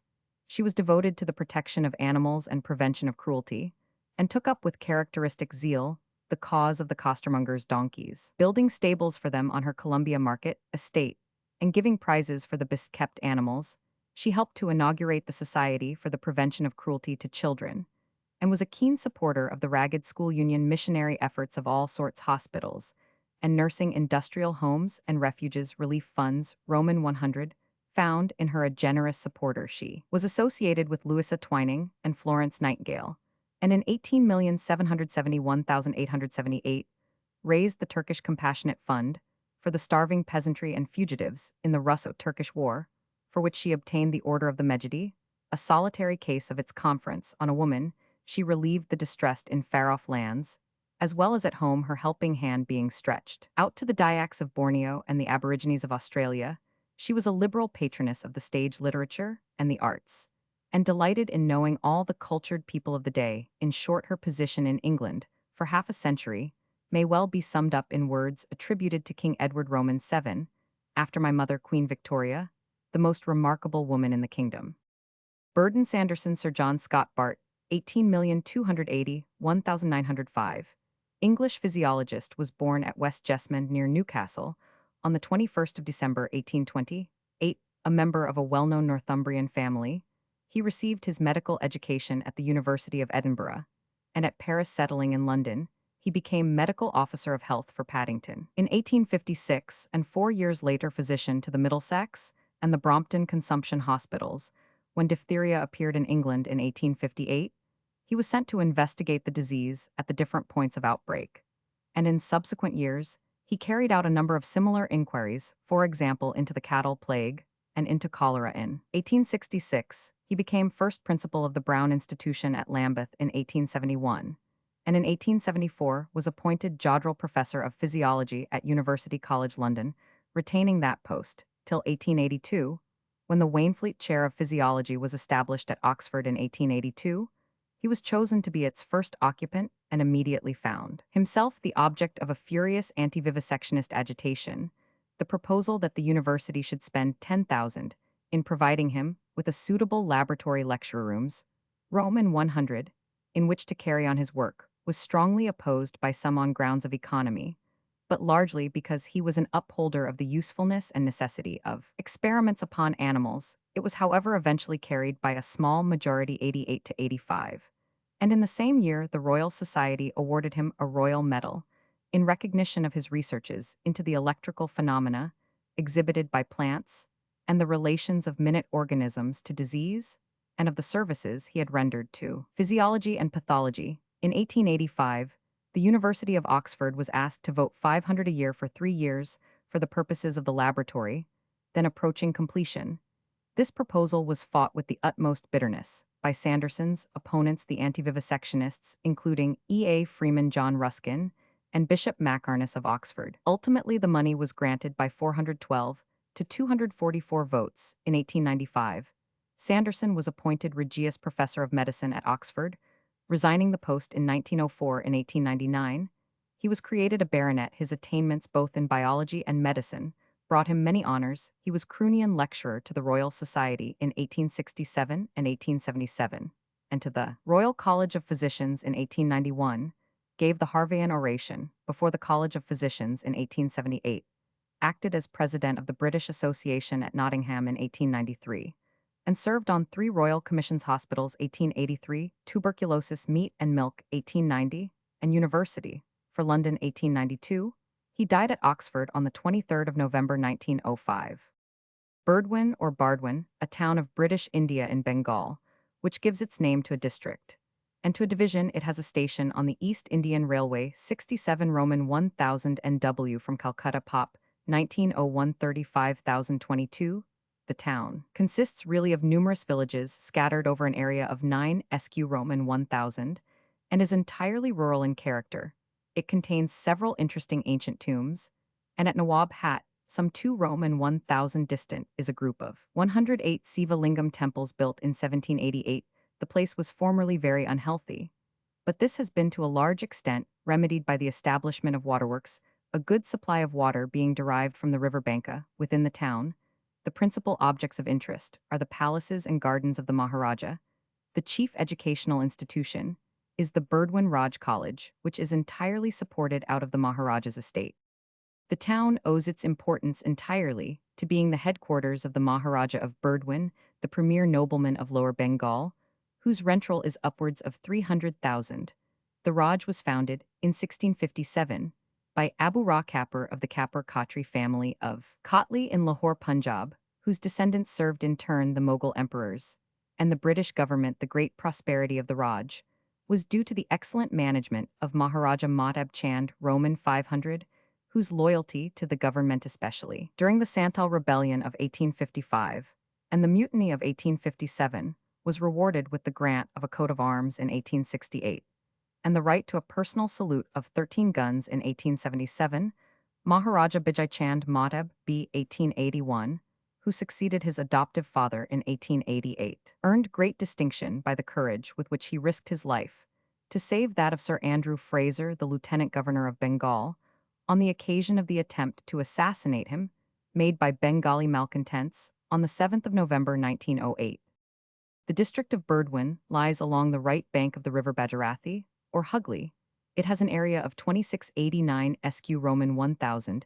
It is a flat plain, and its scenery is uninteresting. Chief rivers are the Bajarathi Damodar Ajibanka Kunnar and Kari, of which only the Bajarathi is navigable by country cargo boats. Throughout the year, the district was acquired by the East India Company, under the treaty with Nawab Mir Qasim in 1760, and confirmed by the Emperor Shah Alam in 1765. The land revenue was fixed in perpetuity with the Zemindar in 1793. In 1901, the population was 1,532,475, showing an increase of 10 in the decade. There are several indigo factories. The district suffered from drought in 18,961,897. The Eden Canal, 20 Roman 1,000 long, has been constructed for irrigation. The weaving of silk is the chief native industry. As regards European industries, Burdwan takes the first place in Bengal. It contains the great coalfield of Raniganj first. Opened in 1874 with an output of more than 3 million tons, the Barakar ironworks produce pidgeon, which is reported to be as good as that of Middlesbrough, apart from Burdwan town and Raniganj. The chief places are the river marts of Katwa and Kalna. The East Indian Railway has several lines running through the district. The division of Burdwan comprises the 6 districts of Burdwan, Birbhum, Bankura, Midnapore, Hugli, and Howrah, with a total area of 13,949 SQ Roman 1000, and a population in 1901 of 8,240,076. Bureau, a FR word from bureau or bureau, a coarse cloth used for coverings, a writing table or desk. Roman 5, also in America, a low chest of drawers from the meaning of desk. The word is applied to an office or place of business, and particularly a government department in the United States. The term is used of certain subdivisions of the executive departments as the Bureau of Statistics, a division of the Treasury Department. The term bureaucracy is often employed to signify the concentration of administrative power in bureau or departments, and the undue interference by officials, not only in the details of government, but in matters outside the scope of state interference. The word is also frequently used in the sense of red tapeism. Burford, a market town, in the Woodstock parliamentary division of Oxfordshire, England. 18 Roman 1000 W&W of Oxford Pop 1901, 1146.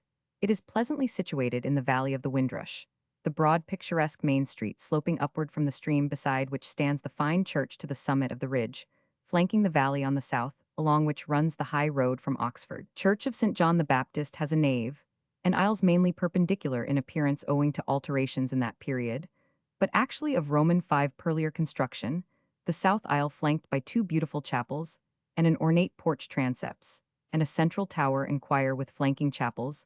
The massive Norman tower contrasts strongly with the delicate perpendicular spire rising upon it. The church contains many interesting memorials, and in the nave, a perpendicular shrine dedicated to St. Peter near the church is the Halfrowine Priory House, built in the 17th century, and containing much fine plaster ornament characteristic of the period. A curious chapel adjoins it. William Lenthal, Speaker of the Long Parliament, was granted this mansion, died here in 1662, and is buried in the church. The High Street, nearly every house is of some antiquity. The Talsey or Old Town Hall is noteworthy among them, and under one of the houses is an early English crypt. Burford is mentioned as the scene of a synod in 705. In 752, Cuthred, king of the West Saxons, fighting for independence here, defeated Thelbald, king of Mercia, and in 1649, the town and district were the scene of victorious operations by Cromwell. Berg, a town of Germany in Prussian Saxony on the river Eichel, and the railway from Berlin to Magdeburg. 14 Roman 1000 NE of the latter Pop 1922,432. It is noted for its cloth manufactures and bootmaking, which afford employment to a great part of its population. The town belonged originally to the lordship of Querfurt, passed with this into the possession of the archbishops of Magdeburg in 1496, and was ceded in 1635, with other portions of the Magdeburg territories, to Saxony. In 1687, it was ceded to Brandenburg. It owes its prosperity to the large influx of industrious French Palatinate and Walloon refugees, which took place about the end of the 17th century. Burgage, from Lat burgus, a borough, a form of tenure both in England and Scotland, applicable to the property connected with the old municipal corporations and their privileges in England. It was a tenure whereby houses or tenements in an ancient borough were held of the king or other person as lord at a certain rent. The term is of less practical importance in the English than in the Scottish system, where it held an important place in the practice of conveyancing real property, having been generally divided into feudal holding and burgage holding. Since the Conveyancing Scotland Act 1874, there is, however, not much distinction between burgage tenure and free holding. It is usual to speak of the English burgogetenure as a relic of Saxon freedom, resisting the shock of the Norman conquest and its feudalism. But it is perhaps more correct to consider it a local feature of that general exemption from feudality, enjoyed by the municipia as a relic of their ancient Roman constitution. The reason for the system preserving for so long its specifically distinct form in Scottish conveyancing was because burgage holding was an exception to the system of subinfeudation, which remained prevalent in Scotland, when it was suppressed in England, while other vassals might hold of a graduated hierarchy of overlords. Up to the crown, the burgess always held directly of the sovereign. It is curious that while in England the burgogetenure was deemed a species of socage, to distinguish it from the military holdings in Scotland, it was strictly a military holding, by the service of watching and warding, for the defense of the burgh in England. The franchises enjoyed by burgesses, freemen, and other consuetudinary constituencies in burghs were dependent on the character of the burgogetenure. Tenure by burgage was subject to a variety of customs, the principal of which was Borough English Q Roman 5. See Pollock and Maitland, History of English Law 1898. Burgess, sometimes written burgas or borgas, and in the Middle Ages Piagos, a seaport and capital of the department of Burgas, in Bulgaria, eastern Rumelia, on the Gulf of Burgas. An inlet of the Black Sea in 4227 N and 2735, EPOP 1906 12846. Burgas is built on a low foreland between the lagoons of Ludja on the north and Kara Yunis on the west. It faces towards the open sea on the east and towards its own harbor on the south. The principal approach is a broad isthmus on the northwest, along which runs the railway to Philippopolis and Adrianople, despite its small population. And the rivalry of Varna and the Turkish port of Dedigaç. Burgas has a considerable transit trade. Its fine harbor, formally opened in 1904, has an average depth of 5 fathoms. Large vessels can load at the quays, and the outer waters of the Gulf are well lit by lighthouses on the islets of Hagios Anastasios and Megalonissi. In 1904, the port accommodated over 1,400 ships of about 700,000 tons. These included upwards of 800 Bulgarian and Turkish sailing vessels engaged in the coasting trade. Fuel, machinery, and miscellaneous goods are imported chiefly from Austria-Hungary, Belgium, Germany, and the United Kingdom. The exports include grain, wool, tallow, cheese, butter, attar of roses. Roman 100 pottery and pipes are manufactured from clay obtained in the neighborhood. Bergdorf Fr. Berthoud, an industrial town in the Swiss canton of Bern. It is built on the left bank of the M and is 14 Roman 1000 by rail any of Bern. The lower or modern town is connected by a curious spiral street with the upper or old town. The latter is picturesquely perched on a hill at a height of 1942 ft above sea level or 167 ft above the river. It is crowned by the ancient castle and by the 15th century parish church, in the former of which Pestalozzi set up his educational establishment between 1798 and 1804. A large trade is carried on at Bergdorf in the cheese of the Emmenthal, while among the industrial establishments are railway works and factories of cloth, white lead, and tinfoil. In 1900, the population was 8404, practically all Protestants, and German-speaking. A fine view of the Bernese Alps is obtained from the castle, while a still finer one may be enjoyed from the Lug Hill, 2917 ft northeast of the town. The castle dates from the days of the Dukes of Zeringen, 11th-12th centuries, the last of whom Berchtold Roman V built walls round the town at its foot and granted it a charter of liberties on the extinction 1218 of that dynasty. Both castle and town passed to the Counts of Kyburg, and from them with the rest of their possessions in 1272 by marriage to the cadet line of the Habsburgs. By that line, they were sold in 1384 with Thun to the town of Bern, whose bailiffs ruled in the castle till 1798. W.A.B. Roman 100. Burgee of unknown origin, a small three-cornered or swallow-tailed flag or pennant used by yachts or merchant vessels, also a kind of small coal burnt in engine furnaces. Berger Gottfried August 17,480, 1794, German poet, was born on the 1st of January, 1748, at Malmerswend near Halberstadt, of which village his father was the Lutheran pastor.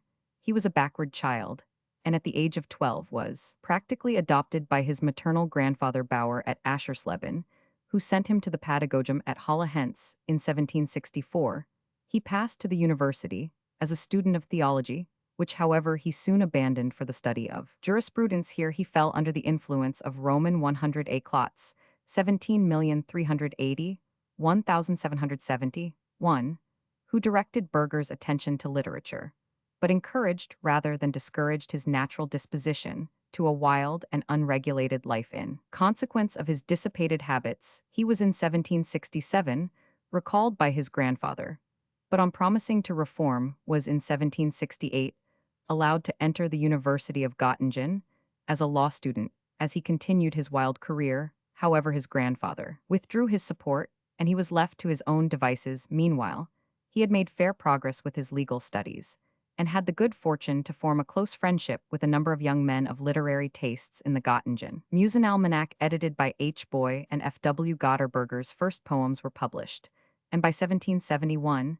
he had already become widely known as a poet. In 1772, through Boy's influence, Burger obtained the post of Amtmann, or district magistrate. At Altingleichen near Göttingen, his grandfather was now reconciled to him, paid his debts, and established him in his new sphere of activity. Meanwhile, he kept in touch with his Göttingen friends, and when the Göttinger Bund or Hain was formed, Burger, though not himself a member, kept in close touch with it. In 1773, the ballad Lenore was published in the Musenalmanach. This poem, which in dramatic force and in its vivid realization of the weird and supernatural remains without a rival, made his name a household word in Germany. In 1774, Burger married Dorette Leonhardt, the Roman 5p daughter of a Hanoverian official, but his passion for his wife's younger sister, August the Molly of his poems and elegies, rendered the union unhappy and unsettled his life. In 1778, Burger became editor of the Musenalmanach, and in the same year published the first collection of his poems. In 1780, he took a farm at a Penrode, but in 3 years lost so much money that he had to abandon the venture. Pecuniary troubles oppressed him, and being accused of neglecting his official duties, and feeling his honor attacked, he gave up his official position and removed in 1784 to Göttingen, where he established himself as private docent. Shortly before his removal thither, his wife died 30th of July 1784, and on the 29th of June in the next year, he married his sister-in-law Molly. Her death on the 9th of January 1786 affected him deeply. He appeared to lose at once all courage and all bodily and mental vigor. He still continued to teach in Göttingen.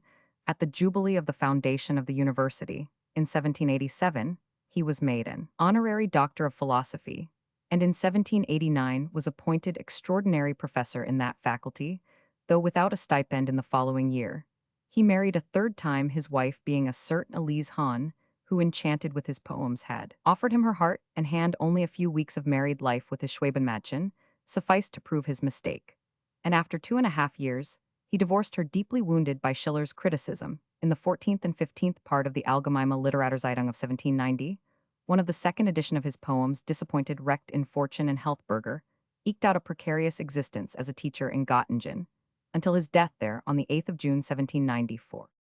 Burger's character, in spite of his utter want of moral balance, was not lacking in noble and lovable qualities. He was honest in purpose, generous to a fault, tender-hearted, and modest. His talent for popular poetry was very considerable, and his ballads are among the finest in the German language. Besides Lenore des Lied vom braven Mann, Die der Kaiser, und der Abt and der wilde Jäger are famous among his purely lyrical poems, but few have earned a lasting reputation. But mention may be made of Des Blümchen Wunderhold, Leiden den lieben Mond, and a few love songs. His sonnets particularly, the elegies, are of great beauty. Editions of Burger's Samtliche Schriften appeared at Göttingen 1817, incomplete 18,290, 1,833 8 vols, and 1835, 1 vol, also a selection by E. Griesbach 5th, ed. 1890. 4. The Gedicht have been published in innumerable editions, the best being that by a Sauer 2 vols 1884 Brief von und Burger were edited by a Stratmann, in 4 vols 1874, on Burger's life. See the biography by H. Prohl 1856, the introduction to Sauer's edition of the poems, and W. von Wurzbach Ga Burger 1900. Burger's Thomas Francois 18,340,1880, one President of the Transvaal Republic, was born in Cape Colony on the 15th of April 1834 and was educated at Utrecht, Holland, where he took the degree of Doctor of Theology on his return to South Africa. He was ordained minister of the Dutch Reformed Church and stationed at Hanover in Cape Colony, where he exercised his ministrations for 8 years. In 1862, his preaching attracted attention, and 2 years later an ecclesiastical tribunal suspended him for heretical opinions. He appealed, however, to the colonial government, which had appointed him, and obtained judgment in his favor, which was confirmed by the Privy Council of England on appeal in 1865, on the resignation of Roman 1000 W. Pretorius and the refusal of President Brand of the Orange Free State to accept the office. Burgers was elected president of the Transvaal, taking the oath on the 1st of July, 1872. In 1873, he endeavored to persuade Monsieur to agree to an alteration in the boundary of the Baralong territory, as fixed by the Keat Award, but failed. See Bechuanaland in 1875. Burgers, leaving the Transvaal in charge of acting President Joubert, went to Europe mainly to promote a scheme for linking the Transvaal to the coast by a railway from Delagoa Bay, which was that year definitely assigned to Portugal by the Macmahon Award. With the Portuguese, Burgers concluded a treaty December 1875, providing for the construction of the railway. After meeting with refusals of financial help in London, Burgers managed to raise 90,000 in Holland and bought a quantity of railway plant, which on its arrival at Delagoa Bay was mortgaged to pay freight. And this, so far as Burgers was concerned, was the end of the matter. In June 1876, he induced the Rod to declare war against Sikukuni Sekakoni, a powerful native chief in the eastern Transvaal.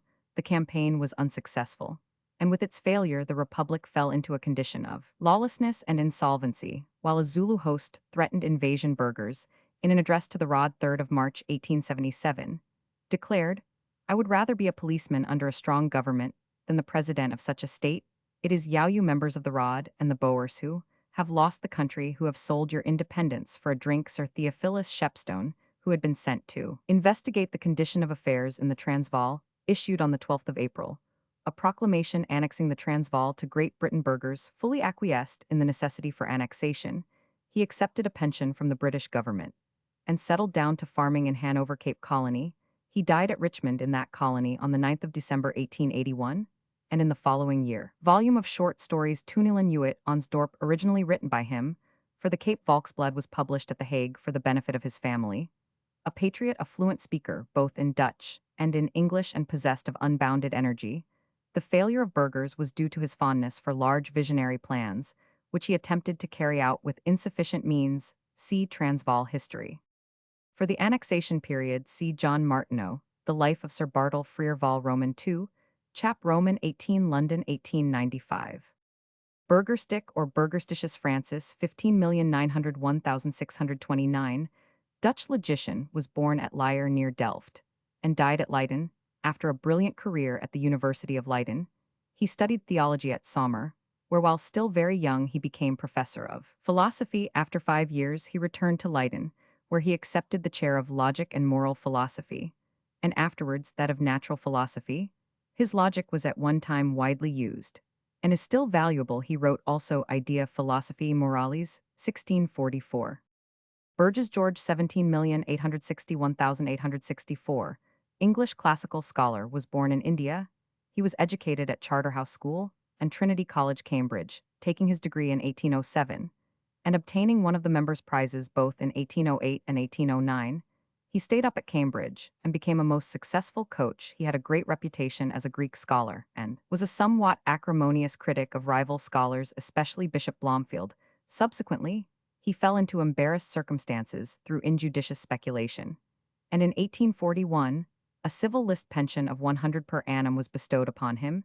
He died at Ramsgate on the 11th of January, 1864.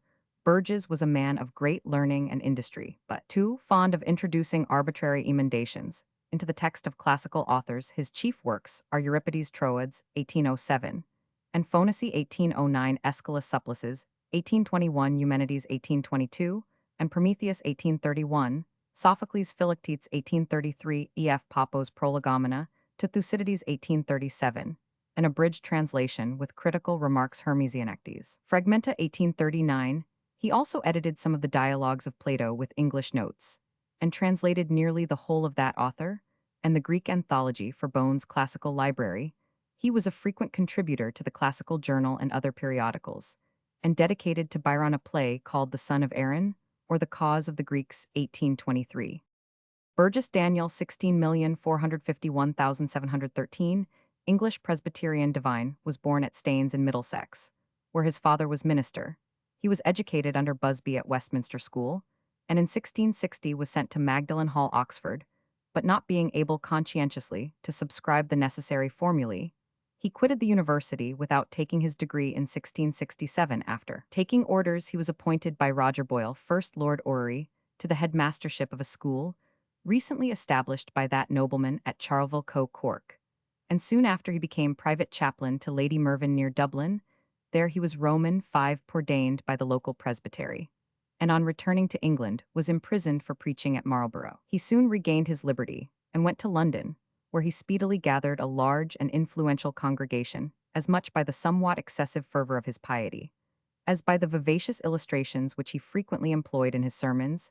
He was a master of epigram, and theologically inclined to Calvinism. The Sacheverell mob gutted his chapel in 1710, but the government repaired the building besides preaching. He gave instruction to private pupils, of whom the most distinguished was Henry St. John, afterwards Lord Bolingbroke.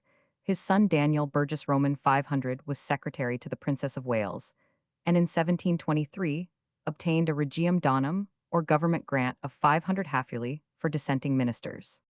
Burgess Thomas 17,561,837, English divine, was born at Odiham in Hampshire. He was educated at Winchester and at Corpus Christi College, Oxford. Before graduating, he edited a reprint of John Burton's Pentalogia in 1781.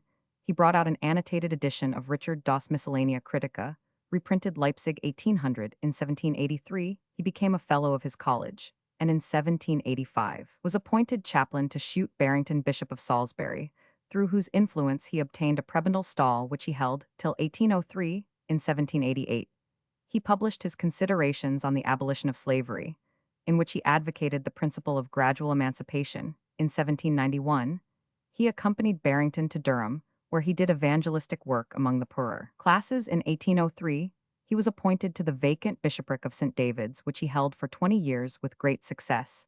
He founded the Society for Promoting Christian Knowledge in the diocese, and also St. David's College at Lampeter, which he liberally endowed in 1820. He was appointed first president of the recently founded Royal Society of Literature, and 3 years later he was promoted to the See of Salisbury, over which he presided for 12 years, prosecuting his benevolent designs with unwearied industry. As at St. David's, so at Salisbury, he founded a church union society for the assistance of infirm and distressed clergymen. He strenuously opposed both Unitarianism and Catholic emancipation. He died on the 19th of February, 1837. A list of his works, which are very numerous, will be found in his biography by J.S. Harford, 2nd ed. 1841. In addition to those already referred to may be mentioned his essay on the study of antiquities, the First Principles of Christian Knowledge Reflections on the controversial writings of Dr. Priestley Emendations, Insuitum et Hesitium et Alios, Lexicographos, Grecos, the Bible, and nothing but the Bible, the religion of the Church of England. Burgess med lat burgensis, from burgus, a borough, a town, a term in its earliest sense meaning an inhabitant of a borough, one who occupied a tenement therein, but now applied solely to a registered parliamentary, or more strictly municipal voter. An early use of the word was to denote a member elected to Parliament by his fellow citizens in a borough. In some of the American colonies, for example, Virginia, a burgess was a member of the legislative body, which was termed the House of Burgesses previously to the Municipal Reform Act, 1835. Burgess was an official title in some English boroughs, and in this sense is still used in some of the states of the United States, as in Connecticut, New Jersey, Pennsylvania. The burgess roll is the register or official list of burgesses in a borough. Burke, the name of an historic Irish house, associated with Connaught for more than 7 centuries. It was founded by William de Burgh, brother of Hubert de Burgh, Q. Roman 5. Before the death of Henry Roman 21,189, he received a grant of lands from John. As Lord of Ireland at John's accession, 1199, he was installed in Thomond, and was governor of Limerick in 11,991,201. He was supporting in turn Cathal Carach and Cathal Crovderg for the native throne, but he was expelled from Limerick in 1203, and losing his Connaught. Though not his Munster estates died in 1205, his son Richard in 1227 received the land of Connaught as forfeited by its king, whom he helped to fight from 1228 to 1232. He held the high office of Justiciar of Ireland. In 1234, he sided with the crown against Richard Earl Marshal, who fell in battle against him, dying in 1243.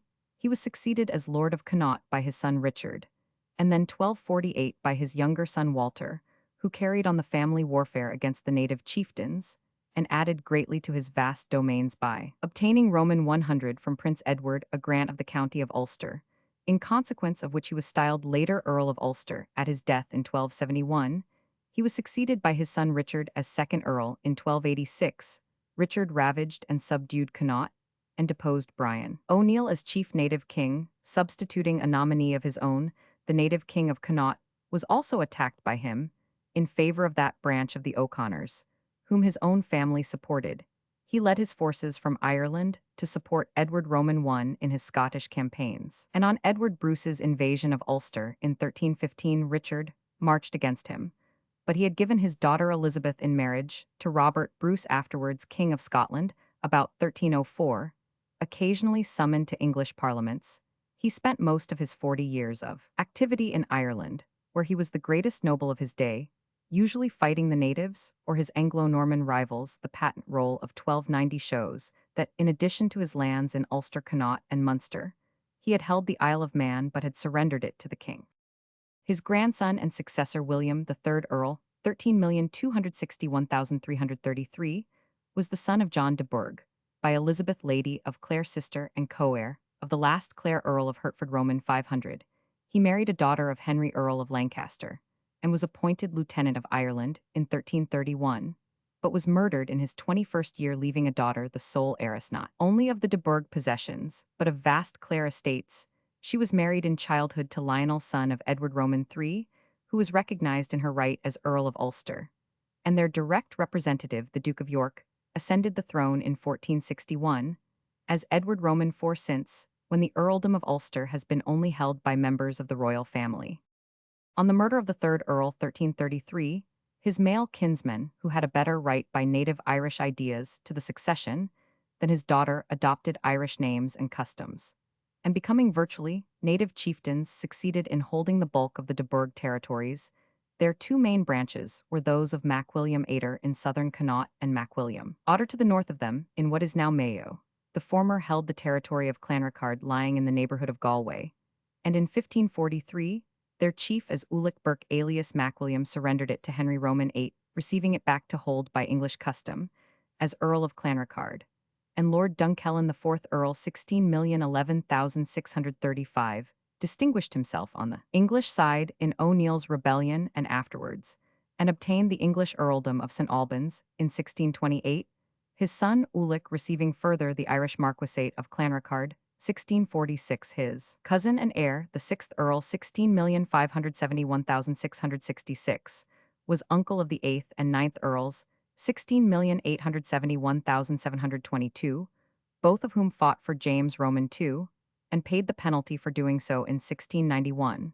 But the ninth Earl was restored in 1702, and his great-grandson, the 12th Earl, was created Marquess of Clanricarde in 1789. He left no son, but the marquisate was again revived in 1825 for his nephew, the 14th Earl, whose heir is the present Marquess. The family, which changed its name from Burke to de Burgh in 1752 and added that of Canning in 1862, still own a vast estate in County Galway. In 1603, the MacWilliam Otter Theobald Burke similarly resigned his territory in Mayo and received it back to hold by English tenure in 1627. He was created Viscount Mayo. The second and third Viscounts, 16,291,663, suffered at Cromwell's hands, but the fourth was restored to his estates, some 50,000 acres, in 1666. The peerage became extinct or dormant on the death of the eighth Viscount in 1767. In 1780, one John Burke, a Mayo man believed to be descended from the line of MacWilliam Otter, was created Viscount Mayo, and 4 years later Earl of Mayo, a peerage still extant in 1872. The sixth Earl was murdered in the Andaman Islands when Viceroy of India. The baronies of Burke of Connell, 1580, and Burke of Britas, 1618, both forfeited in 1690, 1 were bestowed on branches Rome and 5 Poff, the family which has also still representatives in the baronetage and landed gentry of Ireland. The Lords Burgh or Borough of Gainsborough, 14,871,599, were a Lincolnshire family believed to be descended from a younger son of Hubert de Burgh. The 5th Baron was Lord Deputy of Ireland in 1597, and his younger brother Sir John Roman, 500, a distinguished soldier and sailor. J.H.R. Burgh Hubert de Roman 500, Chief Justiciar of England, in the reign of John and Henry Roman III, entered the royal service in the reign of Richard Roman I. He traced his descent from Robert of Morton, half-brother of the Conqueror and first Earl of Cornwall. He married about 1200 the daughter of William de Vernon, Earl of Devon, and thus from the beginning of his career, he stood within the circle of the great ruling families, but he owed his high advancement to exceptional ability as an administrator, and a soldier already in 1201. He was chamberlain to King John, the sheriff of 3 shires, the constable of Dover and Windsor castles, the warden of the Cinque Ports, and of the Welsh marches. He served with John in the Continental Wars, which led up to the loss of Normandy. It was to his keeping that the king first entrusted the captive Arthur of Brittany. Coggeshall is our authority for the tale which Shakespeare has immortalized of Hubert's refusal to permit the mutilation of his prisoner. But Hubert's loyalty was not shaken by the crime to which Arthur subsequently fell a victim in 1204. Hubert distinguished himself by a long and obstinate defense of Chinon. At a time when nearly the whole of Poitou had passed into French hands in 1213, he was appointed seneschal of Poitou, with a view to the invasion of France, which ended disastrously for John in the next year. Both before and after the issue of the Great Charter, Hubert adhered loyally to the king. He was rewarded in June 1215 with the office of Chief Justiciar. This office he retained after the death of John and the election of William the Earl Marshal as regent, but until the expulsion of the French from England, Hubert was entirely engaged with military affairs. He held Dover successfully through the darkest hour of John's fortunes. He brought back Kent to the allegiance of Henry Roman III. He completed the discomfiture of the French and their allies by the naval victory, which he gained over Eustace the Monk, the noted privateer and admiral of Louis, in the Straits of Dover, Aug. 1217. The inferiority of the English fleet has been much exaggerated, for the greater part of the French vessels were transports carrying reinforcements and supplies, but Hubert owed his success to the skill with which he maneuvered for the weather gauge, and his victory was not less brilliant than momentous. It compelled Louis to accept the Treaty of Lambeth, under which he renounced his claims to the crown and evacuated England as the savior of the national cause. The justiciar naturally assumed, after the death of William Marshal, 1219, the leadership of the English loyalists. He was opposed by the legate Pandulf, 12,181,221, who claimed the guardianship of the kingdom for the Holy See by the Poitevin Peter des Roches, Bishop of Winchester, who was the young king's tutor by the foreign mercenaries of John, among whom Fawkes de Brute took the lead, and by the feudal party under the Earls of Chester. And Albemarle on Pandulf's departure the Pope was induced to promise that no other legate should be appointed in the lifetime of Archbishop Stephen Langton. Other opponents were weakened by the audacious stroke of 1223, when the justiciar suddenly announced the resumption of all the castle's sheriffdoms and other grants which had been made since the king's accession. A plausible excuse was found in the next year for issuing a sentence of confiscation and banishment against Fawkes de Brute. Finally, in 1227, Hubert, having proclaimed the king of age, dismissed the Bishop of Winchester from his tutorship.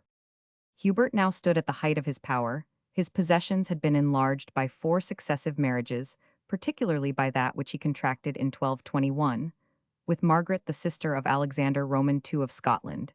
In 1227, he received the earldom of Kent, which had been dormant since the disgrace of Odo of Bayeux, but the favor of Henry Roman III was a precarious foundation on which to build. The king chafed against the objections with which his minister opposed wild plans of foreign conquest and inconsiderate concessions to the papacy. They quarreled violently in 1229 at Portsmouth, when the king was with difficulty prevented from stabbing Hubert, because a sufficient supply of ships was not forthcoming for an expedition to France in 1230. Henry lent an ear to those who asserted that the justiciar had secretly encouraged armed attacks upon the aliens to whom the Pope had given English benefices. Hubert was suddenly disgraced and required to render an account of his long administration, The blow fell suddenly a few weeks after his appointment as Justiciar of Ireland. It was precipitated by one of those fits of passion to which the king was prone. But the influence of Hubert had been for some time waning before that of Peter des Roches, and his nephew Peter des Revox. Some color was given to their attacks by Hubert's injudicious plea that he held a charter from King John, which exempted him from any liability to produce accounts.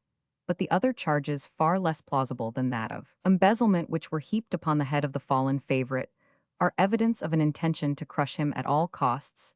He was dragged from the sanctuary at Bury St. Edmunds, in which he had taken refuge, and was kept in strait confinement until Richard of Cornwall, the king's brother, and 3 other earls offered to be his sureties under their protection. He remained in honorable detention at Devizes Castle.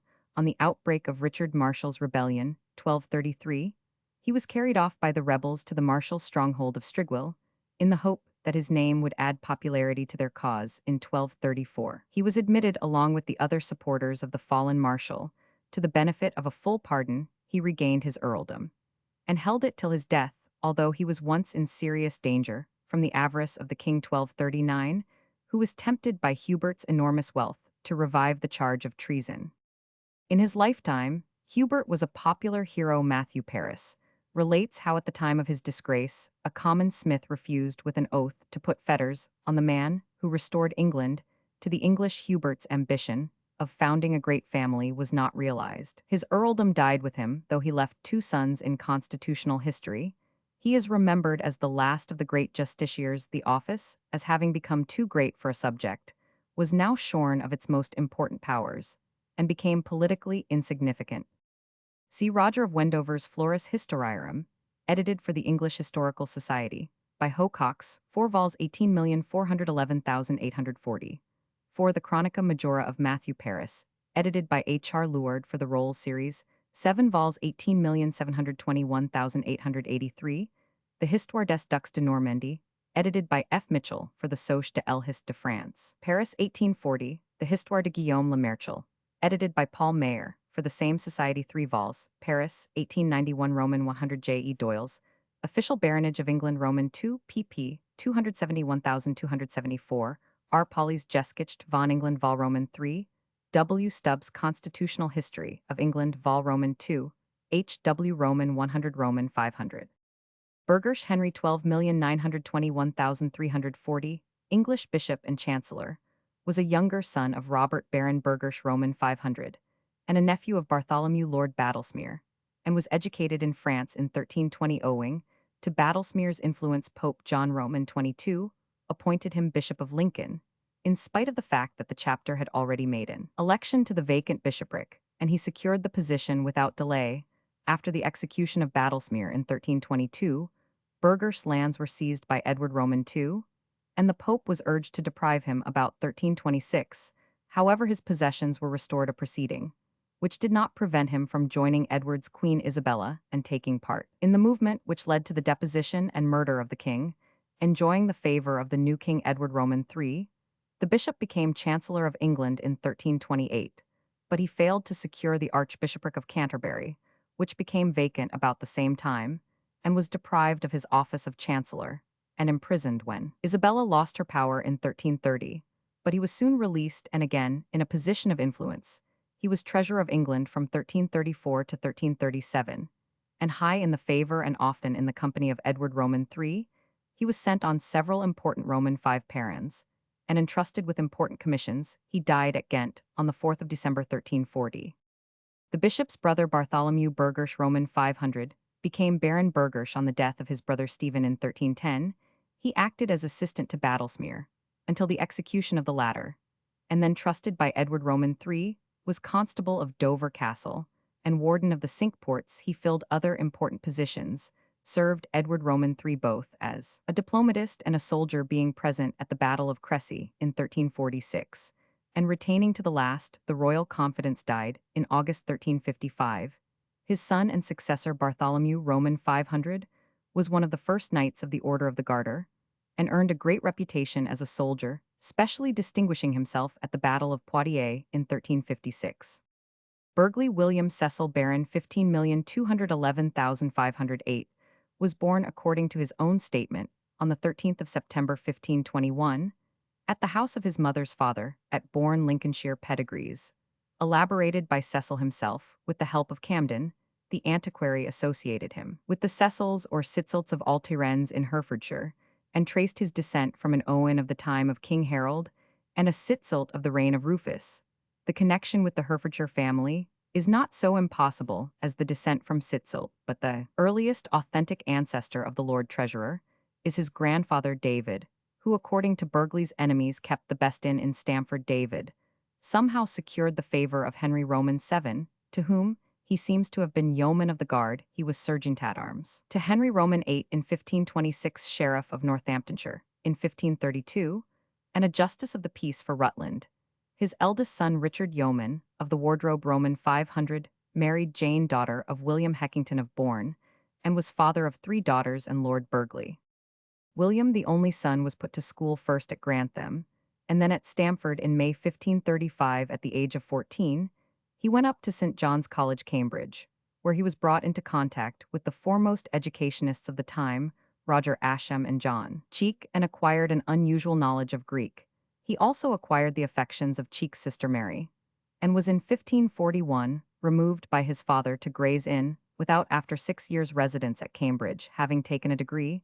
The precaution proved useless, and 4 months later Cecil committed one of the rare rash acts of his life in marrying Mary Cheek, the only child of this marriage. Thomas, the future Earl of Exeter, was born in May 1542, and in February 1543 Cecil's first wife died. 3 years later he married 21st of December 1546, Mildred, daughter of Sir Anthony Cook, who was ranked by Ascham with Lady Jane Grey as one of the 2 most learned ladies in the kingdom, and whose sister Anne became the wife of Sir Nicholas and the mother of Sir Francis Bacon. Cecil meanwhile had obtained the reversion to the office of Custos Rotulorum Brevium, and according to his autobiographical notes, sat in Parliament in 1543, but his name does not occur in the imperfect parliamentary returns until 1547, when he was elected for the family borough of Stamford. Earlier in that year, he had accompanied Protector Somerset on his Pinkie campaign, being one of the 2 judges of the Marshalsea Roman 1e in the courts martial. The other was William Patten, who states that both he and Cecil began to write independent accounts of the campaign, and that Cecil generously communicated his notes for Patten's narrative, which has been reprinted more than once. In 1548, he is described as the Protector's Master of Requests, which apparently means that he was clerk or registrar of the Court of Requests, which the Protector, possibly at Latimer's instigation, illegally set up in Somerset House to hear poor men's complaints. He also seems to have acted as private secretary to the Protector, and was in some danger at the time of the Protector's fall. October 1549, the Lords opposed to Somerset ordered his detention on the 10th of October, and in November he was in the Tower on the 25th of January 1550. He was bound over in recognizances to the value of 1,000 marks. However, he soon ingratiated himself with Warwick, and on the 15th of September 1550, he was sworn one of the king's 2 secretaries. He was knighted on the 11th of October 1551, on the eve of Somerset's second fall, and was congratulated on his success in escaping his benefactor's fate in April. He became Chancellor of the Order of the Garter, but service under Northumberland was no bed of roses, and in his diary Cecil recorded his release in the phrase ex misero olico factus liber, et me juris. His responsibility for Edward's illegal devise of the crown has been studiously minimized by Cecil himself, and by his biographers years afterwards.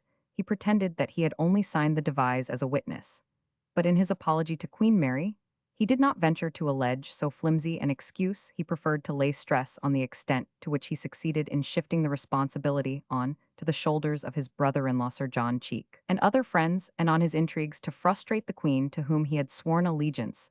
There is no doubt that he saw which way the wind was blowing and disliked Northumberland's scheme, but he had not the courage to resist the Duke to his face.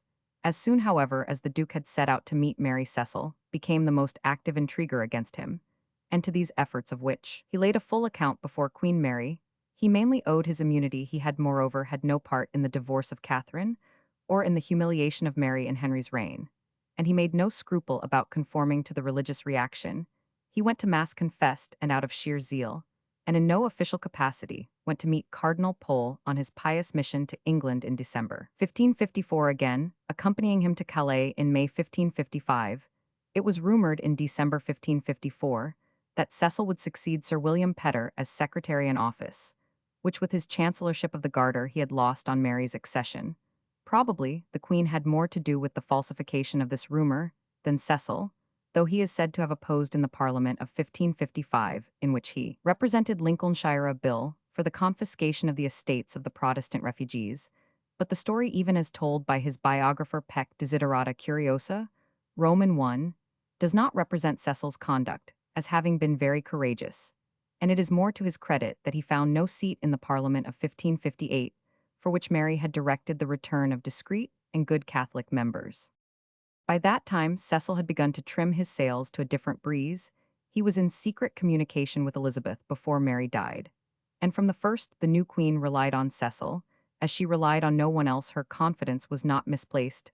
Cecil was exactly the kind of minister England then required personal experience had ripened his rare natural gift for avoiding dangers. It was no time for brilliant initiative or adventurous politics. The need was to avoid Scylla and Charybdis, and a via media had to be found in church and state at home and abroad. Cecil was not a political genius, no great ideas emanated from his brain, but he was eminently a safe man, not an original thinker, but a counselor of unrivaled wisdom. Caution was his supreme characteristic. He saw that, above all things, England required time like Fabius. He restored the fortunes of his country by deliberation. He averted open rupture until England was strong enough to stand the shock. There was nothing heroic about Cecil or his policy. It involved a callous attitude towards struggling Protestants abroad. Huguenots and Dutch were aided just enough to keep them going in the struggles, which warded danger off from England's shores. But Cecil never developed that passionate aversion from decided measures, which became a second nature to his mistress. His intervention in Scotland in 15,591,560 showed that he could strike on occasion, and his action over the execution of Mary Queen of Scots proved that he was willing to take responsibility from which Elizabeth shrank generally. He was in favor of more decided intervention on behalf of continental Protestants than Elizabeth would admit, but it is not always easy to ascertain the advice he gave. He has left endless memoranda, lucidly setting forth the pros and cons of every course of action, but there are few indications of the line which he actually recommended. When it came to a decision, how far he was personally responsible for the Anglican settlement, the poor laws, and the foreign policy of the reign, how far he was Roman 5 thwarted by the baleful influence of Leicester and the caprices of the Queen, remains to a large extent a matter of conjecture. His share in the settlement of 1559 was considerable, and it coincided fairly with his own somewhat indeterminate religious views. Like the mass of the nation, he grew more Protestant as time wore on. He was readier to persecute Papists than Puritans. He had no love for ecclesiastical jurisdiction, and he warmly remonstrated with Whitgift over his persecuting articles of 1583.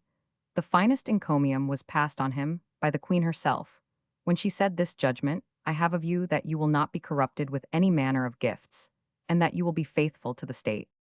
From 1558 for 40 years, the biography of Cecil is almost indistinguishable from that of Elizabeth, and from the history of England of personal incident apart from his mission to Scotland in 1560, there is little. He represented Lincolnshire in the Parliament of 1559 and Northamptonshire in that of 1563, and he took an active part in the proceedings of the House of Commons until his elevation to the peerage.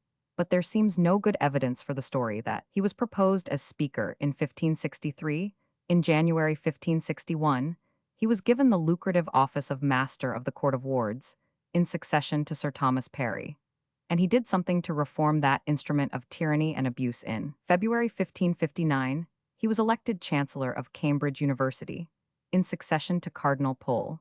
He was created Roman 1000A of that university on the occasion of Elizabeth's visit in 1564, and Roman 1000A of Oxford on a similar occasion in 1566. On the 25th of February 1571, he was raised to the peerage as Baron Burghley of Burghley I, or Burleigh. The fact that he continued to act as secretary after his elevation illustrates the growing importance of that office, which, under his son, became a secretaryship of state in 1572. However, the Marquess of Winchester who had been Lord High Treasurer under Edward, Mary, and Elizabeth died, and Burghley succeeded to his post. It was a signal triumph over Leicester, and although Burghley had still to reckon with cabals in the council, and at court, his hold over the Queen strengthened with the lapse of years. Before he died, Robert, his only surviving son by his second wife, was ready to step into his shoes as the Queen's principal adviser, having survived all his rivals and all his children except Robert, and the worthless Thomas. Burghley died at his London house on the 4th of August 1598, and was buried in St. Martin's, Stamford. Burghley's private life was singularly virtuous. He was a faithful husband, a careful father, and a considerate master, a booklover and antiquary. He made a special hobby of heraldry and genealogy. It was the conscious and unconscious aim of the age to reconstruct a new landed aristocracy on the ruins of the old.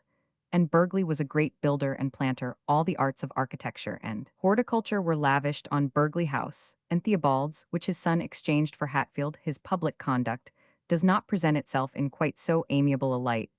As the Marquis of Winchester said of himself, he was sprung from the willow rather than the oak, and he was not the man to suffer for convictions. The interest of the state was the supreme consideration, and to it he had no hesitation in sacrificing individual consciences. He frankly disbelieved in toleration. That state, he said, could never be in safety, where there was a toleration of two religions, for there is no enmity so great as that for religion, and therefore they that differ in the service of their God can never agree in the service of their country. With a maxim such as this, it was easy for him to maintain that Elizabeth's coercive measures were political and not religious. To say that he was Machiavellian is meaningless, for every statesman is so more or less, especially in the 16th century. Men preferred efficiency to principle. On the other hand, principles are valueless without law and order, and Burghley's craft and subtlety prepared a security in which principles might find some scope.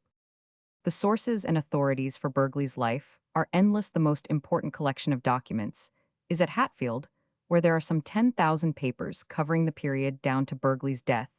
These have been calendared in 8 volumes by the Hist. MSS.com. At least as many others are in the Record Office and British Museum. The Lansdowne MSS, especially, containing a vast mass of his correspondence. See the catalogues of Cotton Harley and Royal, Sloane Egerton, and additional MSS in the British Museum, and the calendars of domestic, foreign, Spanish, Venetian, Scottish, and Irish state papers. Other official sources are the Acts of the Privy Council vols, Roman 1, Roman 29, Lords and Commons journals, DU's journals, off ret Roman 1000 PS Reimers, Fodera Collins Sydney State Papers, Nishal's Progresses of Elizabeth. See also Strype's works, 26 vols Parker Soch Pubble 56 vols Camden's Annals, Holinshed Stowe and Speed's Cron Hayward's Annals Mackin's Diary. Leicester Core Egerton Papers Camden Soch. For Burghley's early life see Cooper's Atheny Cantab Bakers, St. John's Call, Cam Ed Mayer Letters, and Papers of Henry Roman 8 Titlers, Edward Roman 6, Nishal's Lit Remains of Edward Roman 6 Leadums, Court of Requests Cron of Queen Jane Camden Soch, and throughout Froude's Hist. No satisfactory life of Burghley has yet appeared. Some valuable anonymous notes, probably by Burghley's servant Francis Ford, were printed in Pex Desiderata Curiosa, 1732, Roman 166. Other notes are in Naunton's Fragmenta Regalia Lives by Collins, 1732, Charlton and Melville, 1738, were followed by Nair's biography in 3 of the most ponderous volumes, 18,281,831. In the language, this provoked Macaulay's brilliant but misleading essay Roman 1000 as Hum's Great Lord Burghley, 1898, is largely a piecing together of the references to Burghley in the same author's calendar of Simanca's MSS The Life, by Dr. Jessop, 1904, is an expansion of his article in the Dict Nat Biog. It is still only a sketch, though the volume contains a mass of genealogical and other incidental information by other hands. F.P. Berkmere Hans, or John 1473-1531, German painter, an engraver on wood believed to have been a pupil of Albrecht Dürer, was born at Augsburg. Professor Christ ascribes to him about 700 woodcuts, most of them distinguished by that spirit and freedom which we admire in the works of his supposed master. His principal work is the series of 135 prints, representing the triumphs of the Emperor Maximilian Roman I. They are of large size, executed in chiaroscuro from 2 blocks, and convey a high idea of his powers. Berkmere was also an excellent painter in fresco, and in distemper, specimens of which are in the galleries of Munich and Vienna, carefully and solidly finished in the style of the old German school. Burglary burgi latrocinium in ancient English law heimsucken, one at common law the offense of breaking and entering the dwelling house of another, with intent to commit a felony. The offense and its punishment are regulated in England by the Larceny Act 1861. The four important points to be considered in connection with the offense of burglary are 1. The time, 2. The place, 3. The manner, and 4. The intent. The time, which is now the essence of the offense, was not considered originally to have been very material. The gravity of the crime lying principally in the invasion of the sanctity of a man's domicile. But at some period before the reign of Edward Roman VI, it had become settled that time was essential to the offense, and it was not adjudged burglary unless committed by night. The day was then accounted as beginning at sunrise and ending immediately after sunset, but it was afterwards decided that if there were left sufficient daylight or twilight to discern the countenance of a person, it was no burglary. This again was superseded by the Larceny Act 1861, for the purpose of which night is deemed to commence at 9 o'clock in the evening of each day, and to conclude at 6 o'clock in the morning of the next succeeding day. The place must, according to Sir E. Coke's definition, be a mansion house, Roman 1e, a man's dwelling house or private residence, no building, although within the same curtilage, as the dwelling house is deemed to be a part of the dwelling house for the purposes of burglary, unless there is a communication between such building and dwelling house, either immediate or by means of a covered and enclosed passage leading from the one to the other chambers in a college or in an inn of court, are the dwelling house of the owner. So also are rooms or lodgings in a private house, provided the owner dwells elsewhere or enters by a different outer door from his lodger. Otherwise the lodger is merely an inmate, and his apartment a parcel of the one dwelling house. Roman 5p. As to the manner, there must be both a breaking and an entry. Both must be at night, but not necessarily on the same night, provided that in the breaking and in the entry there is an intent to commit a felony. The breaking may be either an actual breaking of any external part of a building or opening or lifting any closed door, window, shutter, or lock or entry by means of a threat, artifice, or collusion with persons inside, or by means of such a necessary opening as a chimney. If an entry is obtained through an open window, it will not be burglary, but if an inner door is afterwards opened, it immediately becomes so. Entry includes the insertion through an open door or window or any aperture of any part of the body, or of any instrument in the hand to draw out goods.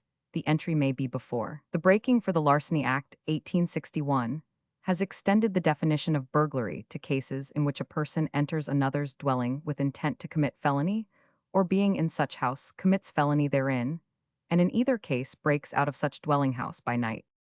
Breaking and entry must be with the intent to commit a felony. Otherwise, it is only trespass. The felony need not be a larceny. It may be either murder or rape. The punishment is penal servitude for life, or any term, not less than 3 years, or imprisonment, not exceeding 2 years, with or without hard labor. Housebreaking in English law is to be distinguished from burglary, in that it is not essential that it should be committed at night nor in a dwelling house. It may, according to the Larceny Act 1861, be committed in a schoolhouse, shop, warehouse, or counting house. Every burglary involves housebreaking, but every housebreaking does not amount to burglary. The punishment for housebreaking is penal servitude for any term not exceeding 14 years, and not less than 3 years, or imprisonment for any term not exceeding 2 years, with or without hard labor. In the United States, the common law definition of burglary has been modified by statute in many states so as to cover what is defined in England as housebreaking. The maximum punishment nowhere exceeds imprisonment for 20 years. Authorities: Pollock and Maitland, History of English Law; Stephen, History of Criminal Law; Archbold, Pleading and Evidence in Criminal Cases; Russell, on Crimes and Misdemeanors; Stephen, Commentaries. Bergen, John William, 18,130,1888, English divine, was born at Smyrna on the 21st of August 1813, the son of a Turkey merchant who was a skilled numismatist, and afterwards became an assistant in the Antiquities Department of the British Museum. His mother was a Greek. After a few years of business life, Bergen went to Worcester College, Oxford in 1841, gained the Newdigate Prize, took his degree in 1845, and won an Oriel Fellowship in 1846. He was much influenced by his brother-in-law, the scholar and theologian Henry John Rose, 18,001,873, a churchman of the old, conservative type with whom he used to spend his long vacations. Bergen made Oxford his headquarters, while holding a living at some distance. In 1863, he was made vicar of St. Mary's, having attracted attention by his vehement sermons against essays and reviews. In 1867, he was appointed Gresham Professor of Divinity. In 1871, he published a defense of the genuineness of the 12 last verses of St. Mark's Gospel. He now began an attack on the proposal for a new lectionary for the Church of England, based largely upon his objections to the principles for determining the authority of MS readings adopted by Westcott and Hort, which he assailed in a memorable article in the Quarterly Review for 1881. This, with his other articles, was reprinted in 1884 under the title of The Revision, revised his biographical essays on H. Roman 50. Mansell and others were also collected and published under the title of 12 Good Men, 1888 protests against the inclusion of Dr. Vance Smith among the revisers against the nomination of Dean Stanley to be select preacher in the University of Oxford, and against the address in favor of toleration in the matter of ritual, followed in succession. In 1876, Bergen was made Dean of Chichester. He died on the 4th of August, 1888. His life was written by Dean E. Roman 1000 Galburn, 1892. Vehement and almost passionate in his convictions, Bergen nevertheless possessed a warm and kindly heart. He may be described as a high churchman of the type prevalent before the rise of the Tractarian school. His extensive collection of transcripts from the Greek Fathers, illustrating the text of the New Testament, was bequeathed to the British Museum. Bergonet or Bergonet from Fr. Bergwignote Burgundian helmet, a form of light helmet or headpiece, which was in vogue in the 16th and 17th centuries in its normal form. The bergonet was a large roomy cap with a brim shading the eye's cheekpieces or flaps, a comb, and a guard for the back of the neck, in many cases a visor or other face protection, and a chinpiece are found in addition, so that this piece of armor is sometimes mistaken for an armic Roman 5, but it can always be distinguished by the projecting brim in front. The morion and cabeset have no face cheek or neck protection. The typical headpiece of the 17th century soldier in England and elsewhere is a bergonet skullcap with a straight brim neckguard, and often in addition a fixed visor of 3 thin iron bars which are screwed into and hang down from the brim in front of the eyes. Burgos, a province of northern Spain, bounded on the Ne by Biscay, and Alava E by Logrono SC, by Soria S, by Segovia SW, by Valladolid W, by Palencia, and NW by Santander Pop, 1900-330, 8828. Area 5480 SQ Roman 1000. Burgos includes the isolated county of Trevino, which is shut in on all sides by territory belonging to Alava. The northern and northeastern districts of the province are mountainous, and the central and southern form part of the vast and elevated plateau of Old Castile. The extreme northern region is traversed by part of the Great Cantabrian chain. Eastwards are the highest peaks of the province in the Sierra de la Demanda, with the Cerro de San Millan 6995 ft high, and in the Sierra de Nila, on the eastern frontier midway between these highlands and the Cantabrian chain, two comparatively low ranges running east and west of Pancorbo, cave a gap through which run the railway and roads connecting Castile with the valley of the Ebro. This Pancorbo Pass has often been called the Iron Gates of Castile, as a handful of men could hold it against an army. South and west of this spot begins the plateau, generally covered with snow in winter, and swept by such cold winds that Burgos is considered, with Soria and Segovia, one of the coldest regions of the peninsula. The Ebro runs eastwards through the northern half of the province, but is not navigable. The Douro or Duero crosses the southern half, running west-northwest. It also is unnavigable in its upper valley. The other important streams are the Pisuerga, flowing south towards Palencia and Valladolid, and the Arlanzan, which flows through Burgos for over 75 m. The variations of temperature are great, as from 9 to 20 of frost have frequently been recorded in winter, while the mean summer temperature is 64 far, as but little rain falls in summer, and the soil is poor. Agriculture thrives only in the valleys, especially that of the Ebro, and livestock. However, Burgos is one of the richest of Spanish provinces. Horses, mules, asses, goats, cattle, and pigs are bred in considerable numbers, but the mainstay of the peasantry is sheep farming. Vast ranges of almost uninhabited upland are reserved as pasture for the flocks, which at the beginning of the 20th century contained more than 500,000 head of sheep. Coal, Chinaclay, and salt are obtained in small quantities. But out of more than 150 mines registered, only 4 were worked in 1903. The other industries of the province are likewise undeveloped, although there are many small potteries, stone quarries, tanneries, and factories for the manufacture of linen. And cotton of the coarsest description, the ancient cloth and woolen industries for which Burgos was famous in the past, have almost disappeared. Trade is greatly hindered by the lack of adequate railway communication, and even of good roads. The northern railways from Madrid to the French frontier cross the province in the central districts. The Valladolid-Bilbao line traverses the Cantabrian Mountains in the north, and the Valladolid-Saragossa line skirts the Douro Valley in the south. The only Roman V important town in the province is Burgos, the capital. Pop 30,167. Few parts of Spain are poorer. Education makes little progress, and least of all in the thinly peopled rural districts with their widely scattered hamlets. The peasantry have thus every inducement to migrate to the Basque provinces, Catalonia, and other relatively prosperous regions, and consequently the population does not increase despite the excess of births over deaths. Burgos, the capital formerly of Old Castile, and since 1833 of the Spanish province of Burgos on the river Arlanzan, and on the northern railways from Madrid to the French frontier. Pop 1930,167. Burgos, in the form of an amphitheater, occupies the lower slopes of a hill crowned by the ruins of an ancient citadel. It faces the Arlanzan, a broad and swift stream with several islands. In mid-channel, 3 stone bridges lead to the suburb of La Vega on the opposite bank on all sides. Except up the castle hill, fine avenues and public gardens are laid out, notably the Paseo de la Isla extending along the river to the west. Burgos itself was originally surrounded by a wall of which few fragments remain, but although its streets and broad squares, such as the Central Plaza Mayor or Plaza de la Constitución, have often quite a modern appearance, the city retains much of its picturesque character, owing to the number and beauty of its churches, convents, and palaces. Unaffected by the industrial activity of the neighboring Basque provinces, it has little trade apart from the sale of agricultural produce and the manufacture of paper and leathern goods. But it is rich in architectural and antiquarian interest. The citadel was founded in 884 by Diego Rodriguez Porcilos, Count of Castile, in the 10th century.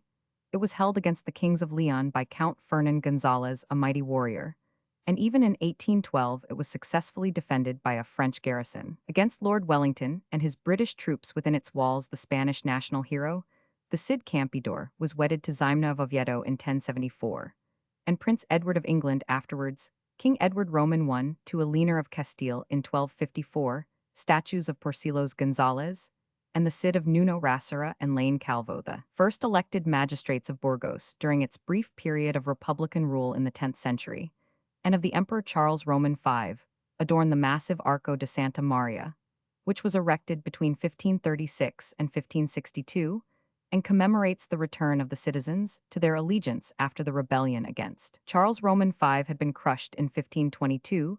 The interior of this arch serves as a museum. Tradition still points to the site of the Cid's birthplace, and a reliquary preserved in the town hall contains his bones and those of Ximena, brought hither after many changes, including a partial transference to Sigmaringen in Germany.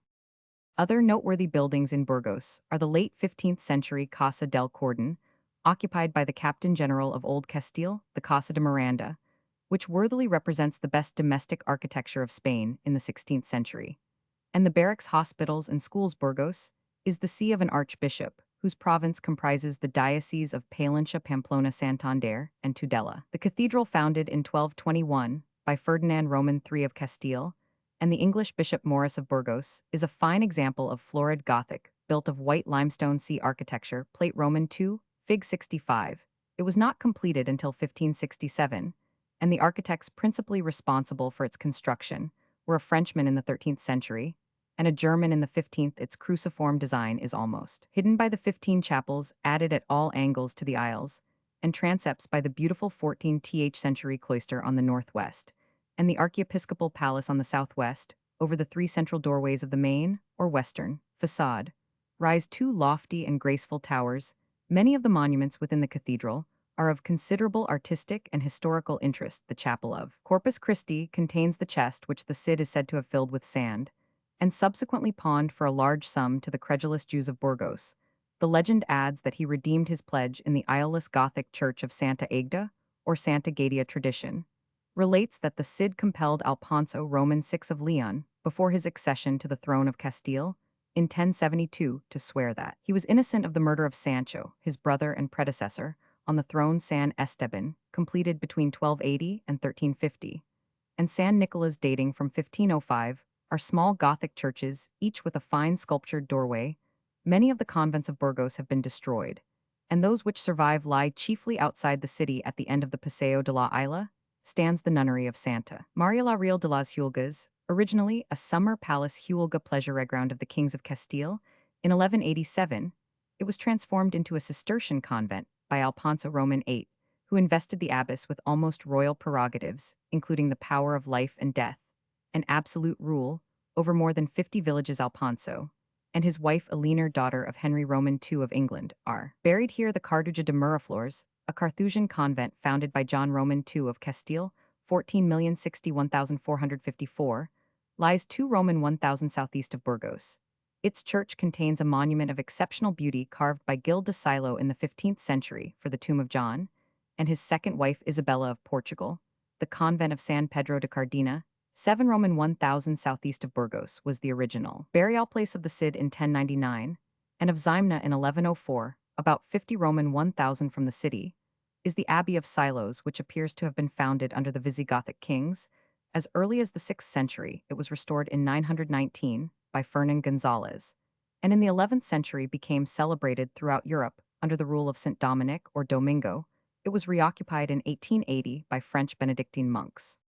The known history of Burgos begins in 884, with the foundation of the citadel. From that time forward, it steadily increased in importance, reaching the height of its prosperity in the 15th century, when alternately with Toledo, it was occupied as a royal residence, but rapidly declining when the court was finally removed to Madrid in 1560. Being on one of the principal military roads of the kingdom, it suffered severely during the Peninsular War in 1808. It was the scene of the defeat of the Spanish army by the French under Marshal Soult.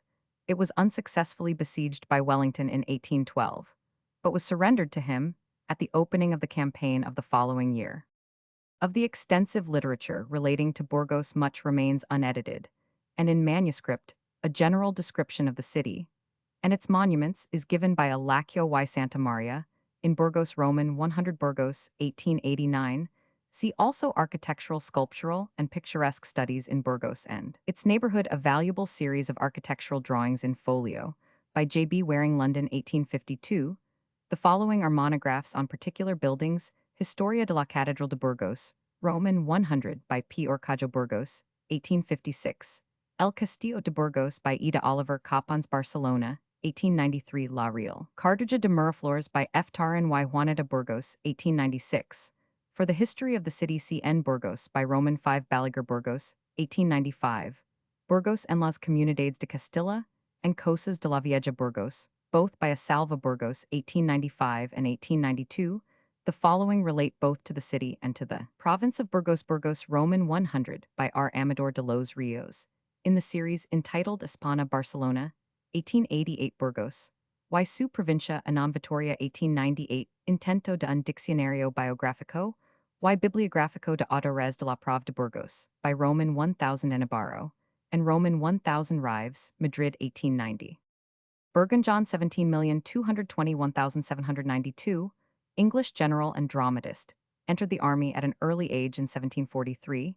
He made a runaway marriage with a daughter of the Earl of Derby, but soon had to sell his commission to meet his debts, after which he lived abroad for 7 years by Lord Derby's interest. Burgon was then reinstated at the outbreak of the 7 Years' War, and in 1758 he became captain and lieutenant colonel in the Foot Guards. In 17,580,1759, he participated in expeditions made against the French coast, and in the latter year, he was instrumental in introducing light cavalry into the British Army. The 2 regiments then formed were commanded by Eliot, afterwards Lord Heathfield, and Burgon. In 1761, he sat in Parliament for Midhurst, and in the following year he served as Brigadier General in Portugal, winning particular distinction by his capture of Valencia de Alcantara and of Villa Velha. In 1768, he became Roman 1000 P for Preston, And for the next few years, he occupied himself chiefly with his parliamentary duties, in which he was remarkable for his general outspokenness Roman 5, panned, in particular for his attacks on Lord Clive. At the same time, he devoted much attention to art and drama, his first play, The Maid of the Oaks, being produced by Garrick in 1775, and gambled recklessly in the army. He had by this time become a major general, and on the outbreak of the American War of Independence, he was appointed to a command in 1777. He was at the head of the British reinforcements, designed for the invasion of the colonies from Canada. In this disastrous expedition, he gained possession of Ticonderoga, for which he was made a lieutenant general, and Fort Edward. But pushing on was detached from his communications with Canada, and hemmed in by a superior force at Saratoga Roman 5. On the 17th of October, his troops, about 3,500 in number, laid down their arms. The success was the greatest the colonists had yet gained, and it proved the turning point in the war. The indignation in England against Burgoyne was great, but perhaps unjust. He returned at once with the leave of the American general to defend his conduct, and demanded, but never obtained, a trial. He was deprived of his regiment and a governorship which he held in 1782. However, when his political friends came into office, he was restored to his rank, given a colonelcy, and made commander-in-chief in Ireland and a privy councillor. After the fall of the Rockingham government in 1783, Burgoyne withdrew more and more into private life, his last public service being his participation in the impeachment of Warren Hastings in his latter years. He was principally occupied in literary and dramatic work. His comedy The Heiress, which appeared in 1786, ran through 10 editions within a year, and was translated into several foreign tongues. He died suddenly on the 4th of June, 1792. General Burgoyne, whose wife died in June 1776 during his absence in Canada, had several natural children born between 1782 and 1788 by Susan Caulfield, an opera singer, one of whom became Field Marshal Sir J. F. Burgoyne. His dramatic and poetical works appeared in 2 vols 1808. C. E. B. de Fonblanc, Political and Military Episodes, from the Life and Correspondence of Right Hun, J. Burgoyne 1876, and W. Roman 50 Stone Campaign, of Lieutenant J. Burgoyne Roman 100 Albany, NY 1877. Burgoyne Sir John Fox Bart 17,821,871, British Field Marshal, was an illegitimate son of General John Burgoyne Roman 5. He was educated at Eton and Woolwich, obtained his commission in 1798, and served in 1800 in the Mediterranean. In 1805, when serving on the staff of General Fox in Sicily, he was promoted second captain. He accompanied the unfortunate Egyptian expedition of 1807 and was with Sir John Moore in Sweden in 1808 and in Portugal in 1889. In the Corunna campaign, Burgoyne held the very responsible position of Chief of Engineers, with the rearguard of the British Army. Sea Peninsular War. He was with Wellesley at the Douro in 1809, and was promoted captain in the same year, after which he was engaged in the construction of the lines of Torres Vedras in 1810. He blew up Fort Conception on the River Tarons, and was present at Busaco and Torres Vedras in 1811. He was employed in the unsuccessful siege of Badajoz, and in 1812 he won successively the brevets of Major and Lieutenant Colonel for his skillful performance of engineer duties at the historic sieges of Ciudad Rodrigo and Badajoz. He was present in the same year, 1812, at the siege and battle of Salamanca, and after the Battle of Vittoria in 1813, he became commanding engineer on Lord Wellington's staff. At the close of the war he received the Roman 100, a reward which he justly considered was not commensurate with his services. In 18,141,815, he served at New Orleans and Mobile. Burgoyne was largely employed during the long peace which followed Waterloo in other public duties as well as military work. He sat on numerous commissions and served for 15 years as chairman of the Irish Board of Public Works. He became a Major General and K Roman 100B in 1838, and Inspector General of Fortifications in 1845. In 1851, he was promoted Lieutenant General, and in the following year received the G Roman 100B. When the Crimean War broke out, he accompanied Lord Raglan's headquarters to the east, superintended the disembarkation at Old Fort, and was in effect the principal engineer advisor to the English commander. During the first part of the siege of Sevastopol, he was recalled early in 1855, and though he was at first bitterly criticized by the public for his part in the earlier and unsuccessful operations against the fortress, the wisdom of his advice was ultimately recognized. In 1856, he was created a baronet and promoted to the full rank of general. In 1858, he was present at the second funeral of Napoleon Roman I as Queen Victoria's representative. And in 1865, he was made Constable of the Tower of London, 3 years later on resigning his post as Inspector General of Fortifications. He was made a Field Marshal. Parliament granted him at the same time a pension of 1,500. He died on the 7th of October 1871, a year after the tragic death of his only son, Captain Hugh Talbot Bergen Roman 5 Roman 10 billion 18,330 1,870, who was in command of H Roman 1000 S captain when that vessel went down in the Bay of Biscay September 7, 1870. See Life and Correspondence of F. Roman 1000 Sir John Fox Bergen, edited by Lt. Col. Hun G. Wriothesley, R.E. London, 1873. Sir Francis Head, A Sketch of the Life and Death of F. Roman 1000 Sir John Bergen, London, 1872. Military Opinions of General Sir John Bergen, ed. Wriothesley, London, 1859. A collection of the most important of Bergen's contributions to military literature. Burgrave, the eng form derived through the fr of the ger burgraf, and Flemberg, or Birchgrave med, lat Burgravius or Burgicums, Roman 1 count of a castle or fortified town. The title is equivalent to that of Castellan lat Castellanus or Chatelaine Curoman, 5 in Germany owing to the peculiar conditions of the empire. Though the office of Burgrave had become sinecure by the end of the 13th century, the title as borne by feudal nobles having the status of princes of the empire obtained a quasi-royal significance. It is still included among the subsidiary titles of several sovereign princes, and the King of Prussia, whose ancestors were Burgraves of Nuremberg for over 200 years, is still styled Burgrave of Nuremberg. Burgred, King of Mercia, succeeded to the throne in 852, and in 852 or 853 called upon Thelwulf of Wessex to aid him in subduing the North Welsh. The request was granted, and the campaign proved successful, the alliance being sealed by the marriage of Burgred to Thelswith, daughter of Thelwulf. In 868, the Mercian king appealed to Thelred and Alfred for assistance against the Danes who were in possession of Nottingham.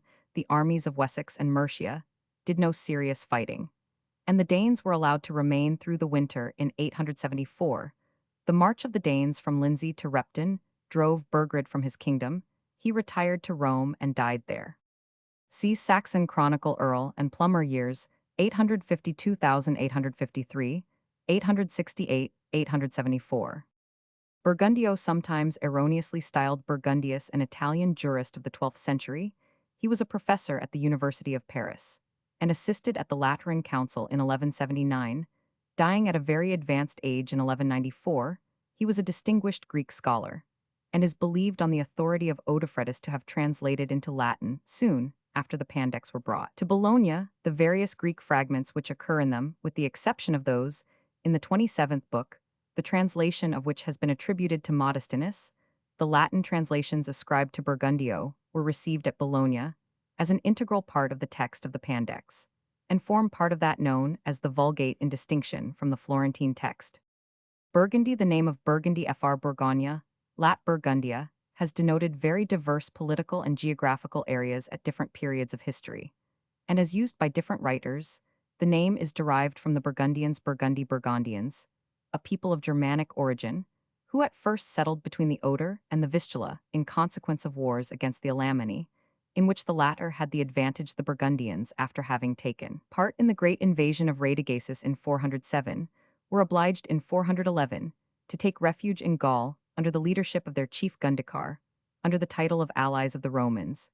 They established themselves in certain cantons of the Sequani and of Upper Germany, receiving a part of the lands, houses, and serfs that belonged to the inhabitants. Thus was founded the first kingdom of Burgundy, the boundaries of which were widened at different times by Gundikar and his son Roman 5 P. Gunderic, its chief towns being Vienne, Lyon, Besançon, Geneva, Autun, and Macon. Gundibald Roman 500, grandson of Gunderic, is famous for his codification of the Burgundian law known, consequently, as Lex Gundibada in French Loy.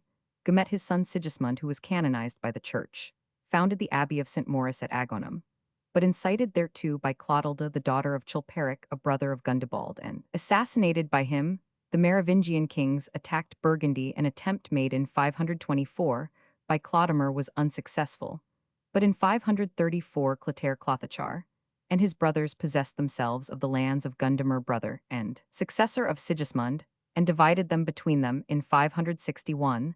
The kingdom of Burgundy was reconstructed by Guntram, son of Clotaire Roman I, and until 613, it formed a separate state under the government of a prince of the Merovingian family. After 613, Burgundy was one of the provinces of the Frankish kingdom, but in the redistributions that followed the reign of Charlemagne, the various parts of the ancient kingdom had different fortunes. In 843, by the Treaty of Verdun, Autun Chalon Macon-Langers Roman 100 were apportioned to Charles the Bald and Leon, with the country beyond the Seine to Lothair. Roman 1, on the death of the latter, the Duchy of Leon, Lyonnais, and Viennois was given to Charles of Provence, and the Diocese of Besançon with the country beyond the Jura to Lothair, King of Lorraine, in 879. Boso founded the Kingdom of Provence, wrongly called the Kingdom of Cistercian Burgundy, which extended to Lyon, and for a short time as far as Macon see Provence. In 888, the Kingdom of Jura Burgundy was founded by Rudolf Roman, one son of Conrad, Count of Auxerre, and the German King Arnulf could not succeed in expelling the usurper, whose authority was recognized in the dioceses of Besançon, Basel, Lausanne, Geneva, and Sion for a short time.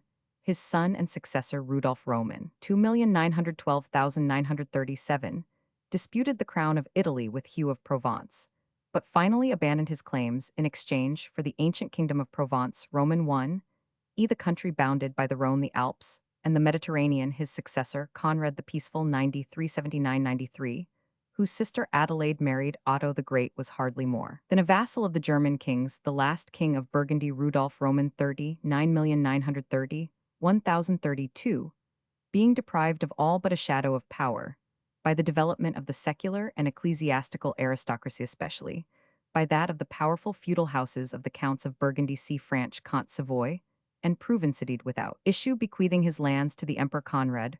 Roman II. Such was the origin of the imperial rights over the kingdom, designated after the 13th century as the Kingdom of Arles, which extended over a part of what is now Switzerland from the Jura to the Aar, and included Franche Comte Lyonnais, Dauphine, Savoy, and Provence.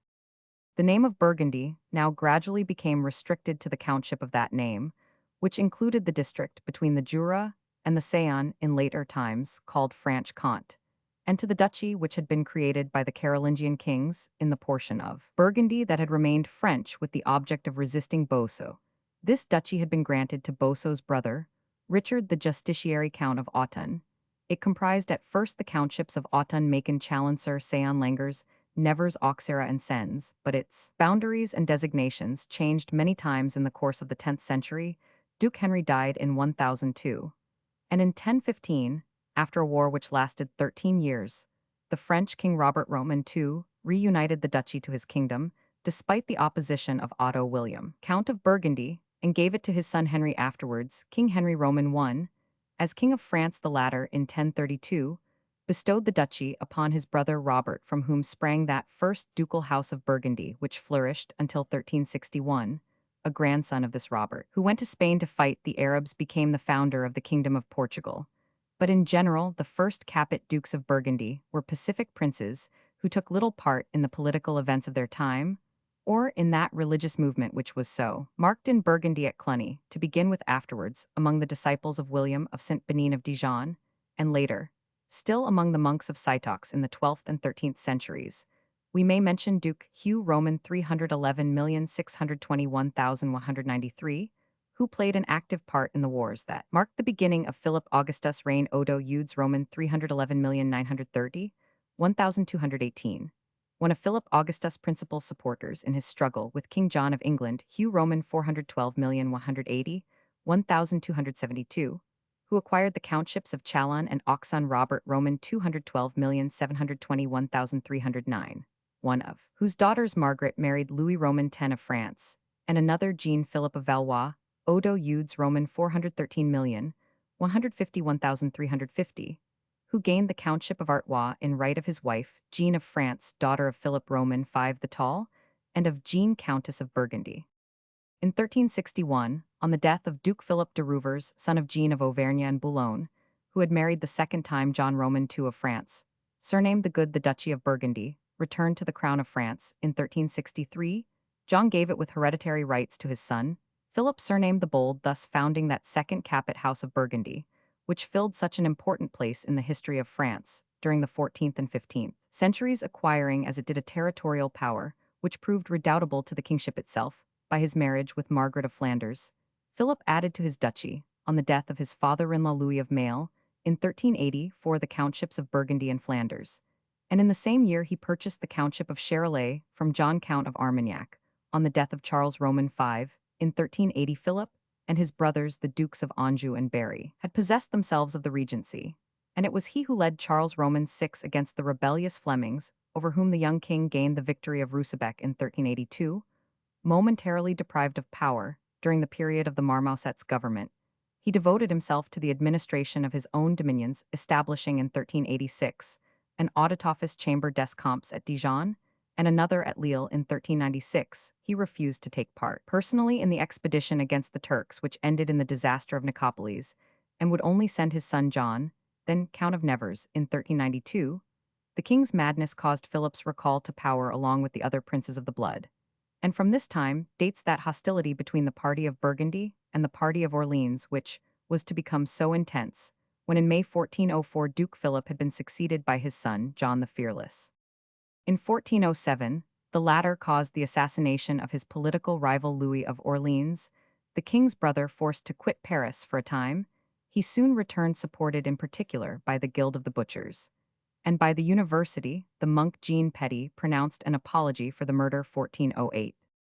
The victory of Haspin, which John achieved on the 23rd of September 1408 over the Liegeois, who had attacked his brother-in-law John of Bavaria, Bishop of Liege, still further strengthened his power and reputation. And during the following years, the struggle between the Burgundians and the partisans of the Duke of Orleans or Armagnacs, as they were called, went on, with varying results. In 1413, a reaction took place in Paris. John the Fearless was once more expelled from the capital, and only returned there in 1418, thanks to the treason of Perinet Leclerc, who yielded up the town to him in 1419, just when he was thinking of making advances towards the party of the Dauphin Charles Roman VII. He was assassinated by members of that party during an interview between himself and the Dauphin at the bridge of Montereau. This event inclined the new Duke of Burgundy, Philip the Good, towards an alliance with England in 1420. He signed the Treaty of Troyes, which recognized Henry Roman V as the legitimate successor of Charles Roman VI. In 1423, he gave his sister Anne in marriage to John, Duke of Bedford. And during the following years, the Burgundian troops supported the English pretender, but a dispute between him and the English concerning the succession in Hainaut, their refusal to permit the town of Orleans to place itself under his rule, and the defeats sustained by them, all combined to embroil him with his allies. And in 1435 he concluded the Treaty of Arras with Charles Roman VII. The king relieved the Duke of all homage for his estates during his lifetime. Roman V Pand gave up to him the countships of Macon, Auxerre, Barcer, Seine, and Ponthieu, and reserving the right of redemption, the towns of the Somme, Roy, Montdidier, Perron. Roman 100. Besides this, Philip had acquired Brabant and Holland in 1433. As the inheritance of his mother, he gave an asylum to the Dauphin Louis, when exiled from Charles Roman VII's court, but refused to assist him against his father, and henceforth rarely intervened in French affairs. He busied himself particularly with the administration of his state, founding the University of Dole, having records made of Burgundian customs, and seeking to develop the commerce and industries of Flanders. A friend to letters and the arts, he was the protector of writers like Olivier de la Marque and of sculptors of the school of Dijon. He also desired to revive ancient chivalry as he conceived it, and in 1429 founded the Order of the Golden Fleece. While during the last years of his life, he devoted himself to the preparation of a crusade against the Turks. Neither these plans, however, nor his liberality prevented his leaving a well-filled treasury and enlarged dominions when he died in 1467. Philip's successor was his son by his third wife, Isabel of Portugal. Charles, surnamed the Bold Count of Charleroi, born in 1433, to him, his father had practically abandoned his authority during his last years. Charles had taken an active part in the so-called wars for the public weal, and in the coalitions of nobles against the king which were so frequent during the first years of Louis Roman XI's reign. His struggle against the king is especially marked by the interview at Perron in 1468, when the king had to confirm the duke in his possession of the towns of the Somme, and by a fruitless attempt which Charles the Bold made on Beauvais in 1472. Charles sought above all to realize a scheme already planned by his father. This was to annex territory, which would reunite Burgundy with the northern group of her possessions Flanders Brabant Roman 100, and to obtain the emperor's recognition of the Kingdom of Belgian Gaul in 1469, he bought the Landgraviate of Alsace and the Countship of Ferret from the Archduke Sigismund of Austria, and in 1473, the aged Duke Arnold ceded the Duchy of Gelderland to him in the same year. He had an interview at Trier with the Emperor Frederick Roman III, when he offered to give his daughter and heiress Mary of Burgundy in marriage to the emperor's son Maximilian in exchange for the concession of the royal title. But the emperor, uneasy at the ambition of the Grand Duke of the West, did not pursue the negotiations. Meanwhile, the tyranny of the Duke's lieutenant Peter von Hagenbach, who was established at Ferret as Governor Grand Bailey or Landvogt of Upper Alsace, had brought about an insurrection. The Swiss supported the cause of their allies, the inhabitants of the free towns of Alsace, and Duke René Roman II of Lorraine also declared war against Charles in 1474. The Swiss invaded Franche-Comté and achieved the victory of Héricourt in 1475. Charles succeeded in conquering Lorraine, but an expedition against the Swiss ended in the defeat of grandson February 1476. In the same year, the Duke was again beaten at Moret, and the Burgundian nobles had to abandon to the victors a considerable amount of booty. Finally, the Duke of Lorraine returned to his dominions. Charles advanced against him, but on the 6th of January 1477, he was defeated and killed before Nancy. By his wife Isabella of Bourbon, he only left a daughter Mary, and Louis Roman XI claimed possession of her inheritance as guardian to the young princess. He succeeded in getting himself acknowledged in the Duchy and Countship of Burgundy, which were occupied by French garrisons, but Mary, alarmed by this annexation, and by the insurrection at Ghent secretly fomented by Louis, decided to marry the Archduke Maximilian of Austria, to whom she had already been promised August 1477, and hostilities soon broke out between the two. Princess Mary died through a fall from her horse in March 1482, and in the same year the Treaty of Arras confirmed Louis Roman XI, in possession of the Duchy Franche-Comté and Artois, were to form the dowry of the little Margaret of Burgundy, daughter of Mary and Maximilian, who was promised in marriage to the Dauphin. As to the lands proceeding from the succession of Charles the Bold, which had returned to the Empire Brabant Hainaut Limburg, Nemours Gelderland Roman 100, they constituted the Circle of Burgundy from 1512 onward.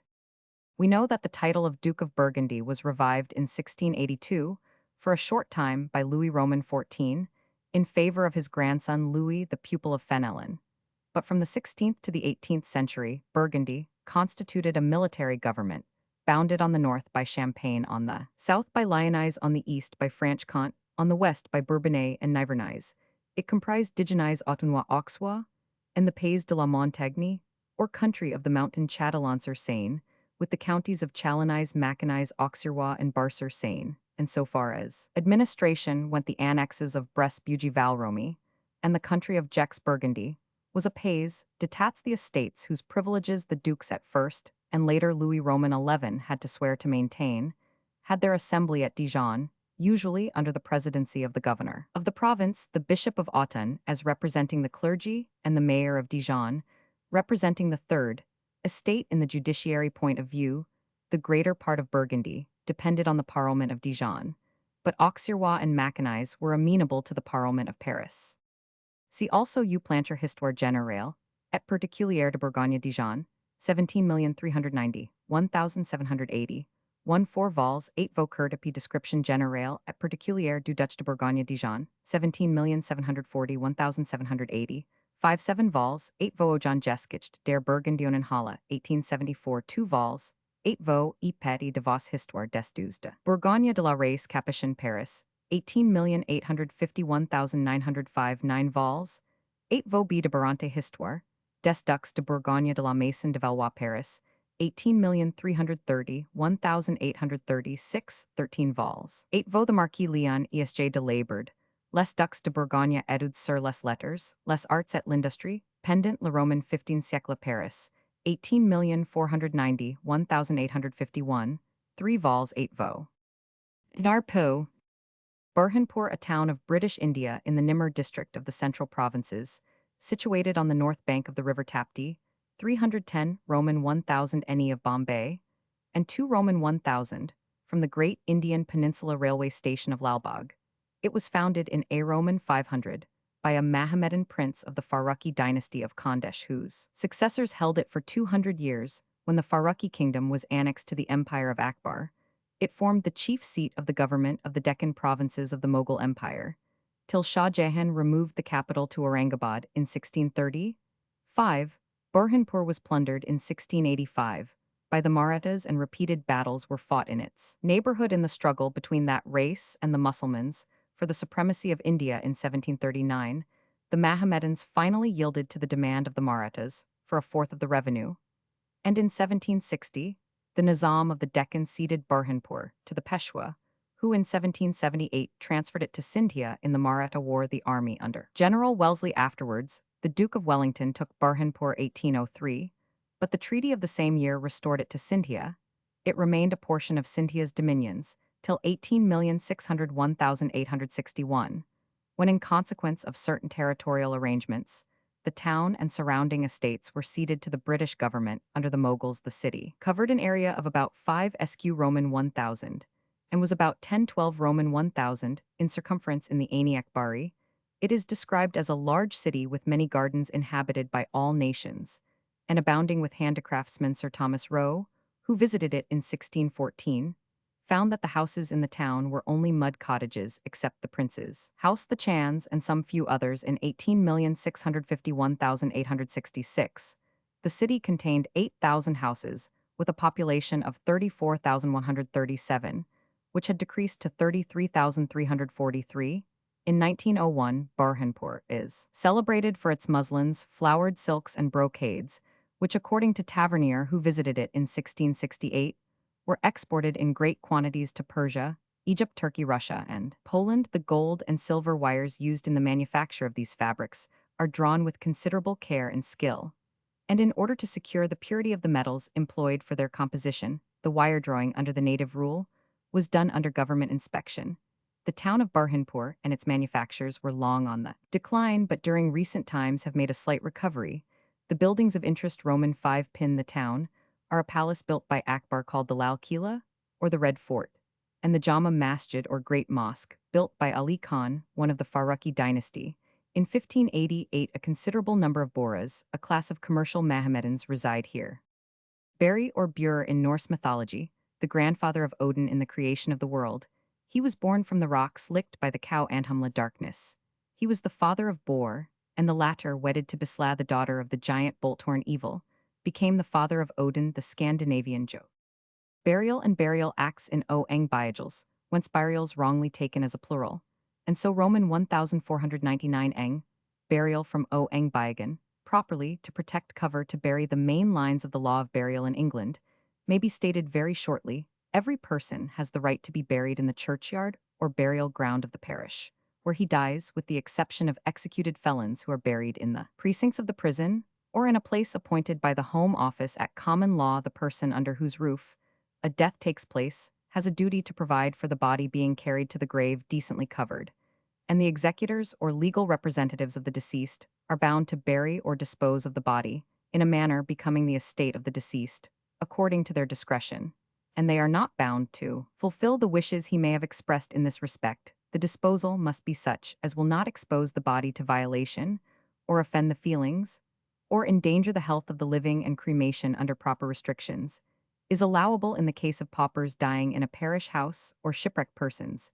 whose bodies are cast ashore. The overseers or guardians are responsible for their burial, and in the case of suicides the coroner has a similar duty. The expenses of burial are payable out of the deceased's estate in priority to all other debts. A husband liable for the maintenance of his wife is liable for her funeral expenses, the parents for those of their children, if they have the means of paying. Legislation has principally affected 1 places of burial, 2 mode of burial, 3 fees for burial, and 4 disinterment. The overcrowded state of churchyards and burial grounds gradually led to the passing of a group of statutes, known as the Burial Acts, extending from 1852 up to 1900. By these acts, a general system was set up, the aim of which was to remedy the existing deficiencies of accommodation by providing new burial grounds and closing old ones, which should be dangerous to health, and to establish a central authority, the Home Office, now, for most purposes the local government board, to superintend all burial grounds with a view to the protection of the public health and the maintenance of public decency in burials, The local government board thus has the power to obtain by order in council the closing of any burial ground it thinks fit, while its consent is necessary to the opening of any new burial ground, and it also has power to direct inspection of any burial ground or cemetery, and to regulate burials in common graves in statutory cemeteries, and to compel persons in charge of vaults or places of burial to take steps necessary for preventing their becoming dangerous or injurious to health. The vestry of any parish, whether a common law or ecclesiastical one, was thus authorized to provide itself with a new burial ground. If its existing one was no longer available, such ground might be wholly or partly consecrated, and chapels might be provided for the performance of burial service. The ground was put under the management of a burial board consisting of ratepayers elected by the vestry, and the consecrated portion of it took the place of the churchyard. In all respects, disused churchyards and burial grounds in the metropolis may be used as open spaces for recreation, and only buildings for religious purposes can be built on them. 1881, 1884, 1887, the Local Government Act 1894 introduced a change into the government of burial grounds, consequent on the general change made in parochial government by transferring or allowing to be transferred the powers, duties, property, and liabilities of the burial boards in urban districts to the district councils, and in rural parishes to the parish councils and parish meetings, and by allowing rural parishes to adopt the burials acts and provide and manage new burial grounds by the parish council or a burial board elected by the parish meeting. The mode of burial is a matter of ecclesiastical cognizance in the case of churchyards, and elsewhere it is in the discretion of the owners of the burial ground. The local government board now makes regulations for burials in burial grounds provided under the Burial Acts for cemeteries provided under the Public Health Act 1879. Private cemeteries and burial grounds make their own regulations. Burial may now take place either with or without a religious service in consecrated ground. Before 1880, no body could be buried in consecrated ground, except with the service of the church which the incumbent of the parish, or a person authorized by him, was bound to perform. But the canons and prayer book refused the use of the office for excommunicated persons, majority excommunication for some grievous and notorious crime, and no person able to testify of his repentance, unbaptized persons and persons against whom a verdict of felo de se had been found. But by the Burial Laws Amendment Act 1880, the bodies of persons entitled to be buried in parochial burial grounds, whether churchyards or graveyards, may be buried there on proper notice being given to the minister, without the performance of the service of the Church of England, and either without any religious service, or with a Christian and orderly religious service at the grave, which may be conducted by any person invited to do so, by the person in charge of the funeral clergymen of the Church of England, are also by the Act allowed, but are not obliged to use the burial service in any unconsecrated burial ground or cemetery, or building therein in any case in which it could be used in consecrated ground in cases where it may not be so used, and where such is the wish of those in charge of the service. The clergy may use a form of service approved by the bishop, without being liable to any ecclesiastical or temporal penalty. Except as altered by this act, it is still the law that the Church knows no such indecency as putting a body into consecrated ground, without the service being at the same time performed, and nothing in the Act authorizes the use of the service on the burial of a felo de se, which however may take place in any way allowed by the Act of 1880. The proper performance of the burial office is provided for by the Public Worship Regulation Act 1874. Statutory provision is made by the criminal law in this act for the preservation of order in burial grounds and protection of funeral services. Fees are now payable by custom or under statutory powers on all burials in a churchyard. The parson must perform the office of burial for parishioners, even if the customary fee is denied, and it is doubtful who is liable to pay it. The custom must be immemorial and invariable. If not disputed, its payment can be enforced in the ecclesiastical court. If disputed, its validity must be tried by a temporal court. A special contract for the payment of an annual fee, in the case of a non-parishioner, can be enforced in the latter court. In the case of paupers and shipwrecked persons, the fees are payable by the parish. In other parochial burial grounds and cemeteries, the duties and rights to fees of the incumbents, clerks, and sextons of the parishes for which the ground has been provided are the same as in burials in the churchyard. Burial authorities may fix the fees payable in such grounds subject to the approval of the Home Secretary. But the fees for services rendered by ministers of religion and sextons must be the same in the consecrated, as in the unconsecrated part of the burial ground, and no incumbent of a parish or a clerk may receive any fee upon burials, except for services rendered by them Act of 1900 on burials under the Act of 1880. The same fees are payable, as if the burial had taken place with the service of the church. A corpse is not the subject of property, nor capable of holding property. If interred in consecrated ground, it is under the protection of the ecclesiastical court.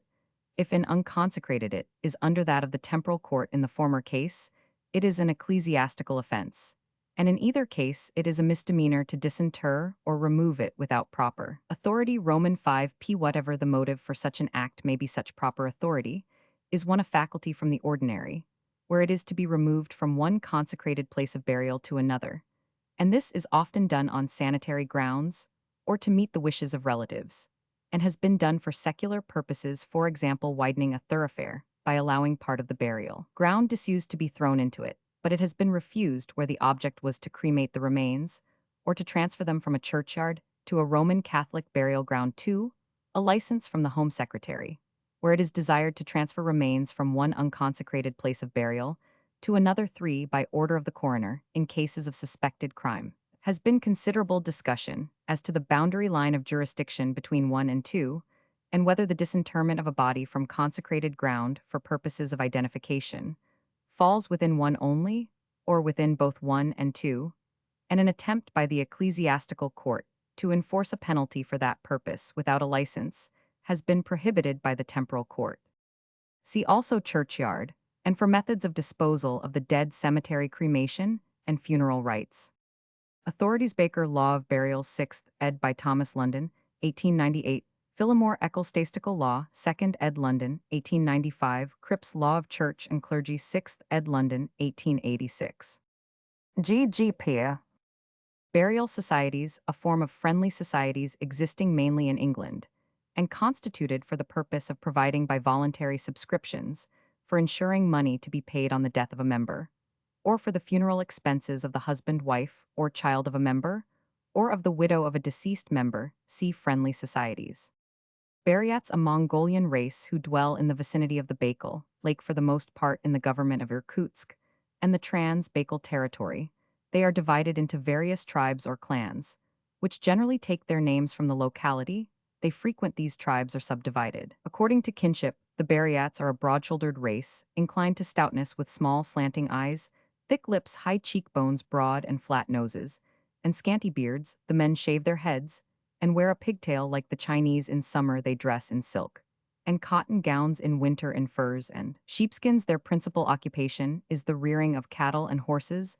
The Buryat horse is famous for its power of endurance, and the attachment between master and animal is very great. At death, the horse should, according to their religion, be sacrificed at its owner's grave, but the frugal Buryat heir usually substitutes an old hack, or if he has to tie up the valuable steed to the grave to starve, he does so only with the thinnest of cords, so that the animal soon breaks his tether and gallops off to join the other horses. In some districts, the Buryats have learned agriculture from the Russians, and in Irkutsk are really better farmers than the latter. They are extraordinarily industrious at manuring and irrigation.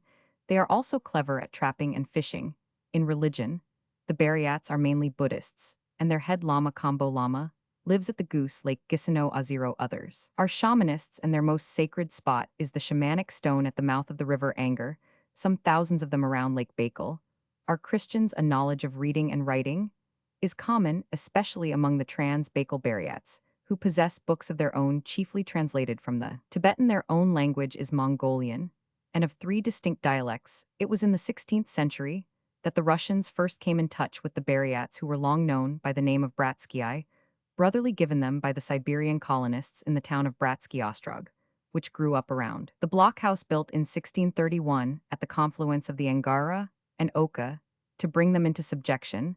This title is perpetuated. The Buryats made a vigorous resistance to Russian aggression, but were finally subdued towards the end of the 17th century, and are now among the most peaceful of Russian peoples. CJG Gruelin Siberia Pier Simon Palace Samlungen, Historischer Nachrichten über die Mongolischen Volkerschaften, St. Petersburg 17,761,802, Roman 1000a, Castron Versuch, Einer Bariatischen Sprachlehr, 1857, Sir H. H. Howarth History of the Mongols, 18,761,888. Baradin Jean Joannes Baradanus Roman 100 French philosopher, was born at Bethune in Artois. He studied in Paris under William of Ockham.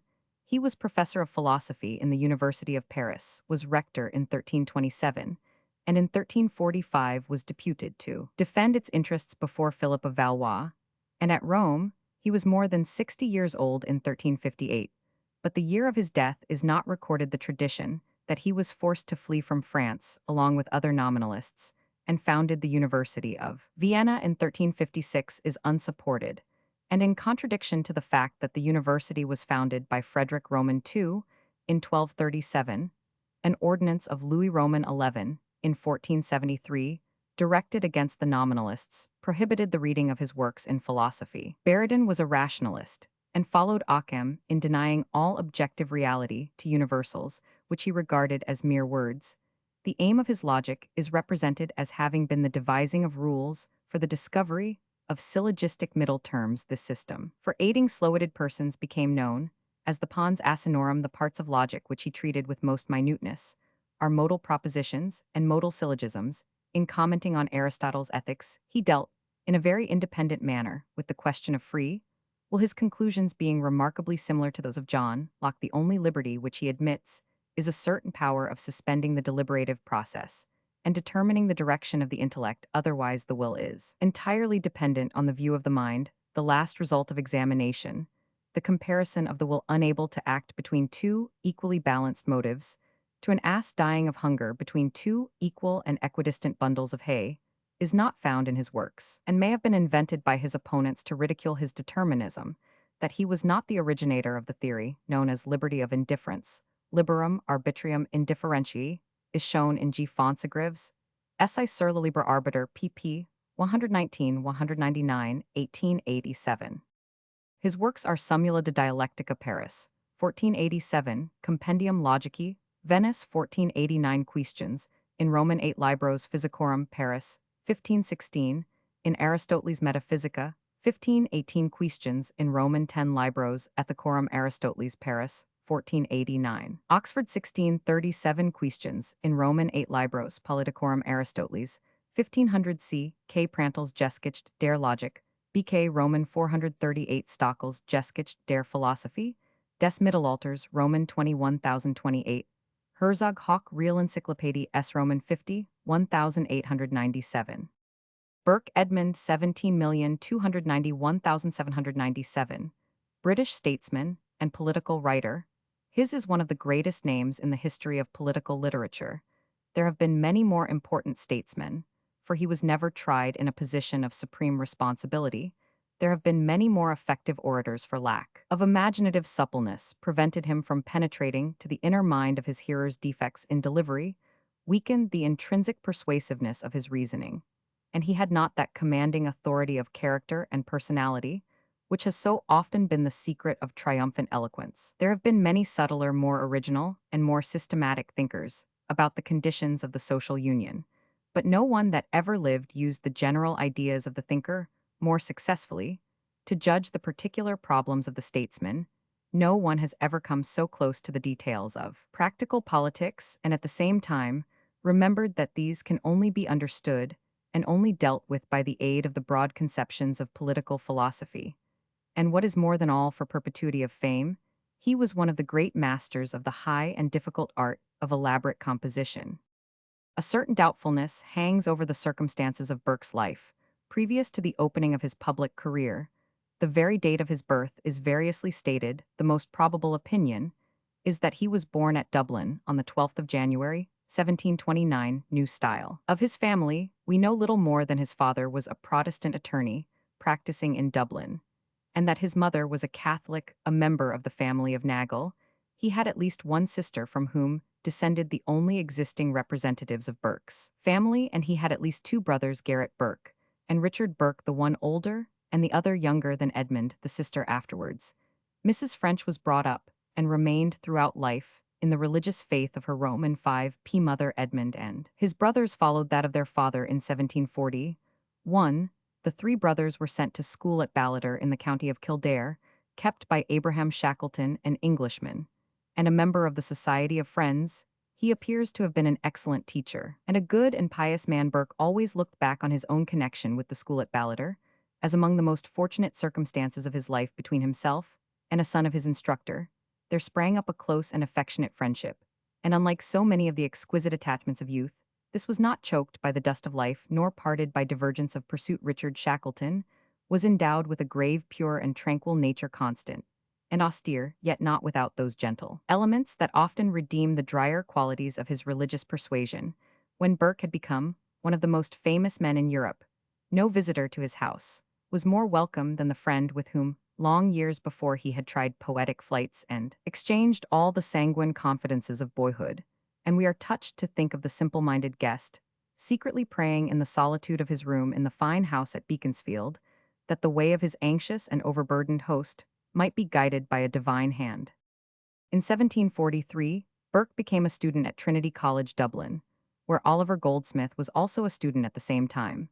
But the serious pupil of Abraham Shackleton would not be likely to see much of the wild and squalid Sizer Henry Flood, who was 2 years younger than Burke, had gone to complete his education at Oxford. Burke, like Goldsmith, achieved no academic distinction. His character was never at any time of the academic cast. The minor accuracies, the limitation of range, the treading and retreading of the same small patch of ground, the concentration of interest in success before a board of examiners, were all uncongenial to a nature of exuberant intellectual curiosity, and of strenuous and self-reliant originality.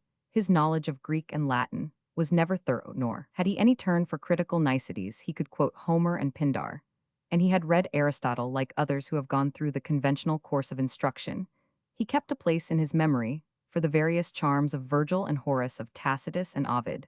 But the master whose page by night and by day he turned with devout hand was the copious, energetic, flexible, diversified, and brilliant genius of the declamations for Archias the poet, and for Milo against Catiline, and against Antony, the author of the Disputations at Tusculum, and the orations against Ver Cicero, was ever to him the mightiest of the ancient names in English literature.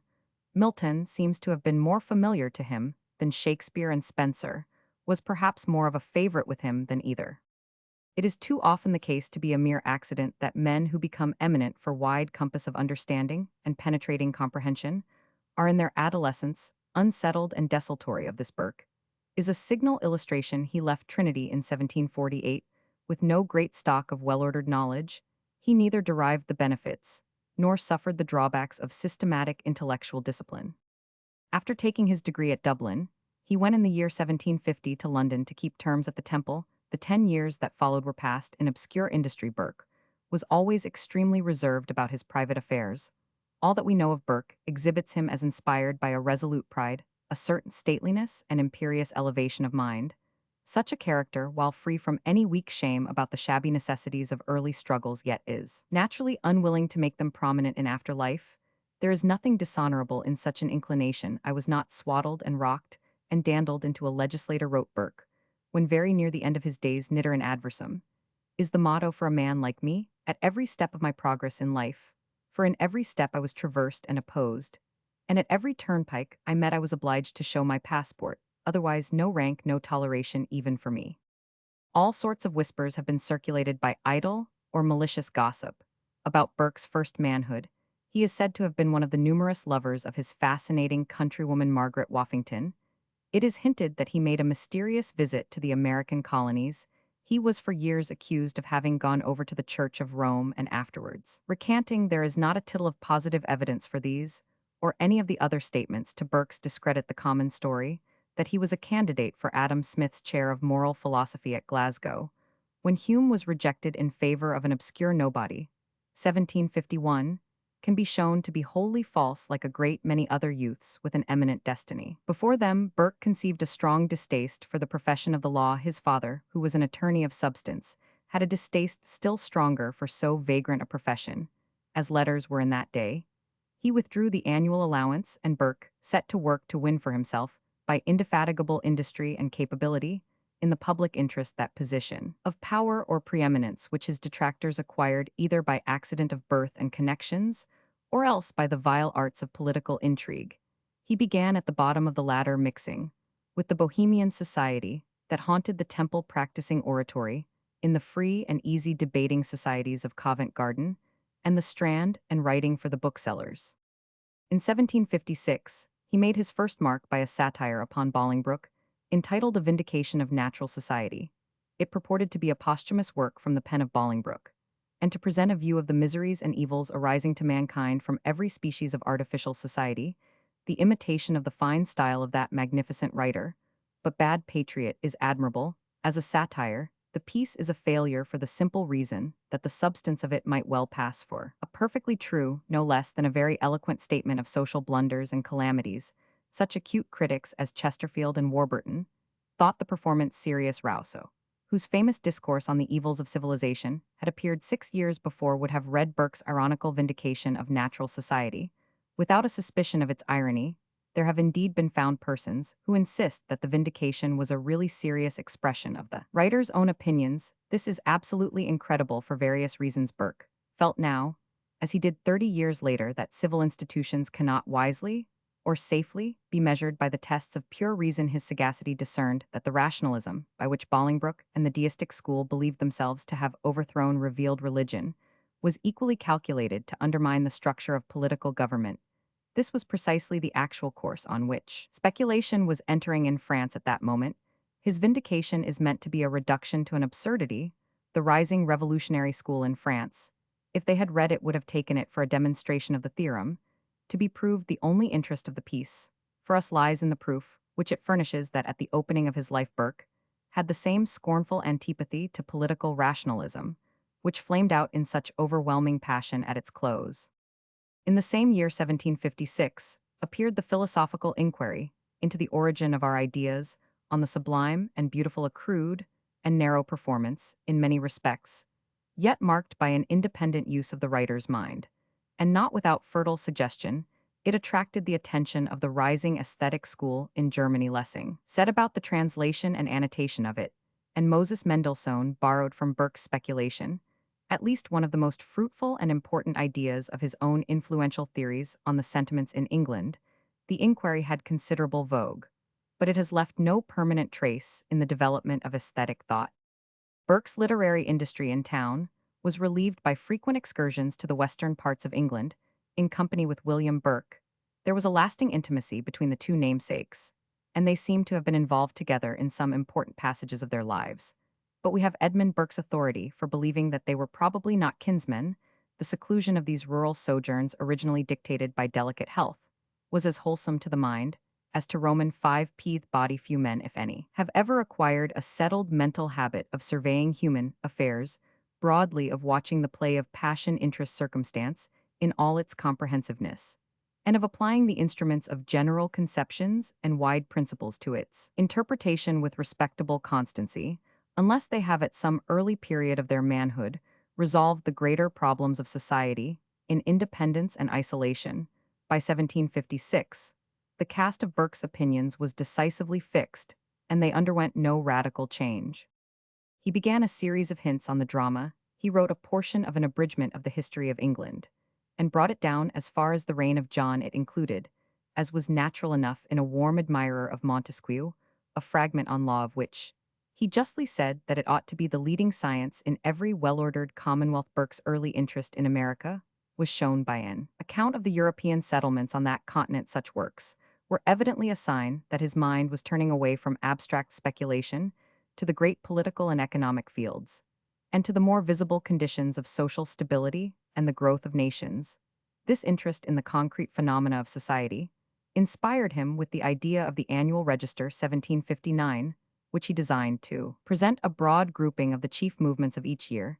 The execution was as excellent as the conception, and if we reflect that it was begun in the midst of that momentous war which raised England to her climax of territorial greatness in East and West, we may easily realize how the task of describing these portentous and far-reaching events would be likely to strengthen Burke's habits of wide and laborious observation, as well as to give him firmness and confidence in the exercise of his own judgment.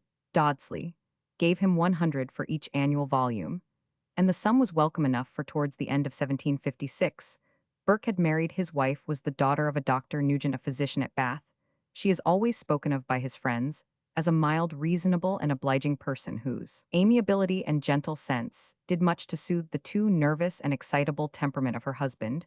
She had been brought up there, is good reason to believe as a Catholic, and she was probably a member of that communion at the time of her marriage. Dr. Nugent eventually took up his residence with his son-in-law in London, and became a popular member of that famous group of men of letters and artists whom Boswell has made so familiar and so dear to all later generations. Burke, however, had no intention of being dependent. His consciousness of his own powers animated him with a most justifiable ambition. If ever there was one to play a part in the conduct of national affairs, friends shared this ambition on his behalf. One of these was Lord Charlemont. He introduced Burke to William Gerard Hamilton, 1759, now only remembered by the nickname Single Speech, derived from the circumstance of his having made a single brilliant speech in the House of Commons, which was followed by years of almost unbroken silence. Hamilton was by no means devoid of sense and acuteness, but in character, he was one of the most despicable men then alive. There is not a word too many nor too strong in the description of him by one of Burke's friends as a sullen, vain, proud, selfish, cankered-hearted, envious reptile. The reptile's connection, however, was for a time of considerable use to Burke, when he was made Irish Secretary. Burke accompanied him to Dublin, and there learnt Oxenstiern's eternal lesson that awaits all who penetrate behind the scenes of government: quam parva sapientia, mundus rigider. The penal laws against the Catholics, the iniquitous restrictions on Irish trade and industry, the selfish factiousness of the Parliament, the jobbery and corruption of administration, the absenteeism of the landlords, and all the other too familiar elements of that mischievous and fatal system, were then in full force, as was shown afterwards. They made an impression upon Burke that was never effaced. So much iniquity and so much disorder may well have struck deep on one whose two chief political sentiments were a passion for order and a passion for justice. He may have anticipated with something of remorse the reflection of a modern historian that the absenteeism of her landlords has been less of a curse to Ireland than the absenteeism of her men of genius. At least he was never an absentee in heart. He always took the interest of an ardent patriot in his unfortunate country, and as we shall see, made more than one weighty sacrifice on behalf of the principles which he deemed to be bound up with her welfare. When Hamilton retired from his post, Burke accompanied him back to London with a pension of 300 a year on the Irish establishment. This modest allowance he hardly enjoyed for more than a single year, his patron, having discovered the value of so laborious and powerful a subaltern, wished to bind Burke permanently to his service. Burke declined to sell himself into final bondage of this kind. When Hamilton continued to press his odious pretensions, they quarreled, 1765, and Burke threw up his pension. He soon received a more important piece of preferment than any which he could ever have procured through Hamilton. The accession of George Roman III to the throne in 1760 had been followed by the disgrace of Pitt, the dismissal of Newcastle, and the rise of Bute. These events marked the resolution of the court to change the political system, which had been created by the Revolution of 1688.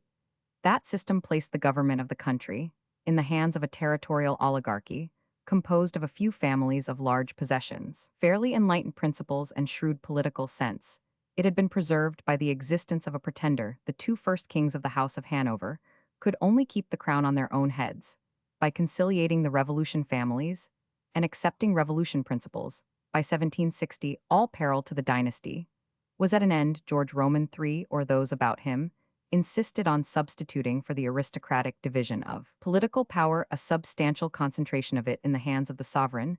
The ministers were no longer to be the members of a great party acting together in pursuance of a common policy, accepted by them all as a united body.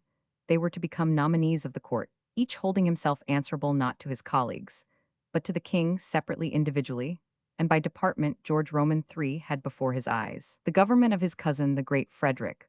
But not everyone can bend the bow of Ulysses, and apart from difference of personal capacity and historic tradition, he forgot that a territorial and commercial aristocracy cannot be dealt with in the spirit of the barrack and the drill ground. But he made the attempt, and resistance to that attempt supplies the keynote to the first 25 years of Burke's political life. Along with the change in system went high-handed and absolutist tendencies. In policy, the first stage of the new experiment was very short. Bute, in a panic at the storm of unpopularity that menaced him, resigned in 1763. George Grenville and the less enlightened section of the Whigs took his place. They proceeded to tax the American colonists, to interpose vexatiously against their trade, to threaten the liberty of the subject at home by general warrants, and to stifle the liberty of public discussion by prosecutions of the press. Their arbitrary methods disgusted the nation, and the personal arrogance of the ministers at last disgusted the king. The system received a temporary check. Grenville fell, and the king was forced to deliver himself into the hands of the orthodox section of the Whigs. The Marquis of Rockingham, July 10, 1765, became prime minister, and he was induced to make Burke his private secretary before Burke had begun his duties. An incident occurred which illustrates the character of the two men. The old Duke of Newcastle, probably desiring a post for some nominee of his own, conveyed to the ear of the new minister various absurd rumors prejudicial to Burke.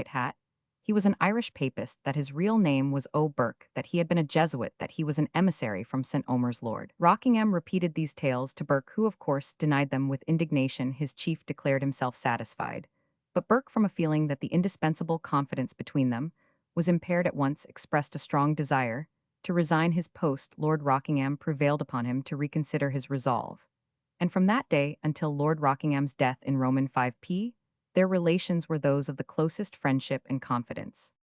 The first Rockingham administration only lasted a year and a few days, ending in July 1766.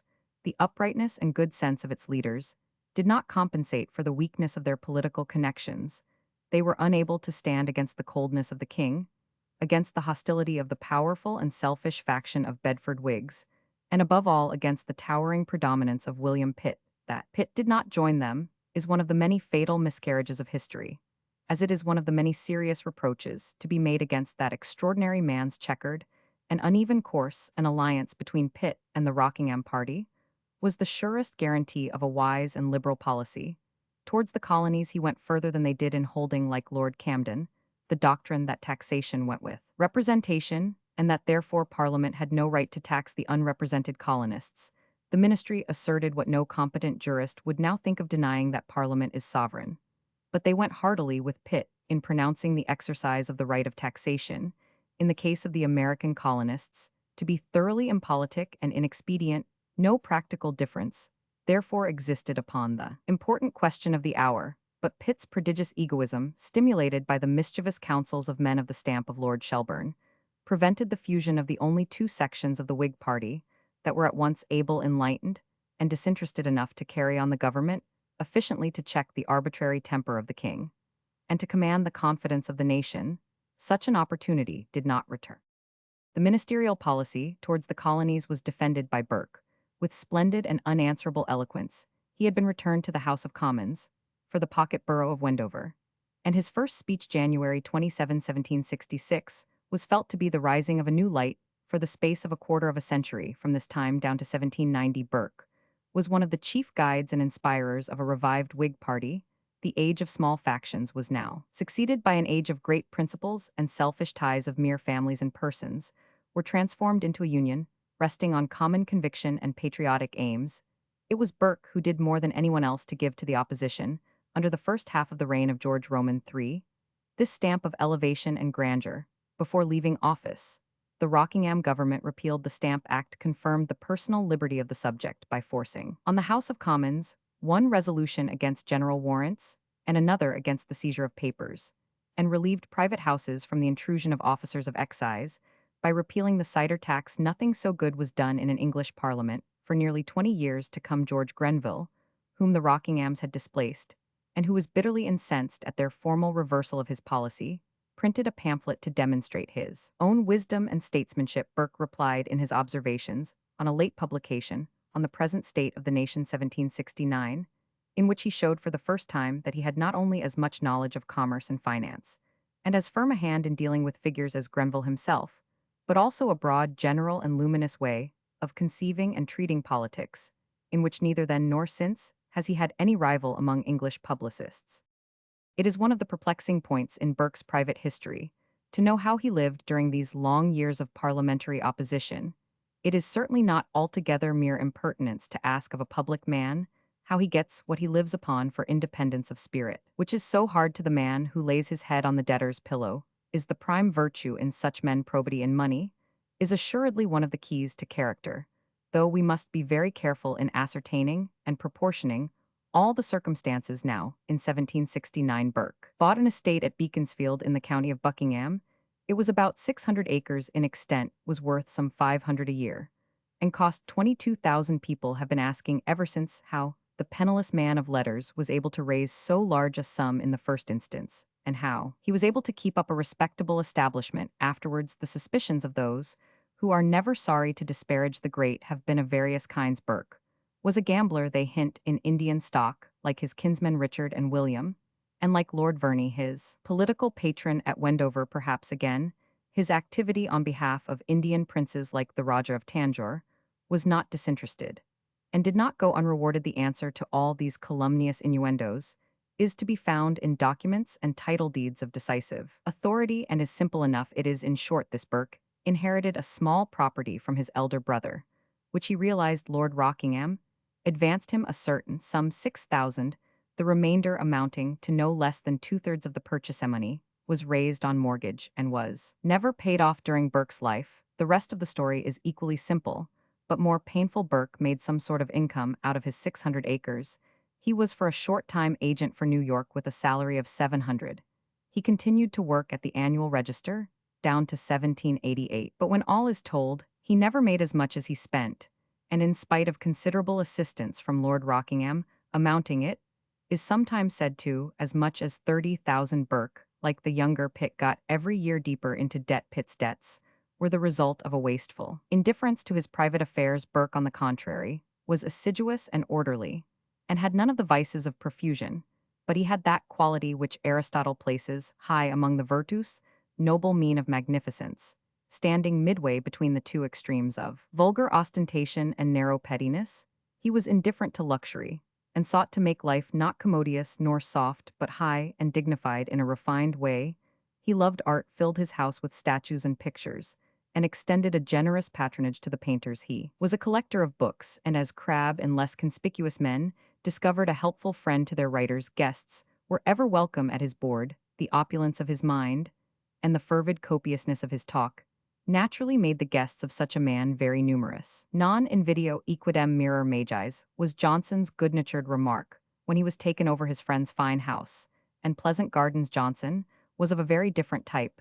There was something in this external dignity which went with Burke's imperious spirit, his spacious imagination, his turn for all things stately and imposing. We may say, if we please, that Johnson had the far truer and loftier dignity of the two, but we have to take such men as Burke with the defects that belong to their qualities, and there was no corruption in Burke's outlay. When the Pitt administration was formed in 1766, he might have had office, and Lord Rockingham wished him to accept it, but he honorably took his fate with the party. He may have spent 3,000 a year, where he would have been more prudent to spend only 2,000, but nobody was wronged. His creditors were all paid in time, and his hands were at least clean of traffic in reversions, clerkships, tellerships, and all the rest of the rich sinecures, which it was thought no shame in those days for the aristocracy of the land and the robe to wrangle for and gorge themselves upon with the fierce voracity of famishing wolves. The most we can say is that Burke, like Pitt, was too deeply absorbed in beneficent service in the affairs of his country to have for his own affairs the solicitude that would have been prudent. In the midst of intense political preoccupations, Burke always found time to keep up his intimacy with the brilliant group of his earlier friends. He was one of the commanding figures at the club at the Turk's Head, with Reynolds and Garrick Goldsmith. And Johnson, the old sage who held that the first Whig was the devil, was yet compelled to forgive Burke's politics for the sake of his magnificent gifts. I would not talk to him of the Rockingham party, he used to say, but I love his knowledge, his genius, his diffusion and affluence of conversation. And everybody knows Johnson's vivid account of him. Burke, sir, is such a man that if you met him for the first time in the street where you were stopped by a drove of oxen, and he stepped aside to take shelter, but for 5 minutes he talk Roman 5 to you, in such a manner that, when you parted, you would say, "This is an extraordinary man." They all grieved that public business should draw to party what was meant for mankind. They deplored that the nice and difficult test of answering Berkeley had not been undertaken as was once intended by Burke, and sighed to think what an admirable display of subtlety and brilliance such a contention would have afforded them, had not politics turned him from active philosophy. Aside, there was no jealousy in this. They did not grudge Burke being the first man in the House of Commons, for they admitted that he would have been the first man anywhere. With all his hatred for the bookman in politics, Burke owed much of his own distinction to that generous richness and breadth of judgment which had been ripened in him by literature, and his practice in it. He showed that books are a better preparation for statesmanship than early training in the subordinate posts and among the permanent officials of a public department. There is no copiousness of literary reference in his work, such as overbounded in the civil and ecclesiastical publicists of the 17th century, nor can we truly say that there is much, though there is certainly some of that tact which literature is alleged to confer on those who approach it in a just spirit and with the true gift. The influence of literature on Burke lay partly in the direction of emancipation from the mechanical formulae of practical politics, partly in the association which it engendered in a powerful understanding, like his, between politics and the moral forces of the world, and between political maxims and the old and great sentences of morals, partly in drawing him, even when resting his case on prudence and expediency, to appeal to the widest and highest sympathies, partly, and more than all, in opening his thoughts to the many conditions, possibilities, and varieties of untried being in human character and situation, and so giving an incomparable flexibility to his methods of political approach. This flexibility is not to be found in his manner of composition, that derives its immense power from other sources, from passion, intensity, imagination, size, truth, cogency of logical reason. Those who insist on charm, on winningness in style, on subtle harmonies and fine exquisiteness of suggestion, are disappointed in Burke. They even find him stiff and overcolored, and there are blemishes of this kind. His banter is nearly always ungainly, his wit blunt, as Johnson said, and often unseasonable, as is usual with a man who has not true humor. Burke is also without true pathos. The thought of wrong or misery moved him less to pity for the victim than to anger against the cause. Again, there are some gratuitous and unredeemed vulgarities, some images that make us shudder, but only a literary fop can be detained by specks like these.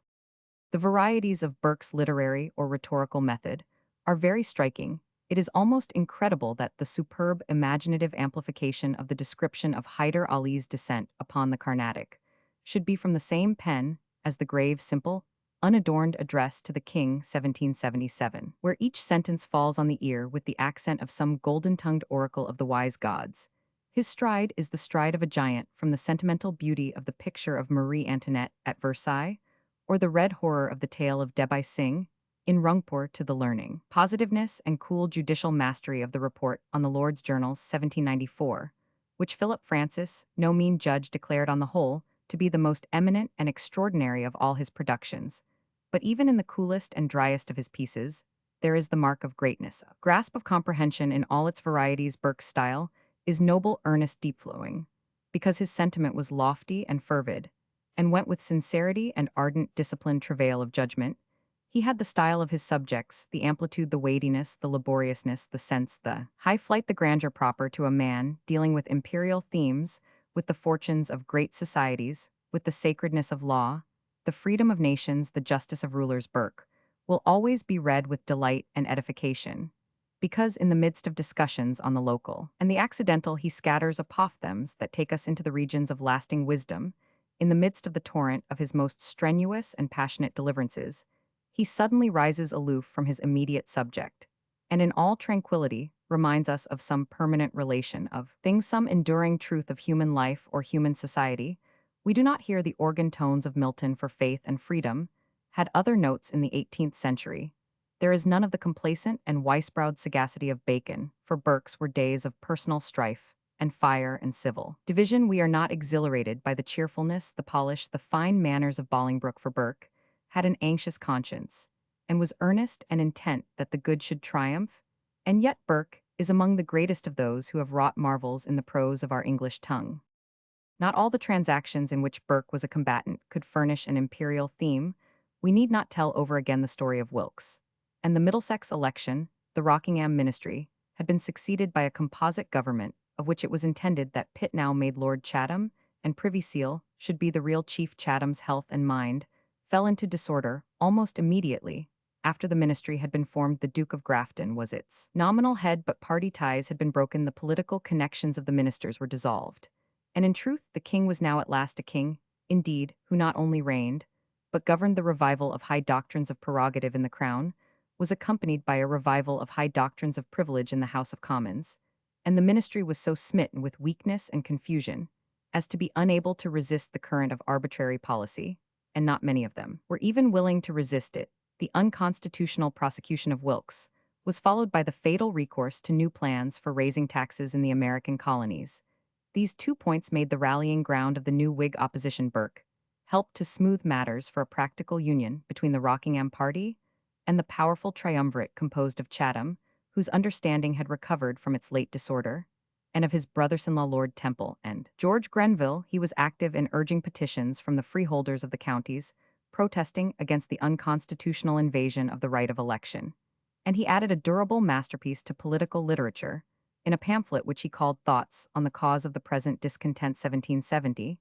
The immediate object of this excellent piece was to hold up the court scheme of weak, divided, and dependent administrations in the light of its real purpose, and designed to describe the distempers which had been engendered in Parliament by the growth of royal influence and the faction of the king's friends, to show that the newly formed Whig party had combined for truly public ends, and was no mere family, not like the Grenvilles and the Bedfords, and finally to press for the hearty concurrence both of public men and of the nation at large in combining against a faction ruling by the private instructions of a court against the general sense of the people. The pamphlet was disliked by Chatham on the one hand on no reasonable grounds that we can discover. It was denounced by the extreme popular party of the Bill of Rights on the other hand, for its moderation and conservatism. In truth, there is as strong a vein of conservative feeling in the pamphlet of 1770 as in the more resplendent pamphlet of 1790.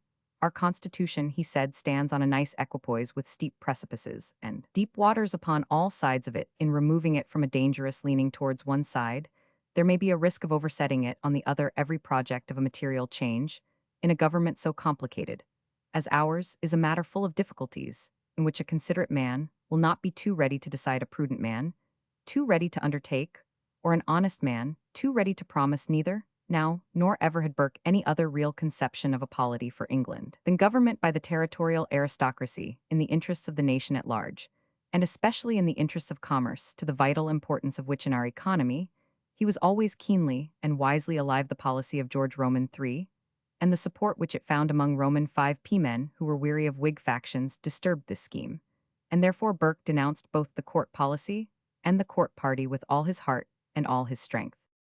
Eloquence and good sense, however, were impotent in the face of such forces as were at this time arrayed against a government at once strong and liberal. The court was confident that a union between Chatham and the Rockinghams was impossible. The union was in fact hindered by the waywardness and the absurd pretenses of Chatham and the want of force in Lord Rockingham in the nation at large.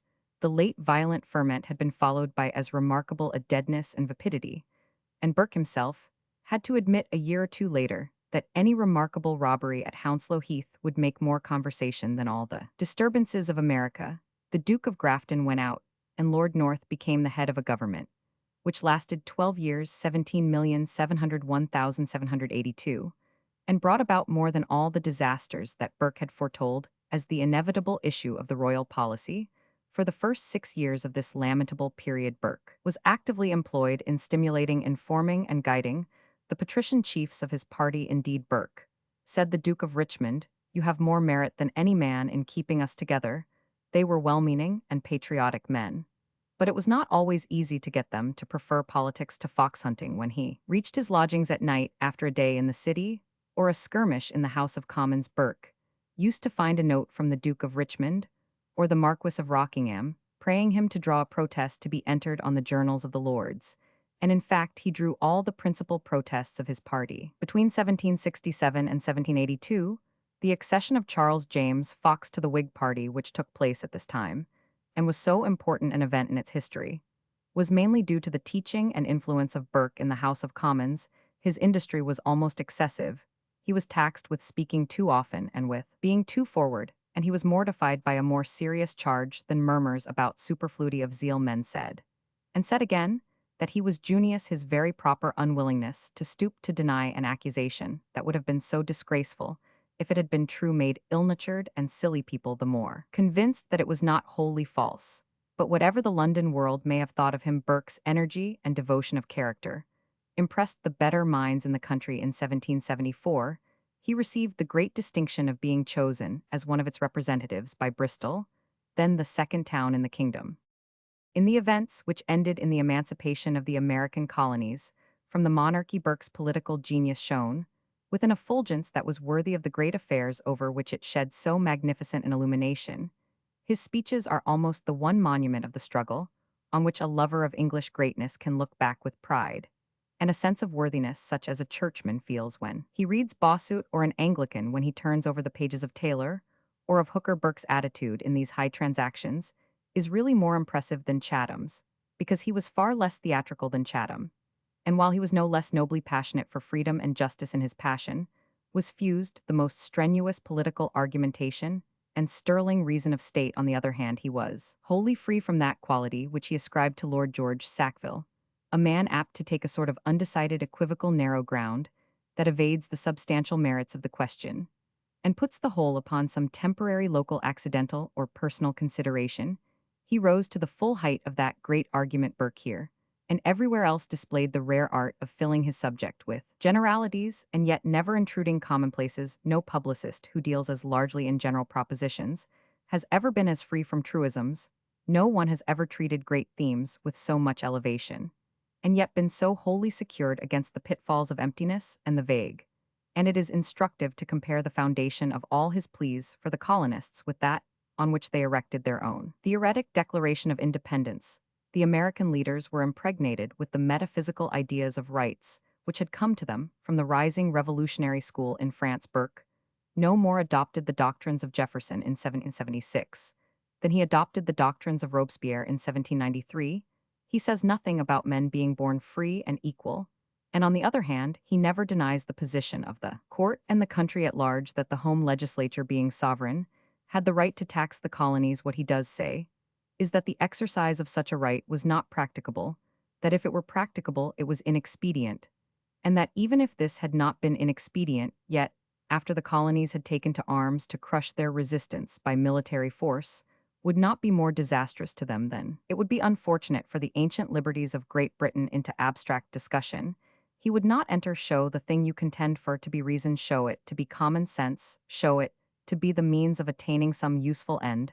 The question with me is not whether you have a right to render your people miserable, but whether it is not your interest to make them happy. There is no difference in social spirit and doctrine between his protests against the maxims of the English common people as to the colonists, and his protests against the maxims of the French common people as to the court and the nobles. And it is impossible to find a single principle, either asserted or implied in the speeches on the American Revolution, which was afterwards repudiated in the writings on the Revolution in France.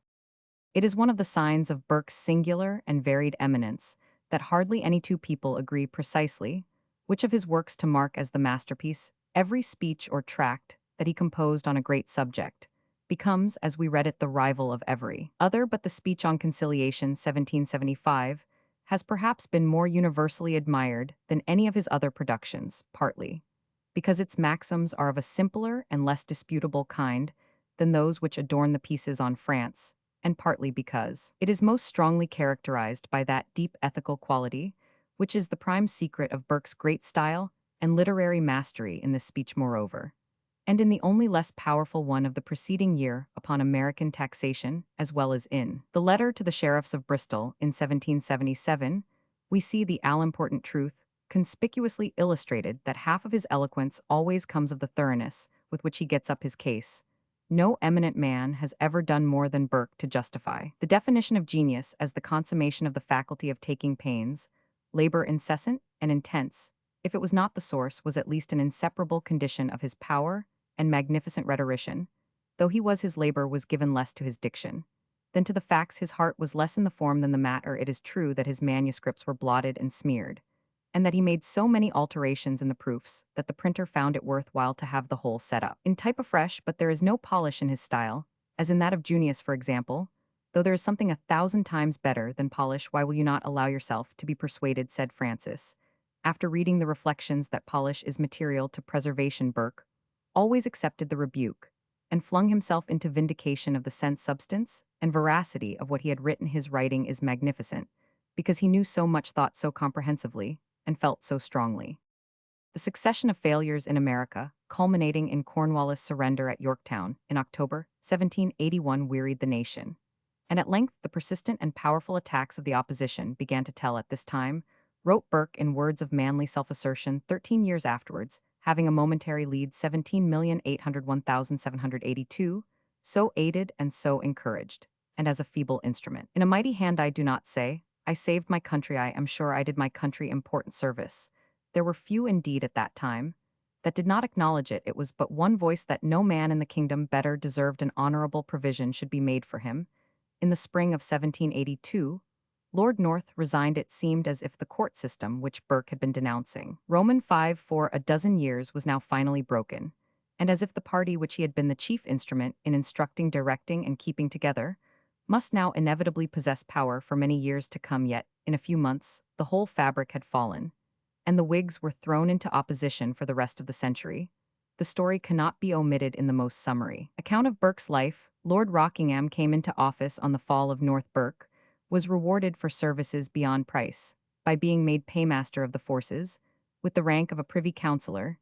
He had lost his seat for Bristol 2 years before, in consequence of his courageous advocacy of a measure of tolerance for the Catholics, and his still more courageous exposure of the enormities of the commercial policy of England towards Ireland. He sat during the rest of his parliamentary life to 1794, for Malton, a pocket borough, first of Lord Rockingham's, then of Lord Fitzwilliam's. Burke's first tenure of office was very brief. He had brought forward in 1780 a comprehensive scheme of economical reform, with the design of limiting the resources of jobbery and corruption which the Crown was able to use to strengthen its own sinister influence in Parliament. Administrative reform was next to peace with the colonies, the part of the scheme of the new ministry, to which the king most warmly objected. It was carried out with greater moderation than had been foreshadowed in opposition, but at any rate Burke's own office was not spared. While Charles Fox's father was at the pay office, 17,651,778, he realized as the interest of the cash balances, which he was allowed to retain in his hands, nearly $250,000 of money when Burke came to this post. The salary was settled at $4,000 a year. He did not enjoy the income long. In July 1782, Lord Rockingham died. Lord Shelburne took his place. Fox, who inherited from his father a belief in Lord Shelburne's duplicity, which his own experience of him as a colleague during the last 3 months had made stronger, declined to serve under him. Burke, though he had not encouraged Fox to take this step, still, with his usual loyalty, followed him out of office. This may have been a proper thing to do, if their distrust of Shelburne was incurable, but the next step, coalition with Lord North against him, was not only a political blunder, but a shock to party morality, which brought speedy retribution. Either they had been wrong and violently wrong for a dozen years, or else Lord North was the guiltiest political instrument, since Strafford. Burke attempted to defend the alliance on the ground of the substantial agreement between Fox and North in public aims. The defense is wholly untenable. The Rockingham Whigs were as substantially in agreement on public affairs with the Shelburne Whigs as they were with Lord North. The movement was one of the worst in the history of English party. It served its immediate purpose, however, for Lord Shelburne found himself February 24, 1783 too weak to carry on the government, and was succeeded by the members of the coalition, with the Duke of Portland for Prime Minister. April 2, 1783, Burke went back to his old post at the pay office, and was soon engaged in framing and drawing the famous India Bill. This was long supposed to be the work of Fox, who was politically responsible for it. We may be sure that neither he nor Burke would have devised any government for India which they did not honestly believe to be for the advantage both of that country and of England. But it cannot be disguised that Burke had thoroughly persuaded himself that it was indispensable in the interests of English freedom to strengthen the party hostile to the court, as we have already said, dread of the peril to the Constitution from the new aims of George. Roman III was the main inspiration of Burke's political action in home affairs for the best part of his political life. The India Bill strengthened the anti-court party by transferring the government of India to 7 persons named in the bill, and neither appointed nor removable by the Crown. In other words, the bill gave the government to a board chosen directly by the House of Commons, and it had the incidental advantage of conferring on the ministerial party patronage, valued at $300,000 a year, which would remain for a fixed term of years out of reach of the king. In a word, judging the India Bill from a party point of view, we see that Burke was now completing the aim of his project of economic reform. That measure had weakened the influence of the crown. By limiting its patronage, the measure for India weakened the influence of the crown by giving a massive patronage to the party which the king hated. But this was not to be. The India Bill was thrown out by means of a royal intrigue in the Lords, and the ministers were instantly dismissed. December 18, 1783, young William Pitt, then only in his 25th year, had been Chancellor of the Exchequer in Lord Shelburne's short ministry, and had refused to enter the coalition government from an honourable repugnance to join Lord North. He was now made Prime Minister. The country in the election of the next year ratified the King's judgment against the Portland Combination, and the hopes which Burke had cherished for a political lifetime were irretrievably ruined. The 6 years that followed the great rout of the orthodox Whigs were years of repose for the country. But it was now that Burke engaged in the most laborious and formidable enterprise of his life, the impeachment of Warren Hastings for high crimes and misdemeanors in his government of India. His interest in that country was of old date. It arose partly from the fact of William Burke's residence there, partly from his friendship with Philip Francis, but most of all we suspect from the effect which he observed Indian influence to have in demoralizing the House of Commons. Take my advice, for once in your life, Francis wrote, to she lay aside 40,000 rupees for a seat in Parliament in this country. That alone makes all the difference between somebody and nobody. The relations, moreover, between the East India Company and the government were of the most important kind and occupied Burke's closest attention from the beginning of the American War down to his own India Bill, and that of Pitt and Dundas. In February 1785, he delivered one of the most famous of all his speeches, that on the Nabob of Arcot's debts. The real point of this superb declamation was Burke's conviction that ministers supported the claims of the fraudulent creditors in order to secure the corrupt advantages of a sinister parliamentary interest. His proceedings against Hastings had a deeper spring. The story of Hastings' crimes, as Macaulay says, made the blood of Burke boil in his veins. He had a native abhorrence of cruelty, of injustice, of disorder, of oppression, of tyranny, and all these things, in all their degrees, marked Hastings' course in India. They were moreover concentrated in individual cases, which exercised Burke's passionate imagination to its profoundest depths, and raised it to such a glow of fiery intensity as has never been rivaled in our history, for it endured for 14 years, and was just as burning and as terrible when Hastings was acquitted in 1795, as in the Select Committee of 1781, when Hastings' enormities were first revealed. If I were to call for a reward, wrote Burke, it would be for the services in which for 14 years without intermission I showed the most industry, and had the least success. I mean, in the affairs of India. They are those on which I value myself the most for the importance, most for the labor, most for the judgment, most for constancy and perseverance in the pursuit. Sheridan's speech in the House of Commons upon the charge relative to the Begums of Oude probably excelled anything that Burke achieved as a dazzling performance, abounding in the most surprising literary and rhetorical effects. But neither Sheridan nor Fox was capable of that sustained and overflowing indignation at outraged justice and oppressed humanity, that consuming moral fire which burst forth again and again from the chief manager of the impeachment with such scorching might as drove even the cool and intrepid Hastings beyond all self-control, and made him cry out with protests and exclamations like a criminal writhing under the scourge. Burke, no doubt, in the course of that unparalleled trial, showed some prejudice, made some minor overstatements of his case, used many intemperances, and suffered himself to be provoked into expressions of heat and impatience by the cabals of the defendant and his party, and the intolerable incompetence of the tribunal. It is one of the inscrutable perplexities of human affairs that, in the logic of practical Roman five plife, in order to reach conclusions that cover enough for truth, we are constantly driven to premises that cover too much, and that in order to secure their right weight to justice and reason, good men are forced to fling the two-edged sword of passion into the same scale. But these excuses were mere trifles, and well deserved to be forgiven, when we think that, though the offender was in form acquitted, yet Burke succeeded in these 14 years of laborious effort in laying the foundations once for all of a moral, just, philanthropic, and responsible public opinion in England with reference to India, and in doing so performed perhaps the most magnificent service that any statesman has ever had it in his power to render to humanity. Burke's first decisive step against Hastings was a motion for papers in the spring of 1786. The thanks of the House of Commons to the managers of the impeachment were voted in the summer of 1794. But in those 8 years, some of the most astonishing events in history had changed the political face of Europe. Burke was more than 60 years old. When the States General met at Versailles in the spring of 1789, he had taken a prominent part on the side of freedom in the Revolution, which stripped England of her empire in the West. He had taken a prominent part on the side of justice, humanity, and order in dealing with the revolution which had brought to England new empire in the East. The same vehement passion for freedom, justice, humanity, and order was roused in him at a very early stage of the Third Great Revolution, in his Historiography Revolution, which overthrew the old monarchy in France from the first. Burke looked on the events of 1789 with doubt and misgiving.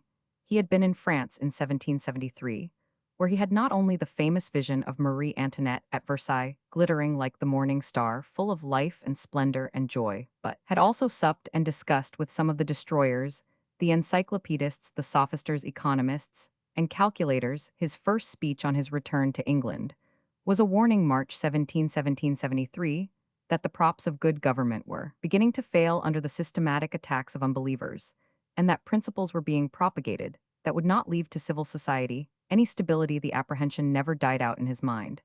And when he knew that the principles and abstractions, the un-English dialect and destructive dialectic of his former acquaintances, were predominant in the National Assembly, his suspicion that the movement would end in disastrous miscarriage waxed into certainty.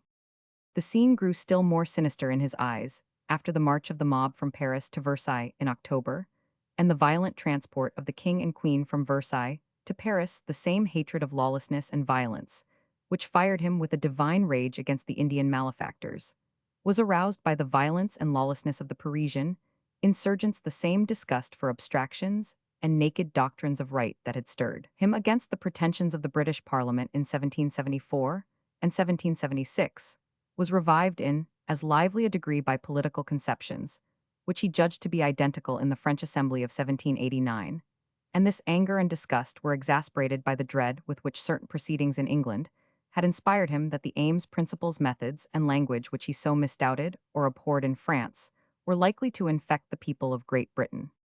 In November 1790, the town, which had long been eagerly expecting a manifesto from Burke's pen, was electrified by the reflections on the revolution in France and on the proceedings in certain societies in London relative to that event. The generous Wyndham made an entry in his diary of his reception of the new book. What shall be said, he added, of the state of things, when it is remembered that the writer is a man decried, persecuted, and proscribed, not being much valued even by his own party, and by half the nation considered as little better than an ingenious madman. But the writer now ceased to be decried, persecuted, and proscribed, and his book was seized as the expression of that new current of opinion in Europe, which the more recent events of the Revolution had slowly set flowing. Its vogue was instant and enormous. 11 editions were exhausted in little more than a year, and there is probably not much exaggeration in the estimate that 30,000 copies were sold before Burke's death 7 years afterwards. George Roman III was extravagantly delighted. Stanislaus of Poland sent Burke words of thanks and high glorification, and a gold medal. Catherine of Russia, the friend of Voltaire and the benefactress of Diderot, sent her congratulations to the man who denounced French philosophers as miscreants and wretches. One wonders, Romilly said, and by that Burke is not ashamed at such success. Mackintosh replied to him temperately in the Vindicii Gallici, and Thomas Paine replied to him less temperately but far more trenchantly and more shrewdly in the Rights of Man. Arthur Young, with whom he had corresponded years before on the mysteries of deep ploughing and fattening, Hoggs added a cogent polemical chapter to that ever admirable work in which he showed that he knew as much more than Burke about the old system of France as he knew more than Burke about soils and roots. Philip Francis, to whom he had shown the proof sheets, had tried to dissuade Burke from publishing his performance, the passage about Marie Antoinette, which has since become a stock piece in books of recitation, seemed to Francis a mere piece of foppery, for was she not a Messalina and a jade? I know nothing of your story of Messalina, answered Burke. Am I obliged to prove judicially the virtues of all those I shall see suffering every kind of wrong and contumely and risk of life, before I endeavor to interest others in their sufferings?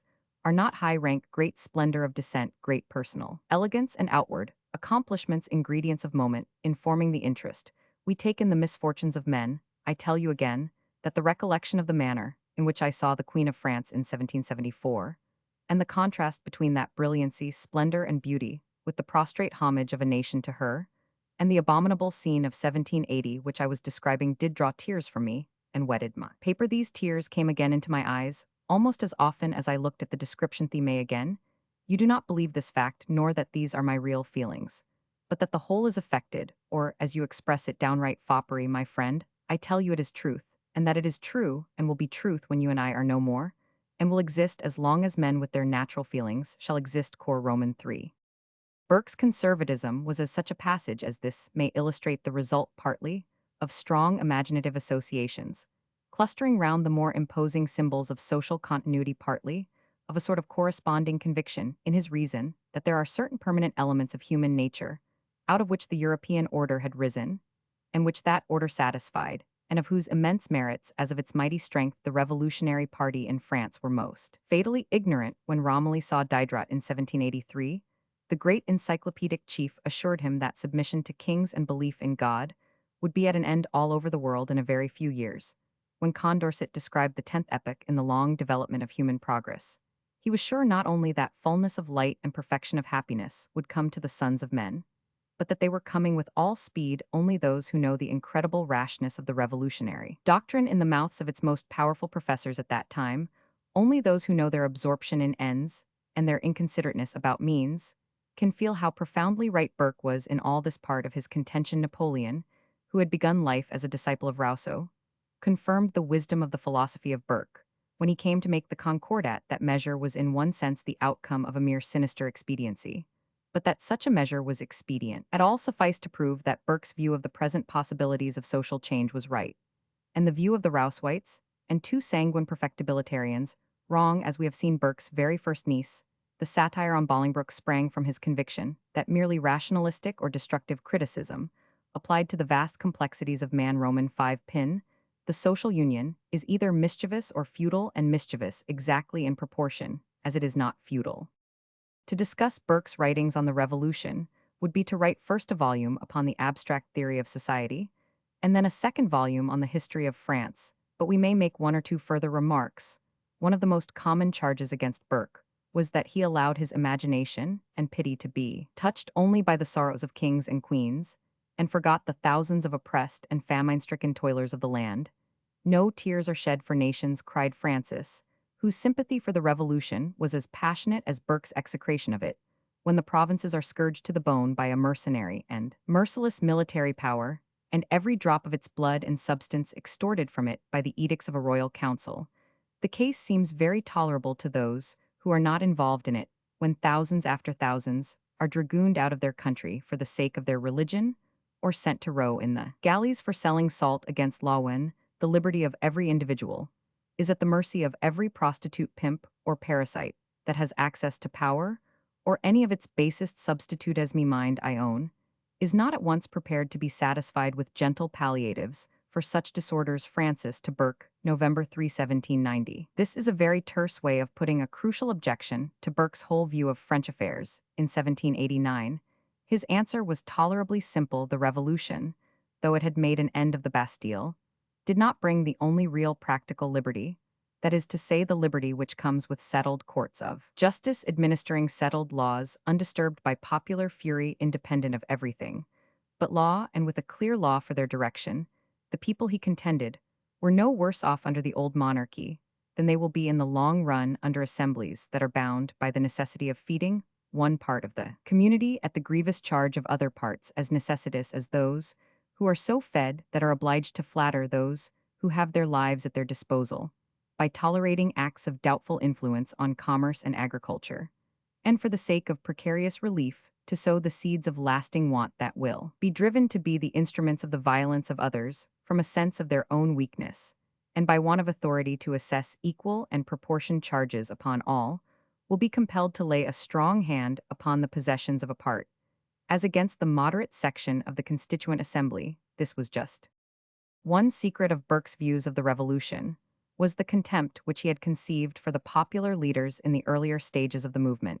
In spite of much excellence of intention, much heroism, much energy, it is hardly to be denied that the leaders whom that movement brought to the surface were almost without exception men of the poorest political capacity, Danton, no doubt, was abler than most of the others, yet the timidity or temerity with which he allowed himself to be vanquished by Robespierre showed that even he was not a man of commanding quality, the spectacle of men, so rash, and so incapable of controlling the forces which they seemed to have presumptuously summoned excited in Burke, both indignation and contempt, and the leaders of the constituent who came first on the stage, and hoped to make a revolution with Rosewater, and hardly realized any more than Burke did how rotten was the structure which they had undertaken to build up almost deserved his contempt, even if, as is certainly true, they did not deserve his indignation.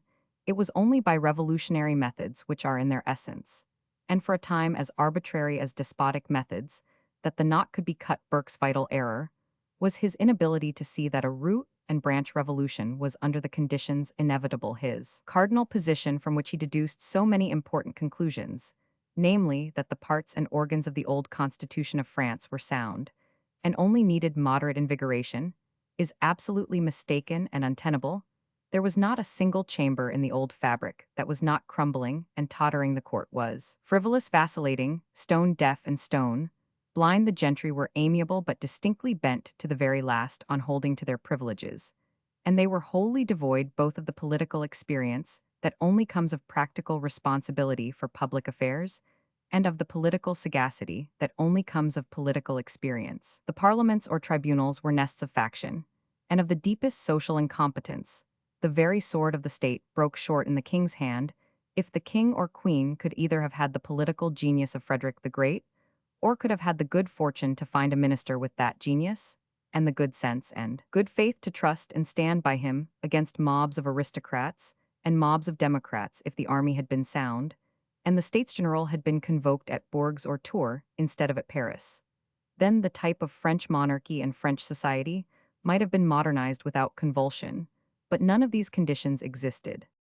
When he dealt with the affairs of India, Burke passed over the circumstances of our acquisition of power. In that continent, there is a sacred veil to be drawn over the beginnings of all government. He said the first step to empire is revolution, by which power is conferred. The next is good laws, good order, good institutions, to give that power stability. Exactly on this broad principle of political force, revolution was the first step to the assumption, by the people of France, of their own government. Granted that the revolution was inevitable and indispensable, how was the nation to make the best of it? And how were surrounding nations to make the best of it? This was the true point of view, but Burke never placed himself at such a point. He never conceded the postulate because, though he knew France better than anybody in England, except Arthur Young, he did not know her condition well enough. Alas, he said, they little know how many a weary step is to be taken before they can form themselves into a mass which has a true political personality. Burke's view of French affairs, however consistent with all his former political conceptions, put an end to more than one of his old political friendships. He had never been popular in the House of Commons, and the vehemence, sometimes amounting to fury, which he had shown in the debates on the India Bill, on the Regency, on the impeachment of Hastings, had made him unpopular even among men on his own side. In May 1789, that memorable month of May in which the States General marched in impressive array to hear a sermon at the church of Notre Dame at Versailles, a vote of censure had actually been passed on him in the House of Commons for a too severe expression used against Hastings. Fox, who led the party, and Sheridan, who led Fox, were the intimates of the Prince of Wales, and Burke would have been as much out of place in that circle of gamblers and profligates as Milton would have been out of place in the court of the Restoration. The prince, as somebody said, was like his father, in having closets within cabinets and cupboards within closets. When the debates on the Regency were at their height, we have Burke's word that he was not admitted to the private councils of the party, though Fox and he were on friendly terms in society. Yet Burke admits that, for a considerable period before 1790, there had been between them distance, coolness, and want of confidence, if not total alienation on his part. The younger Whigs had begun to press for shorter parliaments, for the ballot for redistribution of political power. Burke had never looked with any favor on these projects. His experience of the sentiment of the populace in the two greatest concerns of his life, American affairs and Indian affairs, had not been likely to prepossess him in favor of the popular voice. As the voice of superior political wisdom, he did not absolutely object to some remedy in the state of representation core Roman. 2. Still, he vigorously resisted such proposals as the Duke of Richmond's in 1780 for manhood suffrage. The general ground was this: the machine itself is well enough to answer any good purpose, provided the materials were sound, but what signifies the arrangement of rottenness? Bad as the parliaments of George Roman III, where they contained their full share of eminent and capable men, and what is more, their very defects were the exact counterparts of what we now look back upon as the prevailing stupidity in the country. Roman 5p. What Burke valued was good government. His report on the causes of the duration of Mr. Hastings' trial shows how wide and sound were his views of law reform, his thoughts on scarcity, attest his enlightenment on the central necessities of trade and manufacture, and even furnished arguments to Cobden 50 years afterwards. Pitt's parliaments were competent to discuss and willing to pass all measures for which the average political intelligence of the country was ripe. Burke did not believe that altered machinery was at that time needed to improve the quality of legislation. If wiser legislation followed the great reform of 1832, Burke would have said this was because the political intelligence of the country had improved.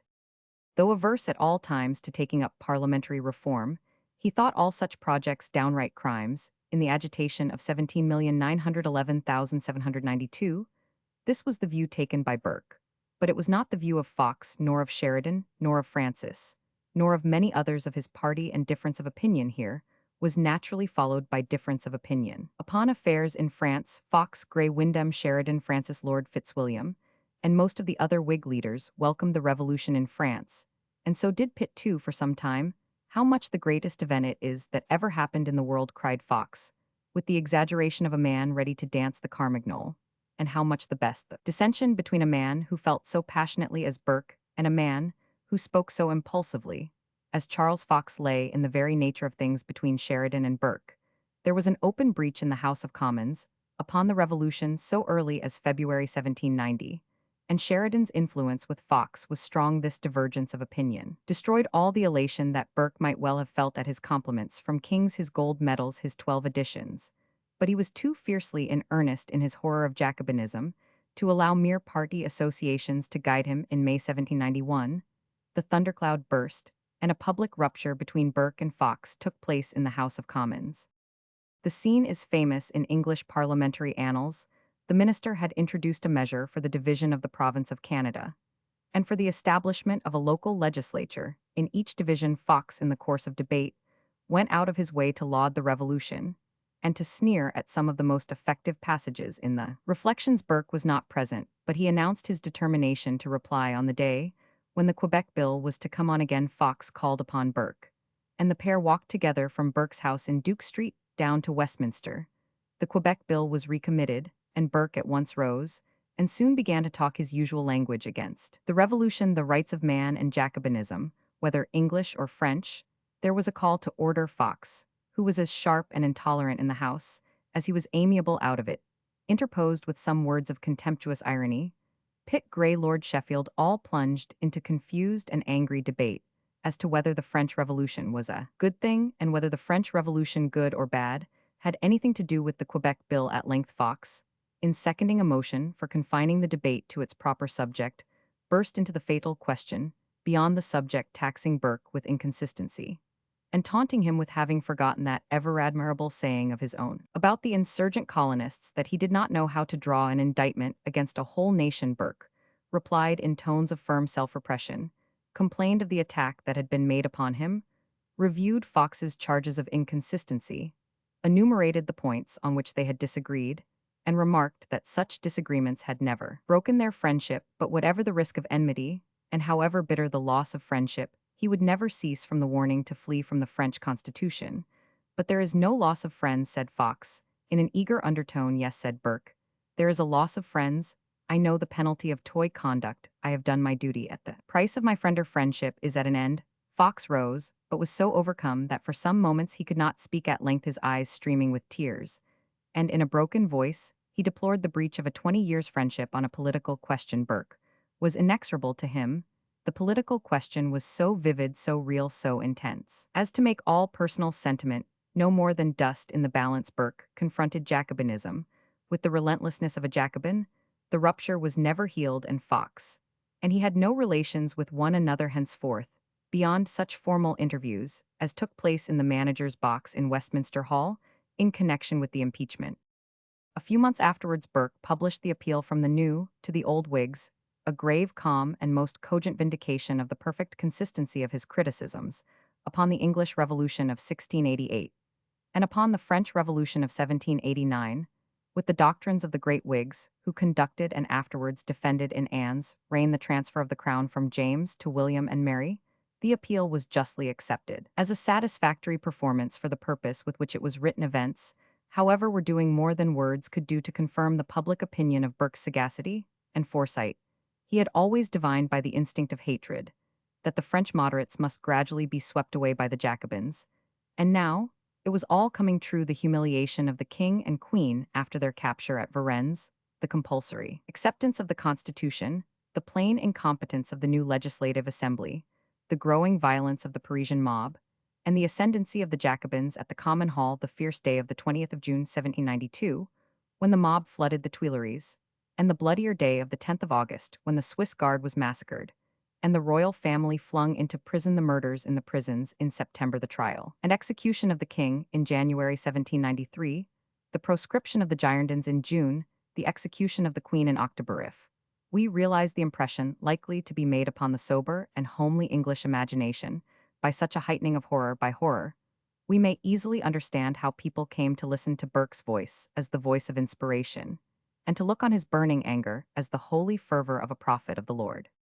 Fox still held to his old opinions as stoutly as he could, and condemned and opposed the war which England had declared against the French Republic. Burke, who was profoundly incapable of the meanness of letting personal estrangement blind his eyes to what was best for the Commonwealth, kept hoping against hope that each new trait of excess in France would at length bring the great Whig leader to a better mind.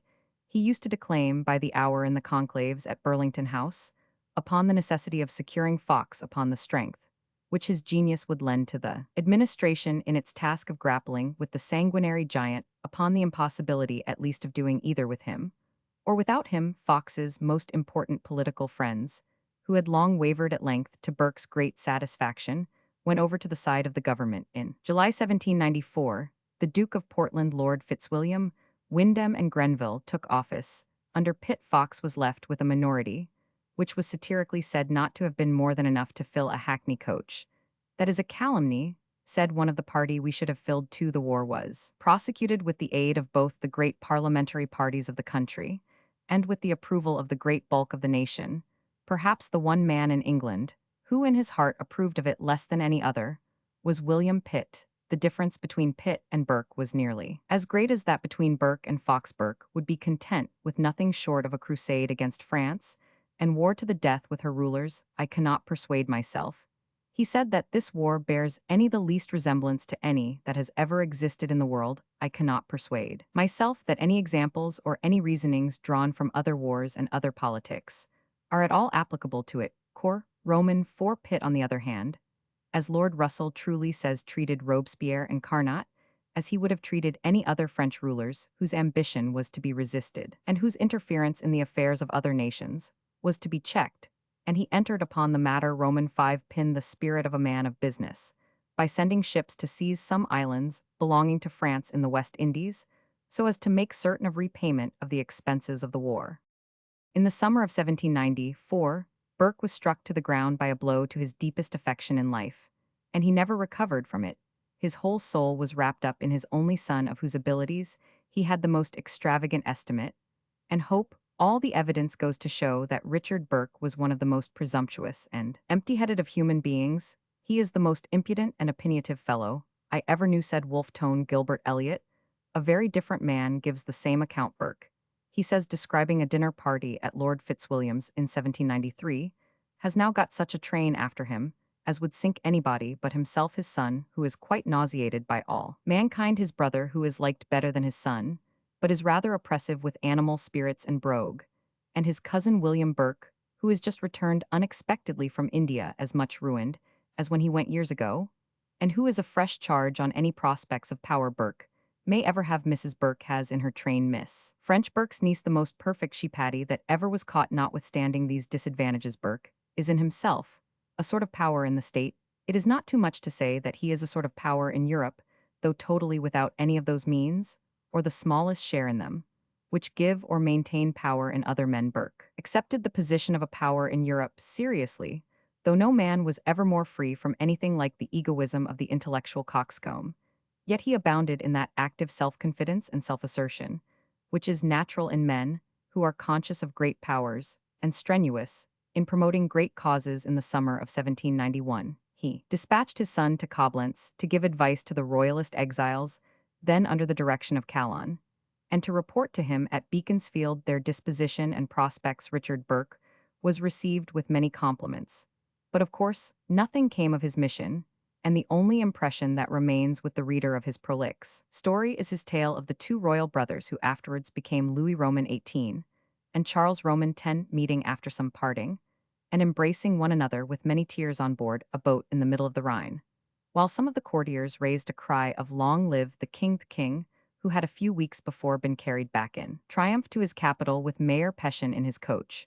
When we think of the pass to which things had come in Paris by this time, and of the unappeasable ferment that boiled round the court, there is a certain touch of the ludicrous in the notion of poor Richard Burke writing to Louis Roman 16 a letter of wise advice how to comport himself. At the end of the same year, with the approval of his father, he started for Ireland. As the adviser of the Catholic Association, he made a wretched emissary, and there was no limit to his arrogance, noisiness, and indiscretion.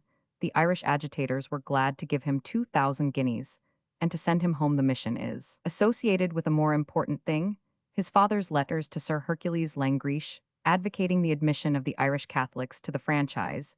This short piece abounds richly in maxims of moral and political prudence, and Burke exhibited considerable courage in writing it, for many of its maxims seem to involve a contradiction, first to the principles on which he withstood the movement in France, and second to his attitude upon the subject of parliamentary reform. The contradiction is in fact only superficial. Burke was not the man to fall unawares into a trap of this kind. His defense of Catholic relief, and it had been the conviction of a lifetime, was very properly founded on propositions which were true of Ireland, and were true neither of France nor of the quality of parliamentary representation in England. Yet Burke threw such breadth and generality over all he wrote that even these propositions, relative as they were, form a short manual of statesmanship. At the close of the session of 1794, the impeachment of Hastings had come to an end, and Burke bade farewell to Parliament. Richard Burke was elected in his father's place at Malton. The king was bent on making the champion of the old order of Europe appear. His title was to be Lord Beaconsfield, and it was designed to annex to the title an income for 3 lives. The patent was being made ready when all was arrested by the sudden death of the son, who was to Burke more than life. The old man's grief was agonizing and inconsolable. "The storm has gone over me," he wrote in words which are well known, but which can hardly be repeated too often for any who have an ear for the cadences of noble and pathetic speech. "The storm has gone over me, and I lie like one of those old oaks which the late hurricane has scattered about me. I am stripped of all my honors, I am torn up by the roots, and lie prostrate on the earth. I am alone. I have none to meet my enemies in the gate. I live in an inverted order. They who ought to have succeeded me have gone before me. They who should have been to me as posterity are in the place of ancestors." A pension of 2,500 was all that Burke could now be persuaded to accept. The Duke of Bedford and Lord Lauderdale made some remarks in Parliament upon this paltry reward to a man who, in conducting a great trial on the public behalf, had worked harder for nearly 10 years than any minister in any cabinet of the reign. But it was not yet safe to kick up heels in face of the dying lion. The vileness of such criticism was punished as it deserved to be in the letter to a noble lord 1796, in which Burke showed the usual art of all his compositions in shaking aside the insignificances of a subject. He turned mere personal defense and retaliation into an occasion for a lofty enforcement of constitutional principles, and this too with a relevancy and pertinence of consummate skillfulness. There was to be one more great effort before the end.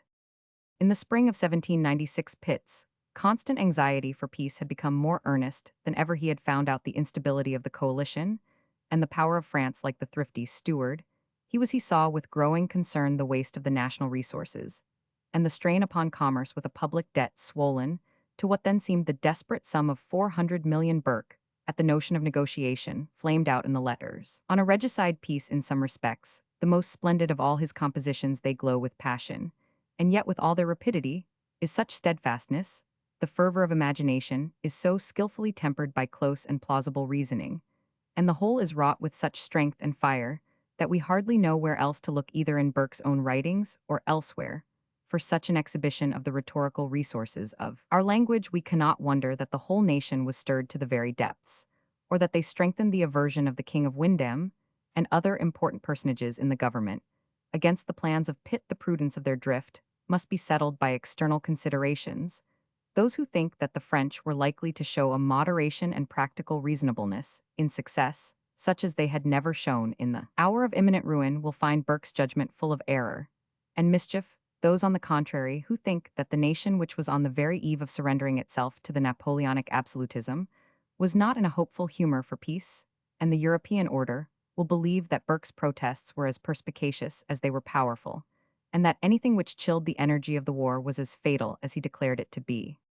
When the third and most impressive of these astonishing productions came into the hands of the public, the writer was no more. Burke died on the 8th of July, 1797. Fox, who with all his faults was never wanting in a fine and generous sensibility, proposed that there should be a public funeral, and that the body should lie among the illustrious dead in Westminster Abbey. Burke, however, had left strict injunctions that his burial should be private, and he was laid in the little church at Beaconsfield.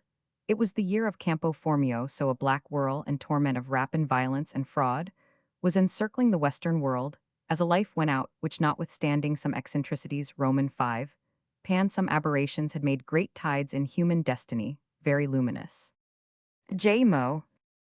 Authorities of the collected works. There are two main editions quarto, and the octavo one quarto in 8 volumes, begun in 1792, under the editorship of Dr. F. Lawrence. Vols Roman 1 Roman 3 were published in 1792, Vols Roman 4 Roman 8, edited by Dr. Walter King, sometime Bishop of Rochester, were completed in 1827, 2 octavo in 16 volumes. This was begun at Burke's death, also by Doctors Lawrence and King. Vols Roman 1 Roman 8 were published in 1803 and reissued in 1808 when Dr. Lawrence died. Vols Roman 9 Roman were published in 1813, and the remaining 4 vols in 1827. A new edition of Vols Roman 1 Roman 8 was published in 1823, and the contents of Vols Roman 1 Roman 12 in 2 vols octavo in 1834. An edition in 9 volumes was published in Boston, Massachusetts in 1839. This contains the whole of the English edition, in 16 volumes, with a reprint of the account of the European settlements in America, which is not in the English edition. Among the numerous editions published later, may be mentioned that in Bohn's British Classics, published in 1853, this contains the 5th edition of Sir James Prior's life, also an edition in 12 volumes octavo published by J. Roman 100 Nimmo 1898. There is an edition of the select works of Burke with introduction and notes by E. J. Payne in the Clarendon Press series, new edition 3 vols 1897, the correspondence of Edmund Burke, edited by Earl Fitzwilliam and Sir R. Burke with appendix detached papers and notes for speeches, was published in 4 vols 1840. For the speeches of Edmund Burke in the House of Commons and Westminster Hall were published in 4 vols 1816. Other editions of the speeches are those on Irish affairs, collected and arranged by Matthew Arnold, with a preface 1881, on American taxation, on conciliation with America, together with the letter to the Sheriff of Bristol, edited with introduction and notes by F. G. Selby, 1895.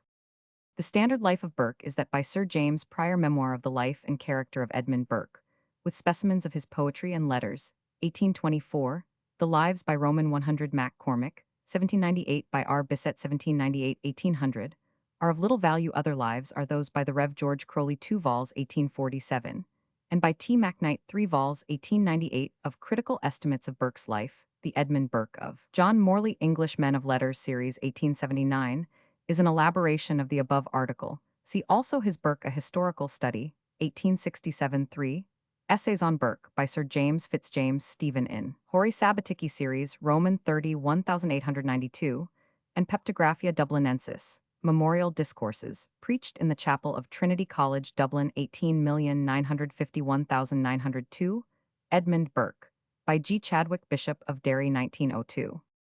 Burke Sir John Bernard 18,140,1892, British genealogist, was born in London on the 5th of January 1814 and was educated in London. And in France, his father John Burke 17,871,848 was also a genealogist and in 1826 issued a genealogical and heraldic dictionary of the peerage and baronetage of the United Kingdom. This work, generally known as Burke's Peerage, has been issued annually since 1847. While practicing as a barrister, Bernard Burke assisted his father in his genealogical work, and in 1848 took control of his publications. In 1853, he was appointed Ulster King at Arms. In 1854, he was knighted, and in 1855 he became Keeper of the State Papers in Ireland, after having devoted his life to genealogical studies. He died in Dublin on the 12th of December 1892, in addition to editing Burke's Peerage from 1847 to his death. Burke brought out several editions of a companion volume, Burke's Landed Gentry, which was first published between 1833 and 1838. In 1866 and 1883, he published editions of his father's Dictionary of the Peerages of England, Scotland, and Ireland, extinct, dormant, and in abeyance earlier editions, 1831, 1840, 1846. In 1855 and 1876, editions of his royal families of England, Scotland, and Wales, first edition, 18,471,851, and in 1878 and 1883, enlarged editions of his Encyclopaedia of Heraldry, or General Armoury of England, Scotland, and Ireland. Burke's own works include The Roll of Battle Abbey 1840, The Romance of the Aristocracy, 1855, Vicissitudes of Families 1883, and several earlier editions, and The Rise of Great Families 1882. He was succeeded as editor of Burke's Peerage and Landed Gentry by his fourth son Ashworth Peter Burke. Burke Robert O'Hara, 18,201,861, Australian explorer, was born at St. Clarum, Galway, Ireland, in 1820. Descended from a branch of the family of Clanricarde, he was educated in Belgium, and at 20 years of age entered the Austrian army, in which he attained the rank of captain. In 1848, he left the Austrian service and became a member of the Royal Irish Constabulary. 5 years later, he emigrated to Tasmania, and shortly afterwards crossed to Melbourne, where he became an inspector of police. When the Crimean War broke out, he went to England in the hope of securing a commission in the army, but peace had meanwhile been signed, and he returned to Victoria and resumed his police duties. At the end of 1857, the Philosophical Institute of Victoria took up the question of the exploration of the interior of the Australian continent and appointed a committee to inquire into and report upon the subject. In September 1858, when it became known that John McDowell Stuart had succeeded in penetrating as far as the center of Australia, the sum of 1,000 was anonymously offered for the promotion of an expedition to cross the continent from south to north, on condition that a further sum of 2,000 should be subscribed within a 12-month, the amount having been raised within the time specified. The Victorian Parliament supplemented it by a vote of 6,000, and an expedition was organized under the leadership of Burke, with W.J. Wills as surveyor and astronomical observer. The story of this expedition, which left Melbourne on the 21st of August 1860, furnishes perhaps the most painful episode in Australian annals. 10 Europeans and 3 sepoys accompanied the expedition, which was soon torn by internal dissensions near Menindee on the Darling Landels. Burke's second in command became insubordinate and resigned his example, being followed by the Doctor, a German. On the 11th of November, Burke, with Wills and 5 assistants, 15 horses and 16 camels, reached Cooper's Creek in Queensland, where a depot was formed near. Good grass and abundance of water here. Burke proposed waiting the arrival of his third officer, Wright, whom he had sent back from Torwodo to Menindee, to fetch some camels and supplies. Wright, however, delayed his departure until the 26th of January, 1861. Meantime, weary of waiting, Burke, with Wills, King, and Gray as companions, determined, on the 16th of December, to push on across the continent, leaving an assistant named Bra to take care of the depot, until Wright's arrival on the 4th of February, 1861. Burke and his party, worn down by famine, reached the estuary of the Flinders River, not far from the present site of Normantown, on the Gulf of Carpentaria. On the 26th of February, began their return journey.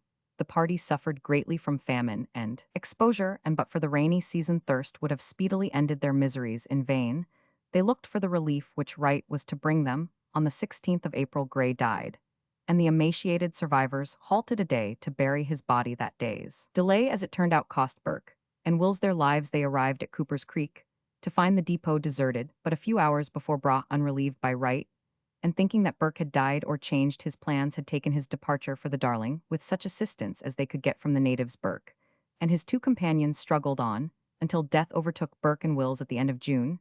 King sought the natives who cared for him until his relief by a search party in September. No one can deny the heroism of the men whose lives were sacrificed in this ill-starred expedition, but it is admitted that the leaders were not bushmen and had had no experience in exploration. Disunion and disobedience to orders from the highest to the lowest brought about the worst results, and all that now remains to tell the story of the failure of this vast undertaking is a monument to the memory of the foolhardy heroes from the chisel of Charles Summers, erected on a prominent site in Melbourne. Burke William 17,921,829, Irish criminal, was born in Ireland in 1792, after trying his hand at a variety of trades.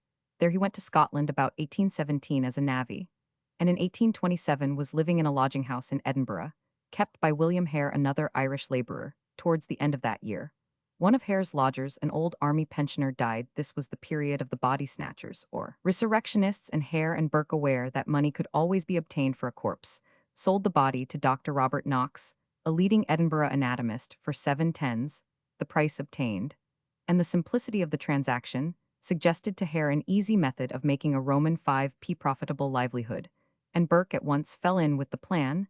The two men inveigled obscure travelers to Hare's or some other lodging house, made them drunk, and then suffocated them, taking care to leave no marks of violence. The bodies were sold to Dr. Knox for prices averaging from 8 to 14. At least 15 victims had been disposed of in this way when the suspicions of the police were aroused, and Burke and Hare were arrested. The latter turned King's evidence, and Burke was found guilty and hanged. At Edinburgh on the 28th of January, 1829, Hare found it impossible, in view of the strong popular feeling, to remain in Scotland. He is believed to have died in England under an assumed name. From Burke's method of killing his victims has come the verb to Burke, meaning to suffocate, strangle, or suppress secretly, or to kill with the object of selling the body for the purposes of dissection. See George MacGregor, History of Burke and Hare, and of the Resurrectionist Times, Glasgow 1884. Burlamaqui Jean Jacques 16,940,1740, 8 Swiss publicist, was born at Geneva on the 24th of June, 1694. At the age of 25, he was designated honorary professor of ethics and the law of nature at the University of Geneva. Before taking up the appointment, he traveled through France and England and made the acquaintance of the most eminent writers of the period. On his return, he began his lectures and soon gained a wide reputation from the simplicity of his style and the precision of his views. He continued to lecture for 15 years when he was compelled, on account of ill health, to resign. His fellow citizens at once elected him a member of the Council of State, and he gained as high a reputation for his practical sagacity as he had for his theoretical knowledge. He died at Geneva on the 3rd of April, 1740. 8 His works were Principes du droit natural 1747 and Principes du droit politique 1751. These have passed through many editions and were very extensively used as textbooks. Burlamaqui's style is simple and clear, and his arrangement of the material good. His fundamental principle may be described as rational utilitarianism, and in many ways it resembles that of Cumberland. Burlesque idle burlesco, from burla, a joke, fun, playful trick, a form of the comic in art, consisting broadly in an imitation of a work of art, with the object of exciting laughter by distortion or exaggeration, by turning, for example, the highly rhetorical into bombast, the pathetic into the mock sentimental, and especially by a ludicrous contrast between the subject and the style, making gods speak like common men and common men like gods, while parody Roman 5, also based on imitation, relies for its effect more on the close following of the style of its counterpart. Burlesque depends on broader and coarser effects. Burlesque may be applied to any form of art, and unconsciously, no doubt, may be found even in architecture. In the graphic arts, it takes the form better known as caricature. Roman 5, its particular sphere, is, however, in literature, and especially in drama. The Batrachomatia, or Battle of the Frogs and Mice, is the earliest example in classical literature, being a travesty of the Homeric epic, There are many true burlesque parts in the comedies of Aristophanes, for example, the appearance of Socrates in the clouds. The Italian word first appears in the opera burlesque of Francesco Berni, 14,971,535 in France during part of the reign of Louis Roman XIV. The burlesque attained to great popularity. Burlesque Aeneids, Iliads, and Odysseys were composed, and even the most sacred subjects were not left untravestied. Of the numerous writers of these pieces, Scarron is most prominent, and his Virgil travesty, 16,480, 1,653, was followed by numerous imitators in English literature. Chaucer's Rime of Sir Thopas is a burlesque of the long-winded medieval romances. Among the best known true burlesques in English dramatic literature may be mentioned the Second Duke of Buckingham's The Rehearsal, a burlesque of the heroic drama, Gay's Beggar's Opera of the Italian opera, and Sheridan's The Critic in the later 19th century. The name burlesque was given to a form of musical dramatic composition, in which the true element of burlesque found little or no place. These musical burlesques, with which the Gaiety Theatre London and the names of Edward Terry, Fred Leslie, and Nellie Farron are particularly connected, developed from the earlier extravaganzas of J.R. Planch, written frequently round fairy tales. The Gaiety type of burlesque has since given place to the musical comedy, and its only survival is to be found in the modern pantomime. Burlingame Anson, 18,201,870, American legislator and diplomat, was born in New Berlin, Chenango County, New York, on the 14th of November 1820. In 1823, his parents took him to Ohio, and about 10 years afterwards, to Michigan. In 18,380,1841, he studied in one of the branches of the University of Michigan, and in 1846 graduated at the Harvard Law School. He practiced law in Boston and won a wide reputation by his speeches. For the Free Soil Party in 1848, he was a member of the Massachusetts Constitutional Convention in 1853, of the State Senate in 18,530,1854, and of the National House of Representatives from 1855 to 1861, being elected for the first term as a know-nothing and afterwards as a member of the New Republican Party, which he helped to organize in Massachusetts. He was an effective debater in the House, and for his impassioned denunciation June 21, 1856, of Preston S. Brooks 18,191,857, for his assault upon Senator Charles Sumner, was challenged by Brooks. Burlingame accepted the challenge and specified rifles as the weapons to be used. His second chose Navy Island, above the Niagara Falls, and in Canada as the place for the meeting. Brooks, however, refused these conditions, saying that he could not reach the place designated without running the gauntlet of mobs and assassins, prisons and penitentiaries, bailiffs and constables. To Burlingame's appointment as minister to Austria March 22, 1861, the Austrian authorities objected, because in Congress he had advocated the recognition of Sardinia as a first-class power, and had championed Hungarian independence. President Lincoln thereupon appointed him June 14, 1861 minister to China. This office he held until November 1867, when he resigned, and was immediately appointed November 26 envoy extraordinary and minister plenipotentiary to head a Chinese diplomatic mission to the United States and the principal European nations.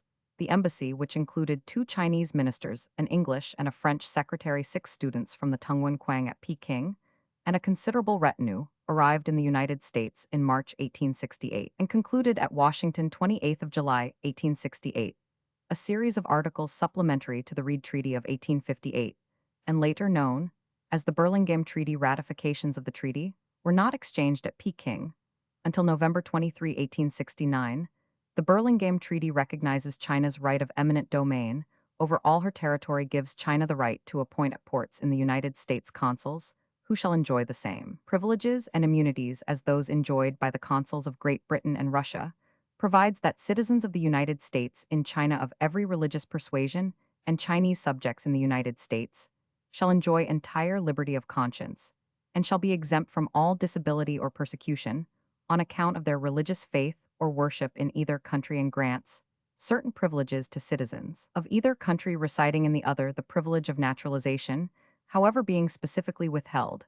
After leaving the United States, the embassy visited several continental capitals, but made no definite treaties. Burlingame's speeches did much to awaken interest in and a more intelligent appreciation of China's attitude toward the outside world. He died suddenly at St. Petersburg on the 23rd of February 1870.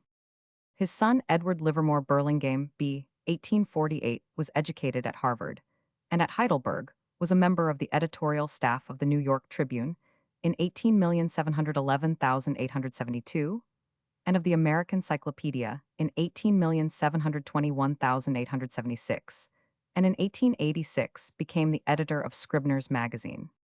Burlington, a city, and the countryside of Des Moines County, Iowa, USA, on the Mississippi River in the SE part of the state Pop, 1890 22,565, 1900 23,201 1905 state, census 25,318 4492, foreign-born 1910 24,324.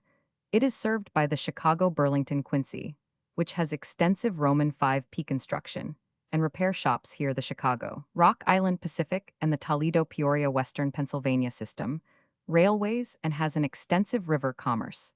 The river is spanned here by the Chicago Burlington Quincy Railway Bridge. Many of the residences are on bluffs commanding beautiful views of river scenery, and good building material has been obtained from the Burlington Limestone Quarries. Croppo Park of 100 acres along the river is one of the attractions of the city. Among the principal buildings are the County Courthouse, the Free Public Library, the Tama Building, the German-American Savings Bank Building, and the Post Office. Burlington has 3 well-equipped hospitals among the city's manufacturers are lumber, furniture, baskets, pearl buttons, cars, carriages, and wagons, Corliss engines, waterworks, pumps, metallic burial cases, desks, boxes, crackers, flour, pickles, and beer. The factory product in 1905 was valued at $5,779,337, or 29 more than in 1900.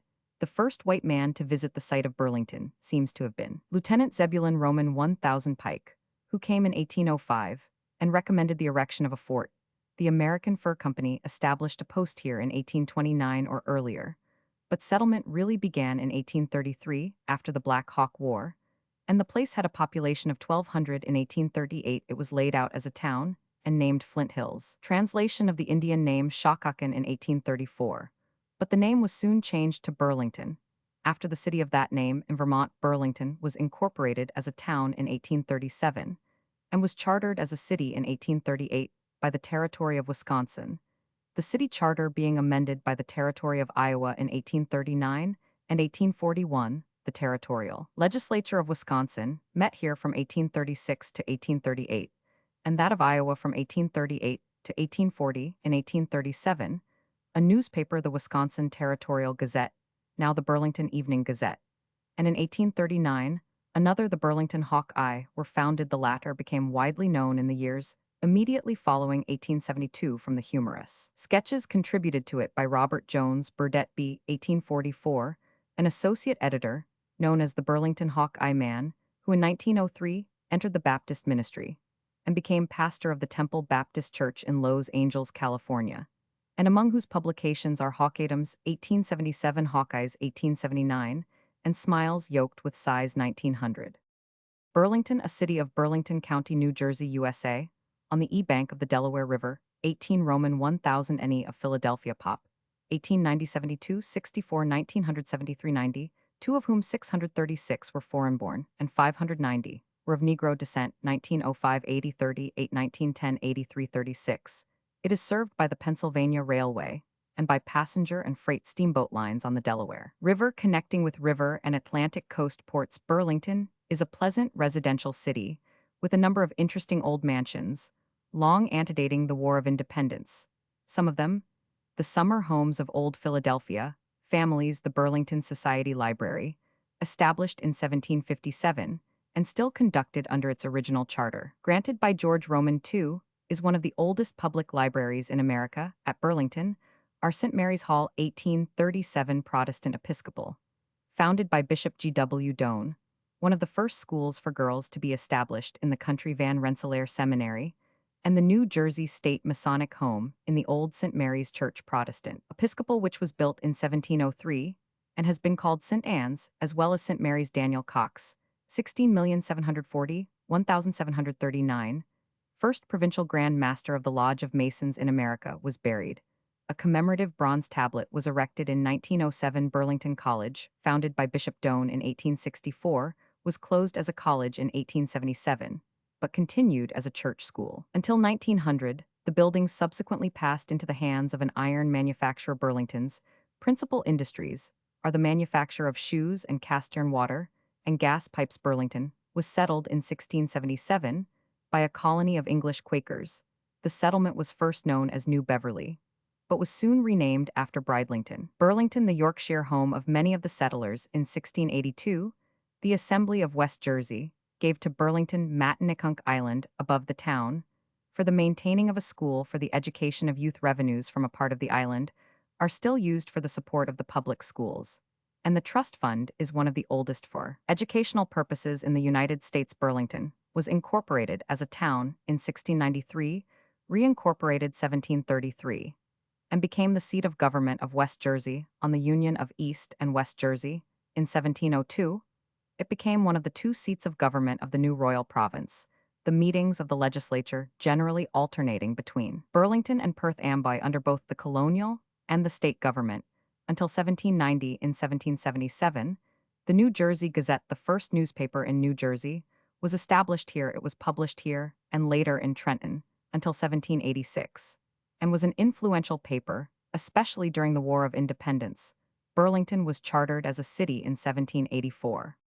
See Henry Armit Brown, The Settlement of Burlington. Burlington, 1878, George Roman 1000 Hills, History of the Church in Burlington, Trenton, 1885, and Mrs. A. Roman 1000 Gummer Friends in Burlington, Philadelphia, 1884. Burlington, a city port of entry, and the countisat of Chittenden County, Vermont, USA, on the east shore of Lake Champlain, in the NW part of the state. 90 Roman 1000 SC of Montreal, and 300 Roman 1000 N of New York. It is the largest city in the state. Pop 1880, 11,365, 1890, 14,590, 1900, 18,640, of whom 3726 were foreign-born. 1910 census, 20,468. It is served by the Central Vermont and the Rutland Railways, and by lines of passenger and freight steamboats on Lake Champlain. The city is attractively situated on an arm of Lake Champlain, being built on a strip of land extending about 6 Roman 1000 south from the mouth of the Winooski River along the lake shore, and gradually rising from the water's edge to a height of 275 ft. Its situation and its cool and equable summer climate have given it a wide reputation as a summer resort, and it is a center for yachting, canoeing, and other aquatic sports. During the winter months, it has iceboat regattas. Burlington is the seat of the University of Vermont. 1791, nonsectarian and coeducational, whose official title in 1865 became the University of Vermont and State Agricultural College. The university is finely situated on a hill 280 ft above the lake, commanding a charming view of the city lake, the Adirondacks, and the Green Mountains. It has departments of art, sciences, and medicine, and a library of 74,800 volumes and 32,936 pamphlets housed in the Billings Library. Designed by H. H. Richardson, the university received the federal grants under the Morrill Acts of 1862 and 1890, and in connection with it, the Vermont Agricultural Experiment Station is maintained at Burlington. Are also the Mt. St. Mary's Academy, 1889 Roman Catholic, conducted by the Sisters of Mercy, and two business colleges. Among the principal buildings are the City Hall, the Chittenden County Court House, the Federal, and the Roman 1000 Roman 100A buildings, the Masonic Temple, the Roman Catholic Cathedral, and the Edmonds High School. Burlington's charitable institutions include the Mary Fletcher Hospital, the Adams Mission Home, the Louisa Howard Mission, the Providence Orphan Asylum, and homes for aged women, friendless women, and destitute children, the Fletcher Free Public Library, 47,000 volumes. In 1908 is housed in a Carnegie building in the city. Are two sanitariums. The city has two parks. One, Ethan Allen Park, is on a bluff in the northwest part of the city, and commands a fine view, and four cemeteries. In Green Mount Cemetery, which overlooks the Winooski Valley, is a monument over the grave of Ethan Allen, who lived in Burlington from 1778 until his death. Fort Ethan Allen, a United States military post, is about 3 Roman 1000 east of the city, with which it is connected by an electric line. Burlington is the most important manufacturing center in the state. Among its manufactures are sashes, doors and blinds, boxes, furniture, and woodenware, cotton and woolen goods, patent medicines, refrigerators, house furnishings, paper, and machinery. In 1905, the city's factory products were valued at 6,355,754 threepence, of which was the value of lumber and planing mill products, including sashes, doors, and blinds. The Winooski River, which forms the boundary between Burlington and the township of Colchester, and which enters Lake Champlain NW of the city Roman 5, furnishes valuable water power. But most of the manufactories are operated by steam. Quantities of marble were formerly taken from quarries in the vicinity. The city is a wholesale distributing center for all northern Vermont and New Hampshire, and is one of the principal lumber markets in the east, most of the lumber being imported from Canada. It is the port of entry for the Vermont Customs District, whose exports and imports were valued respectively in 1907 at $8,333,024 and $5,721,034. A charter for a town to be founded here was granted by the province of New Hampshire in 1763, but no settlement was made until 1774. Burlington was chartered as a city in 1865. Burma, a province of British India, including the former Kingdom of Independent Burma, as well as British Burma, acquired by the British Indian government in the two wars of 1826 and 1852. It is divided into Upper and Lower Burma, the former being the territory annexed on 1 January 1886. The province lies to the east of the Bay of Bengal and covers a range of country extending from the Pakshan River in 955 north latitude to the Naga and Chingpa or Kachin Hills, lying roughly between the 27th and 28th degrees of north latitude, and from the Bay of Bengal on the west to the Mekong River. The boundary of the dependent Shan states on the east, that is to say roughly between the 92nd and 100th degrees of east longitude. The extreme length from north to south is almost 1200 Roman 1000, and the broadest part, which is in about latitude 21 north, is 575 Roman 1000 from east to west. On the N, it is bounded by the dependent state of Manipur, by the Mismai Hills, and by portions of Chinese territory. On the E, by the Chinese Shan states, portions of the province of Yunnan, the French province of Indochina, and the Siamese Shan or Lao states, and Siam. On the S, by the Siamese Malay states, and the Bay of Bengal, and on the W by the Bay of Bengal, and Chittagong, the coastline from Taknaf, the mouth of the Naf in the Akiab district on the north, to the estuary of the Pakshan at Maliwan on the south, is about 1200 Roman 1000. The total area of the province is estimated at 238,738 SQ Roman 1000, of which Burma proper occupies 168,573 SQ Roman 1000, the Chin Hills 10,250 SQ Roman 1000, and the Shan states, which comprise the whole of the eastern portion of the province, some 59,915 SQ Roman 1000 natural divisions. The province falls into three natural divisions: Arakan with the Chin Hills, the Irrawaddy Basin, and the old province of Tenasserim, together with the portion of the Shan and Karenni states in the basin of the Salween, and part of Kengtung in the western basin of the Mekong. Of these, Arakan is a strip of country lying on the seaward slopes of the range of hills known as the Arakan Yomas. It stretches from Cape Negrais on the south to the Naf estuary, which divides it from the Chittagong division of eastern Bengal and Assam on the north, and includes the districts of Sandaway, Kayakbu, Akiab, and northern Arakan, an area of some 18,540 SQ Roman 1000. The northern part of this tract is barren, hilly country, but in the west and south are rich alluvial plains, containing some of the most fertile lands of the province. Northwards lie the Chin and some part of the Kachin Hills to the east of the Arakan division, and separated from it by the Arakan Yornas lies the main body of Burma in the basin of the Irrawaddy. This tract falls into four subdivisions. First, there is the highland tract, including the hilly country at the sources of the Chindwan and the upper waters of the Irrawaddy, the upper Chindwan Katha, Bamo, Mit, Kiana, and Ruby. Mines districts with the Kachin Hills and a great part of the northern Shan states. In the Shan states, there are a few open plateaus fertile and well populated, and Mamio in the Mandalay district. The hill station to which in the hot whether the government of Burma migrates stands in the Pianulwin Plateau, some 3,500 ft above the sea, but the greater part of this country is a mass of rugged hills cut deep with narrow gorges within which even the biggest rivers are confined. The second tract is that known as the dry zone of Burma, and includes the whole of the lowlands lying between the Arakan Yomas and the western fringe of the southern Shan states. It stretches along both sides of the Irrawaddy from the north of Mandalay to Thayet Myo and embraces the lower Chindwan Shwibo Sagang Mandalay, Kyoks Maktila Yamathan Mangyan Magwi, Pakaku and Minbu districts. This tract consists mostly of undulating lowlands, but it is broken towards the south by the Pagu Yomas, a considerable range of hills, which divides the two remaining tracts of the Irrawaddy basin on the west between the Pagu and the Arakan Yomas stretches the Irrawaddy Delta, a vast expanse of level plain 12,000 SQ Roman 1,000 in area, falling in a gradual unbroken slope from its apex, not far south of Prom, down to the sea. This delta, which includes the districts of Basain Myangmia Thangwa, Henzada Hanthawadi Therawadi Pagu, and Rangoon Town, consists almost entirely of a rich alluvial deposit, and the whole area which between Cape Negrise and Elephant Point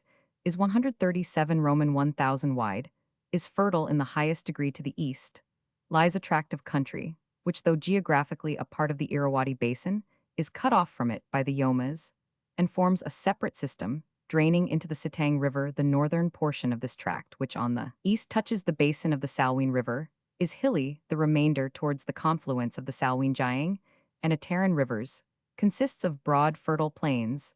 The whole is comprised in the districts of Taungu and Thaton, part of the Karenni Hills, with the Salween Hill tract, and the northern parts of Amherst, which form the northern portion of the Tenasserim Administrative Division. The third natural division of Burma is the old province of Tenasserim, which constituted in 1826 with Moulmein as its capital formed the nucleus from which the British supremacy throughout Burma has grown. It is a narrow strip of country lying between the Bay of Bengal and the high range of hills, which form the eastern boundary of the province towards Siam. It comprises the districts of Mergui and Tava, and a part of Amherst, and includes also the Mergui archipelago. The surface of this part of the country is mountainous, and much intersected with streams. Northward from this lies the major portion of the southern Shan states and Karenni, and a narrowing strip along the Salween of the northern Shan states.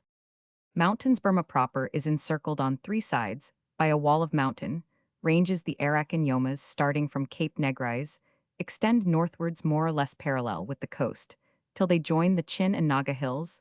They then form part of a system of ranges, which curve north of the sources of the Chindwan River, and with the Kumon Range and the hills of the Jade and Amber Mines, make up a highland tract, separated from the Great Northern Shan Plateau by the gorges of the Irrawaddy River on the east, the Kachin Shan, and Karen Hills, extending from the valley of the Irrawaddy into China, far beyond the Salween Gorge, form a continuous barrier, and boundary and tail off into a narrow range, which forms the eastern watershed of the Salween, and separates Tenasserim from Siam. The highest peak of the Arakan Yomas Likleng rises nearly 10,000 ft above the sea, and in the eastern Kachin Hills, which run northwards from the state of Mong Mit to join the high range dividing the basins of the Irrawaddy and the Salween, are two peaks, Sabu and Warang, which rise to a height of 11,200 ft above the sea. The Kumon Range, running down from the H-Kamti country east of Assam to near Magong, ends in a peak known as Chwedingji, which reaches some 5750 ft. There are several peaks in the Ruby Mines district which rise beyond 7,000 ft, and Loi Ling in the northern Shan states reaches 9,000 ft. Compared with these ranges, the Pagu Yomas assume the proportions of mere hills. Popa, a detached peak in the Mangyan district, belongs to this system, and rises to a height of nearly 5,000 ft. But it is interesting mainly as an extinct volcano, a landmark and an object of superstitious folklore throughout the whole of central Burma. Mud volcanoes occur at Minbu, but they are not in any sense mountains, resembling rather the hot springs which are found in many parts of Burma. They are merely craters raised above the level of the surrounding country by the gradual accretion of the soft, oily mud which overflows at frequent intervals. Whenever a discharge of gas occurs, spurs of the Chin Hills run down the whole length of the lower Chindwan district, almost to Sagang, and one hill, Powindong, is particularly noted on account of its innumerable cave temples, which are said to hold no fewer than 446,444 images of Buddha. Huge caves, of which the most noted are the farm caves, occur in the hills near Moulmein, and they too are full of relics of their ancient use as temples, though now they are chiefly visited in connection with the bats whose flight viewed from a distance as they issue from the caves resembles a cloud of smoke. Rivers of the rivers of Burma, the Irrawaddy is the most important. It rises possibly beyond the confines of Burma in the unexplored regions where India, Tibet, and China meet, and seems to be formed by the junction of a number of considerable streams of no great length. Two rivers, the Mali and the Enmai, meeting about latitude 2545, some 150 Roman 1000 north of Bamo, contribute chiefly to its volume. And during the dry weather it is navigable for steamers. Up to their confluence up to Bamo, a distance of 900 Roman 1000 from the sea, it is navigable throughout the year. And its chief tributary in Burma, the Chindwan, is also navigable for steamers for 300 Roman 1000 from its junction with the Irrawaddy at Pakaku. The Chindwan, called in its upper, reaches the Tan. It rises in the hills southwest of Thama and flows due north till it enters the southeast corner of the Hukong Valley, where it turns northwest and continues in that direction, cutting the valley into two almost equal parts, until it reaches its northwest range, when it turns almost due south, and takes the name of the Chindwan. It is a swift, clear river, fed in its upper reaches by numerous mountain streams, the Magong River rising in the watershed, which divides the Irrawaddy, and the Chindwan drainages flows south and southeast for 180 Roman 1000 before it joins the Irrawaddy, and is navigable for steamers as far as Kaming for about 4 months in the year south of Thayatmyo, where arms of the Arak and Yomas approach the river, and almost meet that spur of the Pagu Yomas which formed, till 1886, the Roman 5p northern boundary of British Burma. The valley of the Irrawaddy opens out again, and at Yejin Minji, near Myanong, the influence of the tide is first felt, and the delta may be said to begin. The so-called rivers of the delta, the Ngawan, Pyamala, Panmawadi, Pianzalu, and Pantana, are simply the larger mouths of the Irrawaddy, and the whole country towards the sea is a close network of creeks where there are few or no roads, and boats take the place of carts for every purpose. There is, however, one true river of some size, the Hlang, which rises near Prom, flows southwards, and meets the Pagu River and the Pazandong Creek near Rangoon, and thus forms the estuary which is known as the Rangoon River, and constitutes the harbor of Rangoon east of the Rangoon River, and still within the deltaic area, though cut off from the main delta by the southern end of the Pagu Yomas, lies the mouth of the Sitang. This river, rising in the Shamkaran Hills, flows first due north, and then southward through the Kayaks, Yamathin, and Taungoo districts, its line being followed by the Mandalay-Rangoon Railway as far south as Nyangalbin. In the Pagu district at Taungoo it is narrow, but below Shwejian it widens, and at Sitang it is half a mile broad. It flows into the Gulf of Martabin, and near its mouth its course is constantly changing owing to erosion and corresponding accretions. The second river in the province in point of size is the Salween, a huge river, believed from the volume of its waters to rise in the Tibetan mountains to the north of Lhasa.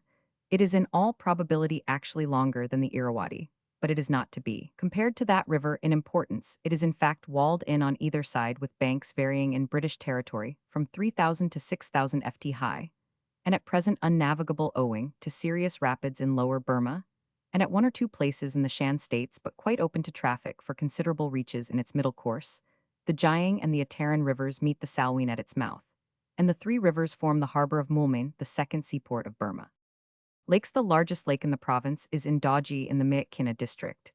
It has an area of nearly 100 sq Roman 1000, and is surrounded on three sides by ranges of hills, but is open to the north, where it has an outlet in the Indaw River. In the highlands of the Shan Hills there are the Inal Lakes near Yonghui, and in the Katha district also there is another Indaw which covers some 60 sq Roman 1000. Other lakes are the Ponglin Lake in Minbu district, the Inma Lake in Prom, the Tu and Duya in Henzada, the Shakaji, and the Inyeji in Basain, the Sacred Lake at Yi in Tenasserim, and the Nagamok, Panzamyong, and Wallenbian in Arakan. The Maktila Lake covers an area of some 5 sq Roman 1000, but it is to some extent at least an artificial reservoir in the heart of the delta. Numerous large lakes or marshes abounding in fish are formed by the overflow of the Irrawaddy River during the rainy season, but these either assume very diminutive proportions or disappear altogether in the dry season. Climate. The climate of the delta is cooler and more temperate than in Upper Burma, and this is shown in the fairer complexion and stouter physique of the people of the lower province, as compared with the inhabitants of the drier and hotter upper districts as far as Bamo, where there is a great infusion of other types of the Tibeto-Burman family, north of the apex of the delta, and the boundary between the deltaic and inland tracks the rainfall gradually. Lessens as far as Minbu, where what was formerly called the rainless zone commences. and extends as far as Katha. The rainfall in the coast districts varies from about 200 in the Arakan and Tenasserim divisions to an average of 90 in Rangoon, and the adjoining portion of the Irrawaddy Delta in the extreme north of Upper Burma. The rainfall is rather less than in the country adjoining Rangoon, and in the dry zone the annual average falls as low as 20 and 30. The temperature varies almost as much as the rainfall. It is highest in the central zone.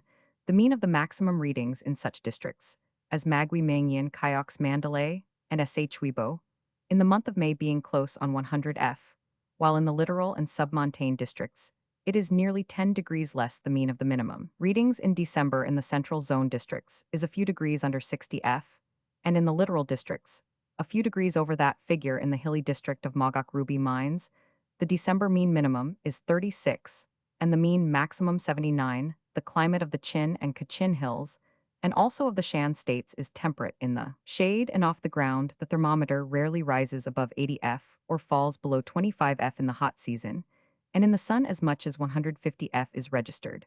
And on the grass in the cold, whether 10 degrees of frost are not uncommon. Snow is seldom seen either in the Chin or Shan Hills, but there are snow-clad ranges in the extreme north of the Kachin country in the narrow valleys of the Shan Hills, and especially in the Salween Valley. The shade maximum reaches 100 F regularly for several weeks in April. The rainfall in the hills varies very considerably, but seems to range from about 60 in the broader valleys to about 300 in on the higher forest-clad ranges. Geology. Geologically, British Burma consists of two divisions, an eastern and a western. The dividing line runs from the mouth of the Sitang River along the railway to Mandalay, and thence continues northward with the same general direction, but curving slightly towards the east-west of this line. The rocks are chiefly tertiary and quaternary. East of it they are mostly Paleozoic or gneissic. In the western mountain ranges the beds are thrown into a series of folds, which form a gentle curve running from south to north, with its convexity facing westward. There is an axial zone of Cretaceous and Lower Eocene, and this is flanked on each side by the Upper Eocene and the Miocene, while the valley of the Irrawaddy is occupied chiefly by the Pliocene along the southern part of the Arakan coast. The sea spreads over the western Miocene zone.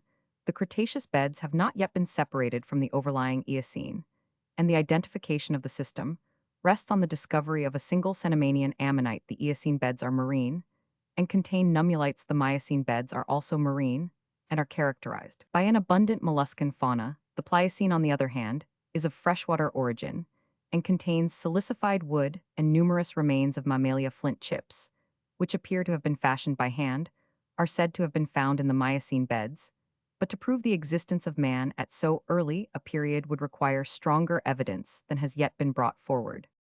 The older rocks of eastern Burma are very imperfectly known. Gneiss and granite occur. Ordovician fossils have been found in the upper Shan states, and Carboniferous fossils in Tenasserim and near Moulmein. Volcanic rocks are not common in any part of Burma, but about 50 Roman 1,000 north-northeast of Yeningyong. The extinct volcano of Popa rises to a height of 3,000 ft above the surrounding Pliocene plain. Intrusions of a serpentine-like rock break through the Miocene strata north of Bamo, and similar intrusions occur in the western ranges. Whether the mud volcanoes of the Irrawaddy Valley have any connection with volcanic activity may be doubted. The petroleum of Burma occurs in the Miocene beds.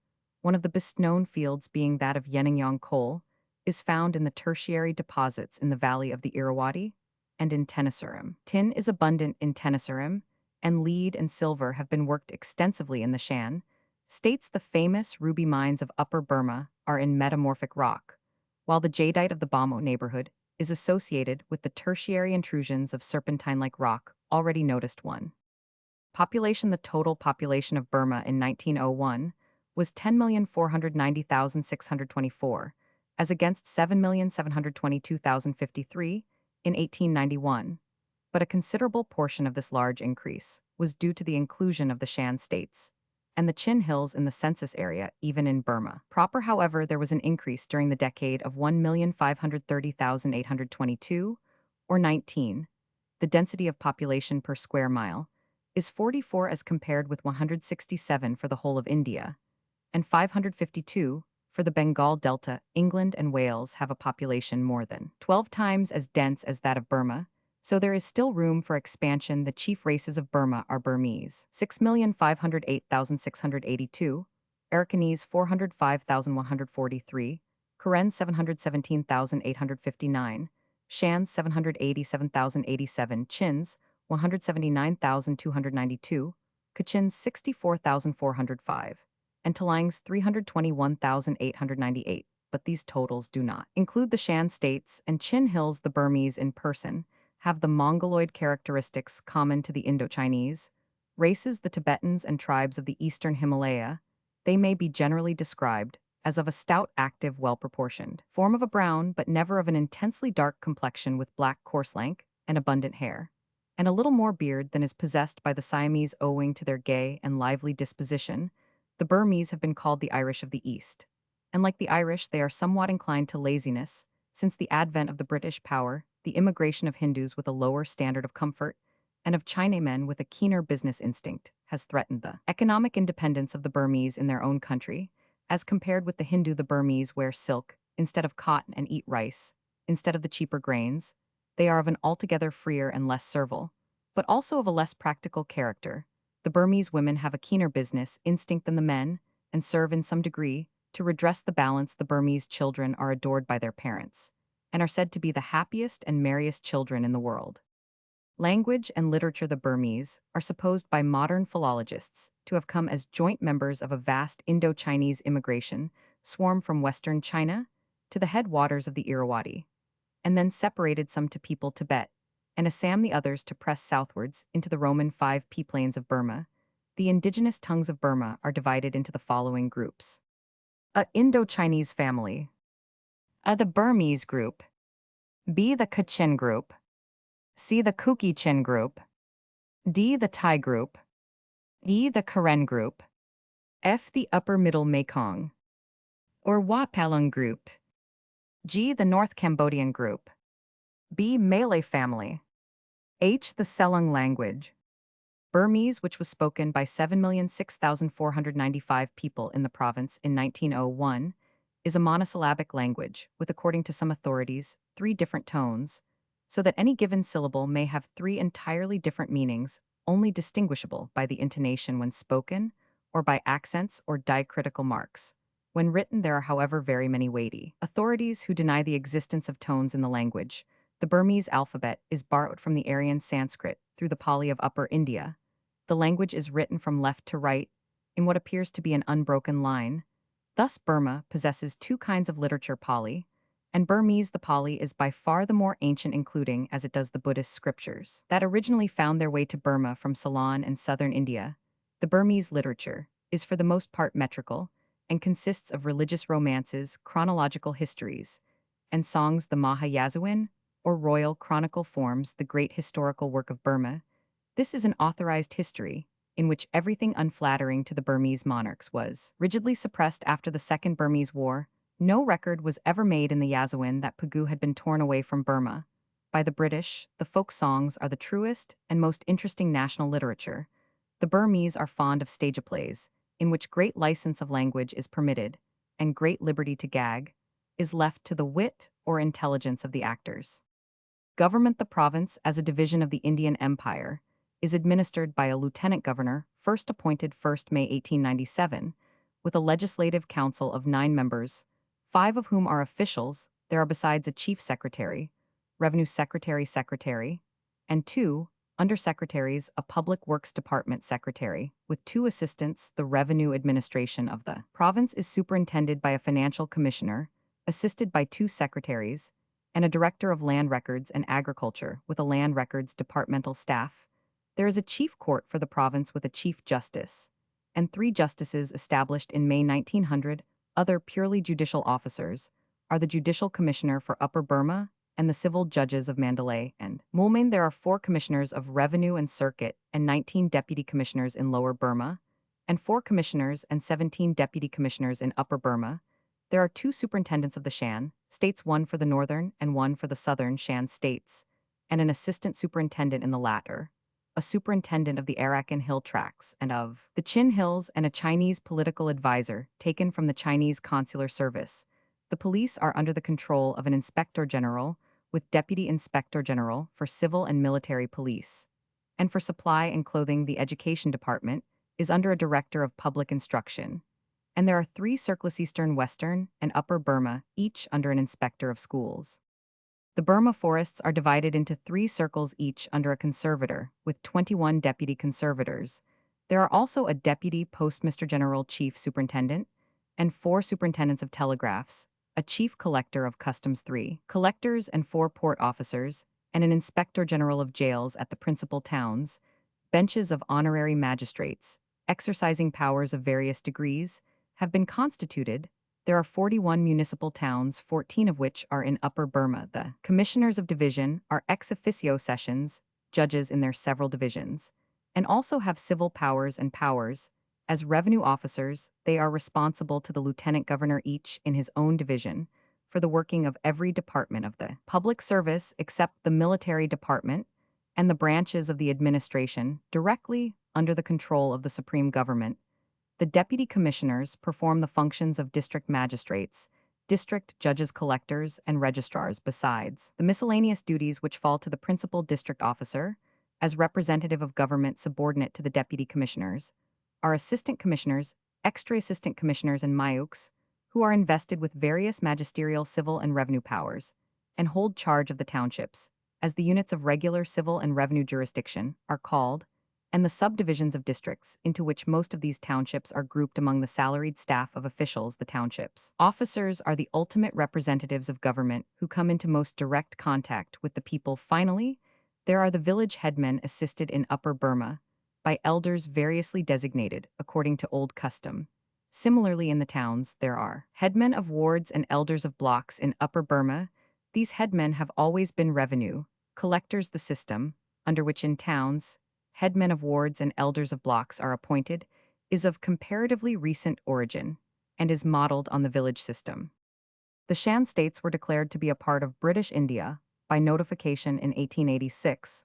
The Shan States Act of 1888 vests the civil, the Shan states criminal, and revenue administration in the chief of the state, subject to the restrictions specified in the sanad or patent granted to him. The law to be administered in each state is the customary law of the state, so far as it is in accordance with the justice, equity, and good conscience, and not opposed to the spirit of the law. In the rest of British India, the superintendents exercise general control over the administration of criminal justice, and have power to call for cases, and to exercise wide revisionary powers. Criminal jurisdiction in cases in which either the complainant or the defendant is a European or American, or a government servant, or a British subject, not a native of a Shan state, is withdrawn from the chiefs and vested in the superintendents and assistant superintendents. Neither the superintendents nor the assistant superintendents have power to try civil suits, whether the parties are Shans or not. In the Myalat division of the southern Shan states, however, the criminal law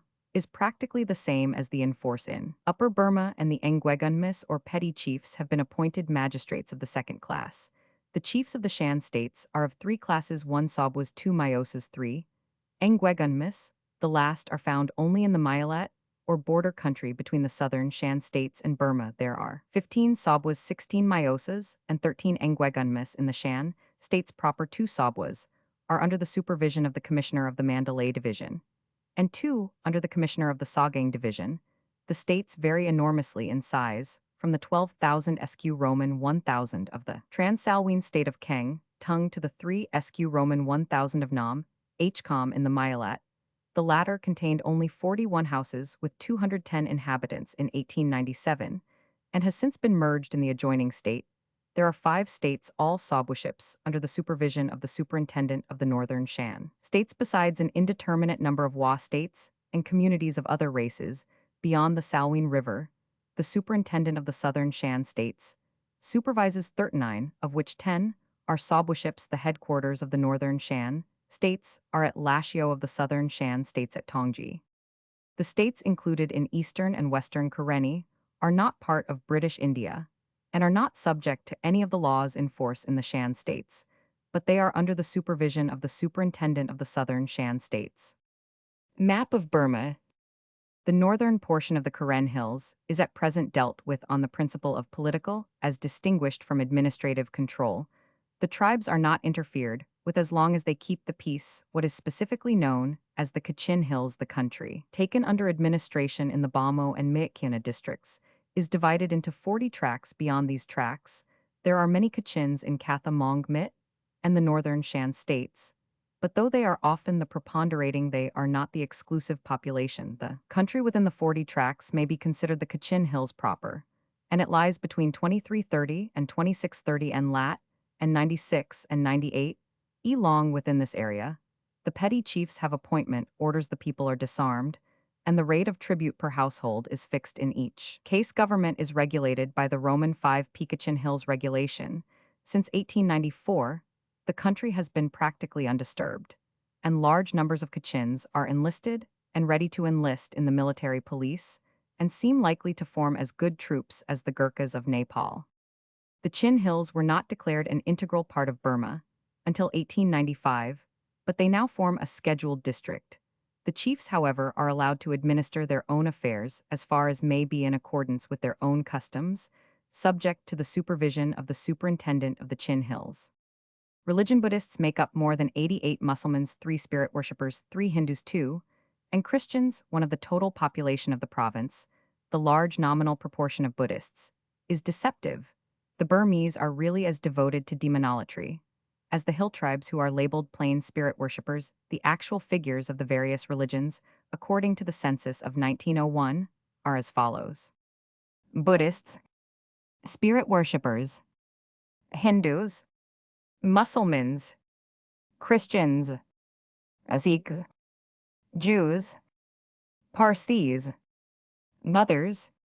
The chief religious principle of the Burmese is to acquire merit for their next incarnation by good works done in this life, the bestowal of alms, offerings of rice to priests, the founding of a monastery, erection of pagodas, with which the country is crowded, the building of a bridge or rest house for the convenience of travelers, are all works of religious merit prompted not by love of one's fellow creatures, but simply and solely for one's own future advantage. An analysis shows that not quite 2 in every 1,000 Burmese profess Christianity, and there are about the same number of Mohammedans among them. It is admitted by the missionaries themselves that Christianity has progressed very slowly among the Burmese.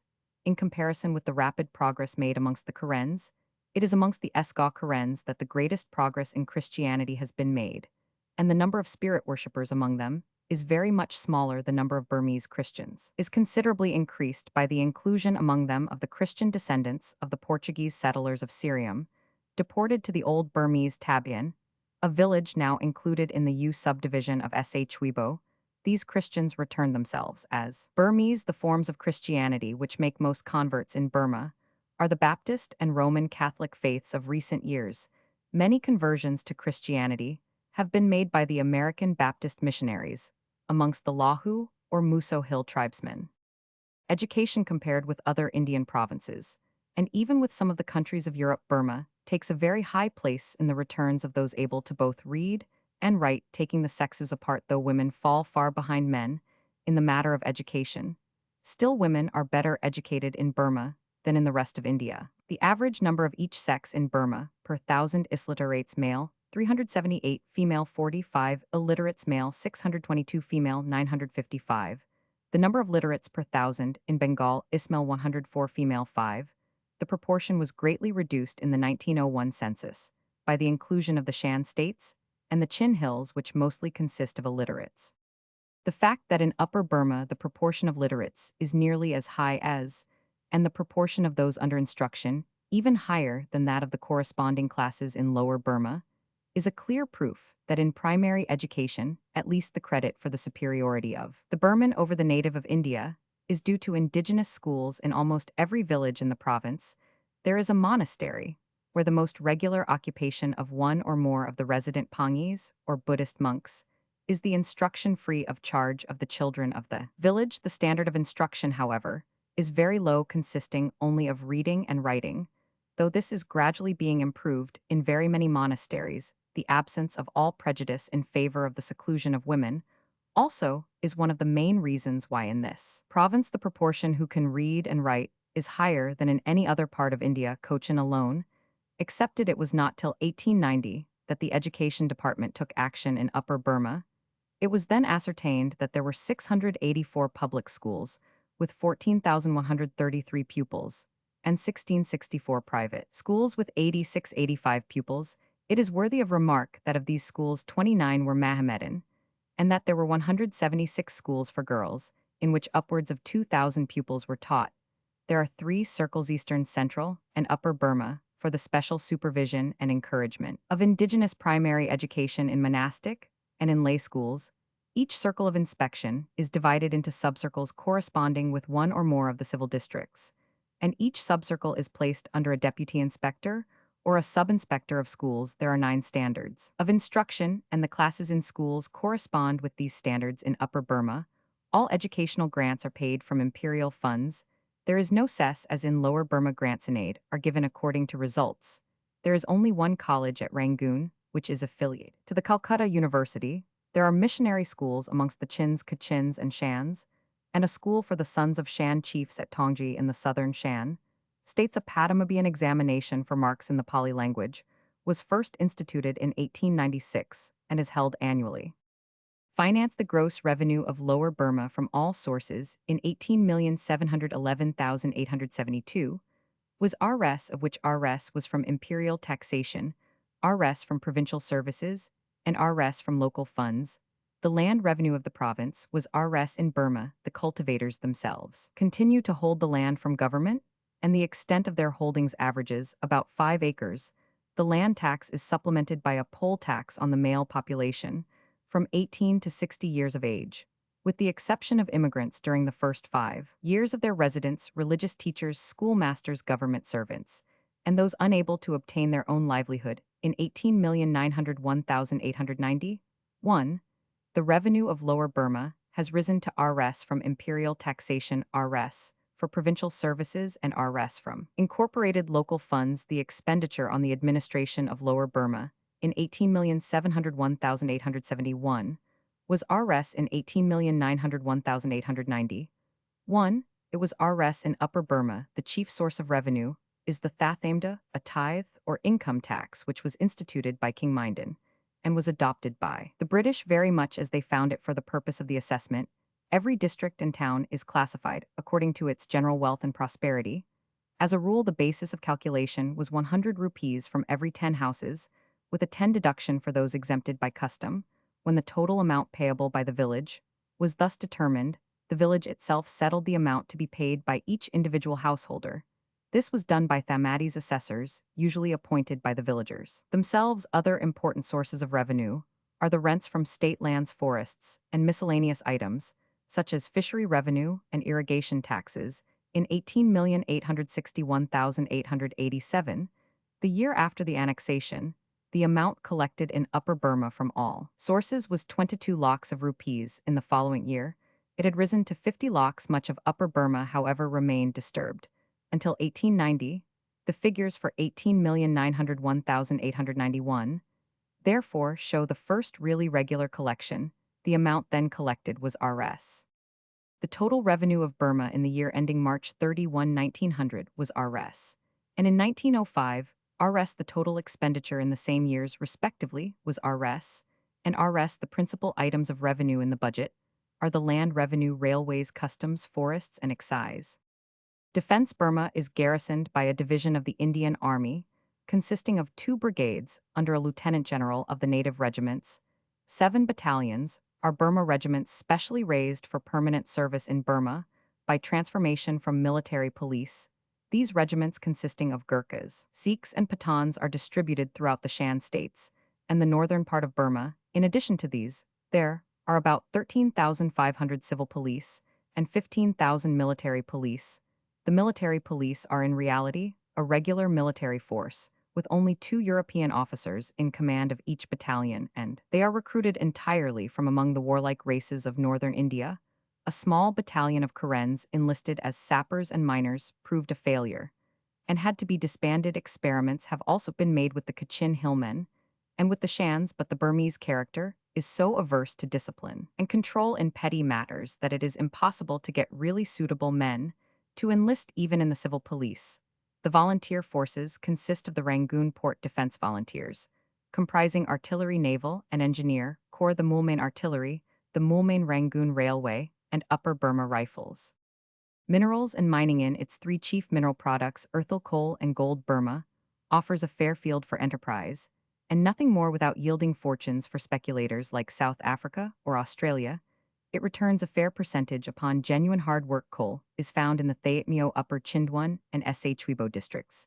And in the Shan states it also occurs in Mergui, but the deposits which have been so far discovered have been either of inferior quality or too far from their market to be worked to advantage. The tin mines in Lower Burma are worked by natives. But a company at one time worked mines in the Maliwan township of Mergui by European methods. The chief mines and minerals are in Upper Burma. The jade mines of Upper Burma are now practically the only source of supply of that mineral, which is in great demand over all China. The mines are situated beyond Kameng north of Magong in the Myitkyina district. The miners are all Kachins, and the right to collect the jade duty of 3313 is farmed out by government to a lessee who has hitherto always been a Chinaman. The amount obtained has varied considerably. In 18,871,880, 8. The rent was Rs. This dwindled to Rs. in 18,921,893. But the system was then adopted of letting for a term of 3 years, and a higher rent was obtained. The value varies enormously according to color, which should be a particular shade of dark green semi-transparency. Brilliancy and hardness are, however, also essentials. The old river mines produce the best quality. The quarry mines on the top of the hill near Tama produce enormous quantities, but the quality is not so good. The most important rubber-bearing area is the Mogok stone, tracked in the hills about 60 Roman 1000 east of the Irrawaddy and 90 Roman 1000 north-northwest of Mandalay.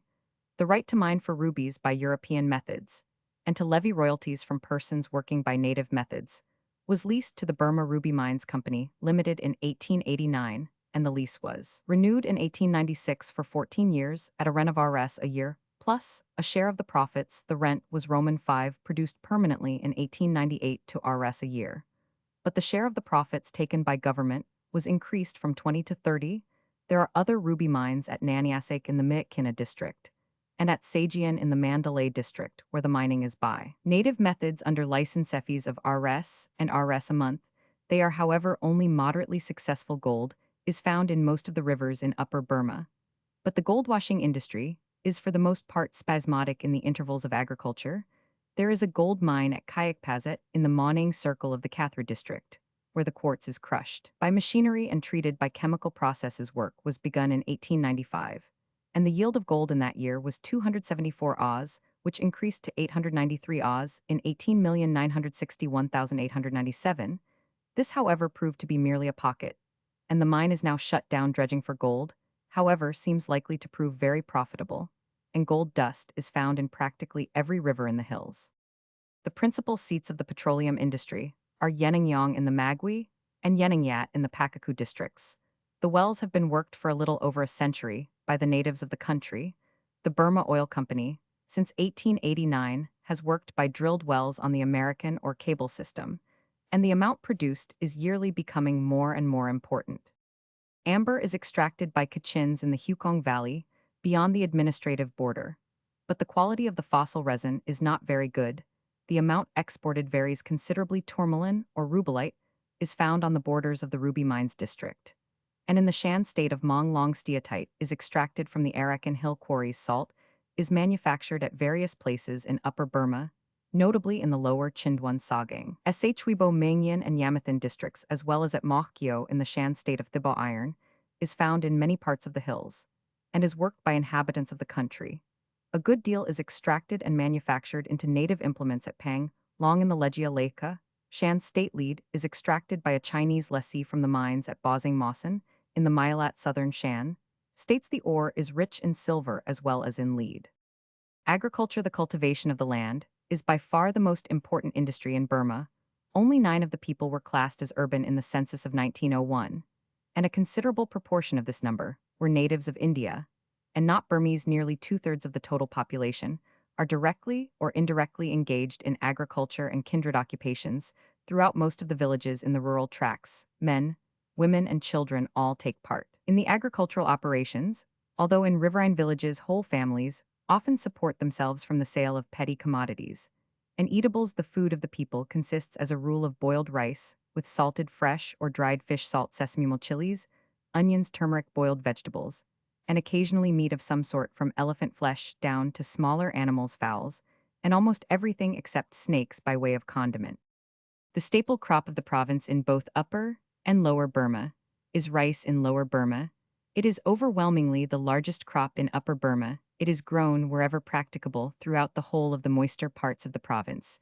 The agricultural season is the wet period of the southwest monsoon lasting from the middle of May until November in some parts of Lower Burma, and in the dry districts of Upper Burma, a hot season crop is also grown with the assistance of irrigation during the spring months. Oxen are used for plowing the higher lands with light soil, and the heavier and stronger buffaloes for plowing wet tracts and marshy lands, as rice has to be transplanted as well as sown.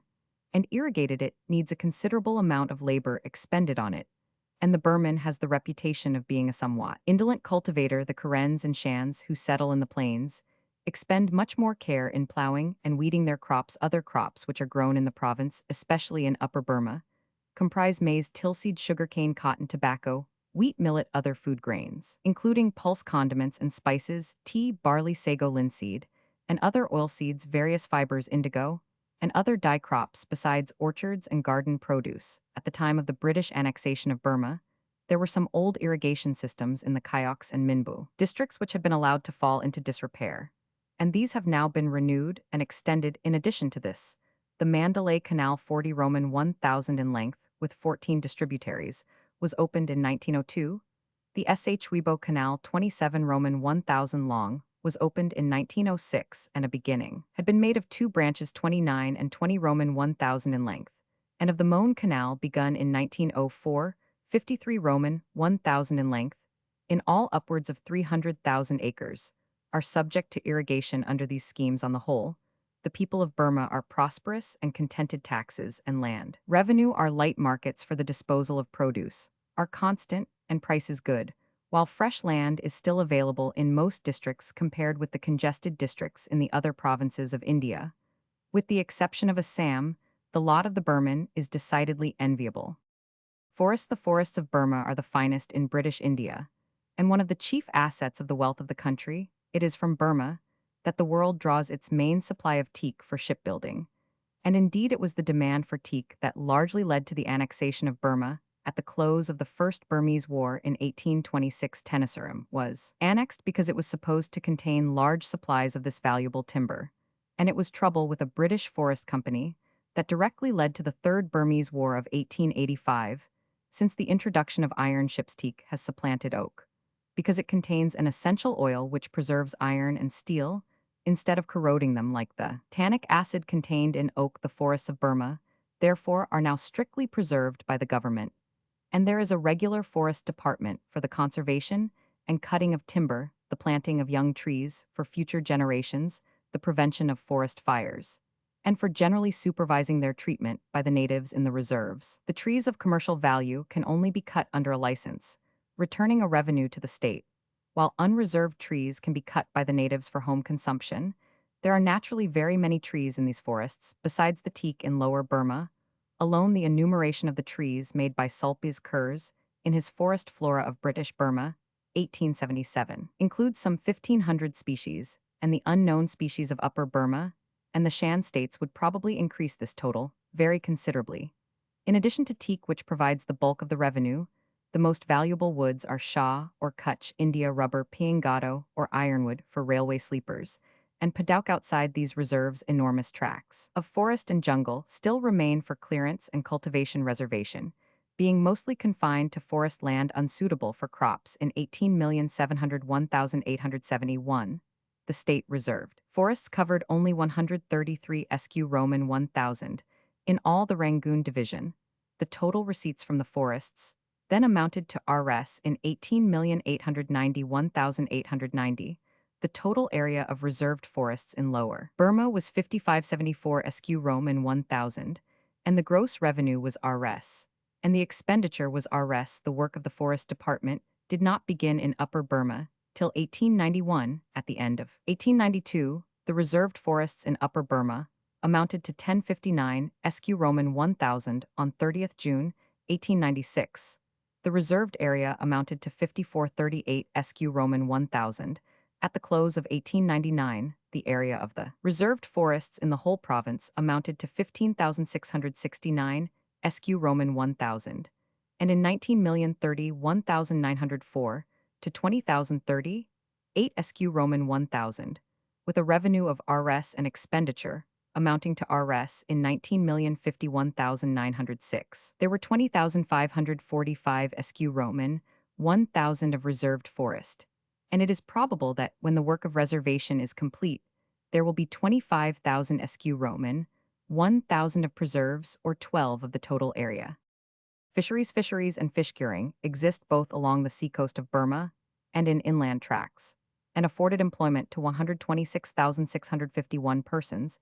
In 1907, the chief seat of the industry is in the Thonghua and Bassein districts, where the income from the leased fisheries on individual streams sometimes amounts to between 6,000 and 7,000 a year. Net fisheries worked by license holders in the principal rivers and along the seashore are not nearly so profitable as the closed fishery escled, in which are from time to time sold by auction for fixed periods of years, salted fish forms, along with boiled rice, one of the chief articles of food among the Burmese, and as the price of salted fish is gradually rising along with the prosperity and purchasing power of the population, this industry is on a very sound basis.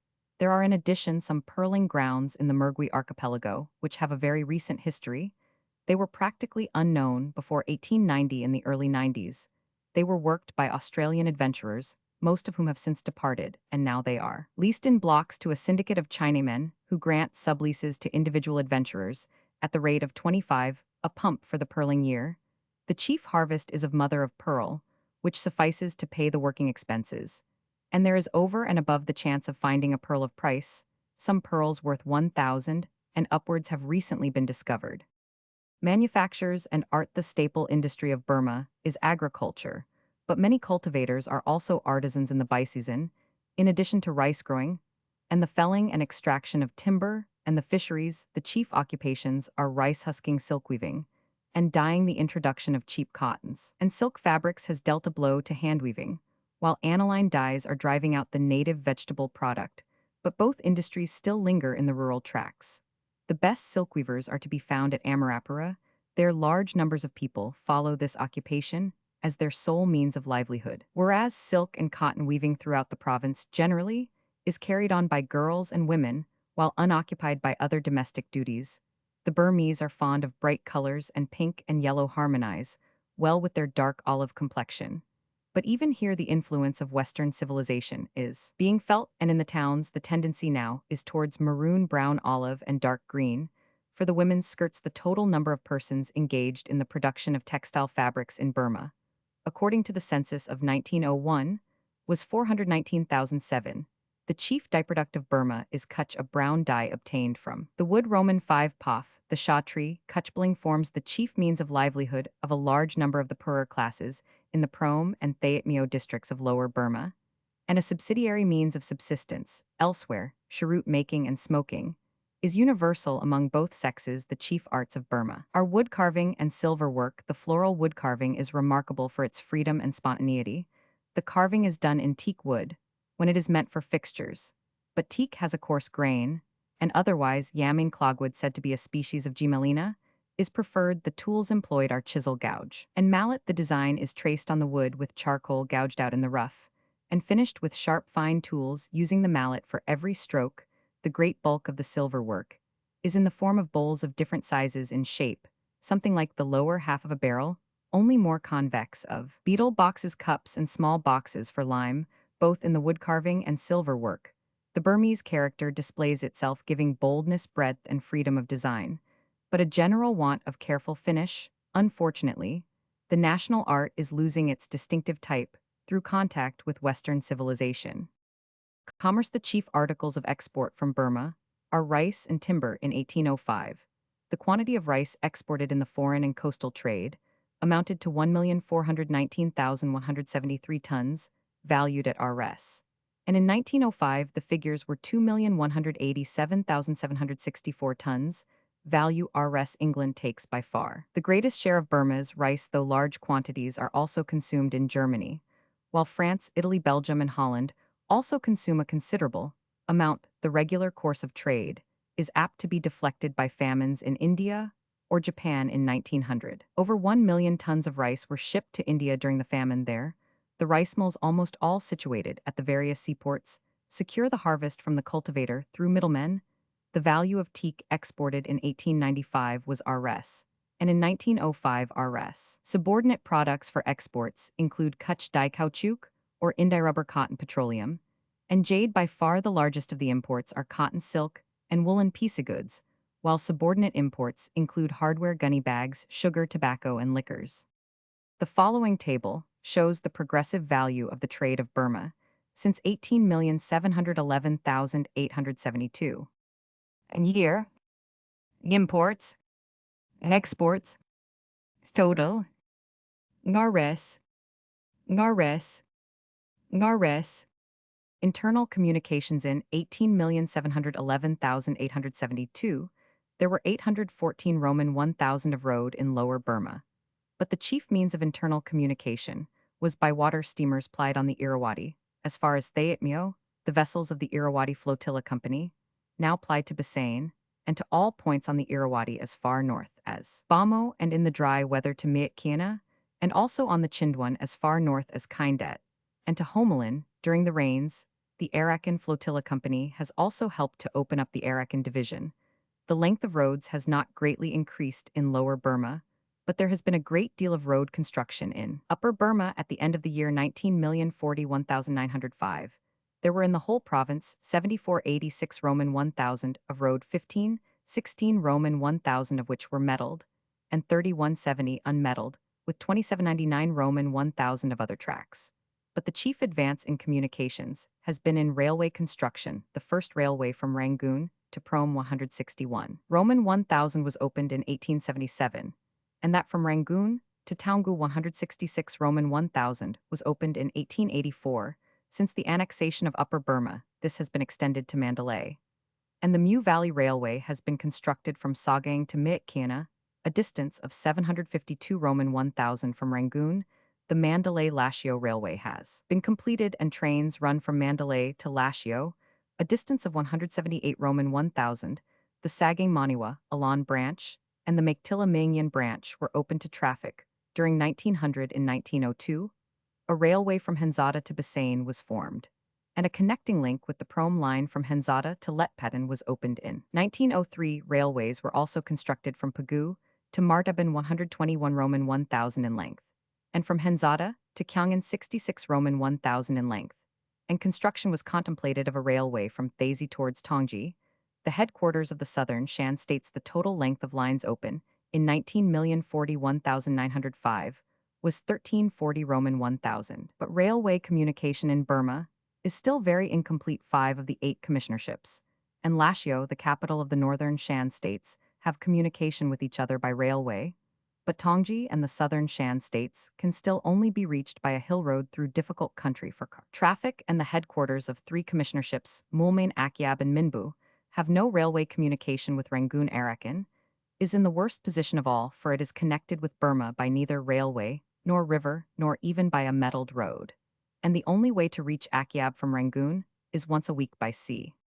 Law. The British government has administered the law in Burma on principles identical with those which have been adopted elsewhere in the British dominions in India. That portion of the law which is usually described as Anglo-Indian law, see Indian law, is generally applicable to Burma, though there are certain districts inhabited by tribes in a backward state of civilization, which are accepted from its operation. Acts of the British Parliament relating to India generally would be applicable to Burma, whether passed before or after its annexation, these acts being considered applicable to all the dominions of the Crown in India. As regards the acts of the Governor-General in Council, passed for India, Generality 2 were from the first applicable to Lower Burma, and they have all been declared applicable to Upper Burma, also by the Burma Laws Act of 1898, that portion of the English law which has been introduced into India without legislation, and all the rules of law resting upon the authority of the courts, are made applicable to Burma by the same act. But consistently with the practice which has always prevailed in India, there is a large field of law in Burma which the British government has not attempted to disturb. It is expressly directed by the Act of 1898, above referred to, that, in regard to succession, inheritance, marriage, caste, or any religious usage or institution, the law to be administered in Burma. Is the Buddhist law in cases where the parties are Buddhists, B. The Mahometan law in cases where the parties are Mahometan, C. The Hindu law in cases where the parties are Hindus. Except so far as the same, may have been modified by the legislature. The reservation, thus made in favor of the native laws, is precisely analogous to the similar reservation made in India. See Indian law, where the Hindu law and the Mahometan law are described. The Buddhist law is contained in certain sacred books, called Dhammatats. The laws themselves are derived from one of the collections, which Hindus attribute to Manu. But in some respects, they now widely differ from the ancient Hindu law so far as it is known to us. There is no certainty as to the date or method of their introduction. The whole of the law administered now in Burma rests ultimately upon statutory authority, and all the Indian acts relating to Burma, whether of the Governor-General or the Lieutenant Governor of Burma in Council, will be found in the Burma Code, Calcutta, 1899, and in the supplements to that volume, which are published from time to time at Rangoon. There is no complete translation of the Dhammatats, but a good many of them have been translated. An account of these translations will be found in the Principles of Buddhist Law by Chantun Rangoon, 1894, which is the first attempt to present those principles in something approaching to a systematic form.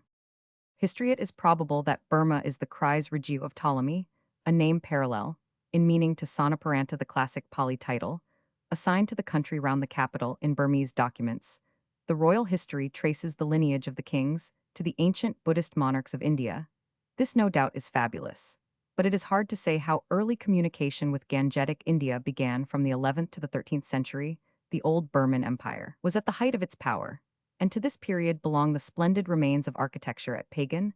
The city and the dynasty were destroyed by a Chinese, or rather Mongol invasion, 1284 A Roman 500. In the reign of Kublai Khan, after that the empire fell to a low ebb, and central Burma was often subject to Shan dynasties. In the early part of the 16th century, the Burmese princes of Taungoo in the northeast of Pegu began to rise to power and established a dynasty which at one time held possession of Pegu, Ava, and Arakan.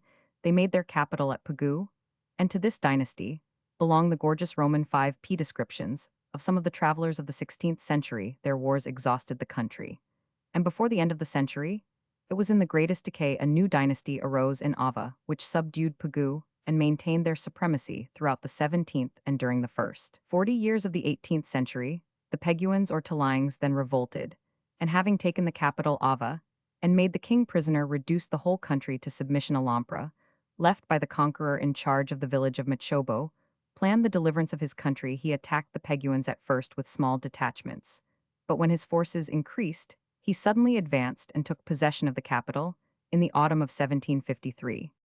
In 1754, the Peguans sent an armament of warboats against Ava, but they were totally defeated by Alampra, while in the districts of Prome, Donabew, Roman 100, the Burmans revolted and expelled all the Pegu garrisons in their towns. In 1754, Prome was besieged by the king of Pegu, who was again defeated by Alampra, and the war was transferred from the upper provinces to the mouths of the navigable rivers and the numerous creeks and canals which intersect the lower country. In 1755, the Yuva Raja, the king of Pegu's brother, was equally unsuccessful, after which the Peguans were driven from Bassein and the adjacent country, and were forced to withdraw to the fortress of Sirium, distant 12 Roman 1000 from Rangoon. Here, they enjoyed a brief repose, Alampra being called away to quell an insurrection of his own subjects and to repel an invasion of the Siamese, but, returning victorious, he laid siege to the fortress of Sirium and took it by surprise. In these wars, the French sided with the Peguans, the English with the Burmans. Dupleix, the governor of Pondicherry, had sent 2 ships to the aid of the former, but the master of the first was decoyed up the river by Alampra, where he was massacred along with his whole crew. The other escaped to Pondicherry. Alampra was now master of all the navigable rivers, and the Peguans, shut out from foreign aid, were finally subdued. In 1757, the conqueror laid siege to the city of Pegu, which capitulated on condition that their own king should govern the country, but that he should do homage for his kingdom, and should also surrender his daughter to the victorious monarch. Alampra never contemplated the fulfillment of the condition, and having obtained possession of the town, abandoned it to the fury of his soldiers. In the following year, the Peguans vainly endeavored to throw off the yoke. Alampra afterwards reduced the town and district of Tavai, and finally undertook the conquest of the Siamese. his army advanced to Mergui and Tenasserim, both of which towns were taken, and he was besieging the capital of Siam when he was taken Roman 99. He immediately ordered his army to retreat in hopes of reaching his capital alive.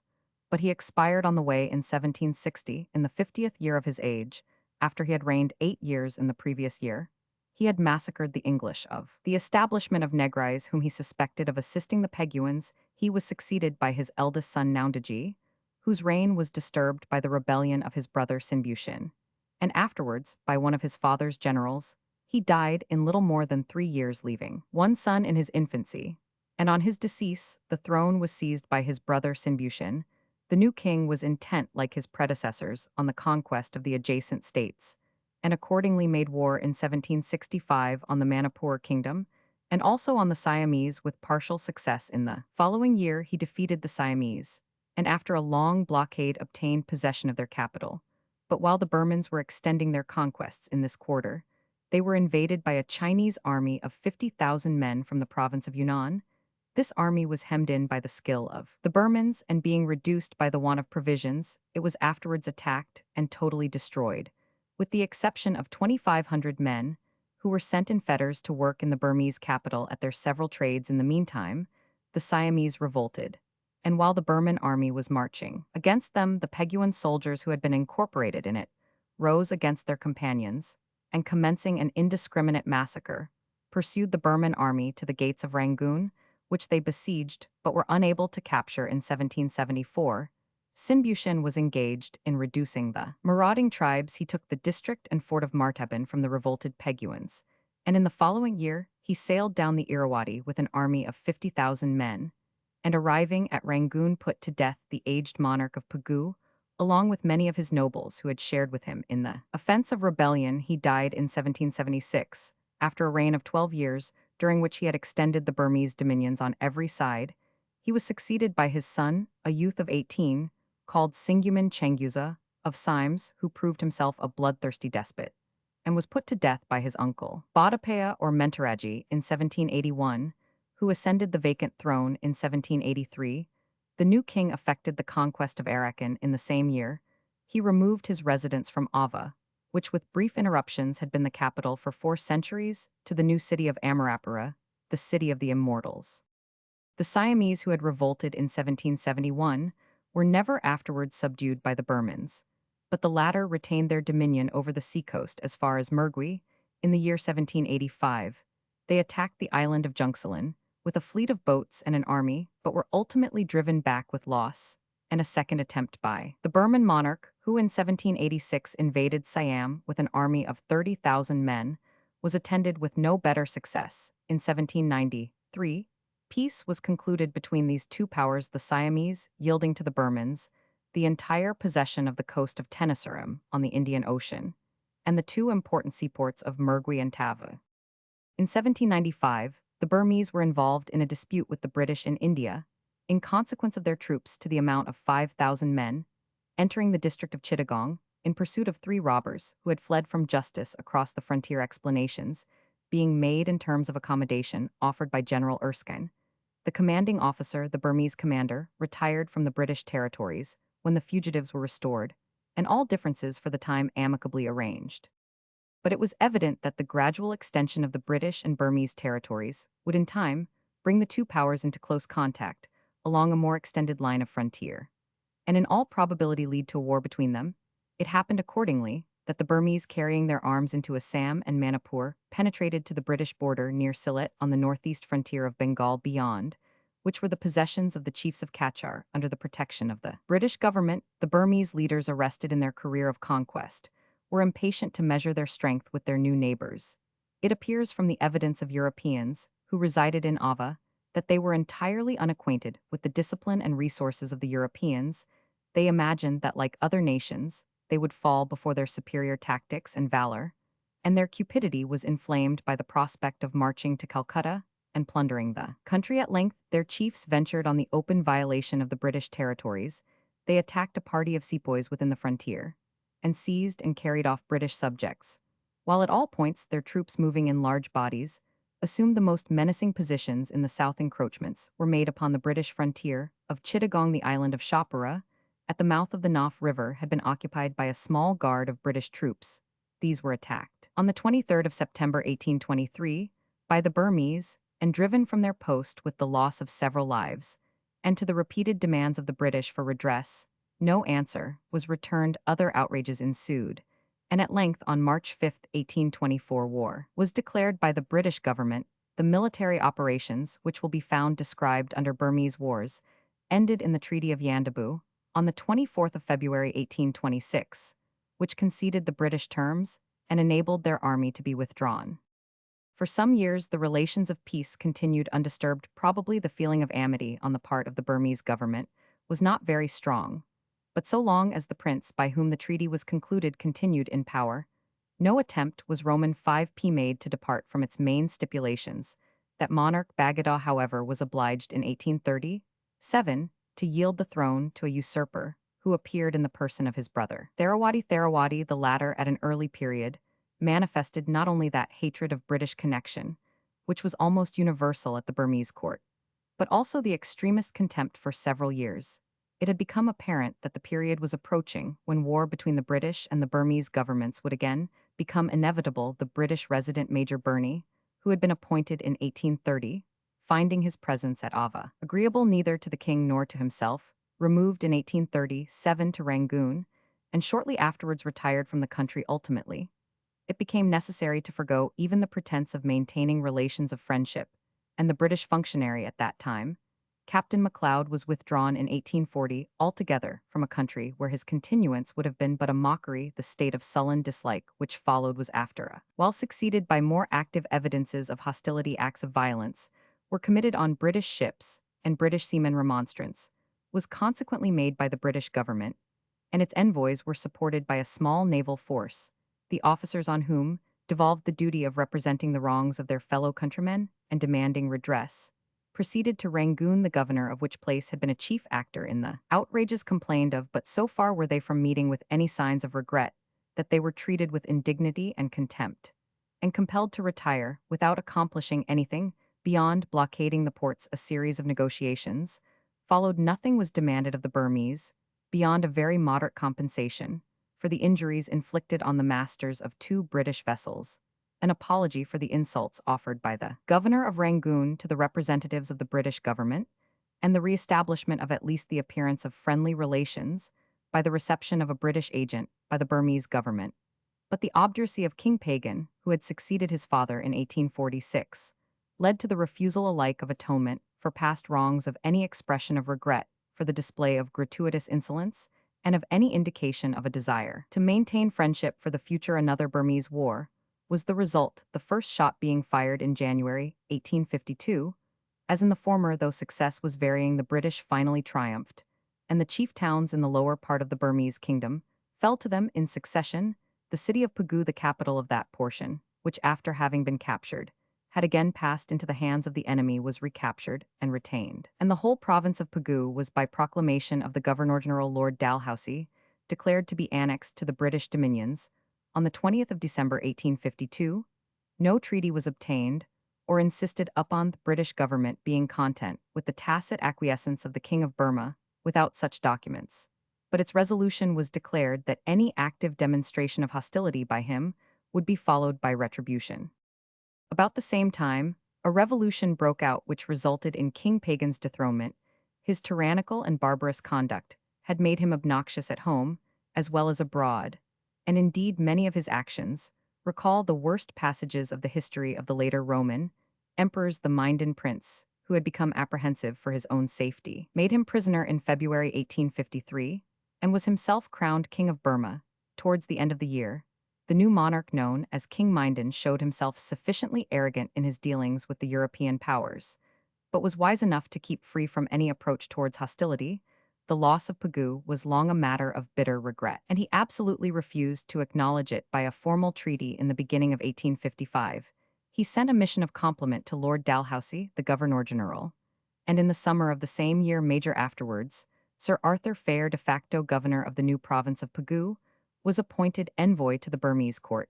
He was accompanied by Captain afterwards Sir Henry Yule as secretary and Mr. Oldham as geologist, and his mission added largely to our knowledge of the state of the country.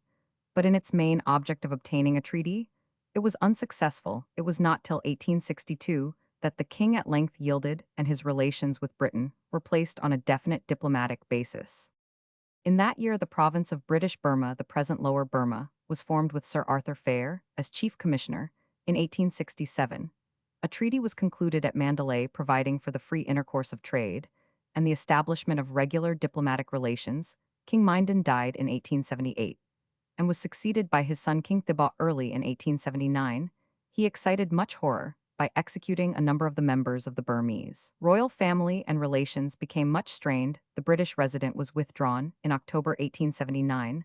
The government of the country rapidly became bad. Control over many of the outlying districts was lost, and the elements of disorder on the British frontier were a standing menace to the peace of the country.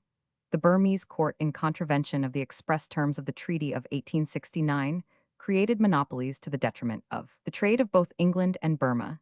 And while the Indian government was unrepresented at Mandalay, representatives of Italy and France were welcomed, and two separate embassies were sent to Europe for the purpose of contracting new, and if possible close alliances with sundry European powers. Matters were brought to a crisis towards the close of 1885, when the Burmese government imposed a fine of 230,000 on the Bombay Burma Trading Corporation and refused to comply with a suggestion of the Indian government that the cause of complaint should be investigated by an impartial arbitrator. An ultimatum was therefore dispatched on the 22nd of October, 1885. On the 9th of November, a reply was received in Rangoon, amounting to an unconditional refusal. The king, on the 7th of November, issued a proclamation calling upon his subjects to drive the British into the sea. On the 14th of November, 1885, the British field force crossed the frontier and advanced to Mandalay.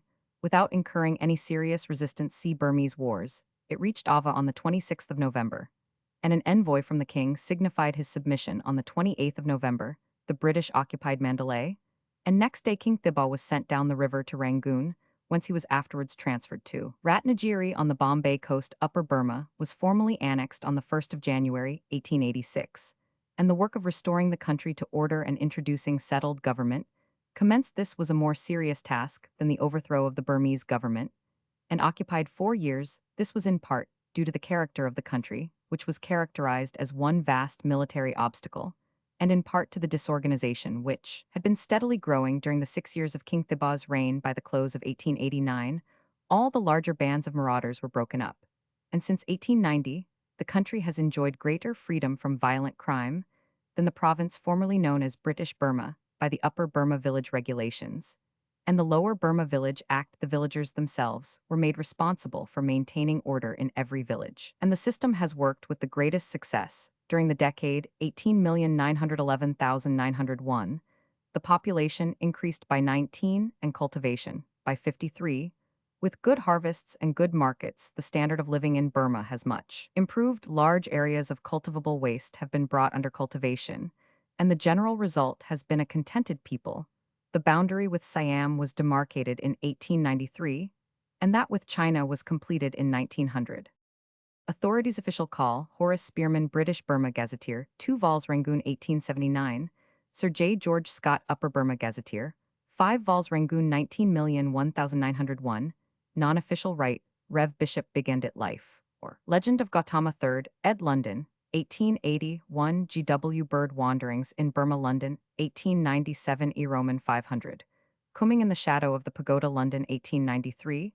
With the Jungle Folk, Condon, 1897. Max and Bertha Ferrars, Burma, London, 1900. H. Fielding the Soul of a People, Buddhism in Burma, London, 1898. Thibaw's Queen, London, 1899. A People at School, 1906. Capt. Roman 100. J. Forbes, F.S. Burma, London, 1878. Comparative Grammar of the Languages of Farther India, London, 1881. Legendary History of Burma and Arakan, Rangoon, 1882. J. Gordon, Burma and its Inhabitants, London, 1876. Mrs. E. Hart, Roman 5. P. Picturesque Burma, London, 1897. Jen R. McMahon, Far Cathay and Farther India, London, 1892. Rev. F. Mason, Roman 500. Roman 500 Burma, Rangoon, 1860. A. Parker, Burma, Rangoon, 1892. Sir Arthur Phayre, History of Burma, London, 1883. G. Roman 100. Rigby, History of the Operations in Northern Arakan and the Yodwin Chin Hills, Rangoon, 1897.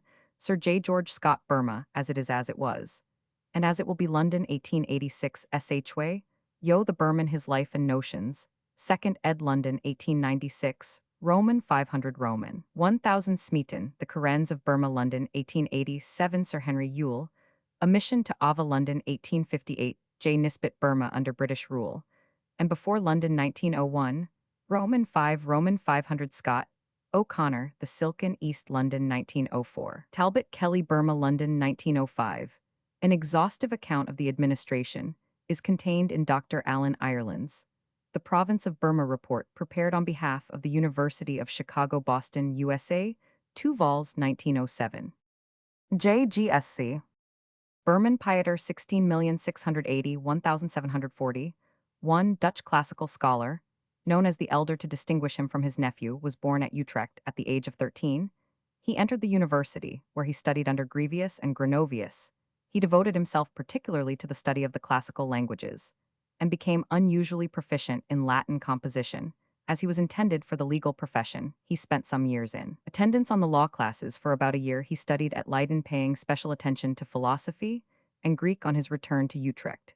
He took the degree of Doctor of Laws March 1688, and after traveling through Switzerland and part of Germany, settled down to the practice of law, without however abandoning his classical studies. In December 1690, he was appointed receiver of the tithes which were originally paid to the Bishop of Utrecht, and 5 years later was nominated to the professorship of eloquence and history. To this chair was soon added that of Greek and politics. In 1714, he paid a short visit to Paris and ransacked the libraries. In the following year, he was appointed successor to the celebrated Perizonius, who had held the chair of history, Greek language, and eloquence at Leiden. He was subsequently appointed professor of history for the United Provinces and chief librarian. His numerous editorial and critical works spread his fame as a scholar throughout Europe, and engaged him in many of the stormy disputes which were then so common among men of letters. Burman was rather a compiler than a critic. His commentaries show immense learning and accuracy, but are wanting in taste and judgment. He died on the 31st of March 1741. Burman edited the following classical authors: Phaedrus, 1698, Horace, 1699, Valerius Flaccus, 1702, Petronius Arbiter, 1709, Velgus Paterculus, 1719, Quintilian, 1720, Justin, 1722, Ovid, 1727, Poeti Latini Minors, 1730, 1 Suetonius, 1736, Lucan, 1740. He also published an edition of Buchanan's works. Continued Grevius' great work Thesaurus Antiquitatum et Historiarum Italii, and wrote a treatise De Vectigalibus Populi Romani, 1694, and a short manual of Roman antiquities Antiquitatum Romanorum, Brevis Descriptio, 1711. His Sylloge Epistolarum, a Viris Illustribus Scriptarum, 1725, is of importance for the history of learned men. The list of his works occupies 5 pages in Saxe's Onomasticon. His poems and orations were published after his death. There is an account of his life in the Gentleman's Magazine for April 1742 by Dr. Samuel Johnson. Burman Pieter 17,141,778, called by himself the younger secondus Dutch philologist nephew of the above, was born at Amsterdam on the 13th of October 1714. He was brought up by his uncle in Leiden, and afterwards studied law and philology under Roman 100 Duker and Arnold von Drakenborch at Utrecht. In 1735, he was appointed professor of eloquence and history at Frankfurt, with which the chair of poetry was combined. In 1741. In the following year, he left Frankfurt for Amsterdam to become professor of history and philology at the Athenaeum. He was subsequently professor of poetry 1744, general librarian 1752, and inspector of the gymnasium 1753. In 1777, he retired and died on the 24th of June 1778 at Sandhorst. Near Amsterdam, he resembled his more famous uncle in the manner and direction of his studies, and in his violent disposition, which involved him in quarrels with contemporaries, notably Sachs and Klotz. He was a man of extensive learning, and had a great talent for Latin poetry. His most valuable works are Anthologia Veterum Latinorum Epigrammatum et Poematum 17,590, 1773, Aristophanes Commodii, Novum 1760, Rhetorica, Ad Hirnium 1761. He completed the editions of Virgil 1746 and Claudian 1760, which had been left unfinished by his uncle, and commenced an edition of Propertius, one of his best works, which was only half printed at the time of his death. It was completed by Roman 50 Van Santen and published in 1780. Burmese Wars. 3 wars were fought between Burma and the British during the 19th century. See Burma history, which resulted in the gradual extinction of Burmese independence. First Burmese War, 182,326. On the 23rd of September 1823, an armed party of Burmese attacked a British guard on Shapara, an island close to the Chittagong side, killing and wounding 6 of the guard. 2 Burmese armies, one from Manipur and another from Assam, also entered Cachar, which was under British protection in January 1824. War with Burma was formally declared on the 5th of March 1824. On the 17th of May, a Burmese force invaded Chittagong and drove a mixed sepoy and police detachment from its position at Ramu, but did not follow up its success. The British rulers in India, however, had resolved to carry the war into the enemy's country, and armament, under Commodore Charles Grant and Sir Archibald Campbell, entered the Rangoon River and anchored off the town on the 10th of May 1824. After a feeble resistance, the place, then little more than a large stockaded village, was surrendered, and the troops were landed. The place was entirely deserted by its inhabitants, the provisions were carried off or destroyed, and the invading force took possession of a complete solitude. On the 28th of May, Sir Campbell ordered an attack on some of the nearest posts, which were all carried after a steadily weakening defense. Another attack was made on the 10th of June on the stockades at the village of Kemendine. Some of these were battered by artillery from the war vessels in the river, and the shot and shells had such effect on the Burmese that they evacuated them after a very unequal resistance. It soon, however, became apparent that the expedition had been undertaken with very imperfect knowledge of the country, and without adequate provision. The devastation of the country, which was part of the defensive system of the Burmese, was carried out with unrelenting rigor, and the invaders were soon reduced to great difficulties. The health of the men declined, and their ranks were fearfully thin. The monarch of Ava sent large reinforcements to his dispirited and beaten army, and early in June, an attack was commenced on the British line, but proved unsuccessful. On the 8th, the British assaulted the enemy, were beaten at all points, and their strongest stockaded works battered to pieces by a powerful artillery were in general abandoned, with the exception of an attack by the Prince of Tharawati in the end of August.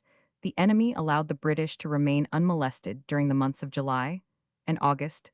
This interval was employed by Sir A. Campbell in subduing the Burmese provinces of Tavai and Mergui, and the whole coast of Tenasserim. This was an important conquest, as the country was salubrious and afforded convalescent stations to the sick, who were now so numerous in the British army that there were scarcely 3,000 soldiers fit for duty. An expedition was about this time sent against the old Portuguese fort and factory of Cerium at the mouth of the Pegu River, which was taken, and in October the province of Martaban was reduced under the authority of the British. The rainy season terminated about the end of October, and the court of Ava, alarmed by the discomfiture of its armies, recalled the veteran legions which were employed in Arakan under their renowned leader. Maha Banjula hastened by forced marches to the defense of his country, and by the end of November an army of 60,000 men had surrounded the British position at Rangoon and Kemendine, for the defense of which Sir Archibald Campbell had only 5,000 efficient troops. The enemy, in great force, made repeated attacks on Kemendine without success, and on the 7th of December, Banjula was defeated in a counterattack made by Sir A. Campbell. The fugitives retired to a strong position on the river, which they again entrenched, and here they were attacked by the British on the 15th, and driven in complete confusion from the field. Sir Archibald Campbell now resolved to advance on Prom Roman 5 Pabout 100 Roman 1000, higher up the Irrawaddy River. He moved with his force on the 13th of February 1825, in 2 divisions, one proceeding by land, and the other under General Willoughby Cotton, destined for the reduction of Danabue. Being embarked on the flotilla, taking the command of the land force, he continued his advance till the 11th of March, when intelligence reached him of the failure of the attack upon Danabue. He instantly commenced a retrograde march. On the 27th, he effected a junction with General Cotton's force, and on the 2nd of April, entered the entrenchments at Danabue, without resistance. Banjula having been killed by the explosion of a bomb, the English general entered Prom on the 25th, and remained there during the rainy season. On the 17th of September, an armistice was concluded for 1 month. In the course of the summer, General Joseph Morrison had conquered the province of Arakan in the north, the Burmese were expelled from Assam, and the British had made some progress in Cachar, though their advance was finally impeded by the thick forests and jungle. The armistice having expired on the 3rd of November, the army of Ava, amounting to 60,000 men, advanced in 3 divisions against the British position at Prome, which was defended by 3,000 Europeans and 2,000 native troops. But the British still triumphed, and after several actions in which the Burmese were the assailants and were partially successful, Sir A. Campbell, on the 1st of December, attacked the different divisions of their army and successively drove them from all their positions and dispersed them in every direction. The Burmese retired on Mallan along the course of the Irrawaddy, where they occupied with 10,000 or 12,000 men a series of strongly fortified heights and a formidable stockade. On the 26th. They sent a flag of truce to the British camp, and negotiations having commenced, peace was proposed to them on the following conditions: 1. The cession of Arakan together with the provinces of Mergui Tav, and ye 2. The renunciation by the Burmese sovereign of all claims upon Assam, and the contiguous petty states. 3. The company to be paid 1 crore of rupees as an indemnification for the expenses of the war. 4. Residents from each court to be allowed with an escort of 50 men, while it was also stipulated that British ships should no longer be obliged to unship their rudders and land their guns as formerly in the Burmese ports. This treaty was agreed to and signed, but the ratification of the king was still wanting, and it was soon apparent that the Burmese had no intention to sign it, but were preparing to renew the contest on the 19th of January. Accordingly, Sir A. Campbell attacked and carried the enemy's position at Mallan. Another offer of peace was here made by the Burmese, but it was found to be insincere, and the fugitive army made at the ancient city of Pagan a final stand in defense of the capital. They were attacked and overthrown on the 9th of February 1826, and the invading force being now within 4 days' march of Ava. Dr. Price, an American missionary, who with other Europeans had been thrown into prison when the war commenced, was sent to the British camp, with the treaty known as the Treaty of Yandabu, ratified, the prisoners of war released, and an installment of 25 lakhs of rupees. The war was thus brought to a successful termination, and the British army evacuated the country. Second Burmese War, 1852. On the 15th of March 1852, Lord Dalhousie sent an ultimatum to King Pagan, announcing that hostile operations would be commenced if all his demands were not agreed to by the ist of April. Meanwhile, a force consisting of 8,100 troops had been dispatched to Rangoon under the command of General H.T. Godwin Roman 100B, while Commodore Lambert commanded the naval contingent. No reply being given to this letter, the first blow of the Second Burmese War was struck by the British. On the 5th of April 1852, when Martaban was taken, Rangoon town was occupied on the 12th, and the Shwe Dagon Pagoda on the 14th. After heavy fighting, when the Burmese army retired northwards, Bassein was seized on the 19th of May, and Pegu was taken on the 3rd of June, after some sharp fighting round the Shwe Pagoda during the rainy season. The approval of the East India Company's Court of Directors and of the British government was obtained to the annexation of the lower portion of the Irrawaddy Valley, including Prome. Lord Dalhousie visited Rangoon in July and August, and discussed the whole situation with the civil, military, and naval authorities.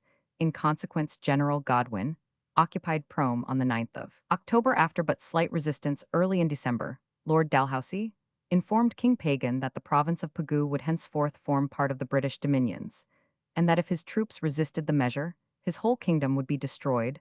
The proclamation of annexation was issued on the 20th of January 1853, and thus the Second Burmese War was brought to an end, without any treaty being signed.